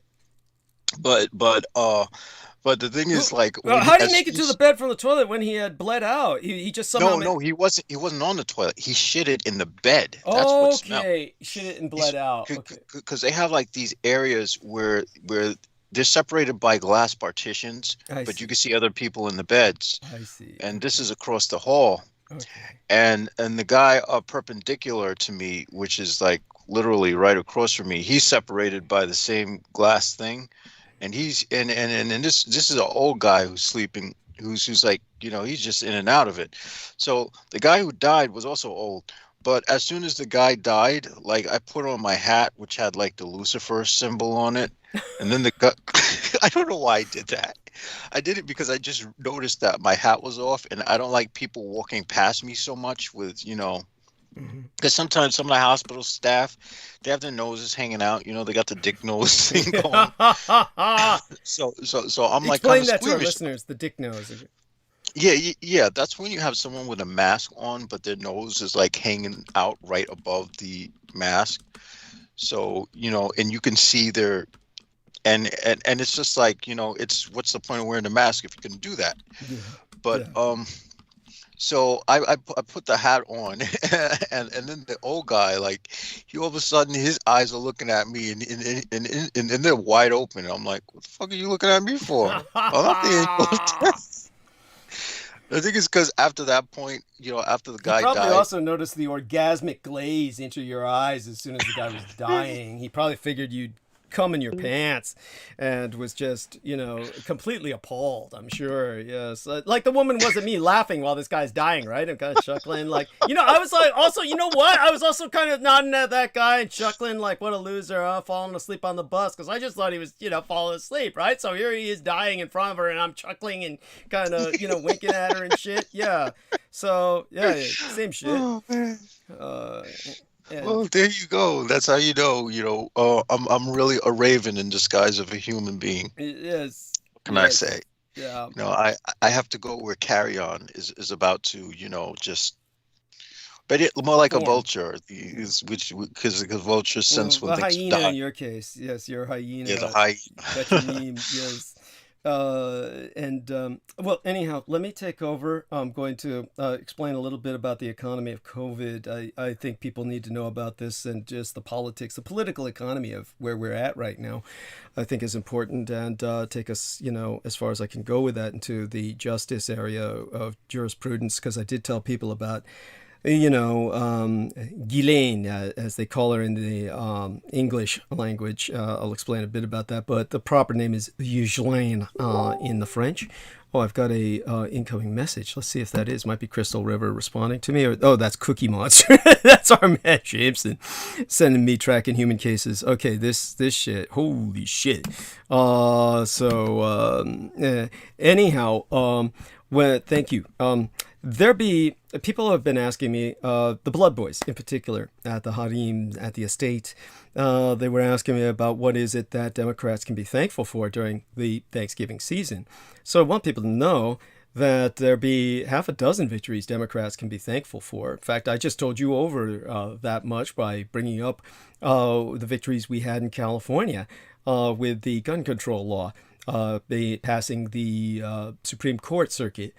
Now, in a year that's been defined by media narratives portraying Democrats in disarray, it can be tempting to think that the party is defined solely by its work in Washington. And while the pundits are keen to focus on President Biden's congressional setbacks, a really myopic focus,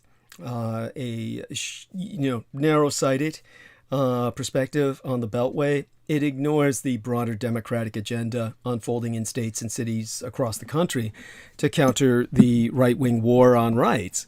Unfortunately for Biden and the Democratic Party, voters across the country are frustrated by what they view as a lack of progress by Congress on key elements of Biden's popular Build Back Better spending plan, not to mention the internal party frustrations around the Biden team's deprioritization of criminal justice reform and voting rights earlier in the summer. And I'll take us all the way back to criminal justice tonight. I've got to. But as we recover from an irreconcilably politically polarized Thanksgiving with friends and family, those of you who attend such, how would we call those? Travesties? Let's break down around half a dozen victories Democrats can be thankful for this holiday season. I'm going to do so in depth. So, it might take longer than what we've got left tonight.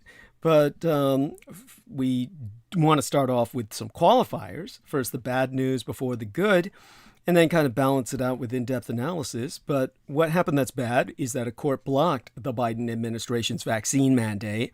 A judge in Louisiana temporarily halted a vaccine requirement for health workers participating in Medicare and Medicaid, arguing that such a mandate should come from Congress. In the meantime, officials have ramped up testing requirements for air travelers to these United States. But COVID-19 mass vaccination efforts are succeeding. So despite politically polarized resistance to COVID-19 vaccination, the United States has made incredible progress deploying a safe and effective vaccine to tens of millions of people. Nearly 200 million Americans have been fully fucking vaccinated. And nearly 70% of people have received at least one vaccine dose.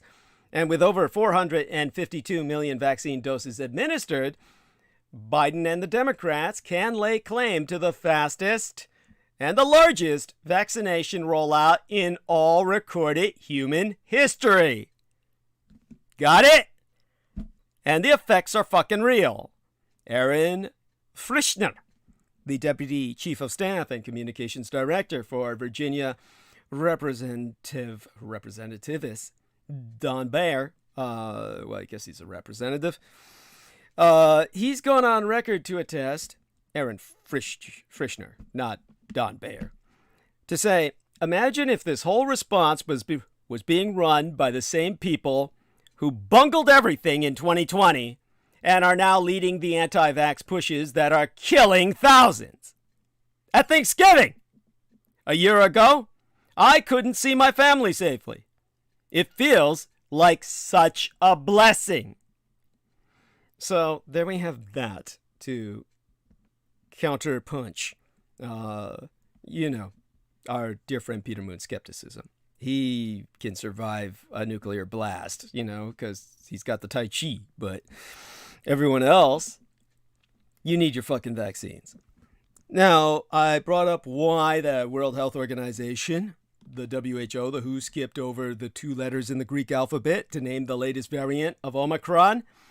For everyone else that is not educated in the occult and symbology, there was a lot of head scratching since Friday into last weekend when the World Health Organization decided that B11529, the new COVID-19 variant that was first detected in South Africa, would be named Omicron. And in doing so, the WHO skipped over 2 entire letters in the Greek alphabet, Nu and Z. And the reasons for doing this was kept a mystery until the WHO itself clarified the issue on Saturday this last weekend. And it turns out it was all about avoiding confusion, quote unquote, and preventing unnecessarily offending a large group of people. Chinese. When the WHO named the Mu variant in August, Nu was next in line. Mu, Nu, letters, right? But the WHO decided to skip it over because officials felt the letter was too similar to the English word new, which could have led to a bit of a confusion. But, in the military, the U.S. military, they use the term niner all the time so that people don't confuse the number 9 with the German word for 9, no. And so there you go for that. But then came Z. But the WHO decided to nix it because it is the same as the common last name Z, and using it would violate the organization's guidelines to name diseases that would offend the communist Chinese. So the effort to avoid offending a large group of people on the Chinese mainland is the main reason the WHO started naming variants after letters in the Greek alphabet in the first. Before that, only the scientific name was used, which was confusing to regular people and often led people to referring to variants by the places where they were first detected. And that's why you often had names like the African flu, the Chinese flu, all that stuff stopped. I mean, not African flu. There's no flus out of Africa, but, African, some horrible melting, hemorrhagic disease is what you would get. And the Chinese would give you all the flus. Or the Asians. They'd be named after various Asian countries. And of course, the WHO decided rightly that this was offensive, rightly to a degree. You get what I mean. It's practical, but at the same time, it's as we saw, this can also be misused, like in World War I, when they called it the so-called Spanish flu, and that's just bullshit. When, of course, the Spanish had nothing to do with it. So in a statement, the WHO organization asserted that the practice was stigmatizing and discriminatory, and that the WHO always seeks to avoid causing any offense to any cultural, social, national, regional, professional, or ethnic groups. Or as Jameson Rees says, they don't want to bite the hand that feeds them. Now, quite rightly, several conservative leaders in these United States blasted the WHO for skipping the letter Z, observing that it was an all too obvious effort to avoid angering the Chinese Communist Party dictator Xi Jinping, and a further example of why the International World Health Organizational Agency cannot even be trusted. It's Texas Senator Ted Cruz. I can't believe I'm standing by this guy. He said, if the WHO is this scared of the Chinese Communist Party, how can they be trusted to call them out the next time they're trying to cover up a catastrophic global pandemic?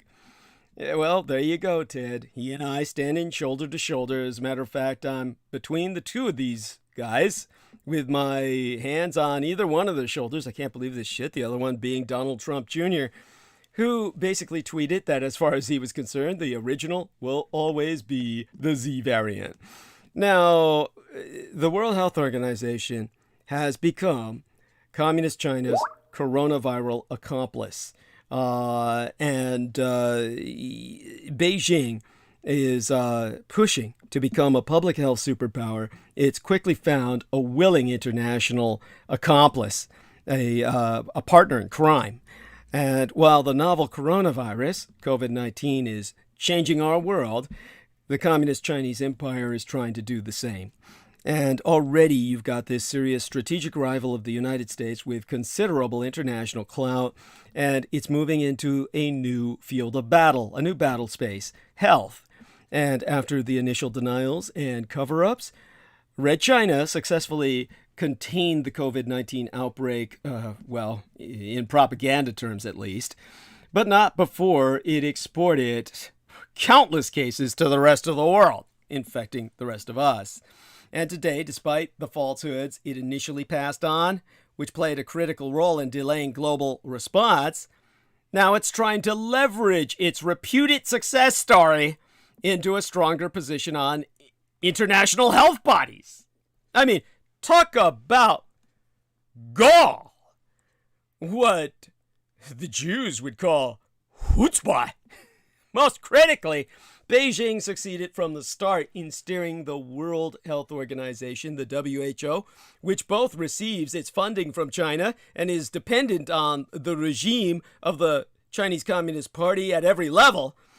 Its international experts didn't get access into the country until Director General Tedros Adhanom visited President Xi Jinping at the end of January personally to receive private instructions. Before then, who was uncritically repeating information from the CHICOM, the Chinese Communist authorities, ignoring all warnings from Taiwanese doctors, unrepresented as they are in the World Health Organization, which is a United Nations body which considers Taiwan the Axis enemy, the sole Hitlerian power of the Axis extant on the surface world, and therefore ergo reluctant to declare a public health emergency of international concern, denying such after their meeting held on the 22nd day in January of yesteryear that there was any need to do so. And have you heard the new Republican conspiracy theory about the Omicron variant? Roughly 24 hours after most people in America first heard about the Omicron variant of COVID-19, Texas Republican Representative Ronnie Jackson offered a conspiracy theory to explain what was happening. Now Jackson, who not for nothing is also a physician, tweeted, "Here comes the MEV, the midterm election variant. They need," that was all in the uppercase, "a reason to push unsolicited nationwide mail-in ballots. Democrats will do anything to cheat," also all in the uppercase, "during an election, but we're not going to let them."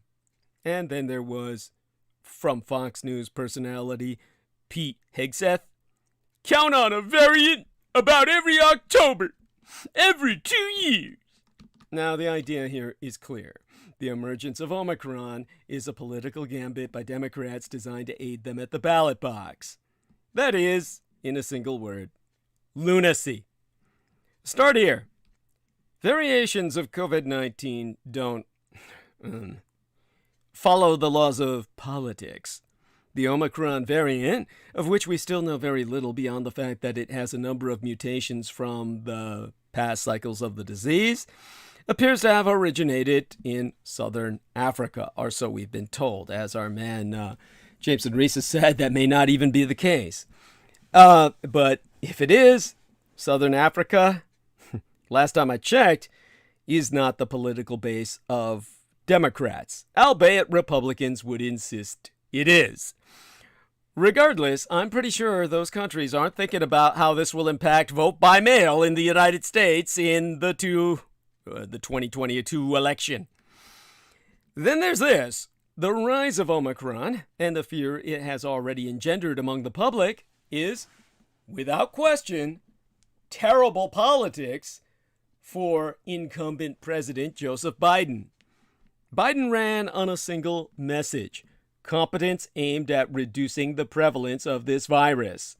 That was the sine qua non of his campaign. I will get COVID-19 under control, and that will allow us to return to some semblance of normal. In his inauguration speech in January, Biden said, "We are entering what may well be the toughest and deadliest period of the virus. We must set aside the politics and finally face this pandemic as one nation." That grand vision has run directly into the abrupt reality of a super infectious disease. The emergence of the Delta variant over the summer in these United States triggered another surge in cases and a subsequent dip in Biden's approval ratings. In June, Fox News poll, 64% of Americans approved of the job he was doing in handling COVID-19. By November, that number had sunk to 48%. What Biden badly needs right now is some good news on the virus, some evidence that this long national nightmare is finally beginning to abate. Instead, on Monday opening this work week, Biden was speaking to the country about his decision to ban travel from a handful of African countries that have seen the bulk of the Omicron cases. So, on Monday opening this work week, Biden said, "Sooner or later, we're going to see cases of this new variant here in these United States. We'll have to face this new threat just as we faced those who have come before it." While that is an acknowledgement of reality, it's the exact opposite of where Biden and his team wanted to be at the end of November 2021. It suggests that Biden doesn't have all the answers on this new variant. In truth, no one does. And that the pandemic isn't nearly done with us yet. For a man who based his entire campaign on the idea of using leadership and competence to end or significantly curtail a virus that has killed more than 776,000 Americans as officially acknowledged, Monday was a very bad day, politically speaking. Why can't the likes of Representative Jackson understand that? Because they have been fed lies for so fucking long that the truth seems strange to them now. But this is the truth. The Omicron variant is absolutely awful for Biden's political prospects, even if Jackson and his ilk are too maniacal to perceive it. And governmental shutdown is looming as Republicans take aim at our vaccine mandate, no less. Risk of a government shutdown beginning this weekend is rising as reactionary Republicans are reportedly plotting to force a partial closure in an effort to defund the Biden administration's vaccine mandate on the private sector. Without a stopgap budget, the government would probably shut down after midnight Friday, potentially resulting in furloughs for hundreds of thousands of federal workers, delayed tax refunds and economic data, and shuttered national parks and monuments. Now, Politico reported early today, or yesterday at this point, that a group of Senate Russo collaborationist Republican red conservatives are planning to object to quick consideration of a continuing resolution, or CR, to extend funding into early next year unless Democratic leaders agree to deny money to enforce the mandate. The House Freedom Caucus, a group of reactionaries, wrote yesterday, by now, to Senate Majority Leader Mitch McConnell, the Kentucky Republican, urging him to deny timely passage of a stopgap until it blocks vaccine mandate funding. Because of the tight schedule, the Senate, and Senate rules that require unanimous consent to move quickly, senators believe they'll be able to drag out the process well past midnight Friday and thereby shut down the government and bring misery to all Americans. Republican Senator Mike Lee of Utah told Politico publication, "I'm sure we would all like to simplify the process for resolving the CR, the continuing resolution, but I can't facilitate that without addressing the vaccine mandates."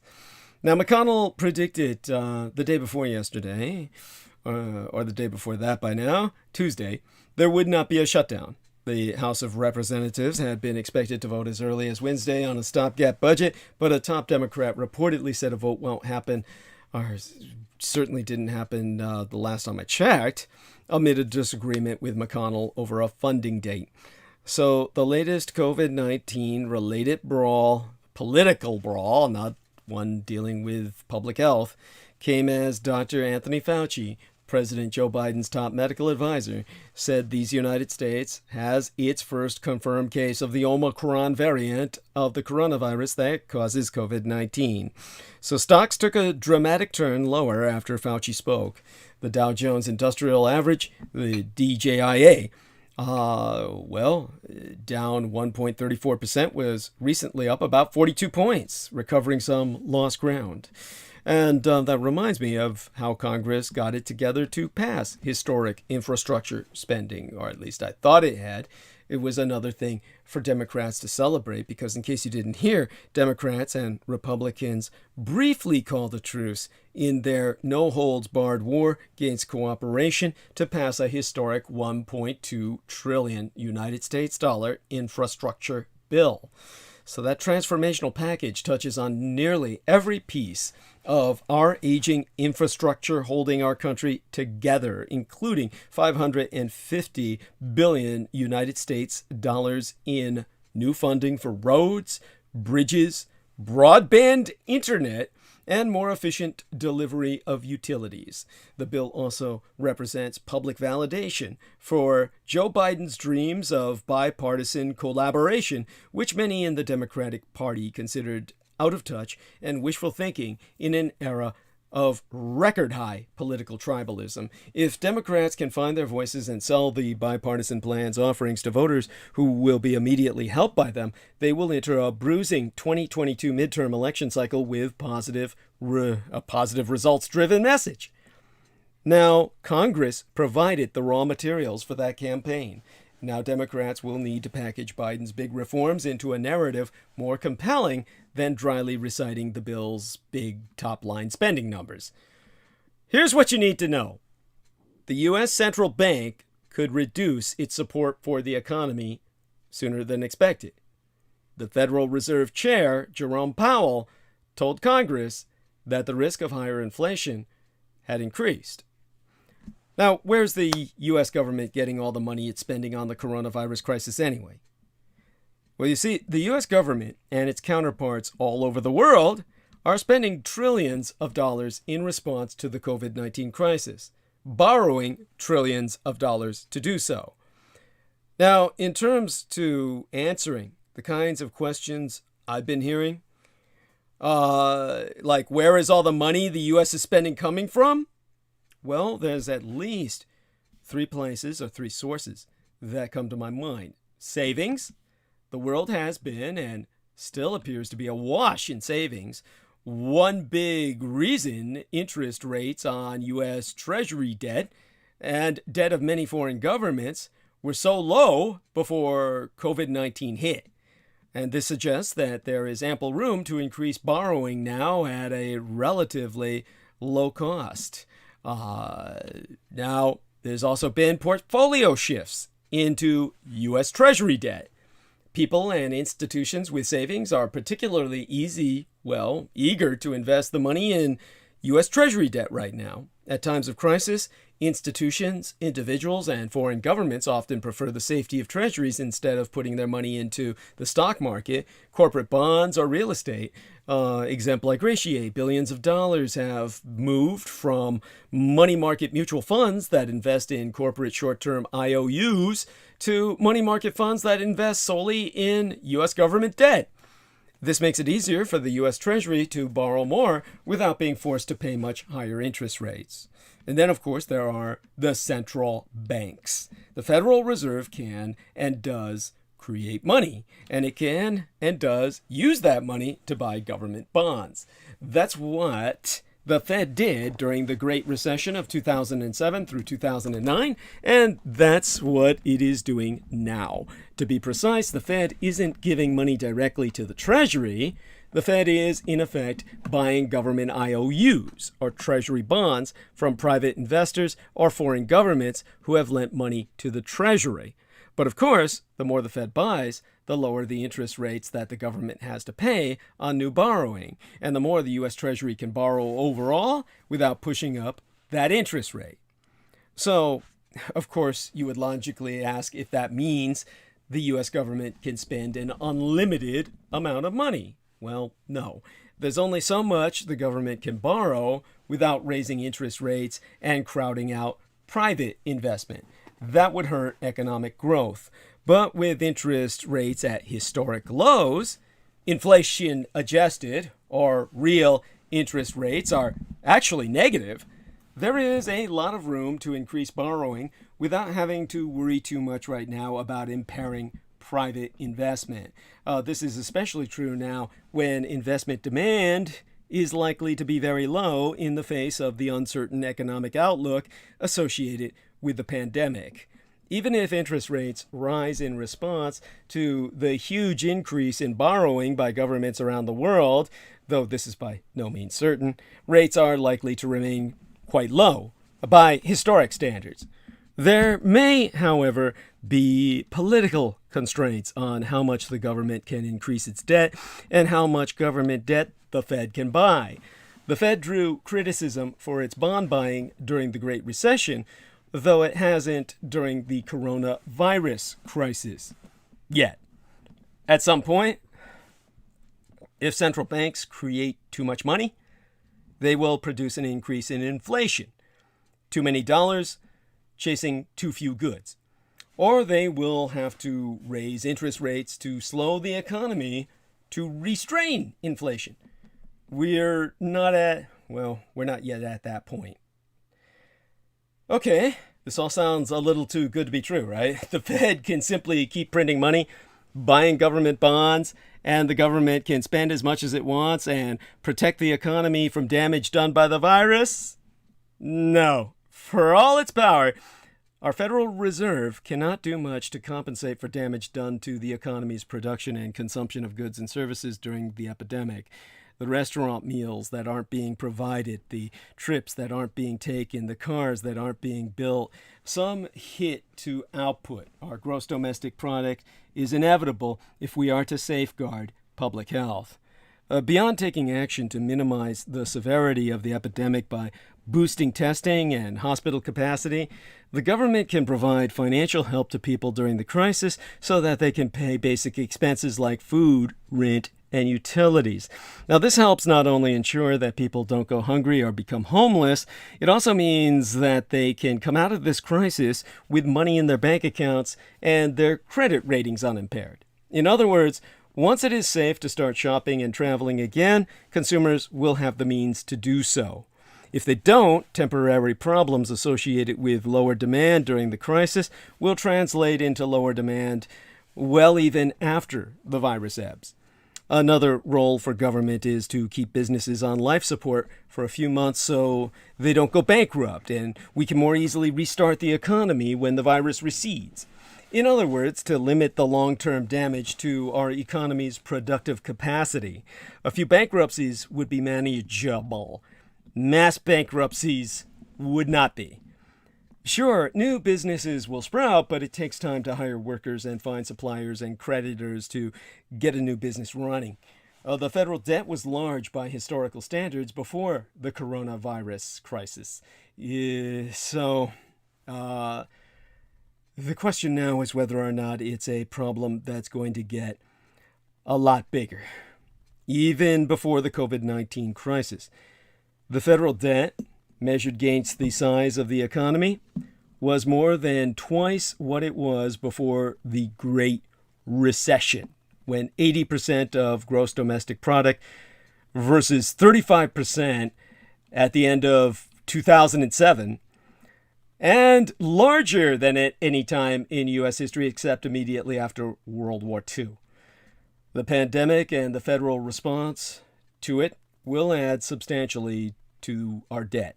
The federal debt at the end of the fiscal year 2020, September 30th of 2020, had already reached 98% of gross domestic product, and that doesn't include the $900 billion United States dollar fiscal package enacted in December of yesteryear, or any additional COVID relief that may be enacted this year. At times like these, like times of war, government borrowing to fund essential spending is prudent if the alternative is devastation, economic, or military, or otherwise. As long as interest rates remain low, the government can shoulder a heavier burden of debt than if rates were higher. Yes, we are passing the bill on to future generations, but with interest rates this low, that bill is probably pretty small. In any case, the alternative, not doing the fiscal stimulus necessary to keep the economy afloat and get it restarted after the virus recedes, would most certainly be worse for future generations. The huge increase in borrowing since COVID began boosts the level of the federal debt, but doesn't have much effect on its growth over time.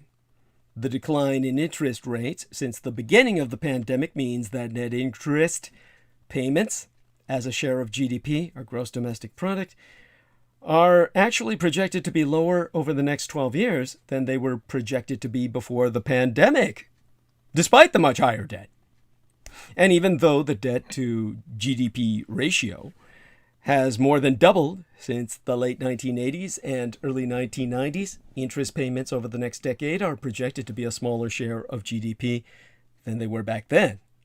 So looking forward, it remains true that the federal debt is on an unsustainable path, largely because of the aging of the population. You know, the more older folks, the more spending on Social Security and Medicare, and because healthcare spending, much of that paid by government, is growing faster than the economy.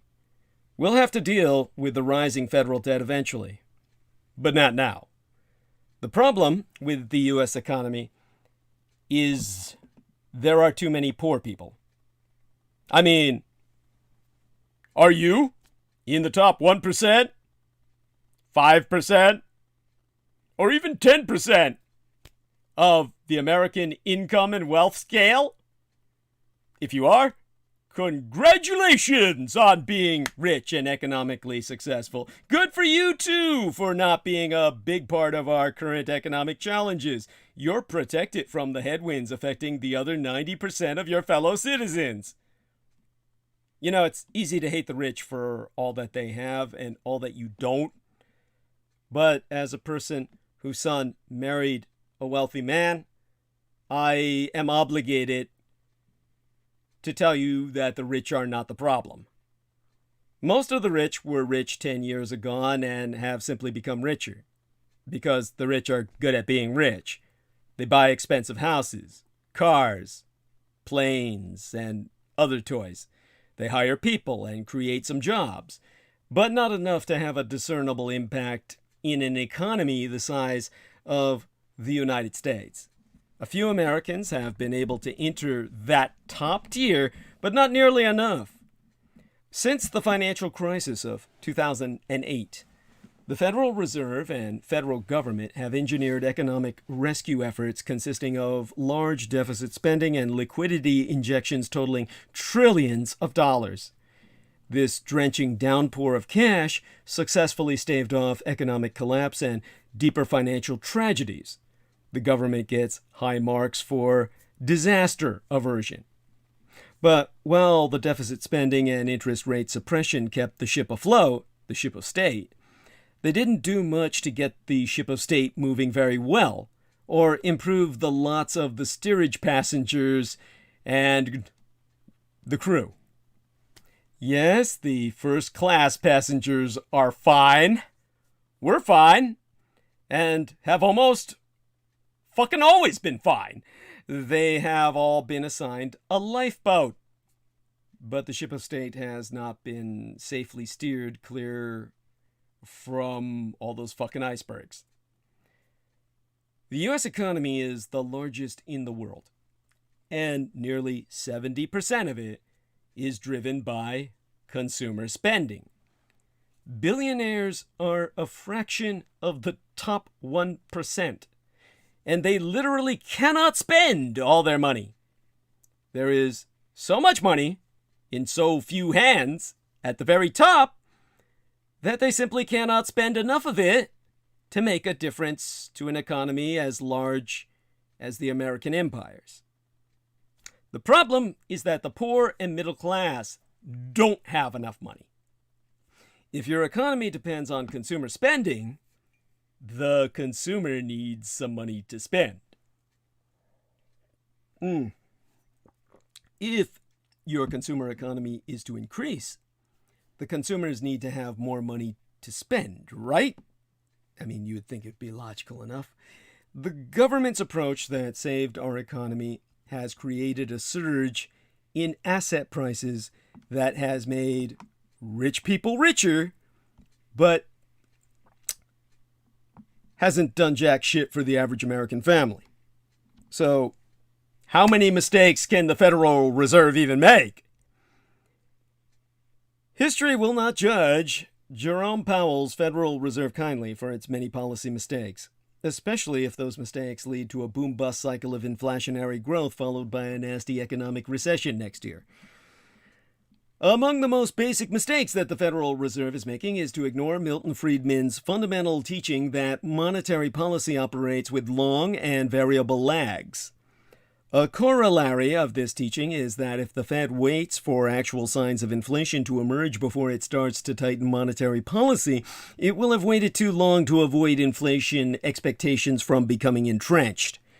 By so doing, it will have set the stage for a nasty economic recession next year to wring inflation out of the economy.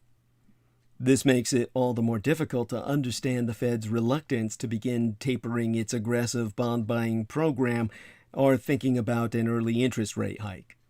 Why is the Fed waiting with the economy already booming, with the economy now receiving the largest peacetime budget stimulus on record and with an enormous amount of pent-up demand built up during the COVID-19 induced lockdown, now waiting to be released as the economy returns to some semblance of pre-COVID normality? Joseph Biden, there's only one thing he's not going to do to combat COVID, and that's reintroduce lockdown.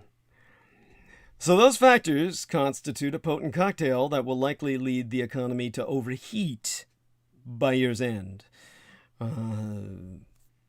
Quite soon. Or maybe by, the end of next year, at the longest.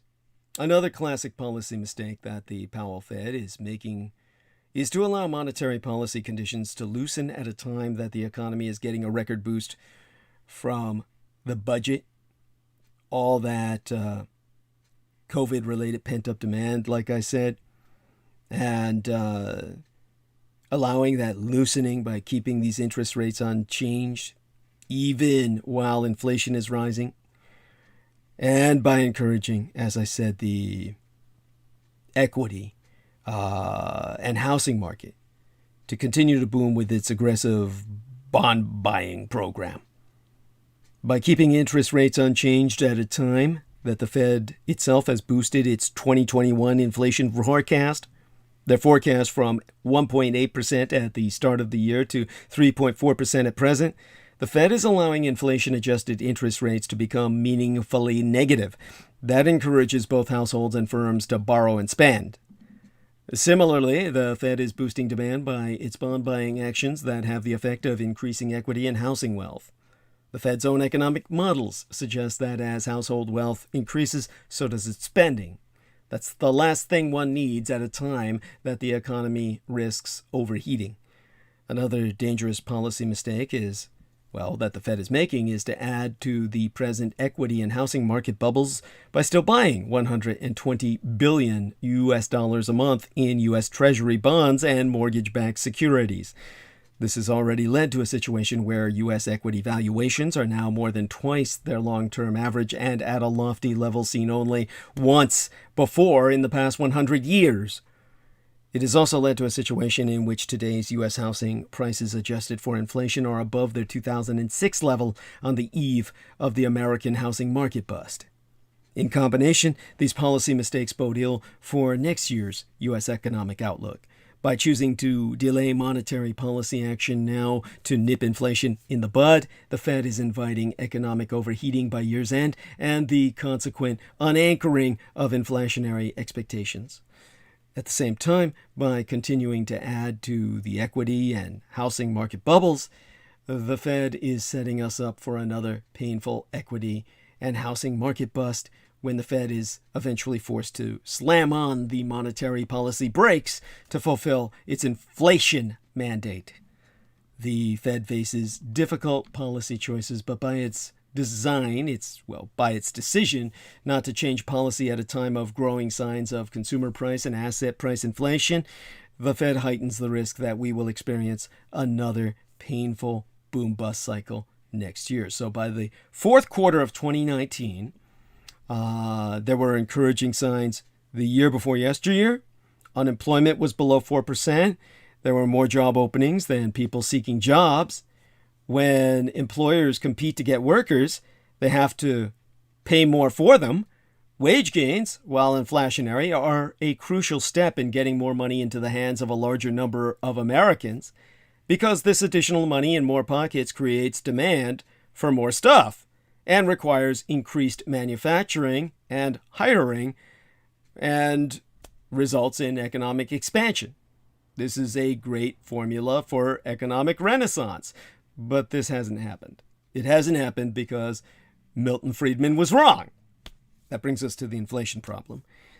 Widely acknowledged as one of the greatest economists ever, Friedman said, "Inflation is always and everywhere a monetary phenomenon in the sense that it is and can be produced only by a more rapid increase in the quantity of money than in output." Now, we have had more than 10 years of rapidly and steadily increasing money supply, but we haven't had any meaningful inflation.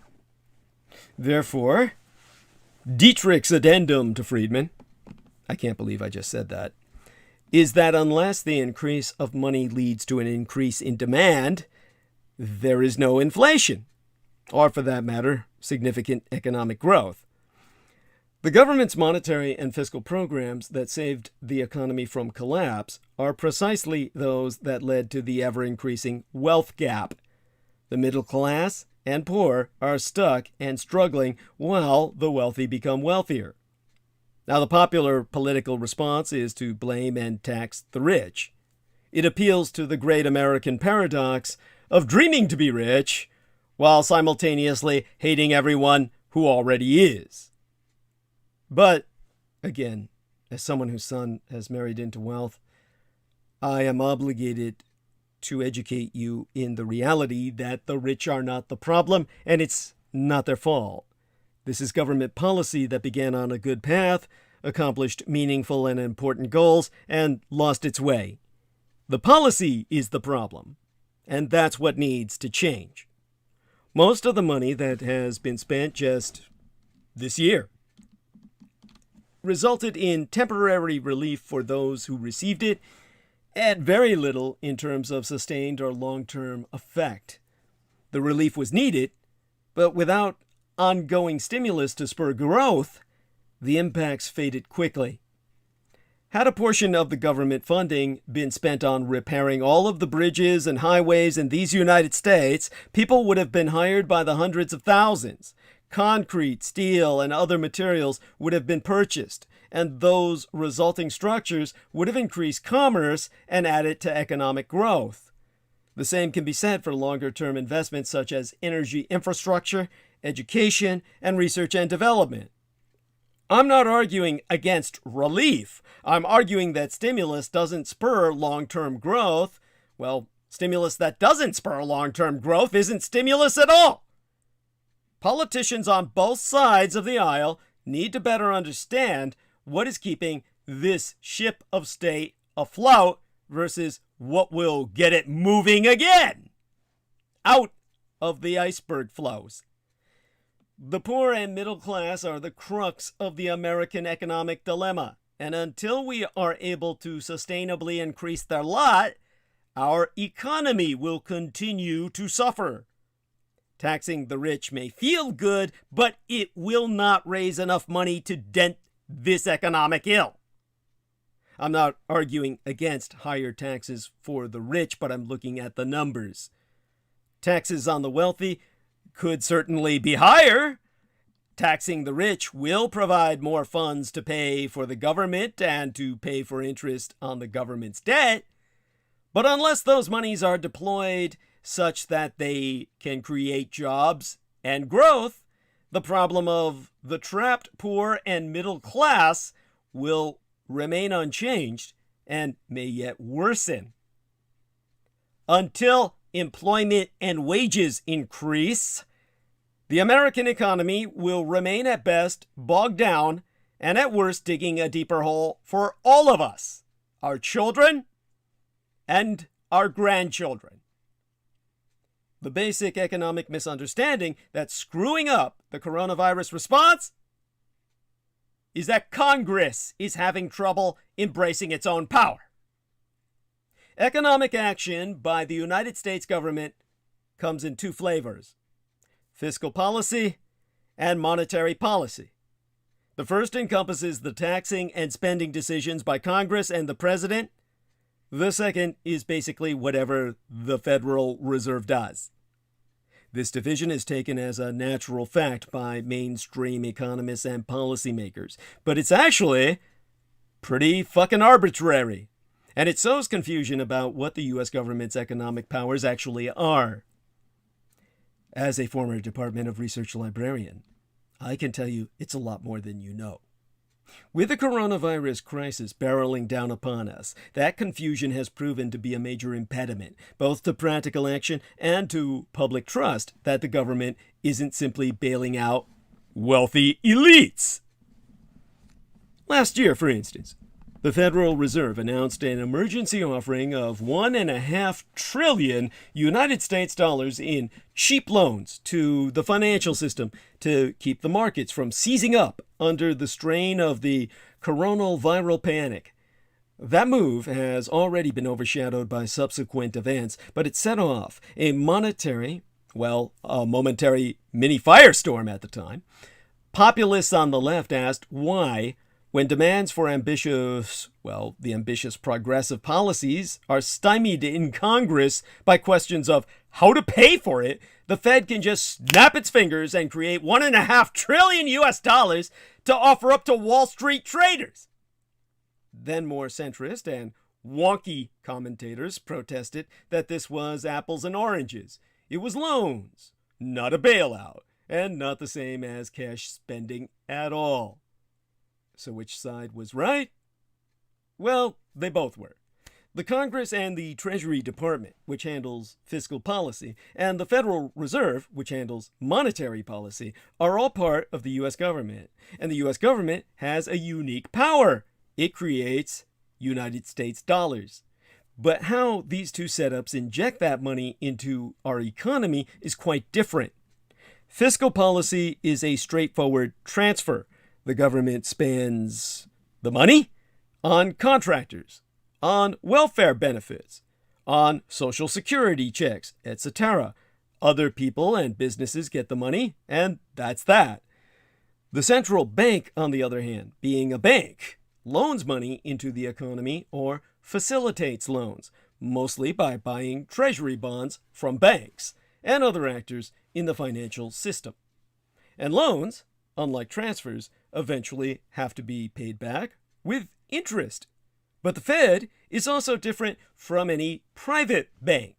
It can never go bankrupt by making bad loans because it shares the government's money-creating powers, which means it can offer a lot more credit at far cheaper rates than any other entity. Now, the prospect of Congress just creating money out of nothing and using it to finance its fiscal policies freaks out policymakers. Instead, Congress is legally required to sell treasury bonds to the financial markets. It is to borrow money whenever spending outpaces tax revenue, and the Federal Reserve is legally barred from directly buying the bonds issued by the U.S. Treasury Department. Rather, in order to conduct its policy, the Fed creates money to buy the Treasury bonds from the financial industry, or accepts bonds as collateral for loans, as in the case of, well, was it last year's $1.5 trillion United States dollar offer? Thus, the U.S. government's money-creating powers are hived off in the Federal Reserve, and this whole constellation of institutional divisions and legal directives encourages the Congress to think of itself as cash-constrained, just like a household or business. Meanwhile, the private financial industry functions as a middleman between the Fed and the Treasury Department. A wildly profitable situation for it to be in. I mean, imagine how easy you would have it if you had abundant access to super cheap loans. The Fed's job is to basically see to it that the financial industry never suffers too much for its mistakes, lest those mistakes cause a panic and bring down our economy. The central bank makes sure there is always enough demand in the markets to buy whatever bonds the Treasury Department offers, partly because the Fed wants to make sure that the government's fiscal policy decisions go smoothly, but also because the Fed's job is to prevent panics and keep the financial system stable, and U.S. Treasury bonds have become the lifeblood of the global financial system. The terms subsidy or bailout really don't encompass what's going on here. They imply an outside government intervention into a pre-existing market state. But for the financial industry, there effectively is no pre-existing market state outside of what the Fed chooses to do. To give a concrete example, yesteryear's $1.5 trillion United States dollar offer to the financial industry was essentially the equivalent of the short-term collateralized loans individuals can get at pawn shops. But while those pawn shop loans will generally charge you an interest rate of 200 to 300%, the Fed aimed for interest rates under 1%.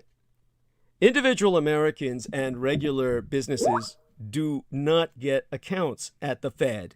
They cannot access credit anywhere this abundant or cheap. The entire system is effectively one giant subsidy.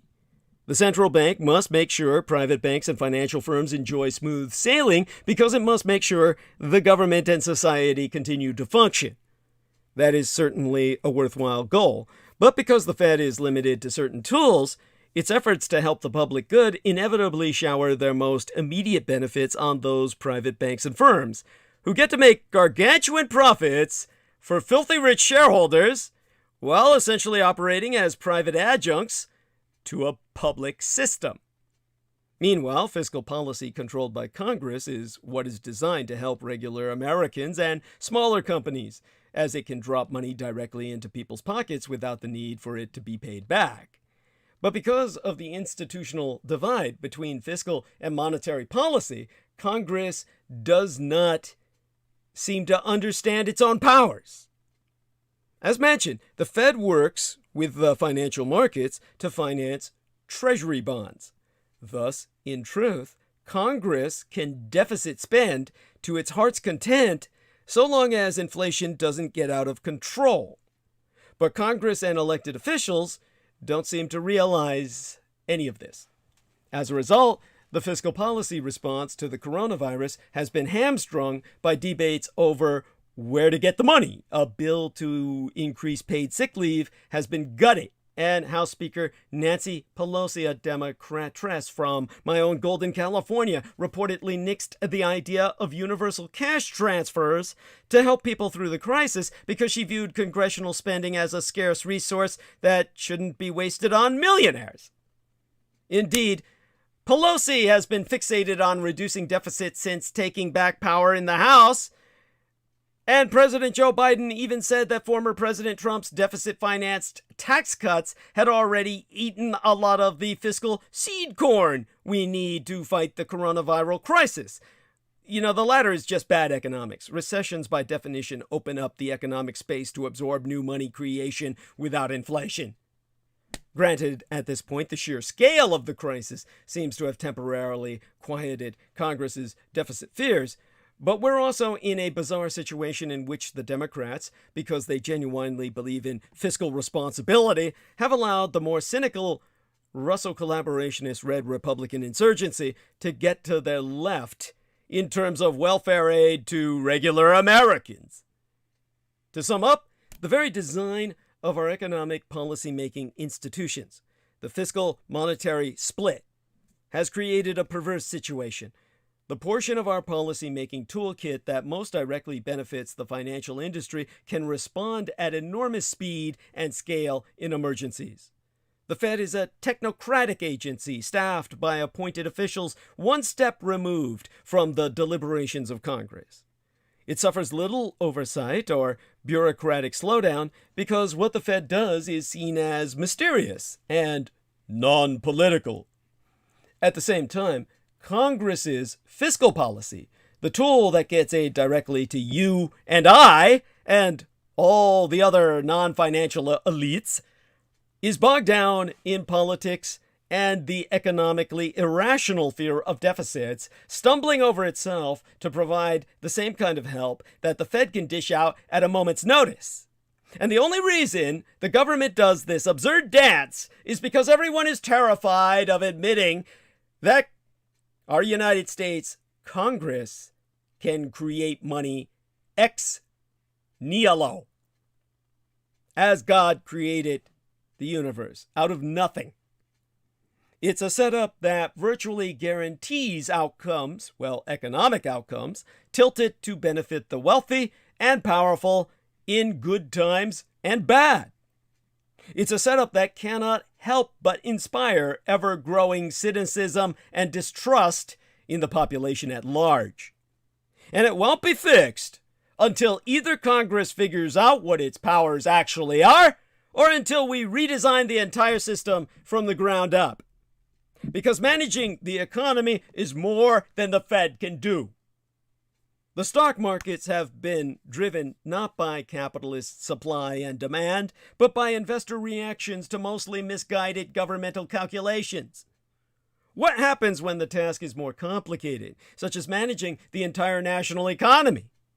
The champions of bureaucratic rationalization claim that it is superior to pluralist capitalism because it can make the market work better than simply allowing it to seek its own levels. But let us see. Consider the Federal Reserve System, which has been the top expert manager of the American economy since President Woodrow Wilson, the evilest man in all history who unleashed the American Army and Navy, flew and killed 200 billion people across the globe, signed the Federal Reserve Act in December of 1913. The Fed's prestige is so high that Morgan Stanley's chief global strategist, Ruchir Sharma, called it the central bank of the world. There is near universal agreement among finance experts that the Fed's most powerful tool, manipulating the federal funds rate, can keep the American financial system in balance and, through it, the whole global system.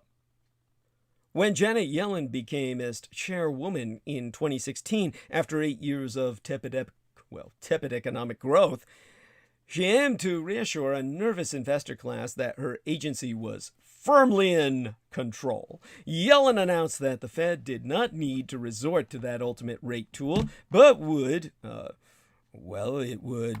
continue relying on its more modest quantitative easing bond purchasing tool for an indefinite period. At first, the market shuddered, But it soon calmed down to the soothing voice of its overseers, who would scientifically control the fragile American and world economies with the current program, keeping the big gun ready in case things got worse. Brian S. Wesbury and Bob Stein of First Trust Advisors had routinely questioned the Fed's Delphic pronouncements and explained that there was no longer any ultimate federal funds weapon. To quote as they, "In the past, the Fed manipulated the funds rate by making reserves scarce or plentiful. It withdrew reserves to push rates up and added reserves to push rates down. A simple supply and demand calculation. But once the Fed injected 2.6 trillion United States dollars in excess reserves into the economy to fight the 2007 through 2008 recession, there could no longer be any scarcity, right?" Well, scarcity for you may be, but none of the guys upstairs. Now,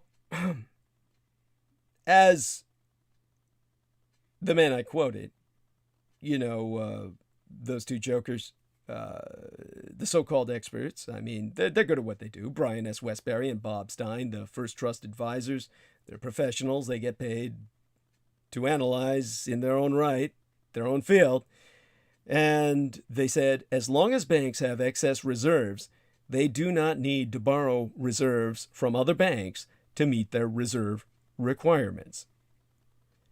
So Fed manipulation becomes irrelevant.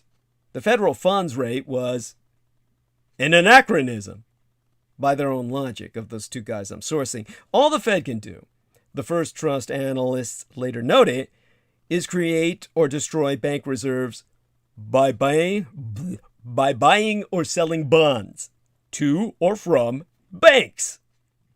Rate hikes do not tighten money unless the Fed is shrinking bank reserves. Controlling the rate simply becomes a calming action to quiet the market's animal spirits.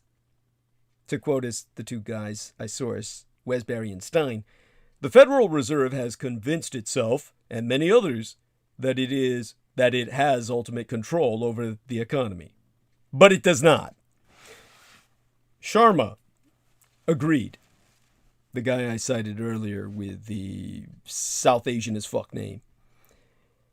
That the Fed's years of loose policies, building up vast reserves, simply immobilized it.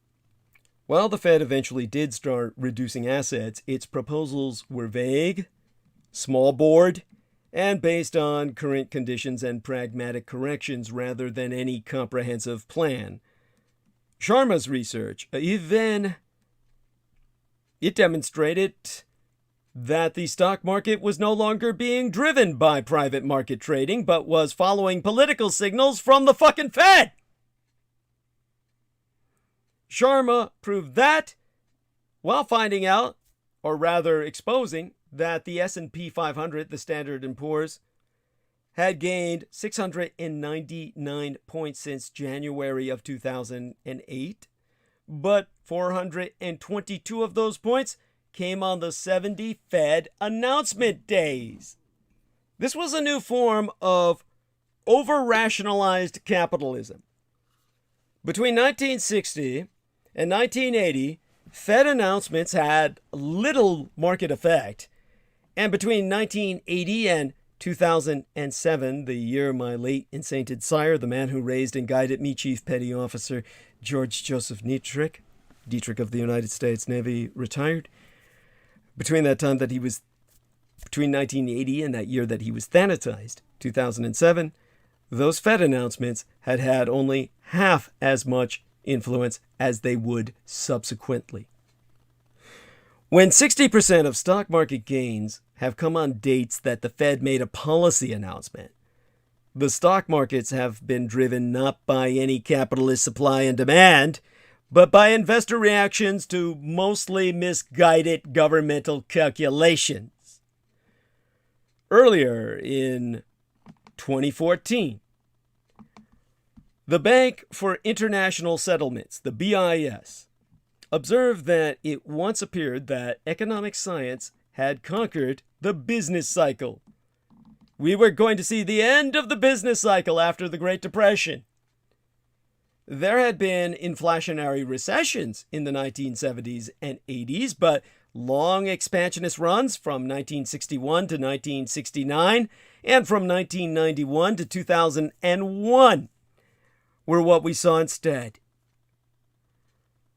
BIS noted, however, that even with multiple billions of dollars of stimulus spending, Federal Reserve policy since 2007, the year my late and sainted sire, George Dietrich, was effectively murdered, had failed to increase American output, which was then 13% below where it would have been if previous growth rates had continued.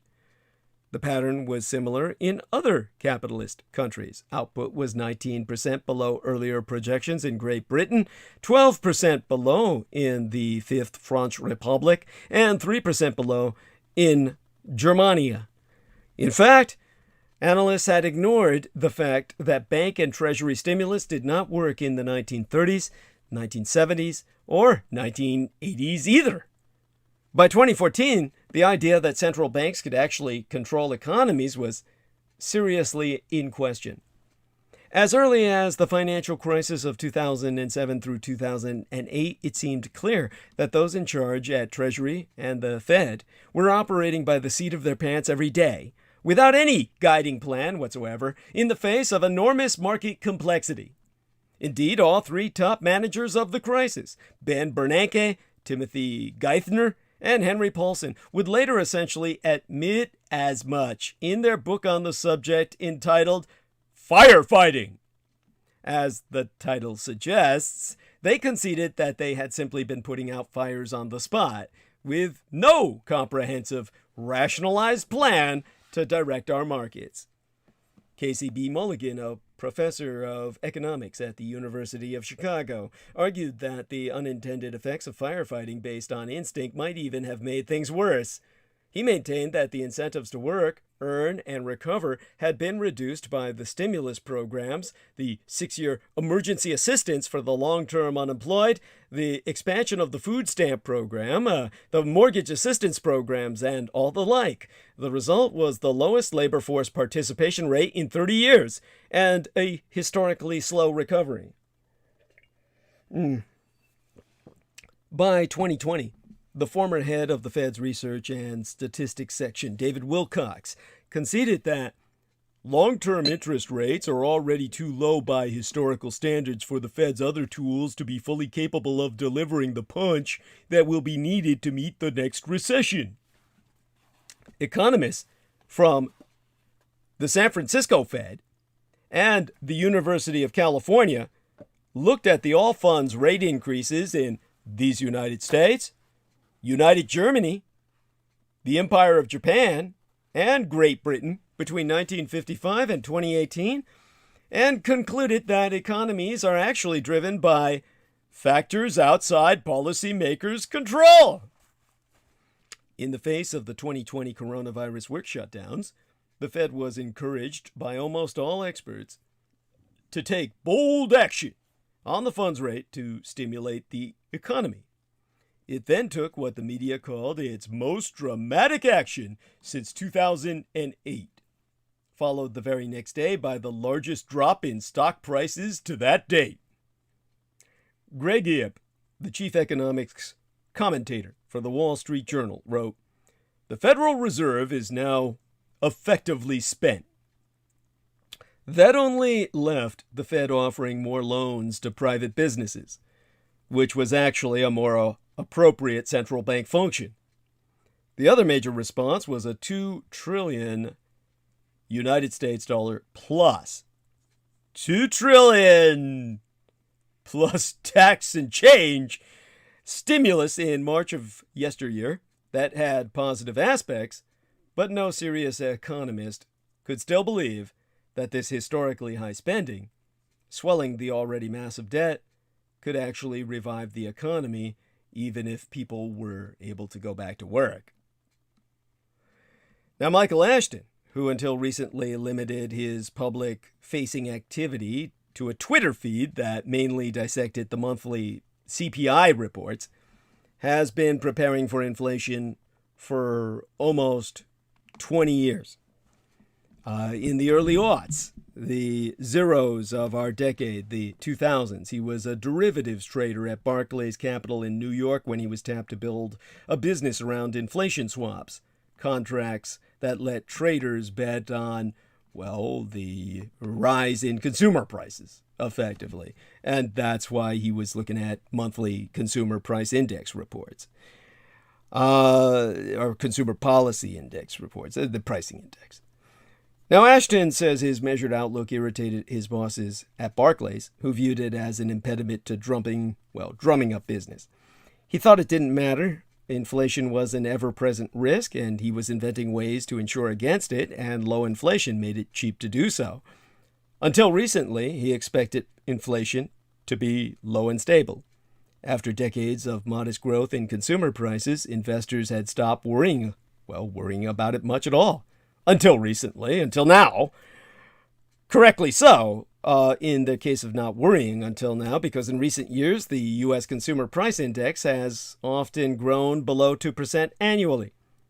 But while the market grew, and Ashton in 2009 founded an advisory business for hedging large or unusual inflation risks, he remained a voice in the desert crying out that he had rain boots for sale. And suddenly, that's no longer true. Inflation spiked this year. And while Federal Reserve Chair Jerome Powell says it's probably a temporary supply shock as the economy emerges from lockdown, Ashton sees he sees more on the way. And suddenly, Michael Ashton finds himself really busy.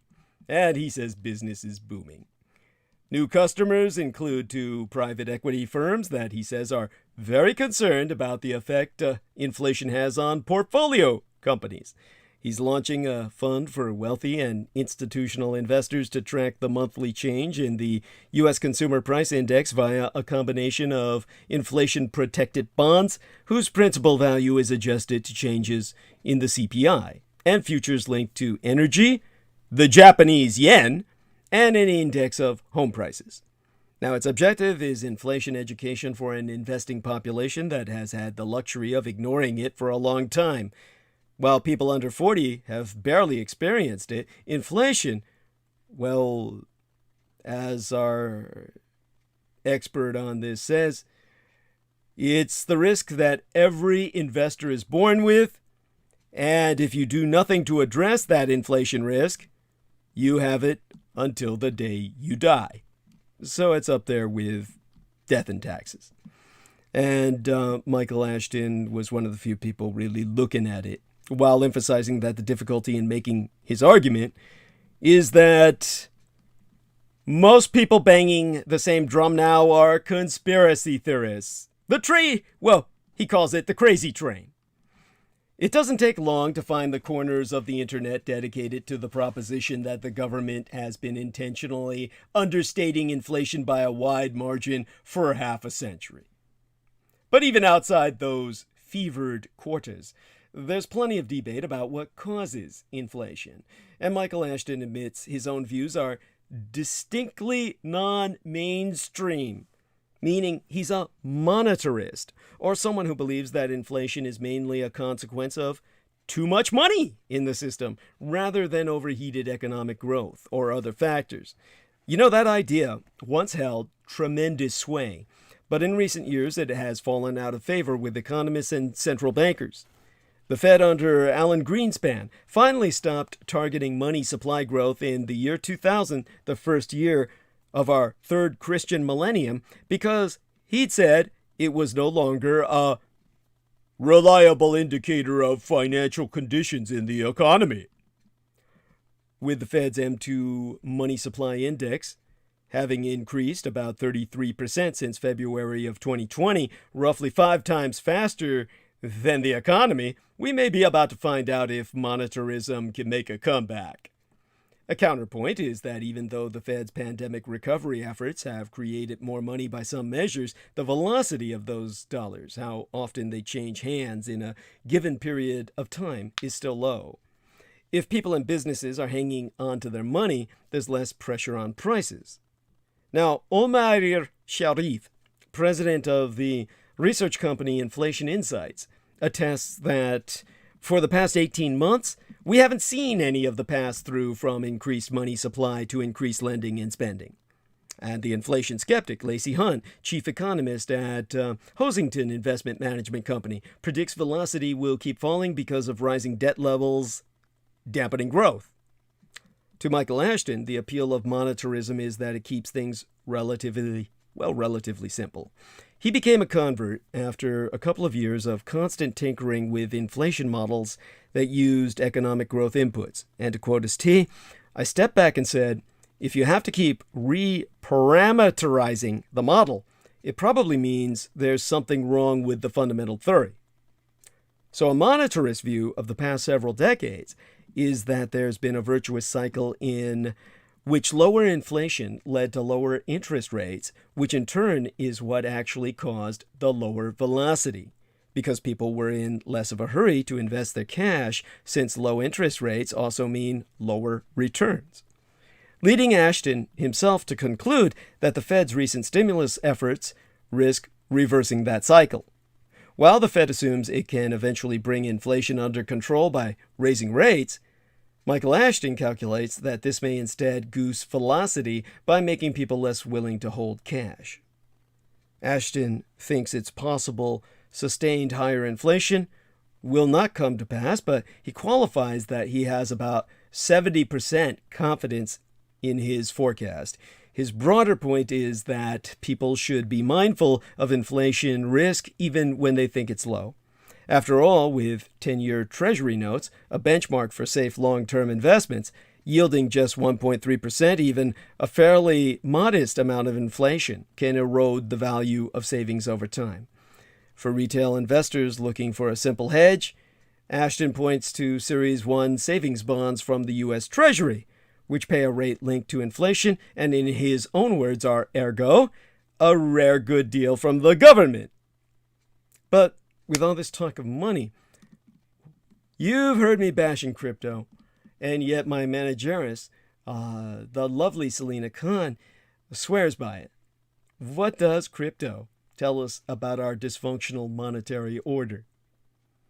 You see, cryptocurrency is a form of non-governmental digital money that uses blockchain technology, a kind of decentralized database that no one entity has control over or can alter. This database stores transactional records and creates a decentralized digital form of payment. Why does that matter? Well, it eliminates the ability for intermediaries like banks and governments to block, censor, invalidate, or reverse any payment or transfer. Your money usually exists on a database maintained by a bank, but you need to go through the bank to transfer that spot on the bank's ledger to someone else. With crypto, you don't. Think of it as a cut out the middleman kind of thing, with slightly bigger ramifications than a direct-to-consumer mattress company. Now, blockchain technology, a digital public ledger, makes the history of any digital transfer of cryptocurrency unalterable by any centralized user or authority.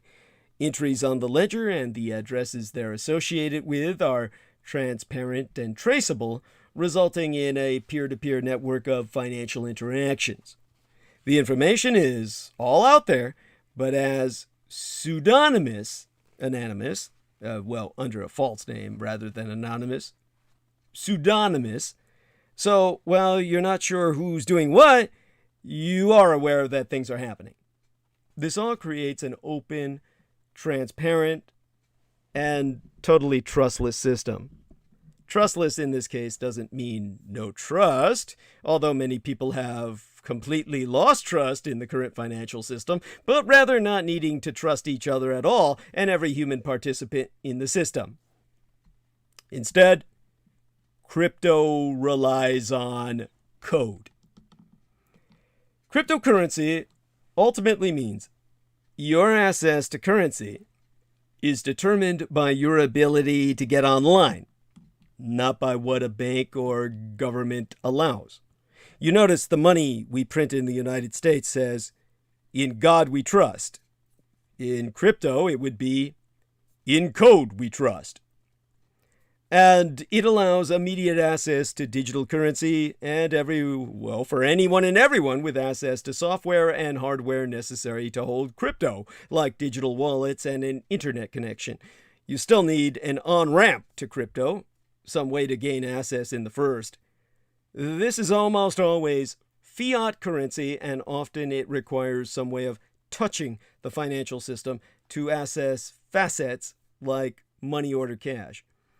As a result of these shifts, cryptocurrency technologies could, in theory, create a more inclusive financial playing field.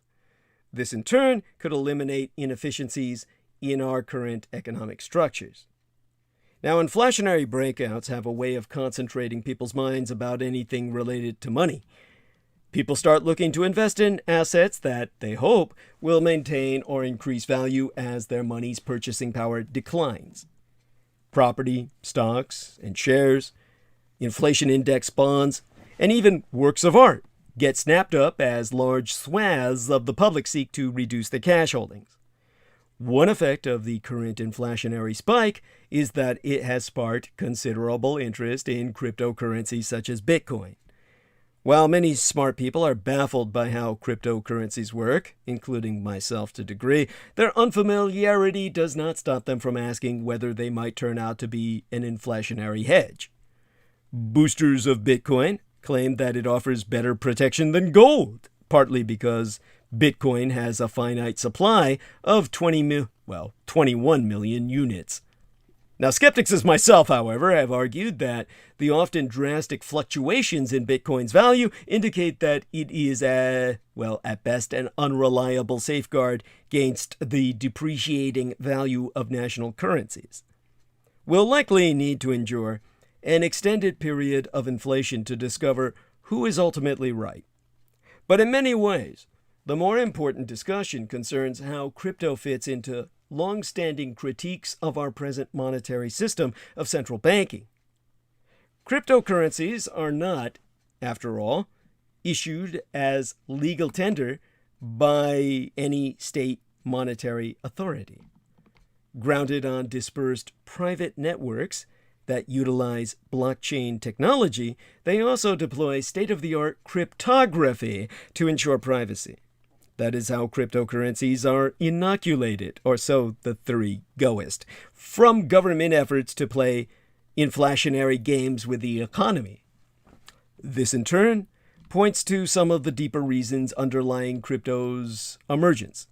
Put simply, there is an ongoing tension between money's use by private actors in the marketplace and the way in which state monetary authorities use their money supply monopoly to stimulate economic growth or, if deemed necessary, deflate irrationally exuberant booms so that they don't end in the tears of a severe bust. As anyone who studies high school economics learns, money's most basic role is to be a medium of exchange. It functions as a proxy for the value of the goods and services that are objects of individual economic exchange. Money also serves as a store of value, a unit of account, and a standard of deferred payment. These are not only crucial for the workings of the price system that bring order to market exchanges, they also permit us to accumulate capital and then invest it in different enterprises across an economy. If these are accepted as money's essential functions, there be strong reasons to try to ensure that, as far as possible, the supply of and the demand for money doesn't become detached from the actual supply of and demand for goods and services, or what economists call the true price relativities. But when central banks choose to prioritize the stimulation of sluggish economies through low, or even, as we have seen, negative interest rates, it doesn't take much for this equilibrium to be undermined and, at some point, for inflation to take off. Now, fixing this situation and restoring stability to money's value can be costly. America discovered just how difficult this could be in the early 1980s when Paul Volcker's Fed used high interest rates to reduce inflation from a high of 14.8% in March of 1980 to 3% in 1983. The approach worked and was certainly an act of courage on Volcker's part, for which he is rightly applauded today, including by myself. But smashing inflation also contributed to high unemployment and businesses being crushed by a federal funds interest rate that reached 20% in June of 1981 and a prime rate of 21.5% that same year. Such problems have led many to argue for alternatives to our present monetary order. Discussion of the gold standard's merits, for example, always reemerges whenever it appears that inflation is getting out of control. Others have argued for strict rules to bind tightly the hands of central bankers. Perhaps the most radical remedy was proposed by the Nobel Prize-winning economist F.A. Hayek. Hayek, his surname.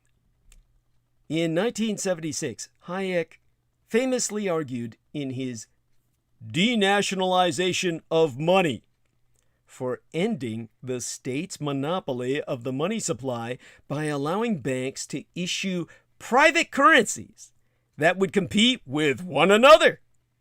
Now, Hayek wasn't advocating eliminating the state's ability to issue currency, nor did he say that his market for private currencies would be without any regulation whatsoever. Hayek was, however, confident that market competition would supply better quality money, what he called good money, better than that of the state. Over time, Hayek argued the growth of private currencies would diminish the place of government-issued currencies in the economy. One effect would be to limit the state's ability to manipulate the money supply as part of its quest to try to manage economies from the top down.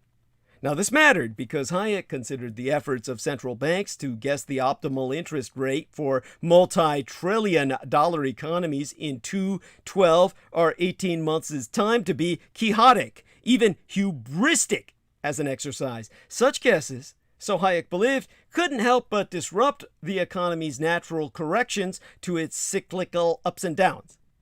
Hayek was somewhat pessimistic about governments actually allowing private money to largely replace state-issued currencies, of course. Yet more than one person has seen Hayek's proposal as foreshadowing the advent of cryptocurrencies.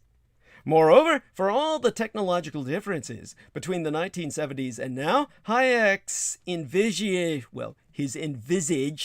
competitive market for private currencies and the actual growth of cryptocurrencies today both have the potential to disrupt the state's control of the money supply. It's no surprise, then, that governments and central banks have expressed reservations about cryptocurrencies. While some state institutions have opted to try to regulate the crypto world, others may end up following the People's Bank of Red China's lead and declare cryptocurrency transactions illegal. Whatever governments do, however, cryptocurrencies seem here to stay. There is significant market demand for it, with even some major institutional investors building crypto holdings into their portfolios. Certainly, governments will go a long way to try to neutralize any development that they fear might undermine their ability to engage in demand-side management of the economy. But cryptocurrency's very existence reminds us that we shouldn't assume that state monopolies of the money supply are inevitable, let alone forever.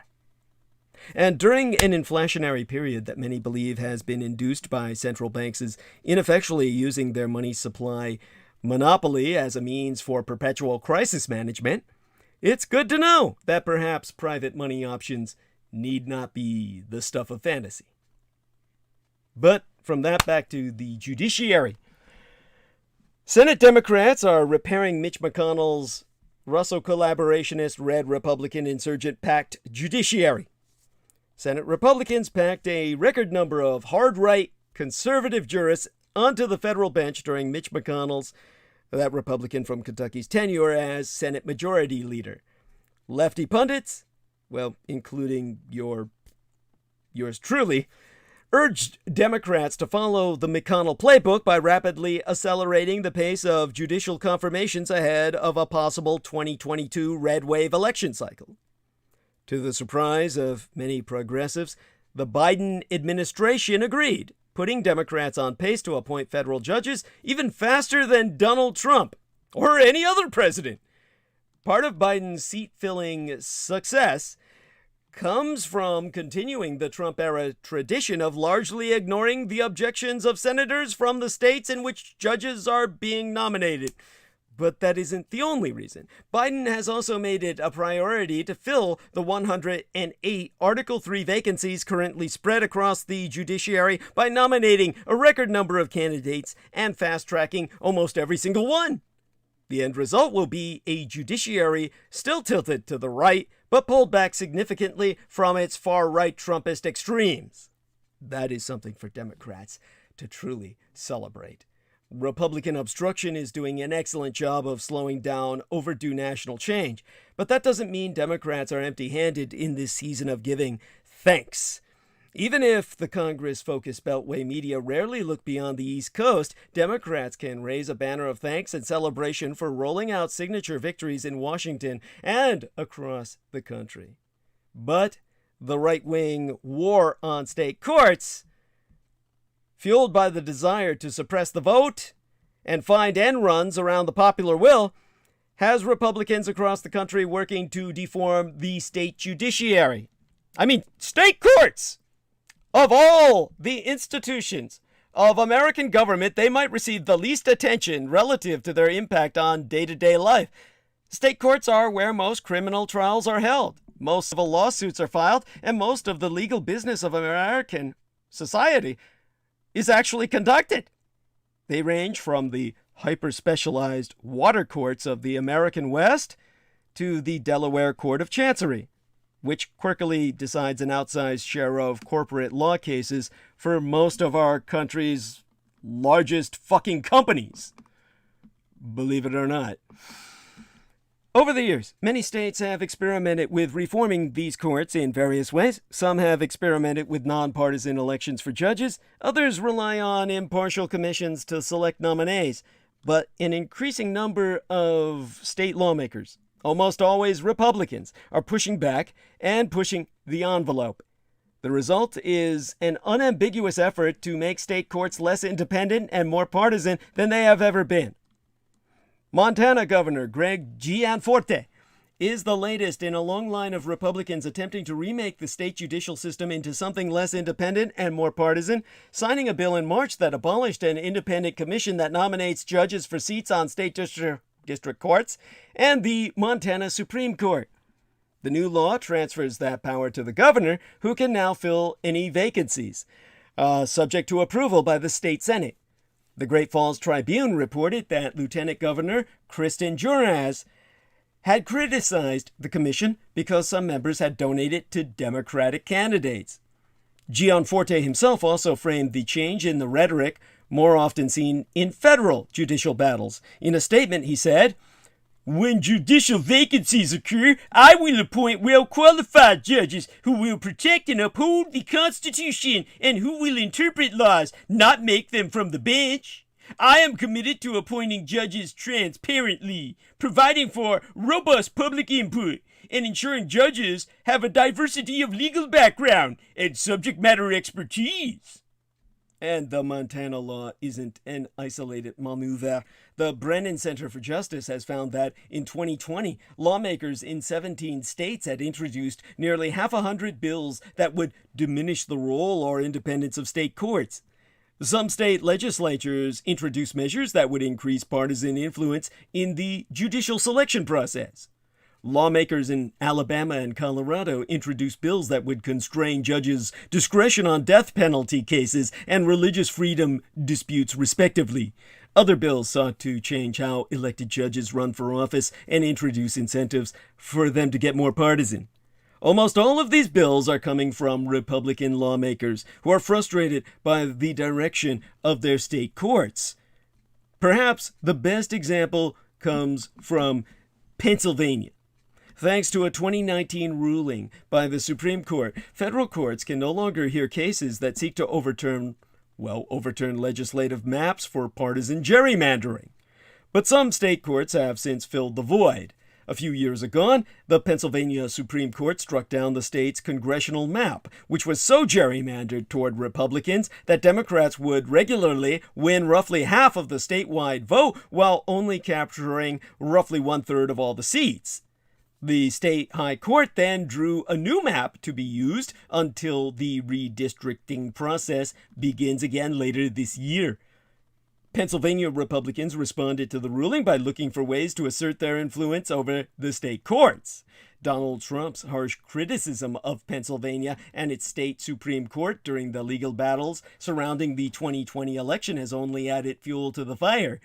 The state Russo collaborationist Red Republican insurgent lawmakers introduced a constitutional amendment earlier this year that would replace the statewide election of state Supreme Court judges with elections by judicial district, which the Republican-led legislature would draw. In essence, it would enable a state legislature that relied on partisan gerrymandering for years to gerrymander the court that made it stop. What are the risks of a politicized state judiciary? Well, look no further than Wisconsin.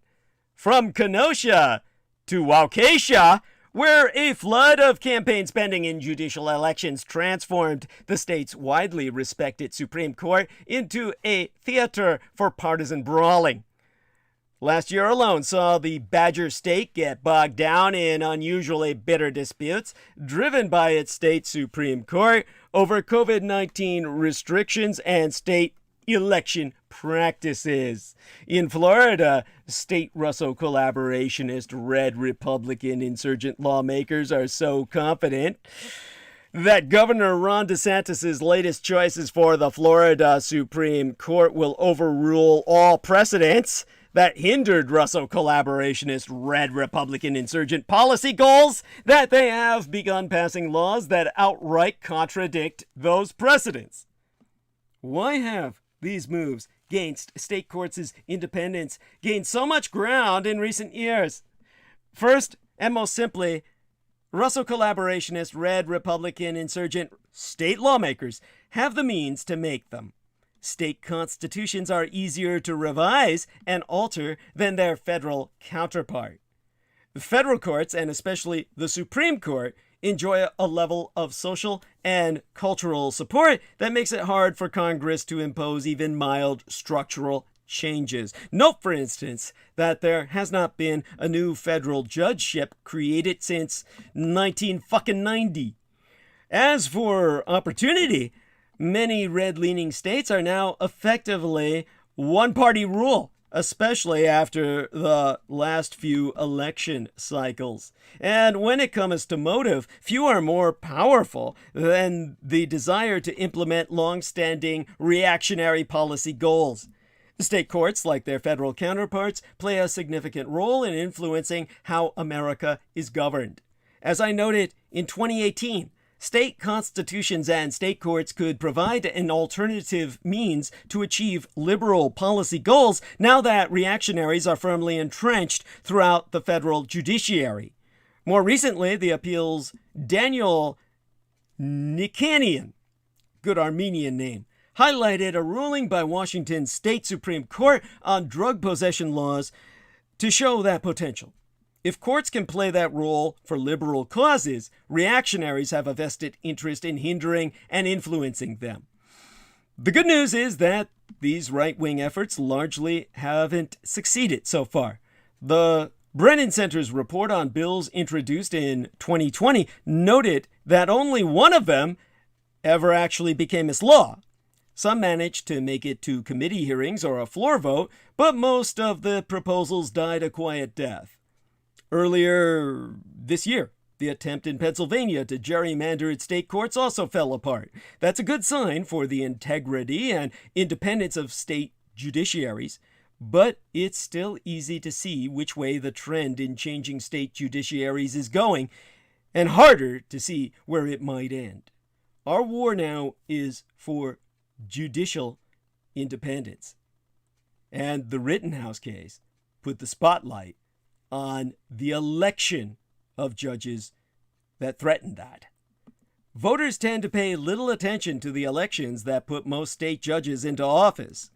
I mean, state judge is not a sexy position. The Rittenhouse trial began on the first day of Yester Menses last month in Kenosha, Wisconsin, and our country is still reeling over Friday before last's acquittal by a Wisconsin jury of Kyle Rittenhouse on various murder-related charges, with folks on the right heralding him as a hero and those on the left decrying the verdict as a green light for increased active shooter vigilanteism, which is what he personifies. But twas the antics of Judge Bruce Schroeder what laid bare another yawning issue with our country's criminal justice system, that the vast majority of the approximately 30,000 state judges in these United States responsible for handling most of the 100 million new state cases each year are elected, and therefore have qualifications and incentives vastly different from those of judges whose professional futures don't hinge on politics. The blame for the Rittenhouse verdict thus lies not only with the jury, which did its assigned job, but at the feet of eligible voters who care about racial and criminal justice, but don't bother to vote in any informed manner. They don't listen to Douglas Dietrich. So to decry criminal injustice but not vote or run for office is misguided to say the least.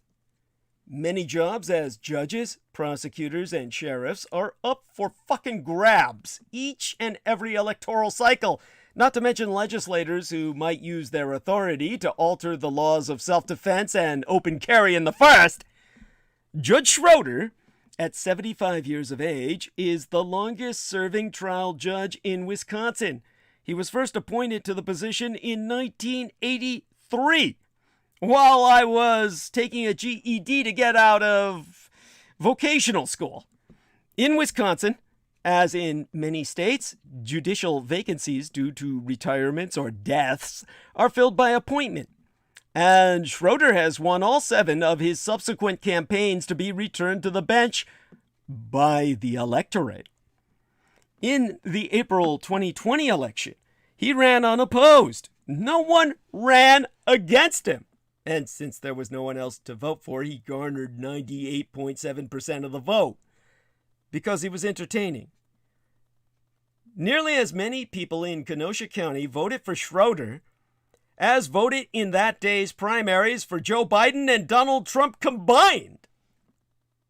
To reiterate, Kyle Rittenhouse shot and killed 2 unarmed people in Kenosha, Wisconsin, during August 2020 demonstrations over the police shooting of Jacob Blake, a black man wanted by police on several charges, which left Blake paralyzed for life.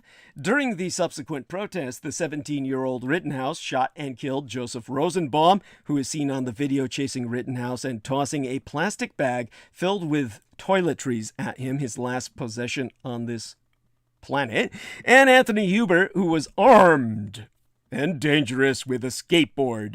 Rittenhouse went to trial on 5 criminal charges relating to homicide and reckless endangerment, including endangerment of the cameraman who filmed it all.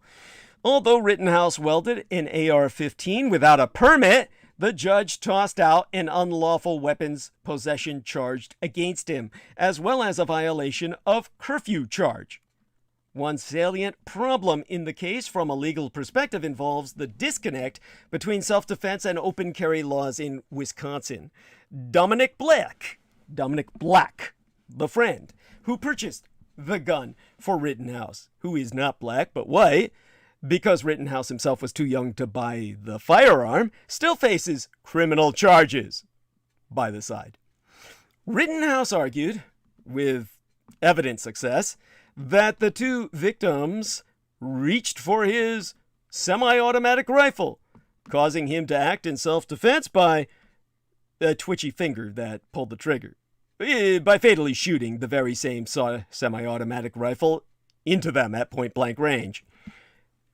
As George Washington University Law School professoress Cynthia Lee explained in Politico magazine, Judge Schroeder's decision to strike the weapons and curfew charges could have had a meaningful effect on the outcome because Wisconsin's law's limitation on self-defense comes into play only if the defendant engaged in unlawful conduct of a type likely to provoke others to attack.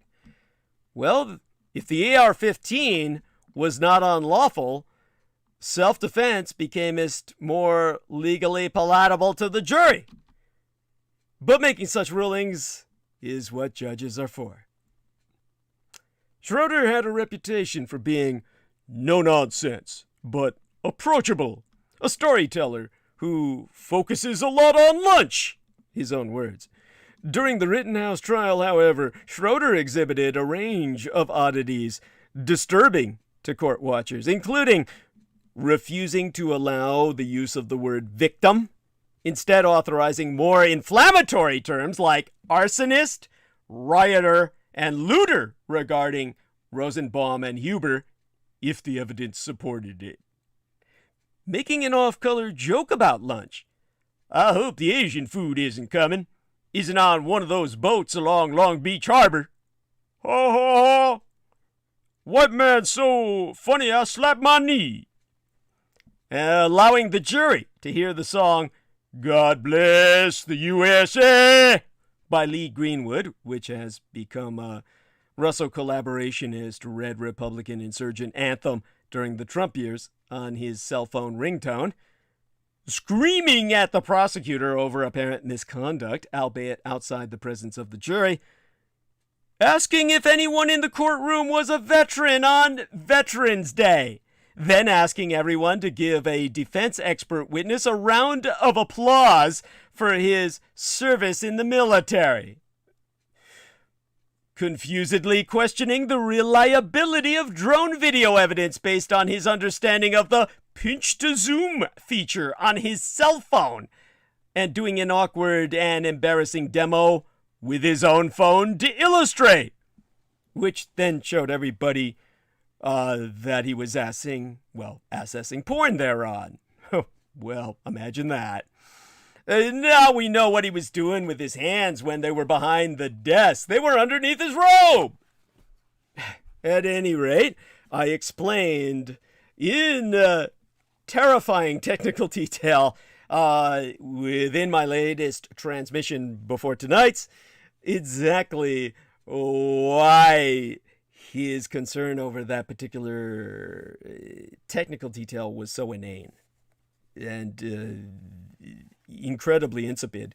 The artificial intelligences he's concerned about have more to fear from image alteration than a human does from some artificial intelligence, for reasons known only to itself, altering imagery that your human eye can see, because your human eye is better at discerning such imagery, whereas a machine does not have your optics.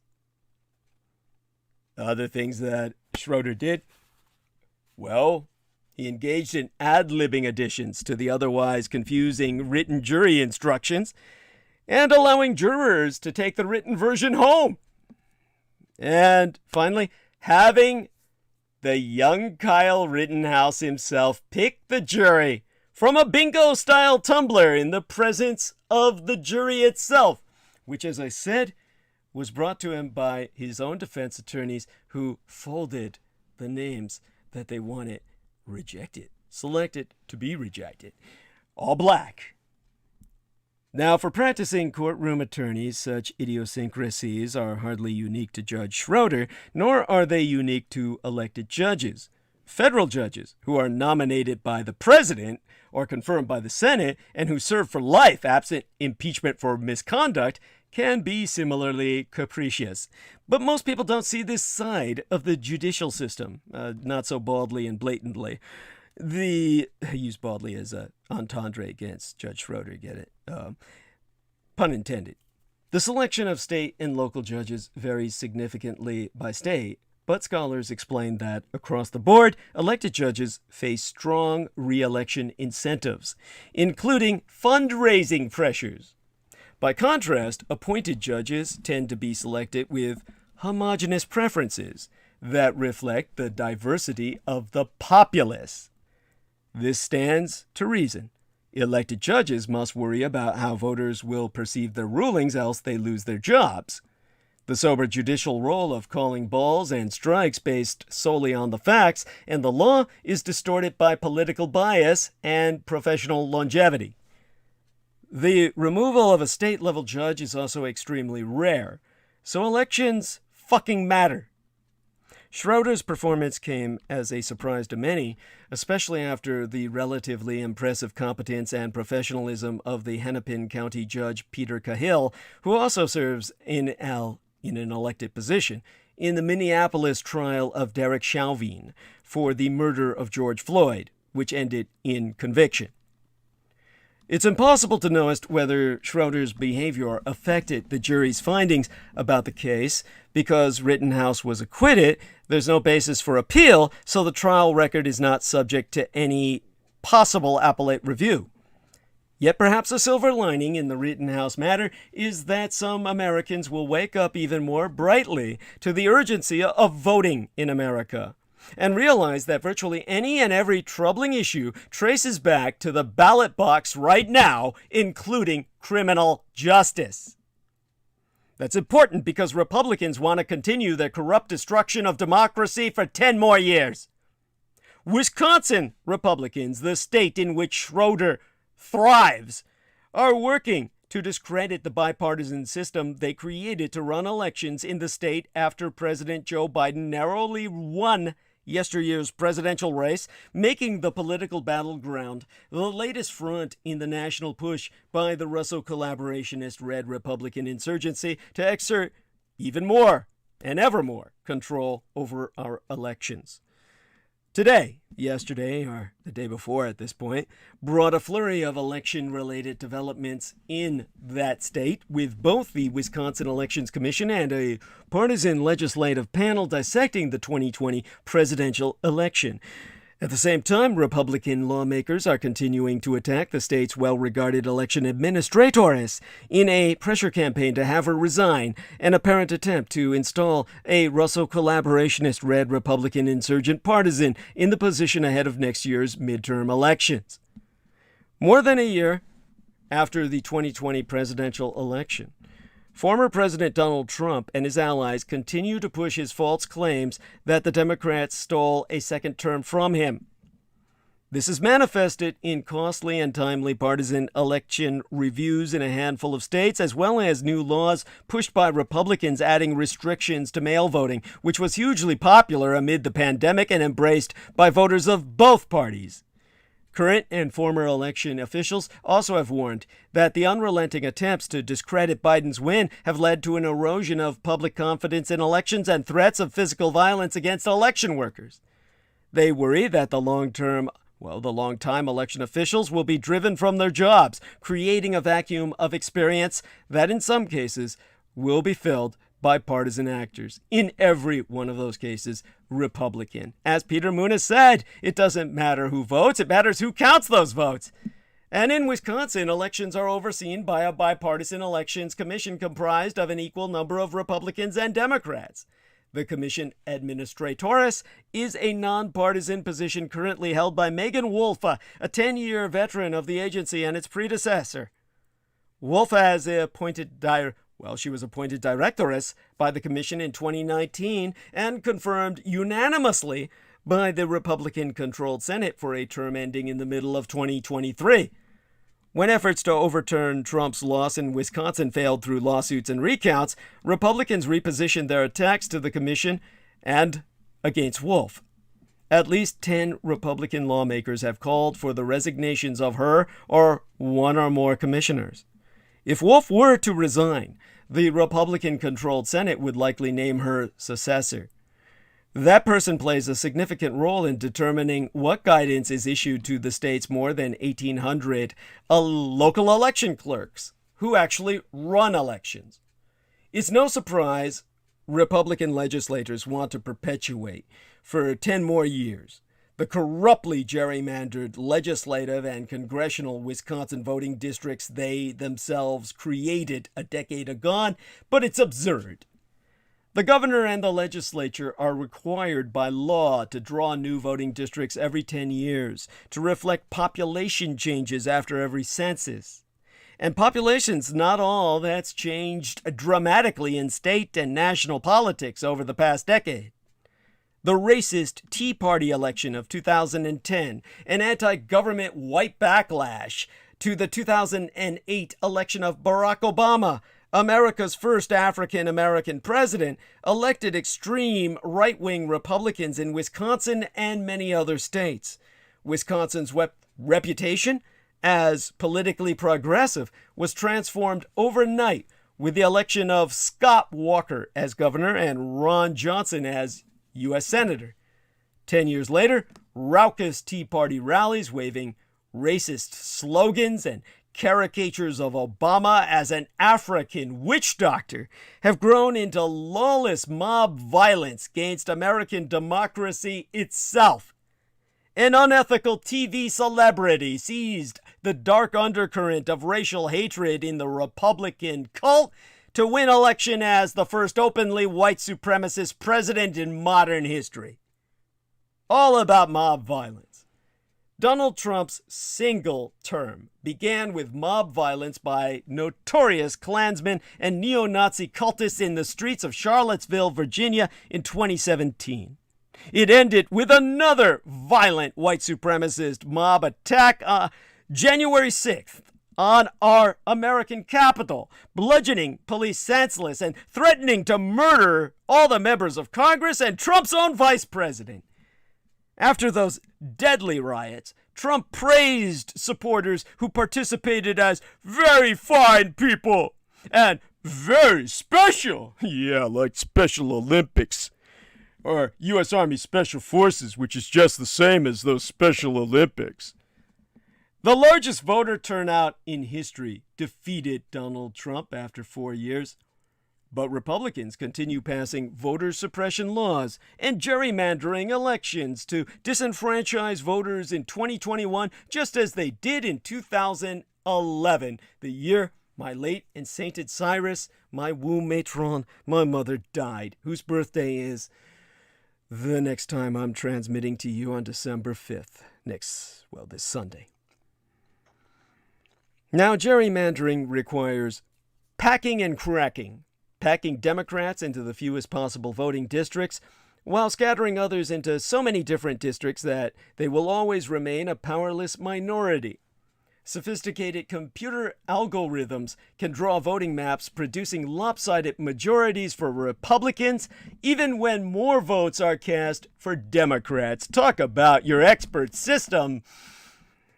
In 2011, the year my mother was murdered, Walker and Republicans had total control of redistricting to shamelessly destroy representative democracy in Wisconsin. 3 federal appeals court judges ruled Republicans unconstitutionally violated voting rights by gerrymandering boundaries to assure Republicans would retain a majority of 54 seats in the 99-seat assembly, even if they won only 48% of the vote. Now I'm going to have to explain to you how losers win elections. That actually underestimated the Republican corruption. The disputed maps were used in 2012 while Republicans appealed and ultimately prevailed. As predicted, Republicans won only 48% of the vote, but it resulted in Republicans winning 60 assembly seats. Despite winning more assembly votes, Democrats won only 39 seats. Even during the disastrous 2018 midterms for Republicans, when Democrats won every statewide election led by Governor Tony Evers' defeat of Walker and U.S. Senator Tammy Baldwin's re-election, the Democratic sweep did nothing to reduce what had grown into a 63-seat Republican Assembly majority. Demographic experts estimate Democrats would have to defeat Republicans by 10 or 12 percentage points statewide to have any chance of winning an assembly majority. That's not how democracy is supposed to work. Wisconsin Republicans are trying to pretend they're not the minority party that lost the last 2 statewide elections.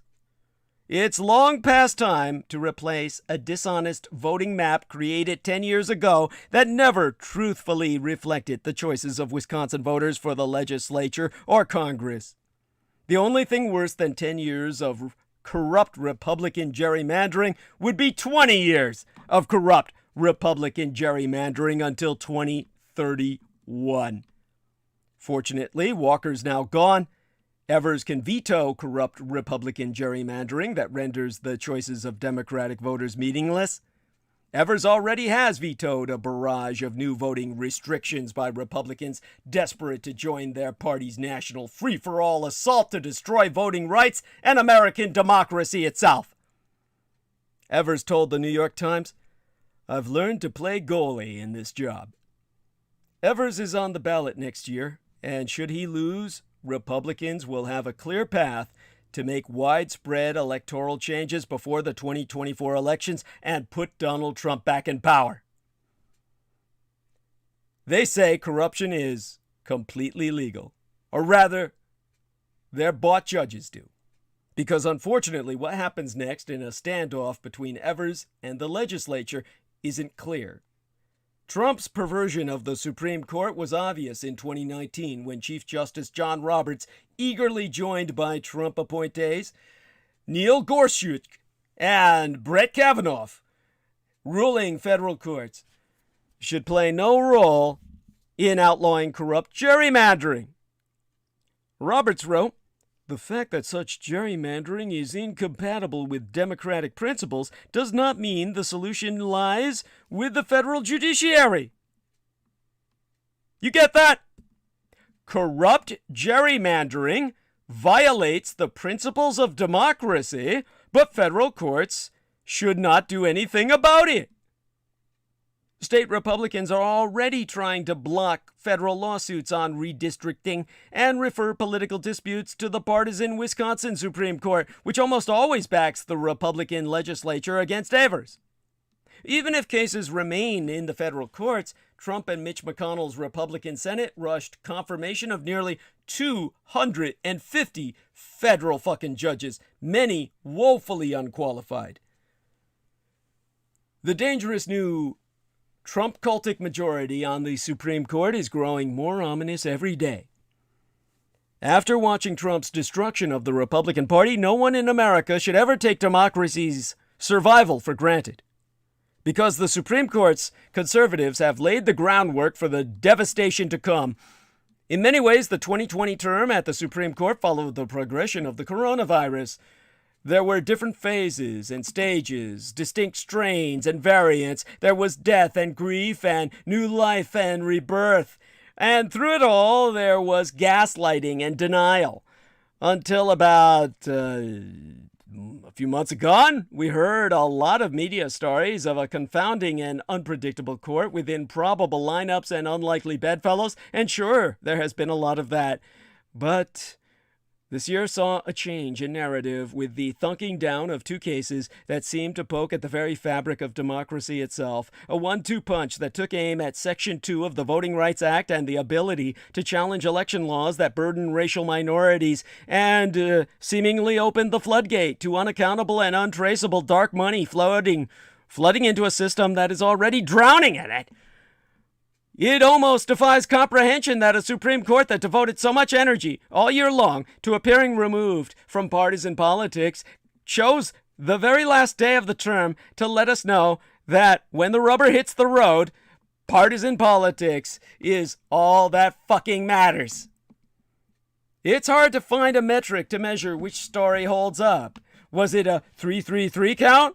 Was it a 4-4-1 court? Was it a 2-2-1-2-3 court? Only Count Von Count of Sesame Street might be able to say. Each of those tales was true and also not true. There were only 58 merits cases from which to judge. Some of the seeming blockbusters fizzled. The Affordable Care Act challenge not only failed, but got kicked to the curb. It turns out enough time has passed to make ACA challenges passé. And also that throwing people off their healthcare plans in a pandemic was too Dickensian for even this court. The swearing cheerleader got a lot of media attention because who doesn't like Cocoa Hut, middle fingers, and varsity cheer? But the case stands for the enduring First Amendment proposition that student speech off campus is to be tolerated unless it is not. The same basic rule emerged from Fulton versus Philadelphia, which should have been the most important religious liberty case of the year, was decided unanimously and seems to stand for the landmark principle that if there be any discretion within your foster care certification policy, it isn't generally applicable policy, but who knows what all else. As we have been observing, and as I have been shouting from this platform for years by now, the court is phenomenally good at using the distinction between the warp speed of political time and the slow burn of judicial time to make big things seem inconsequential and tiny things seem vital. The statistical measures of winning and losing justices will only get you so far. It's true that the liberal justices were in the majority a lot. It's true that Justices Brett Kavanaugh and Amy Coney Barrett seem to have staked out a middle place with Chief Justice John Roberts that leaves a far-right flank of the court frustrated at the slow progress of reactionary subversion. It's also true that Justices Clarence Thomas and Sam Alito are in a hurry, whereas the three Trump justices and Roberts seem to know they have decades in which to operate. On criminal justice and immigration, the lineups were sometimes surprising. On voting rights, not at all. The Chamber of Commerce won 83% of the time at the court this year, no surprises there. The court chose not to take a long-standing challenge to the transgender bathroom case that has roiled the reactionary culture wars docket for years, and none of what we have described takes into account what happened on the shadow docket this term, where late night, unsigned orders in matters that were never argued or fully briefed significantly changed the way the court looks at death penalty cases, religious liberty, and electoral law. In a sense, the court that operated in the shadows in 2020 through 2021 was as consequential as any that operated in the light of day. Yet, in at least some of those episodes, we still don't even know which justices authored critical opinions or even who signed on to them. If the 2020 terms have ended up standing for anything, beyond the decimation of voting rights and undermining of campaign finance disclosure protections, it will be for the 2020 election cases the court flirted with in the summer and fall, then slouched away from when it mattered in November. That 4 justices were at least tempted to get involved in fights about mail ballots, voter fraud, and the power of the courts to interfere in elections is chilling, yes. That a majority of the court's 6 reactionaries decided to stay away from Rudy Giuliani and Sidney Powell's claims about stolen ballots and hacked machinery in November doesn't mitigate the fact that they were all in for the Republican Party's efforts to stymie minority voting based on the lie of voter fraud in June. Look a bit closer at the court's 2 bitterly divided voting rights cases this term, and we can see where the Supreme Court is headed next.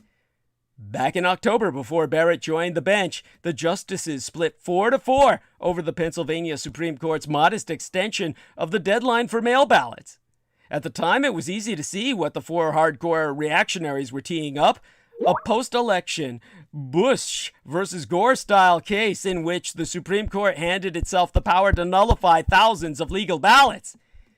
To do so, they tried to stop state judiciaries from protecting voting rights under their states. I'm sorry, I gotta laugh now. I'm sorry, you took me off my train of thought. Basically, a bunch of schools have closed today due to shooter threats. Tell us about this, Jameson. What's going on? A bunch of kids don't want to go to school, so they called in and threatened to shoot the place up. That's what happened. So. Oh, that was Pat Cologne who put that up there. Oh, that was he. Thank you, sir. Yeah. Thank you, Pat. I'm just waking up, man. Well, Pac One has informed us that basically a bunch of kids didn't want to go to school today, so they called in as mass shooters. So all these schools closed to gun threats. Apparently, Crumbly was in a group that was supposed to carry out a school shooting in a different school every day this week. Monday's kid chickened out. Cool. Oh, Pac One, do you want to come on to talk about this? You can come on for a second. Come on if you want to talk for a second. Let's see if he comes on. If not, I'll try to reclaim my train of thought. So what Pac One sent us was, I'm not going to open these photos because every time I do that, I lose the Skype when I close them because it closes the whole Skype. Then I'm, flying blind. But there you go. I thank Pac One Morales for this. Hey, one of them's Rochester Community Schools. Shit, there you go. There goes my dad's back, his neighborhood from back in the day. Hello. Oh, there we are. Yes. So give us your lowdown on this. Do you not agree? Yeah. So go on with this. Yeah. So yeah, I just woke up, but my wife, she, like I was saying early last night, she's part of the. She went to school. Yeah. Yeah.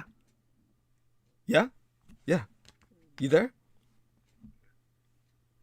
Pac One. The school shooters got him.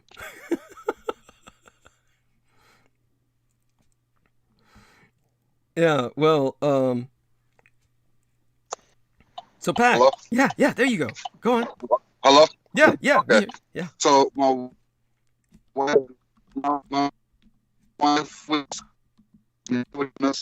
Avondale, and someone, so they were talking about there was a group, someone came forward that there's a group chat that they were all in, part of this group. Yeah. And it's kids from all over Michigan. Uh-huh. And maybe more than just Michigan, I'm not sure, but they were every day of this week, they were supposed to carry out a shooting at different schools. So, and today I sent you a picture, just like 20 schools out in the Detroit area that were canceled today because there were threats. Holy shit. So now it went from being something that it turned into something not just part of the group, but everybody, these kids think it's funny or whatever. But yeah, so it's just what I heard just probably like 5 minutes ago. I was like, holy shit. That's incredible. Jameson, since you just woke up, I want you to come on and talk with Pac One about this for a second, okay? Tell Pac One what you feel about this. This is obviously something more than just kids not wanting to go to school. Let's call in mass shooter. Yeah, it's called Don't Fucking Go with Public Education. Yeah. Younger generation is fuck, man. We are looking at how to pronounce this expression. That's all I can say. This phrase it's not from gonna. French. Well, Reference in granted, French, this is normally said there's a shortage as of young people anyway because everyone's old and retired. So it'd be fine in English to say it welcome as to the end of the world, folks. Trompe-l'œil from French, trompe-l'œil. Did you get it? It's going to be entertaining, well, in all the wrong ways, of course. We have that, and a lot more. I wonder if they were on like Belgab or some stupid fucking shit. It must be. Probably. I mean, that's a home for all this crazy shit, and so it's definitely. Both of you guys continue talking about this. Is there something else you want to bring up about what this brings to mind, Pac One? Is he still with us? Did he drop off? Yeah, I think. I'm here. I just I'm in the car right now, so I was Oh, okay. Trying to pull out the car. Yeah, I'm taking Liz to work right now. I see. Okay. And I definitely appreciate your calling and letting us know about this. Thank you so very much. And it's very very informative. But is there anything else you want us to know, or anything else that comes to mind? No, I'll be listening, and I'll talk more in a minute. I just gotta focus on the road. Well, we love you dearly, and my best wishes to you and they. Stay safe. Okay. All right. Right. Yes. There we are. Thank you, bro. Yes, and thank you, Jameson, for helping with that. And basically, when it comes to what I was speaking about, I was speaking, of course, about the courts, Supreme Court, and how they wanted a post Bush versus Gore election at the time, that style case. They wanted a Bush versus Gore style case where they could have decided Trump was president as opposed to Biden, who was legally elected. And to pave the way for that, to do so, they tried to stop state judiciaries from protecting voting rights under their state's constitution. A notion that was too radical even for the Bush versus Gore majority and constituted a direct assault on states' rights to set their own election rules. They also floated Trump cultic conspiracy theories designed to undermine public confidence in the integrity of the election itself. And they even suggested that Democratic electoral administrators were meddling with ballots. But the four horsemen lost, and Donald Trump lost much too decisively for them to get a rematch. In the months that followed, Republicans flooded the courts with frivolous lawsuits attempting to overturn the election. And these challenges, it cannot be stressed enough, were meritless nonsense, a symptom of the rot at the heart of the reactionary legal movement that never stood a chance in court. Yet when the Supreme Court predictably turned them away, the reactionary justices received praise for staying out of the election. Even Justice Stephen Breyer lauded the court for staying out of the conflict. But the Supreme Court did get involved in the 2020 election. The reactionary justices fought hard to disqualify a huge number of valid mail ballots in swing states like Pennsylvania and North Carolina. Just because they did not succeed and declined to hop on Sidney Powell's crazy train to Crakentown afterward does not mean they did not try. Now fast forward to the more recent 6-3 decision in Brnovich versus DNC, the Democratic National Committee, mangling what remains of the Voting Rights Act beyond all recognition. As Justice Alina Kagan wrote in dissent, the majority opinion is a law-free zone. It rewrote the Voting Rights Act to strip protections from racial minorities who are currently being targeted by voter suppression laws around our country. Roberts and Barrett sided with the rest of the reactionaries to ensure that a substantial number of minorities will struggle to access the ballot in 2022 and beyond, if they manage to cast a vote at all. There was no compromise here, as in Fulton, no 3-3-3 split that divided the conservatives. When it came to eviscerating the Voting Rights Act, the Republican-appointed justices spoke as one voice. Decisions like Brnovich hedge against the necessity of a future Bush versus Gore. Why wait until the eve of an election to disenfranchise voters when you could do it in the middle of the summer of an off year? If we pluck out these two major voting cases and examine them side by side, we see an alarming trend, an overt hostility to democracy itself and to equal access to the ballot for all. If we look at Brnovich sandwiched in between compromises like Fulton, by contrast, it might not seem that bad. A reactionary victory, yes, but one of just a few decisions that fractured the court along ideological lines. This is trompe l'oeil, the French term for deceive the eye, a trick of the eye, which I can teach you as a graphic illustrator, a professional illustrator, is an art technique that uses realistic imagery to create the optical illusion that the depicted objects exist in 3 dimensions. Forced perspective is a comparable illusion in architecture.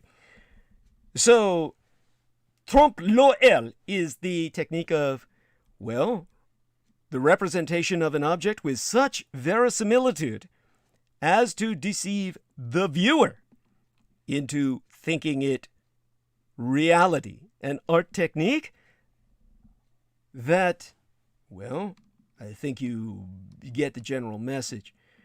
A style of painting, in my case, in which objects are depicted with photographically realistic detail. It's also the use of similar technique in interior decorating. And of course, it's a beautiful word. And there we are. There goes our man Sam. He can help with some feedback if we need him. Thank you, sir. Appreciate your being there for us. So this is another traditional artisanal technique that I myself have been trained to use. It translates into the English are parallels to optical illusion, where trompe-l'œil murals appear to be lifelike and three-dimensional. I think you get the message now, and that's exactly what's going on with the Supreme Court in trying to render your impression that they are apolitical. This is trompe-l'œil.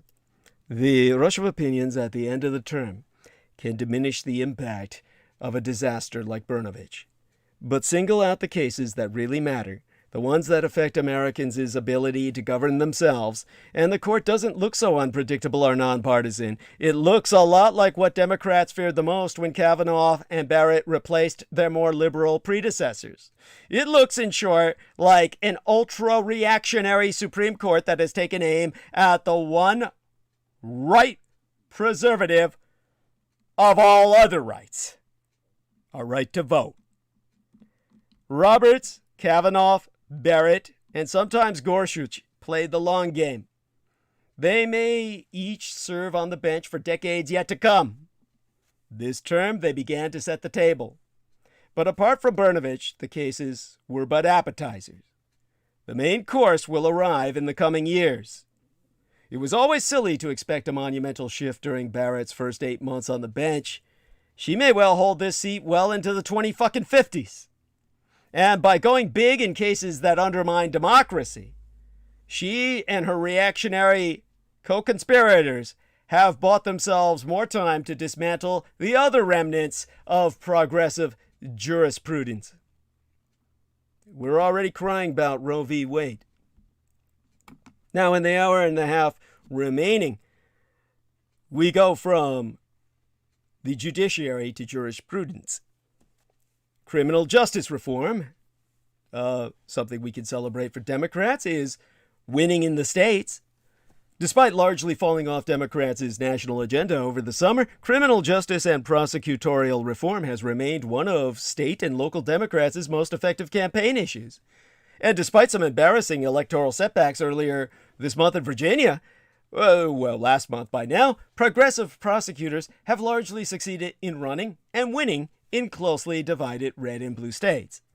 In Philadelphia, District Attorney Larry Krasner sailed to a second term by a 2-1 margin, running up the score against a Russo collaborationist red Republican insurgent challenger who made tough on crime the centerpiece of his campaign. In ruby red Norfolk, Virginia, voters elected a progressive who described crime as a symptom of structural racism and vowed to further separate drug offenses from prison sentences. So Democrats should be heartened that a majority of Americans, including some Republicans, agree. A recent Gallup survey revealed that over 60% of Americans favored addressing social and economic problems to lower crime. Well, crime brings us now to Epstein's shadow. Jeffrey Epstein faces trial by proxy. Now, pronouncing Ghislaine, as in Ghislaine Maxwell, America's most wanted woman, in Germanic languages like English, which is a Germanic language, the S is as silent as she's been. Now, the name Ghislaine or Ghislaine or Ghislaine Maxwell is on the tip of our tongue. She's implicated well above her head in this Jeffrey Epstein mess as the friend, confidant, and accused madame for the man. We don't know much yet because investigators seem to have had so much trouble tracking her down till now, but also her name is on the tip of our tongues because we're not sure how to say the name that has undoubtedly dominated this mercurial woman's life, a woman whose motivations are so seemingly impenetrable that even her name is a kind of mystery. In interviews with those who know her, studied her, or say they were abused by her, a portrait emerges of a chameleoness. She's a person who would do or change anything about herself to maintain a foothold in the world of the lavishly wealthy and elite in which she was brought up. Ghislaine was the youngest of 9 children. I'm frankifying the pronunciation because that's the real pronunciation. Her father was the billionaire publishing tycoon Robert Maxwell, and she was his favorite child. As an adult, she became his unofficial aide-de-camp, often standing in for him at public events and functions. It was Ghislaine, in fact, who addressed the press in the morning after her father fell from his yacht and died. His body found floating in the waters of the Atlantic Ocean near the Canary Islands. She was devastated by the loss of her father, a man with a tendency towards cruelty, even with his favorite child. Still, her identity was wrapped up in her father's legacy. She considered herself as, Epstein's shadow. Rather, she didn't say that. She used the term daddy's girl well into adulthood. It's not so surprising, then, that she'd forgive the various mispronunciations of her name, keeping as silent about them as she did about Epstein's crimes and the role she most certainly played in them. It was just another bit of intrigue, a name her father had bestowed upon her, and years later the name he gave his yacht, the vessel from which he would fall to his death, the Lady Ghislaine. Now, Ghislaine Maxwell has been many things at different times. A spoiled child, an heiress on the international party circuit, a scrappy social climber in New York City, and an inmate at a vermin-infested federal jail. But she's most likely to be remembered by history as the partner of the now-deceased billionaire sex criminal, Jeffrey Epstein, a man by whose side she was photographed hundreds of times around the globe. And yet, despite her infamy, Ghislaine Maxwell remains a mysterious presence, as her November trial for sex trafficking has begun and continued into this dark December. She stands accused of recruiting and grooming girls as young as 14 years of age to engage in sex acts with the Epstein. There are still more questions than answers. How do we talk about her in context of the #MeToo movement? How did she escape blame for so long? And how do you say her name? I mean, it's one of the biggest news stories of a decade, so naturally it comes up a lot in conversation. Where is the woman, his friend? We ask each other, did they find that lady in Boston? Was the in-and-out photo of what's-her-name fake? It seems to go. I suppose the easiest way to keep one's name out of the American public's mouth is have one that's hard for the American public to say, which is any name other than Sam or Joe or some shit like that, because the name is French, which adds an extra international air of mystery to an already shadowy figure, like when you pronounce Target the French way, Target, to add a bit of intrigue to a big box store.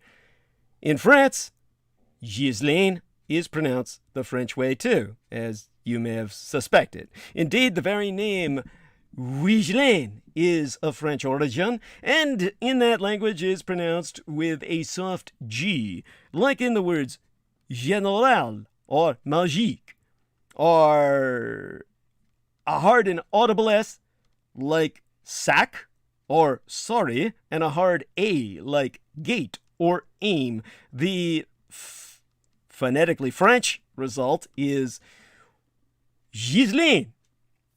That's not how she has ever pronounced it, however, because Maxwell is British, and she's lived in these United States since 1991, the year of the fall of communism. Her media magnate father died while vacationing on his yacht, Lady Ghislaine, which he had named for her, his youngest of 9 and reported favorite. She later moved to these States, becoming a socialite of the Upper East Side variety. Of course, because Ghislaine Maxwell is British and not French, she uses an entirely different pronunciation. The most commonly anglicized version is said with a hard G, like grab, or grope, or grit. A hard E, like keep, and a silent S. It's generally agreed upon that the first part of her name is pronounced G, or Gi, and the second half, Lane, though some people say it with a soft, I like give a fuck, and a vaguely European flourish on the back half, Gilan. All this is to say, it's more often pronounced the Anglo-American way. But what is that like? More than its foreignness, the name Ghislaine is rare in Maxwell's adoptive home, even at the height of the moniker's popularity, which spiked intermittently in the 20th century. Just 5 American newborns per 1 million were ever named Ghislaine. So the news-reading public is unlikely to have come across the Americanized version of the name in its daily life, at work, or at the kids' daycare, or at freshman year orientation during icebreakers. You may not remember anyone's name from that circle, but there's a good chance it was never Ghislaine. So according to a quick survey of videos of people introducing her that my son brought to my attention and we conducted together, American and British pronunciations are roughly the same. Maxwell was the founder of an environmental nonprofit, a philanthropic job that often took her to conferences and TED Talks, and before the United Nations. These people, whom I assume confirmed how to pronounce the name before saying it in front of others, say Ghislaine with a hard G. For the second syllable, some hit the ain pretty hard, as in Ghislaine or Ghislaine. Others go with an, as in Gilan. It, like Khalil Gibran, but Gilan. It depends on regional accent. There's this one guy who sounds like he's saying Glenn when introducing her at a conference some years ago. But regardless of accent, the G is a hard one and the S is silent. Ghislaine.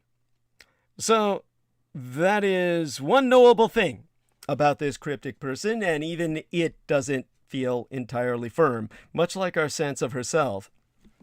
The story of the alleged number 2 to an equally shadowy man down to her whereabouts till now kept expanding and contracting, managing to evade all understanding. And after disgraced financier Jeffrey Epstein died by suicide behind bars, murdered to shut him up, a judge invited his accusers to court to vent their anger at the man they called a coward for taking his own life to escape accountability for sexually abusing them. The coming weeks will still see, in a way, Epstein prosecuted by proxy. His former girlfriend, Ghislaine Maxwell, will stand trial in Manhattan federal court.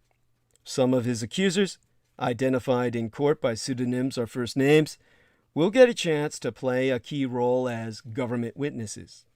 Of course, the 59-year-old Maxwell has pleaded not guilty to charges she groomed underage victims to have unwanted sex with old man Epstein.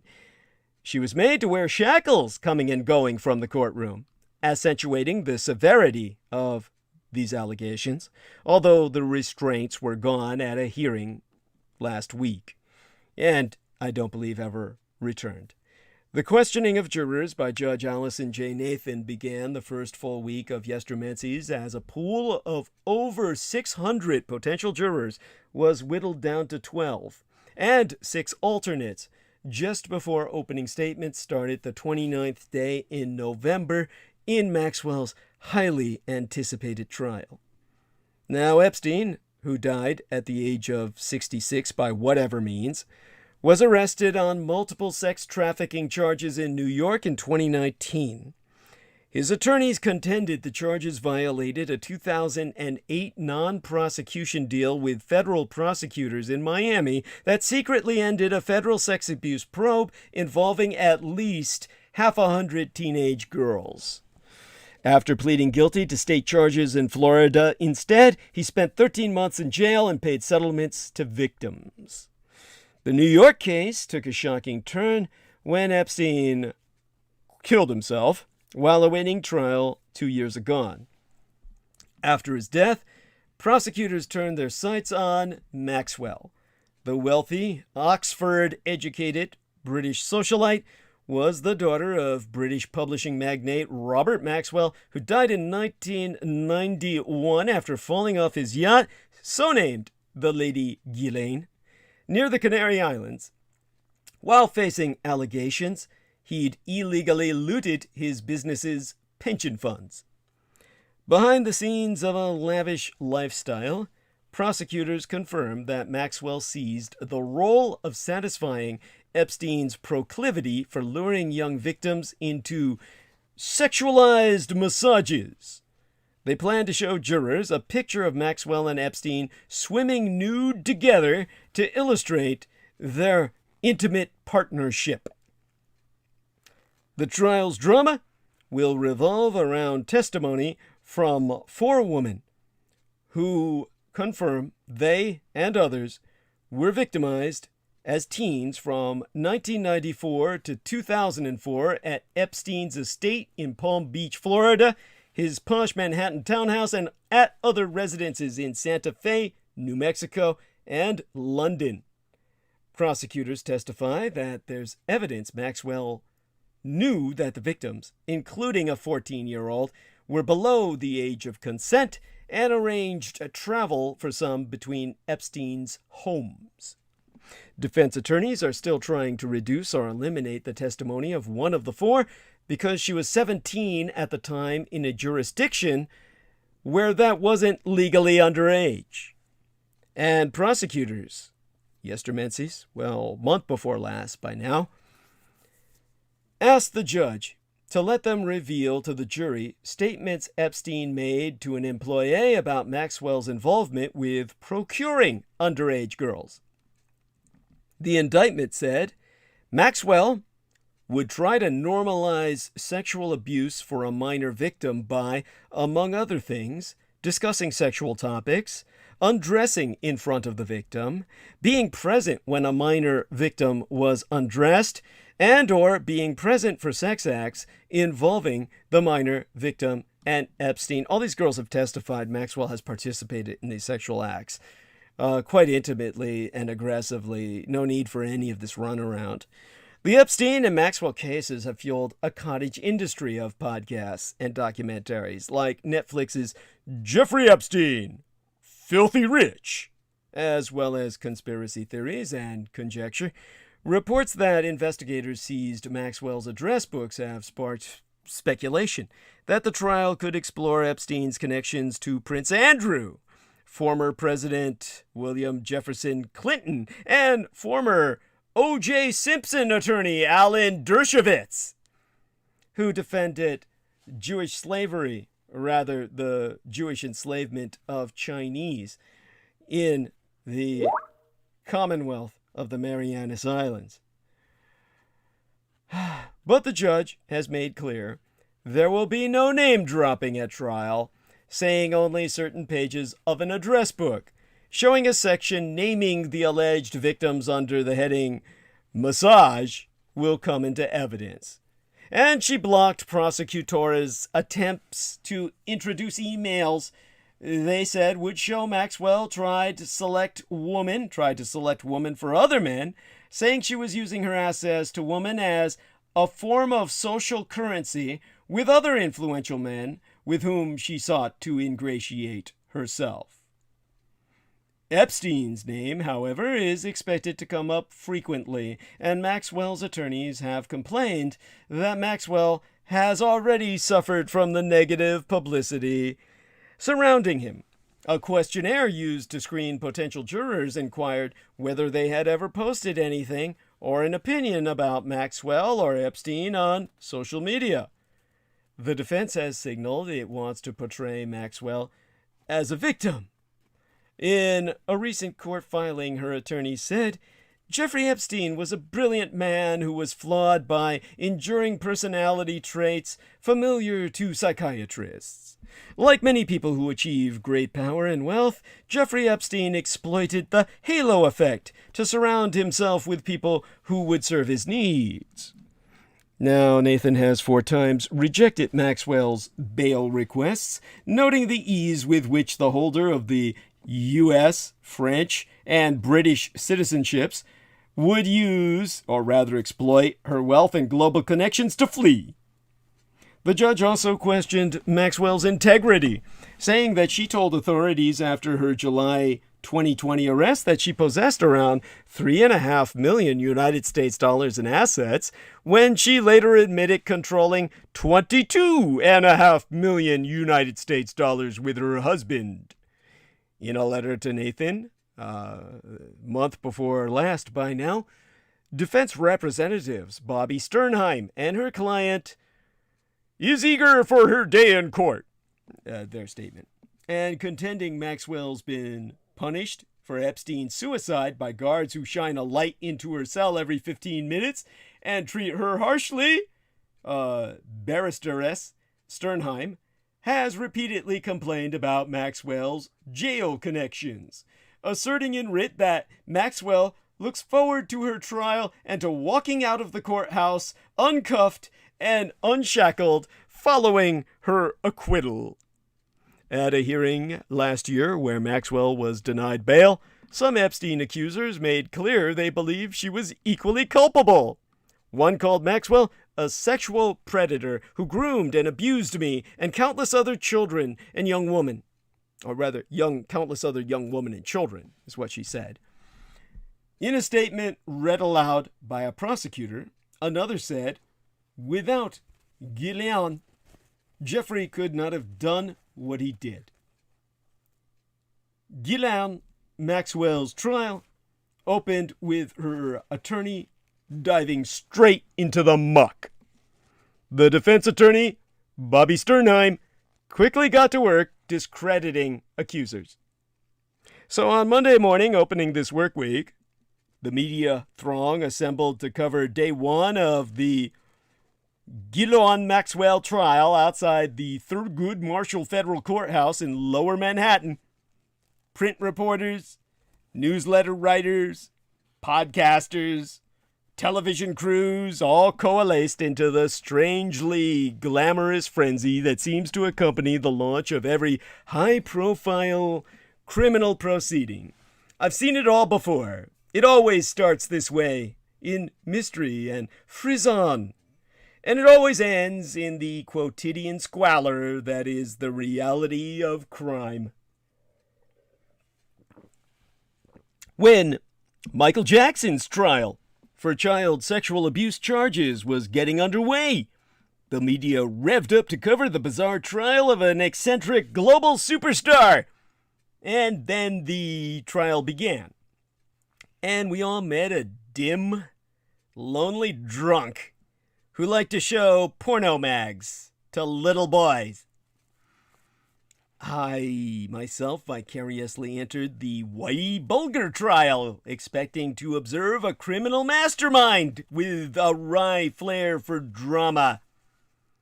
Then, witness after witness took the stand and described a mean little old man who beat them up and stole their money. Jokar Sarnave was an enigmatic heartthrob, gracing the cover of Rolling Stone like a rock star. He seemed less dreamy as I watched the government's video evidence. A gangly teen awkwardly placing a backpack on a sidewalk, then loping away just before it exploded in the midst of several families, like a gimpy antelope on 2 legs. I suspect that the trial of Ghislaine Maxwell, who stands accused of helping Jeffrey Epstein sexually abuse minors, will follow a similar arc. The media has revved itself up to cover the story of a stylish, jet-setting socialite who broke fantastically bad. But over the coming long courtroom days, chances are we'll hear less about how she graduated from Oxford, speaks several languages, and can pilot helicopters, and more about how she allegedly took teenage girls on Florida shopping mall excursions as a means of prepping them for molestation. Now, as I've already articulated in detail, there is one of the former Blood Boys now out on his own as an adult, living his life based on his majoring in journalism, professionally employed, and through his connivance, I reviewed Monday's proceedings on the TV screen over at the estate. My son had to take me there to view these because I wasn't going to be given them to use. I wouldn't know how to use this kind of footage. I wouldn't know how to upload it or download it, and there's no point in putting it through the email to endanger it leaking, because we know all my emails are fucking monitored. I had to go to the estates to review the footage taken by our man's GoPro. And viewed in this manner, with low-res video captured by a camera placed in a far upper corner of the room he was in with so many other members of the press, taken in turn on his GoPro, has translated onto the admittedly very high definition and very large screen my son and I were watching it on. Maxwell was a black-haired, person-shaped blob in a white sweater and a mask. Her notorious style and charm were completely illegible under those circumstances. From footage from a pre-trial hearing videographed last week, I noticed that each time she entered or exited the frame, escorted by a beefy courtroom marshal, she carried with her a little stack of documents that she clutched to her chest behind crossed arms. I'm sure these files are important to her, and maybe even to her defense, but I was mostly reminded of photographs of myself taken between my being 6 to 8 years of age, exiting elementary school, escorted by a teacher, holding tight to a piece of construction paper upon which I'd glued pieces of macaroni. This is what high-profile trials tend to do. They reduce their famous defendants, transforming them into something smaller and more feeble.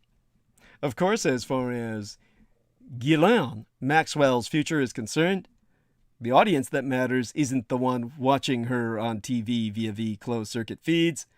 It's the jury in the room. What will they see? What will loom large or small for them?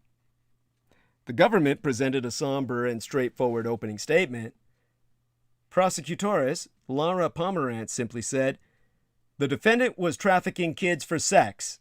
That's what this trial is about." She described Maxwell as Epstein's lady of the house. She accused Maxwell of making young girls feel seen as a means of luring them into Epstein's clutches and of enabling the multimillionaire's pedophilia in exchange for being cosseted in the lifestyle to which he was accustomed. Maxwell's lead defense attorney, Bobby Sternheim, then took the podium, which, as a COVID precaution, was a plexiglass box set in the middle of the courtroom like some kind of weird vacuum chamber. And wearing her trademark windshield-sized glasses, well, eyeglasses that are obviously prescription, let's say that, frowning beneath a sleek swoop of gray hair, Sternheim proceeded to throw the kitchen sink at the jury. She began by asserting that women have been blamed for men's bad behavior ever since Eve was accused of tempting Adam with the apple. She said the government was pointing the finger at Maxwell because Jeffrey Epstein, who was found dead in his New York City prison cell in 2019, was no longer alive to be pointed at. Prosecutors objected on multiple occasions as Sternheim termed Maxwell a scapegoat and a stand-in for Epstein's crimes, and then Sternheim got brutal on Maxwell's accuseresses, simultaneously suggesting that they couldn't recall what actually happened because it took place years ago, and also that they'd made it all up because they'd been steered to tell false stories in return for cash. More than a few times, she said, This case is about memory, manipulation, and money. That's her meme. She noted that accusers had used drugs. She said one accuseress was an actress skilled at playing roles. Yeah, like Empress and the Slave Girl when Epstein was whipping her. She speculated that a foreign accuseress was just participating in this case because she thought the prosecutors could get her a U.S. visa. Sternheim claimed repeatedly that the accuseresses had been manipulated into making all these allegations by civil attorneys who'd coax them into seeking big bucks from a large fund established for the Epstein victims. She ticked off the precise amounts they'd been awarded, ranging up to $5 million United States dollars.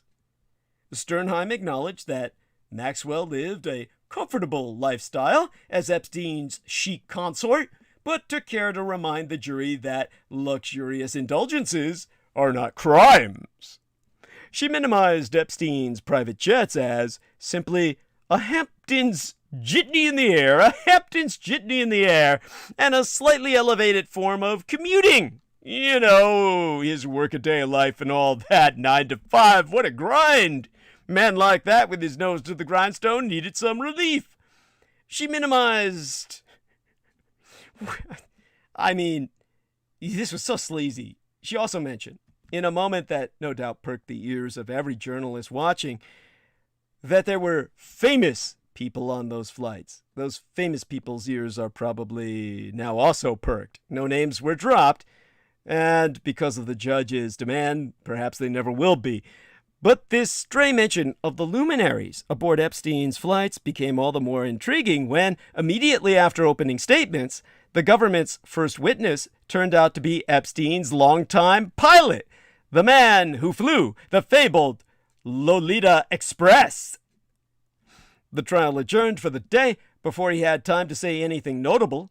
But if the media is going to get what we all came here for, sordid tales involving, just maybe, a couple of U.S. presidents and one of the richest men in the world, this will be a key witness to hear from. Which is why I suspect that the throng that will all be back through week 2 will obligatorily include myself. And now, from the stratosphere to the ground, in a single drop, with her head in the clouds and one foot in the grave, the trial of Kim Potter, the ex-officeress who killed Daunte Wright, beckons. Jury selection began yesterday, the day before yesterday by now, in the trial of Kim Potter, the former police officeress from Brooklyn Center, Minnesota, who insists she mistook her handgun for her taser when she shot and killed a 20-year-old black man named Daunte Wright in April. Wright was killed by police just 10 miles from where former Minneapolis police officer Derek Chauvin was then on trial for the killing of George Floyd.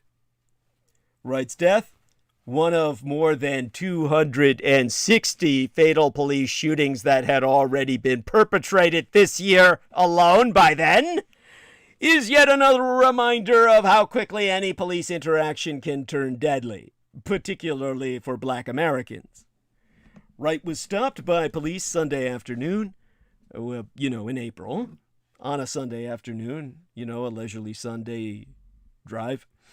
His mother, Katie Wright, said her son called her as the stop was happening in order to ask her about insurance. His mother also said Wright told her officers informed him he was being stopped because there was an air freshener hanging from the rearview mirror. Most objects suspended between the driver and the windshield, including air fresheners, are illegal in state. Police, however, said that Wright was stopped for having expired tags on his car. Police also say they discovered after they pulled him over that there was a warrant out for Wright's arrest. Wright's mother said she heard him being told to exit his vehicle and that, to quote as she, "I heard police officers say, 'Daunte, don't run!'" Police body camera video released thereafter showed Wright outside the car with his hands behind his back. As one officer moved to handcuff him, he broke away, re-entering his car. An officer attempts to pull him back while the body camera shows Potter aiming a gun at Wright. That gun discharges, Wright is shot. The car pulls away. Potter can be heard saying, "Oh shit, I just shot him." The now former chief of police at Brooklyn Center said he believes the shot was an accidental discharge. And given that the officeress can be heard yelling "taser," that the officeress drew her handgun in error. Now Potter, who is white, faces 2 manslaughter charges. Her criminal trial is expected to begin, early this month. Both prosecutors and defense attorneys agreed the shooting was an accident. But prosecutors, led by Minnesota Attorney General Keith Ellison, agree that Potter's actions were criminally negligent. Defense attorneys have argued that because Wright was resisting arrest, a use of force was authorized and that Potter was not consciously aware that she was holding her gun and is therefore innocent. The shooting occurred as the Minneapolis area was already on edge over the trial of Derek Chauvin, the former police officer who murdered George Floyd.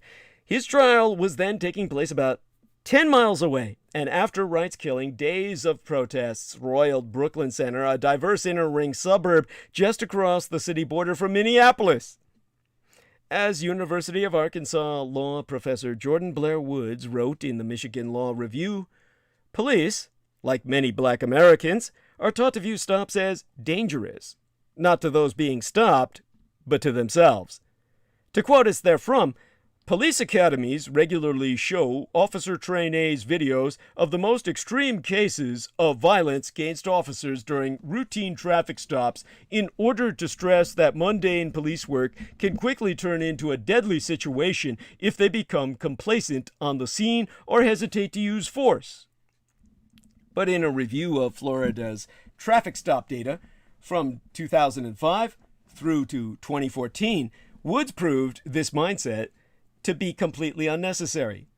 The data exposes that police had a 1 in 6.5 million chance of ever being killed during a traffic stop, and a 1 in 361,111 chance of ever being even seriously injured.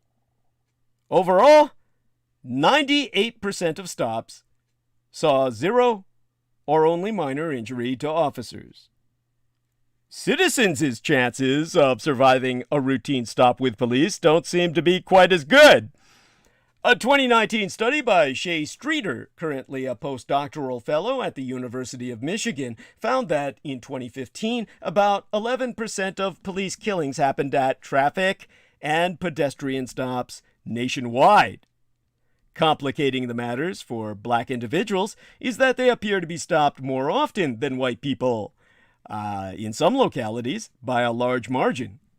The Stanford Open Policing Project, a database of more than 200 million traffic stops, found that in St. Paul, not far from where Wright was killed, black drivers are a little over 3 times more likely than white drivers to be pulled over. In San Jose, California, black drivers are 6 times more likely to be stopped. Arguably, drivers of all races ought to be stopped at about the same rate. Failing to signal or missing a sudden change in speed limit would seem to be mistakes anyone could make. This has led to a number of researchers attempting to understand this disparity. And in general, these studies prove that the issue has to do with police officer bias. Conscious or unconscious, that casts black people as inherently more dangerous than their white counterparts. Tied to this idea is the question of what stops are for. As a group of University of North Carolina at Chapel Hill and Dartmouth College researchers led by UNC political science professor Frank Baumgartner wrote in a 2017 paper, in many departments, traffic stops are meant to serve a dual purpose, as a deterrent for the person stopped and as a chance to do some investigative work for the officer. In many ways, this system is akin to the stop and frisk technique, a practice more prominently or most prominently used in New York City that was meant to uncover criminal behavior through street searches. The program was ruled unconstitutional. As Baumgartner wrote, officers are trained to use traffic stops as a general enforcement strategy aimed at reducing violent crime or drug trafficking. When officers are serving these broader goals, they are making an investigatory stop, and these stops have little, if anything, to do with traffic safety and everything to do with who looks suspicious to themselves. If black drivers are seen as more suspicious and police are trained to view traffic stops as dangerous in general, this creates a serious problem. When a black driver is stopped, the interaction is more likely to begin with the officer even more on guard for trouble than they might otherwise be. This can lead to the kind of rapid escalation seen in Nazario's case, in which officers attempted to manage the stop through violence, first with a weapon and with threats, and later with non-lethal force. Body camera footage released during Derek Chauvin's trial, for example, shows an officer drawing his weapon shortly after approaching Floyd's vehicle and yelling at him to "Put your fucking hands up right now!" like a carjacker.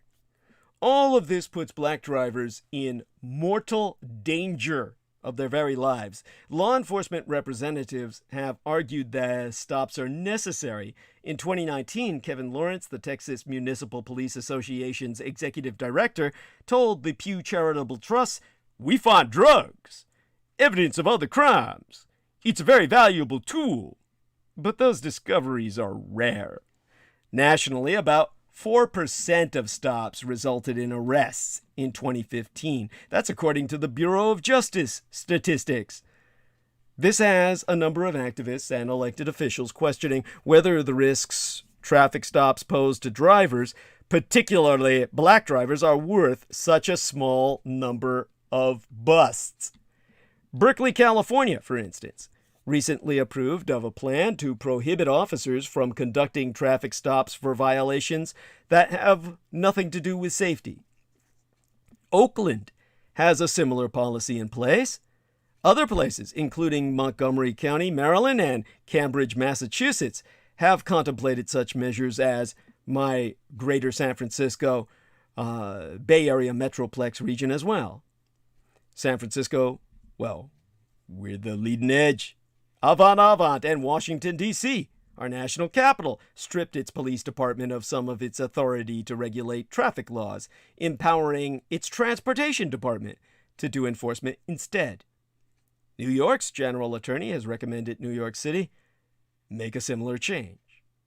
The long-term effectiveness of such measures remains to be seen, but they represent a step toward reform and a step away from the kind of policing that has left Daunte Wright dead at a fairly young age.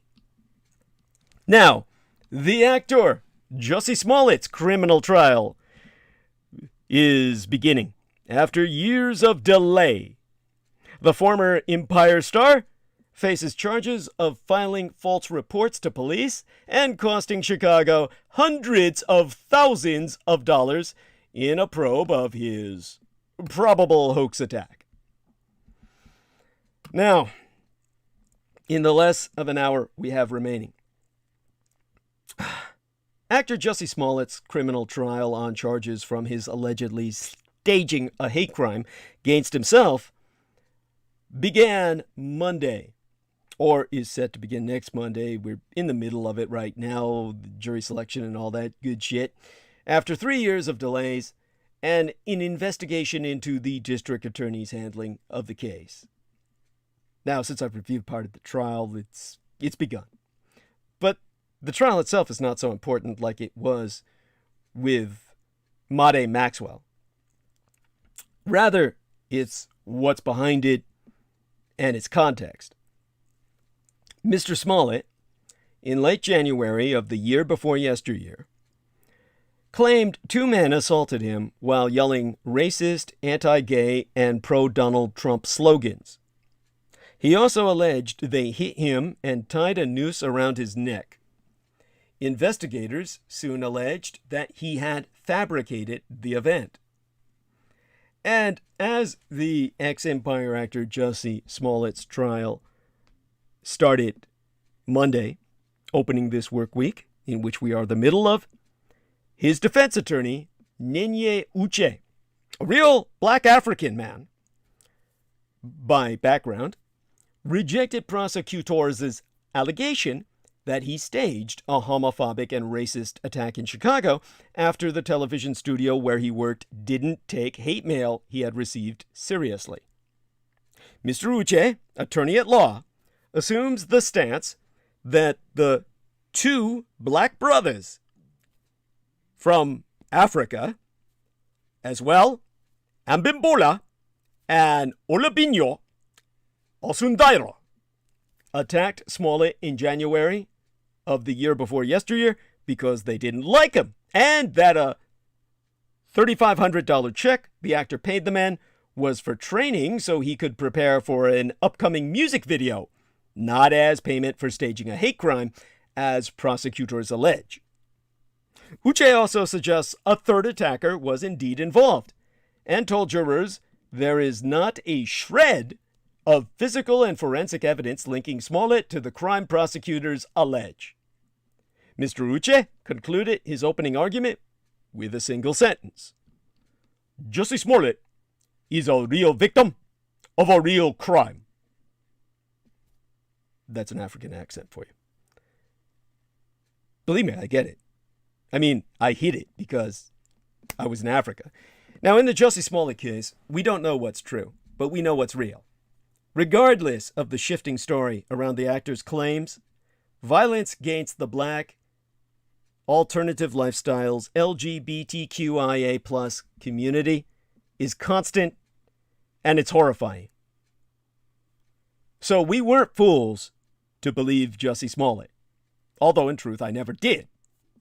But that's not the point, because ideally this case would go down as the priggish act of egomania that it ultimately probably is. But none of us will get off so easily because there are lessons to be learned here and scolding to be done. I do the scolding, you learn the lessons. First, let's start with the facts. The United States has a hate crime problem. There are, per the Southern Poverty Law Center, over 1,000 active hate groups in our country. And that number is rising every day.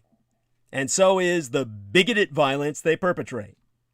In our country's largest cities, hate crimes rose by 12% in 2017, precursor to the ascendance of Donald Trump. In New York, where so many of my friends live, Peter Moon, Jameson Reese, Selena Khan, hate crimes overall have risen by 72% the year before yesteryear, compared to the same time period the year before. And the majority of those crimes have been against Jewish people. These statistics do not necessarily even include the crimes that populate our everyday news against unarmed black people, against the undocumented and their children, against trans people in particular, and so on. The anxiety is real. At this point, it's impossible to say with any certainty what actually happened in the case of Jussie Smollett. Since the Empire actor garnered widespread sympathy and support after claiming to be the victim of a racist and anti-gay attack in Chicago a couple of years back, plot twists came on fast and furious within a single month. Trois brothers, questioned by police, reportedly claimed Smollett paid them to stage the attack. Smollett has denounced all suggestions that he's lying. The Cook County State's attorney is familiar with potential witnesses and has recused herself from the investigation. Early Thursday, the Chicago Police Department, Thursday we're talking about back in fucking 2019, in that month that this took place around the holidays, adding to their dark ambience. That's when, of course, we had the situation of a kind of, how do you say this? The weather outside is dreadful, kind of atmosphere that added to the theatrical nature of the alleged attack. And in terms of the date of that attack exactly, let me see if I can remember that. And for some reason, why does my mind work like this? I remembered it as I knew it was a Thursday. It was January 29th, 2019. If you look on January's calendar, I'll bet you find that's correct. And it was near 2 a.m. near his apartment in Chicago. January 29th, 2019 at 2 a.m. Now, as I was saying, so when it came to the Chicago Police Department, within days, by early February, they announced that Jussie Smollett himself had been arrested after being charged with disorderly conduct for allegedly filing a false police report. But activists and experts concur that regardless of how this case ultimately ends, violence against the Quilts Badge Plus community, especially the black LGBTQIA plus community, is very real. Going to check some incoming messages here.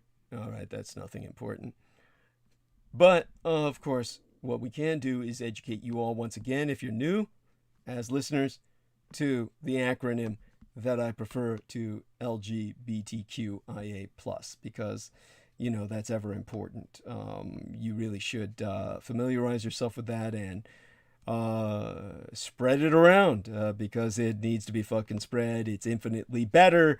I know, I designed it myself, than the fucking alphabet soup of LGBTQIA+, which, you know, is really problematic in the end of it. Nobody likes it. So Quilts Badge Plus is queers, questioning, for the Q, unidentifieds, for the U, intersexed, as in hermaphroditic by medical diagnosis. For the I, the L would be lesbians. T would be for transgendered and trans, period. The asterisk thereafter for whatever you append.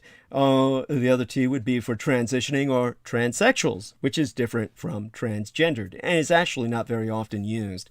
The B would be for, the S thereafter would be, what was the S for? There's so much of this shit. I truly forget. Oh my God. I forgot what the S is for. Jesus. This is why I need adult supervision. So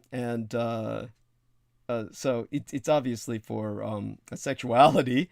And let me see now. The TS was for the transsexual. So the S is actually appended to the T, now that I remember, because the transsexuals was it's a transitory acronym, without which the acronym is not going to work. It's a transitory acronym in and of itself, a sub-acronym, because the transsexual is very vague, very inclusive. The B would be for bisexuals and bigendered. The A would be a long A, standing for allies like myself, friends of the cause, or asexuals, people who have no sex at all and feel no need for it, characterized by the absence of sexual attractions, or agendered, having no gender, or aromantic persons, people who don't believe in the need for romantic love. The D would be for demisexuals, people who feel they're being abducted and sexually probed by aliens or raped by the Chochoa, essentially.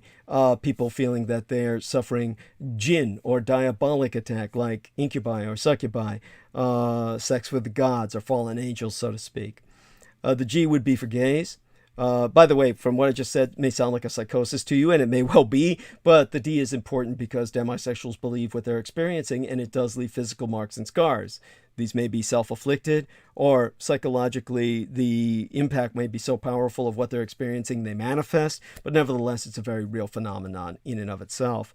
The G after the D would be for gays. The E is for etc., as it goes on. And the plus is both an emphasis for a positive attitudinal stance for it all and a pronounced provision of a P in acknowledgement of pansexuals, pangenders, polygenders, and the polyamorous, but never pedophiles or pedopornosexuals, which is why there's no P in the acronym, because we have to evade such potential ambiguations with said pathologies.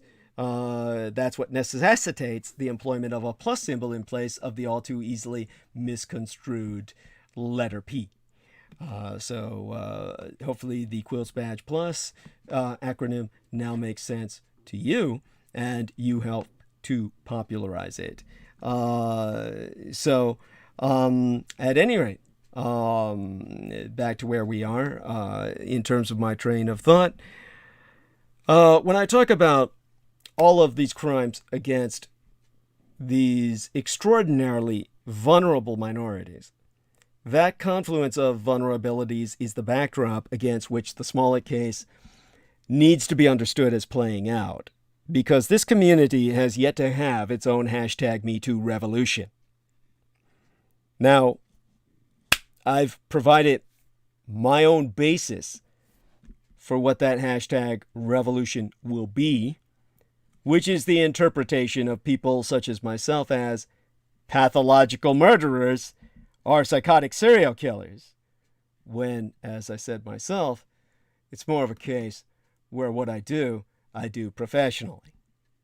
Something that would probably be even far more frightening to the reactionary revolters like J.K. Rowling's. That for another transmission. Want to complete what I can about the importance of this trial tonight. A study by the National Coalition of Anti-Violence Programs, which advocates for Quilts Badge Plus communities, has found a crisis of fatal violence against LGBTQIA+ and HIV, or human immunodeficiency virus syndrome affected communities, and that people of color are disproportionately victimized within them. Exempli gratiae, of the 36 hate violence-related homicides of lesbian, gay, bisexual, transgender, queer, intersexed, and allied plus, and HIV-affected people that the organization documented in 2017, 75% of those victims were people of color. That violence represents a particular type of walking around vulnerability for Black Quilts Badge Plus people, who are not simply navigating the myriad oppressions of white society. Heidi Berrick, directoress of the Southern Poverty Law Center Intelligence Project, has confirmed that nearly 24 or more transgender women have been killed each year since 2015, a number that is consistent and hugely out of proportion to their numbers in the population. Over the years, I myself have contributed what I could to increase awareness, centering on crimes against gender non-conforming members of the Quilts Badge Plus community, particularly transgender women of color. Of the 26 transgender women killed in 2018, 82% were women of color. Amber Yamia Muser, an associate professor at George Washington University, teaches race, feminist, and queer theory, and says the Smollett case has activated a sense of community violation. Even if he's lying, it's even more of a violation of exploiting the community. To quote she, this case is picking up on some of that, even though Smollett himself is not necessarily gender nonconforming. Not that being openly gay and Black is a privileged position either, but it is more privileged than, say, being a trans woman of color who's a sex worker. In a lot of ways, the idea that Smollett's privileged, limited though it is in some sphere, or a plurality of spheres, is not able to guard against potential effect. Well, the idea that Smollett's privilege, limited though it is in some spheres, is not able to guard itself against potential attack further triggers a community that's aware of and attentive to the different facets of its vulnerability. It widens the idea of the potential scope for violence. For so often, the violence occurred and there was never any recourse. Now, a report by the Southern Poverty Law Center published but the year before yesteryear on violence against transgender and gender nonconforming people notes that they struggle to trust law enforcement, which is typically socially reactionary and reflexively rejects its own experience with transgender people. They're saying they're all just psychotic delusionals. Ergo, my own approach, which is based on extreme experience on site El Presidio Real de San Francisco and elsewhere, is believe the victims until they give you a reason not to believe them. Because disbelief is a real killer. Because one lie does not negate the true stories of the last 1,000 people or those of the next 1,000. Because the anti-culture of abuse is built on the fact that they hope none of us believe the victim from the beginning, which always makes it easier to tear apart their story. An added nuance in the Smollett case is that these communities have always grappled with police forces that are all too often racist and have a long history of anti-Quilts Badge Plus sentiment. They hate lesbians, gays, bisexuals, transgenders, the intersexed, and all their allies. So if the evidence shows Smollett was lying, the actor will have to be held accountable. But Black history, gay history, American history has taught us you also better question where that evidence is coming from. In an interview about the Smollett case, authoress and Chicago community organizer Charlene Carruthers pointed out on Out.com, Out.com is obviously a queer site, that the Chicago Police Department is operating under a consent decree. That's like a school which has lost its accreditation. It mandates federal oversight and reform after a pattern of criminal abuse on the part of the police department, and that the city of Chicago settled a police torture reparations case in 2015. With a story as visceral as the Smollett case, Carruthers was quoted as saying, "You want to do something about it. Then hearing conflicting accounts confuses people. People just want to know what happened, and they want anybody, including Jussie, to actually be well if they experience something like this. On one hand, we know we cannot trust CPD, the Chicago Police Department, and on the other hand, we're receiving conflicting information about what happened or not. We know this goes beyond Chicago. Almost any city in this country where there are black people, there's a level of skepticism. And regardless of how it turns out, the Brooklyn, New York-based writer and Quilts Badge Plus activist George M. Johnson hopes the Smollett case helps people connect the dots, as he says, about abuse, himself emphasizing that that's the problem with making celebrities symbols of grassroots problems. Now, to quote his T at length and verbatim, "They're just a part of our community, and basically, it's the same thing that happens to us daily can also happen to them. But that doesn't make them face the truth. I live in Flatbush, Brooklyn. A lot of times, I don't run into the issues with white people over my race as much as I may run into the issues of black people over my sexuality and my expression of that. It took for the Jussie Smollett situation to occur for people to finally start to listen to black queer people who have been saying forever, these are things that happen in our communities.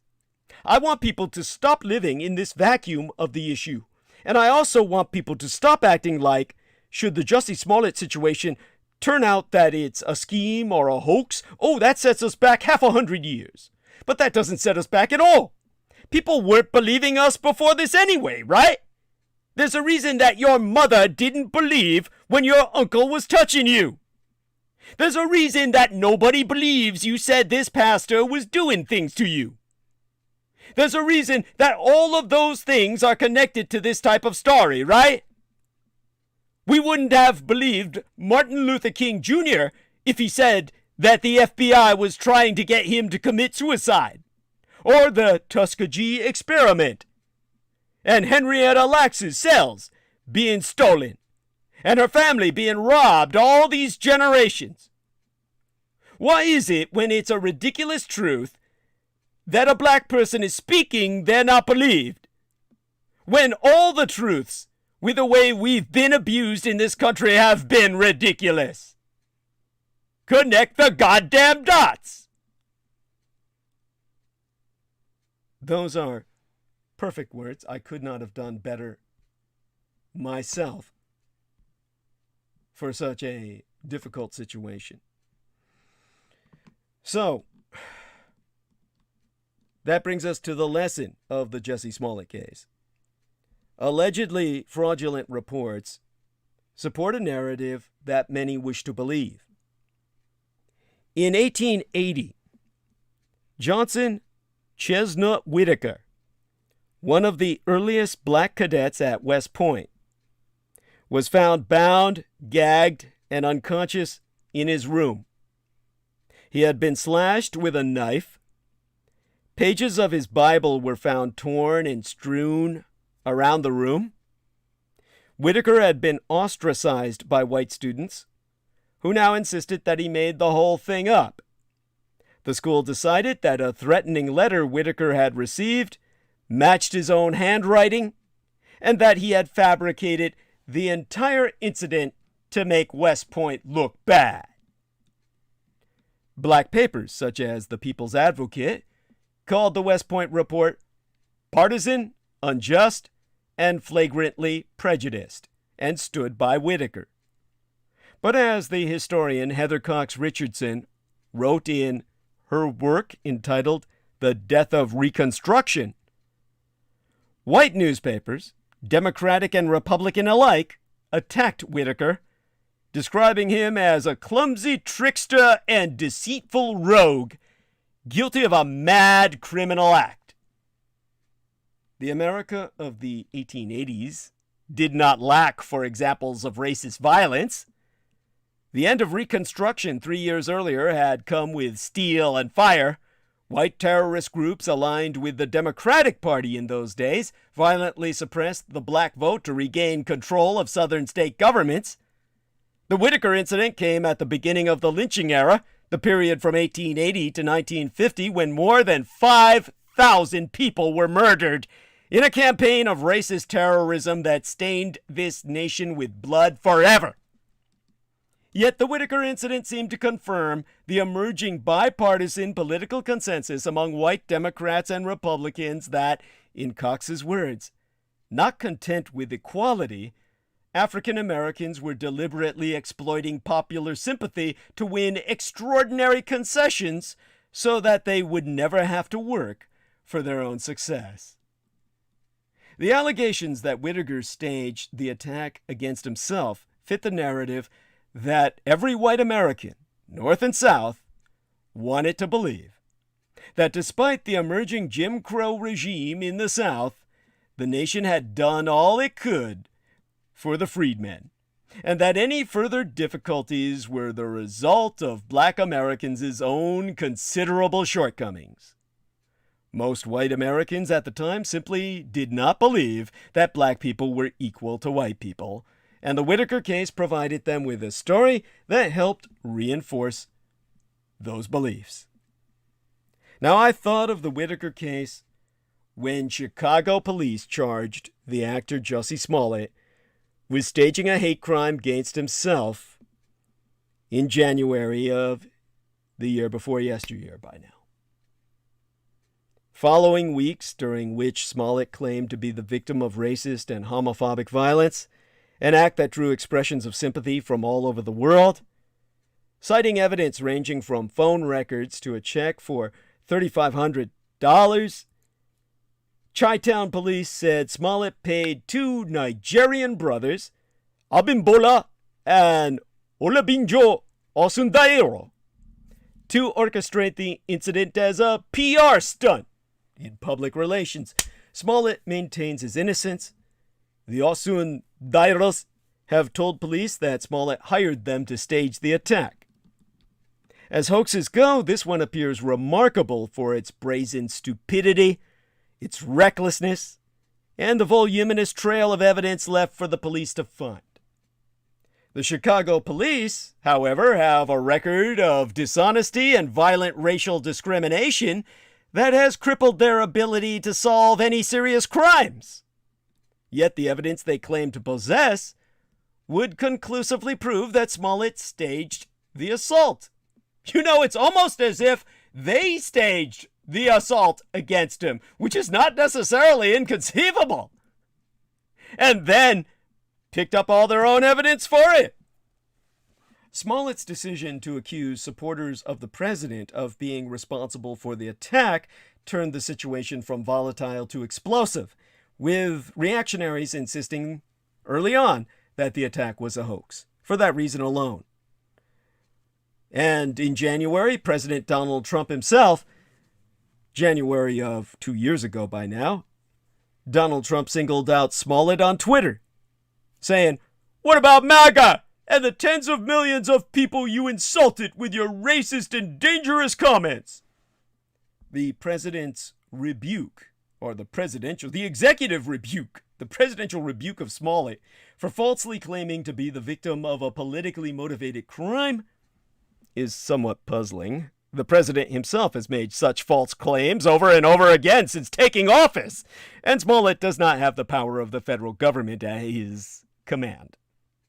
If nothing else, the Smollett incident is a reminder that it's prudent not to publicly voice an opinion on something until you know what actually happened.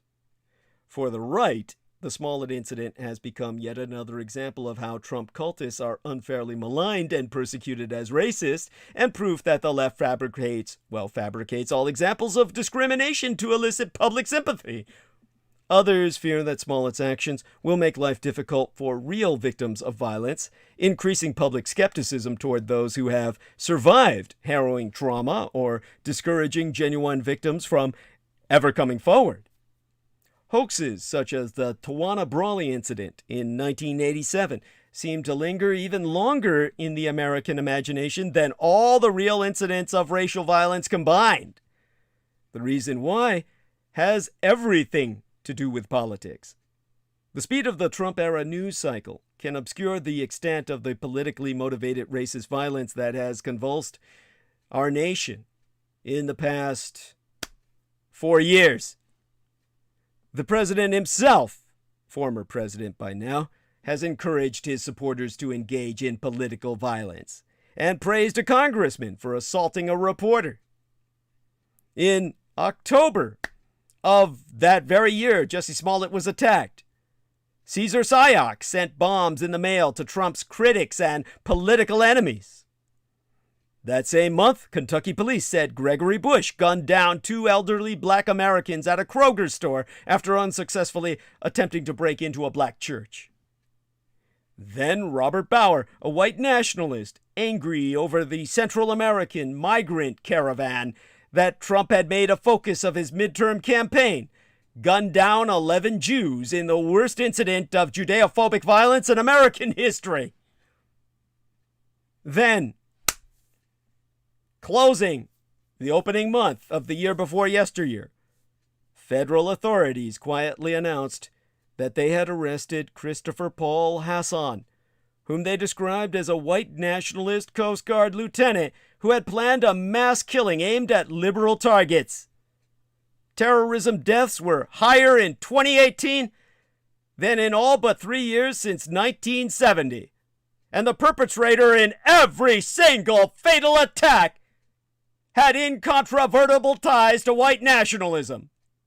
America is far from the bloodshed of Reconstruction, but the ghosts of the Confederacy linger with greater power in death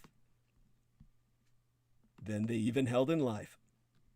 Those alarmed by the politics of prejudice in the Trump era should take seriously the criticism from conservatives that the constant search for powerful symbols of Trumpist intolerance has left them open to being manipulated. But the right should be under no illusions that the climate Smollett sought to take advantage of is a left-wing invention, or that the Smollett incident is a blanket exoneration of Trump cultism.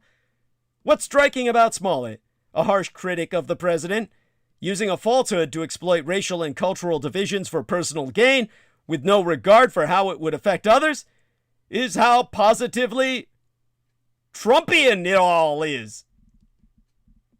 He learned from the master himself. In 1995, President William Jefferson Clinton posthumously granted Whitaker his commission after the historian John Marjolek wrote a biography arguing that the cadet had been railroaded, proving it, by the way, irrefutably. Historians today look back at the white supremacist consensus that shaped the post-Reconstruction era as tragic. Smollett won't receive that kind of vindication. Yet his apparent decision to take advantage of this climate of fear and violence for personal gain does not alter the larger context of the Trump era. Staging a hoax hate crime is deceitful, reckless, selfish, and ultimately pathetic. But Smollett does not have the power to make Americans disbelieve future victims of hate crimes. Nor does he have the ability to convince the country that hoax hate crimes are a bigger danger than the real thing. Americans will make both decisions themselves based on the kind of country they want to live in. Now, we're going to go back to talking about Jussie Smollett as an individual on Sunday, and pray to God that nothing has happened on the international scene by then. By that time, of course, I'll have to go through a number of other trials that are ongoing that certainly impact us all. As a matter of fact, Peter Moon was talking about the basketball earlier. I want people to understand there's something to be taken out of that environment that's very relevant to all of this. And again, I'm here for you. This news analysis was something I want to get out of. Go back to my beloved geopolitics, and will certainly return to them on my mother's birthday on Sunday. But she understood about the need for this sort of education to be delivered to the body politic in America. And it's my job to deliver it to you. Now, of course, to honor and respect her, I'll be returning to the subject of Japan and Taiwan as we close the Sunday transmission. But a good deal of that transmission will have to deal with this topic and where it takes us. Which is, well, you've all got a lot of learning to do. And so, aside from all of that, in the last few minutes we have remaining, if any one of you want to come on to say goodnight to the audience, by all means. And do remember,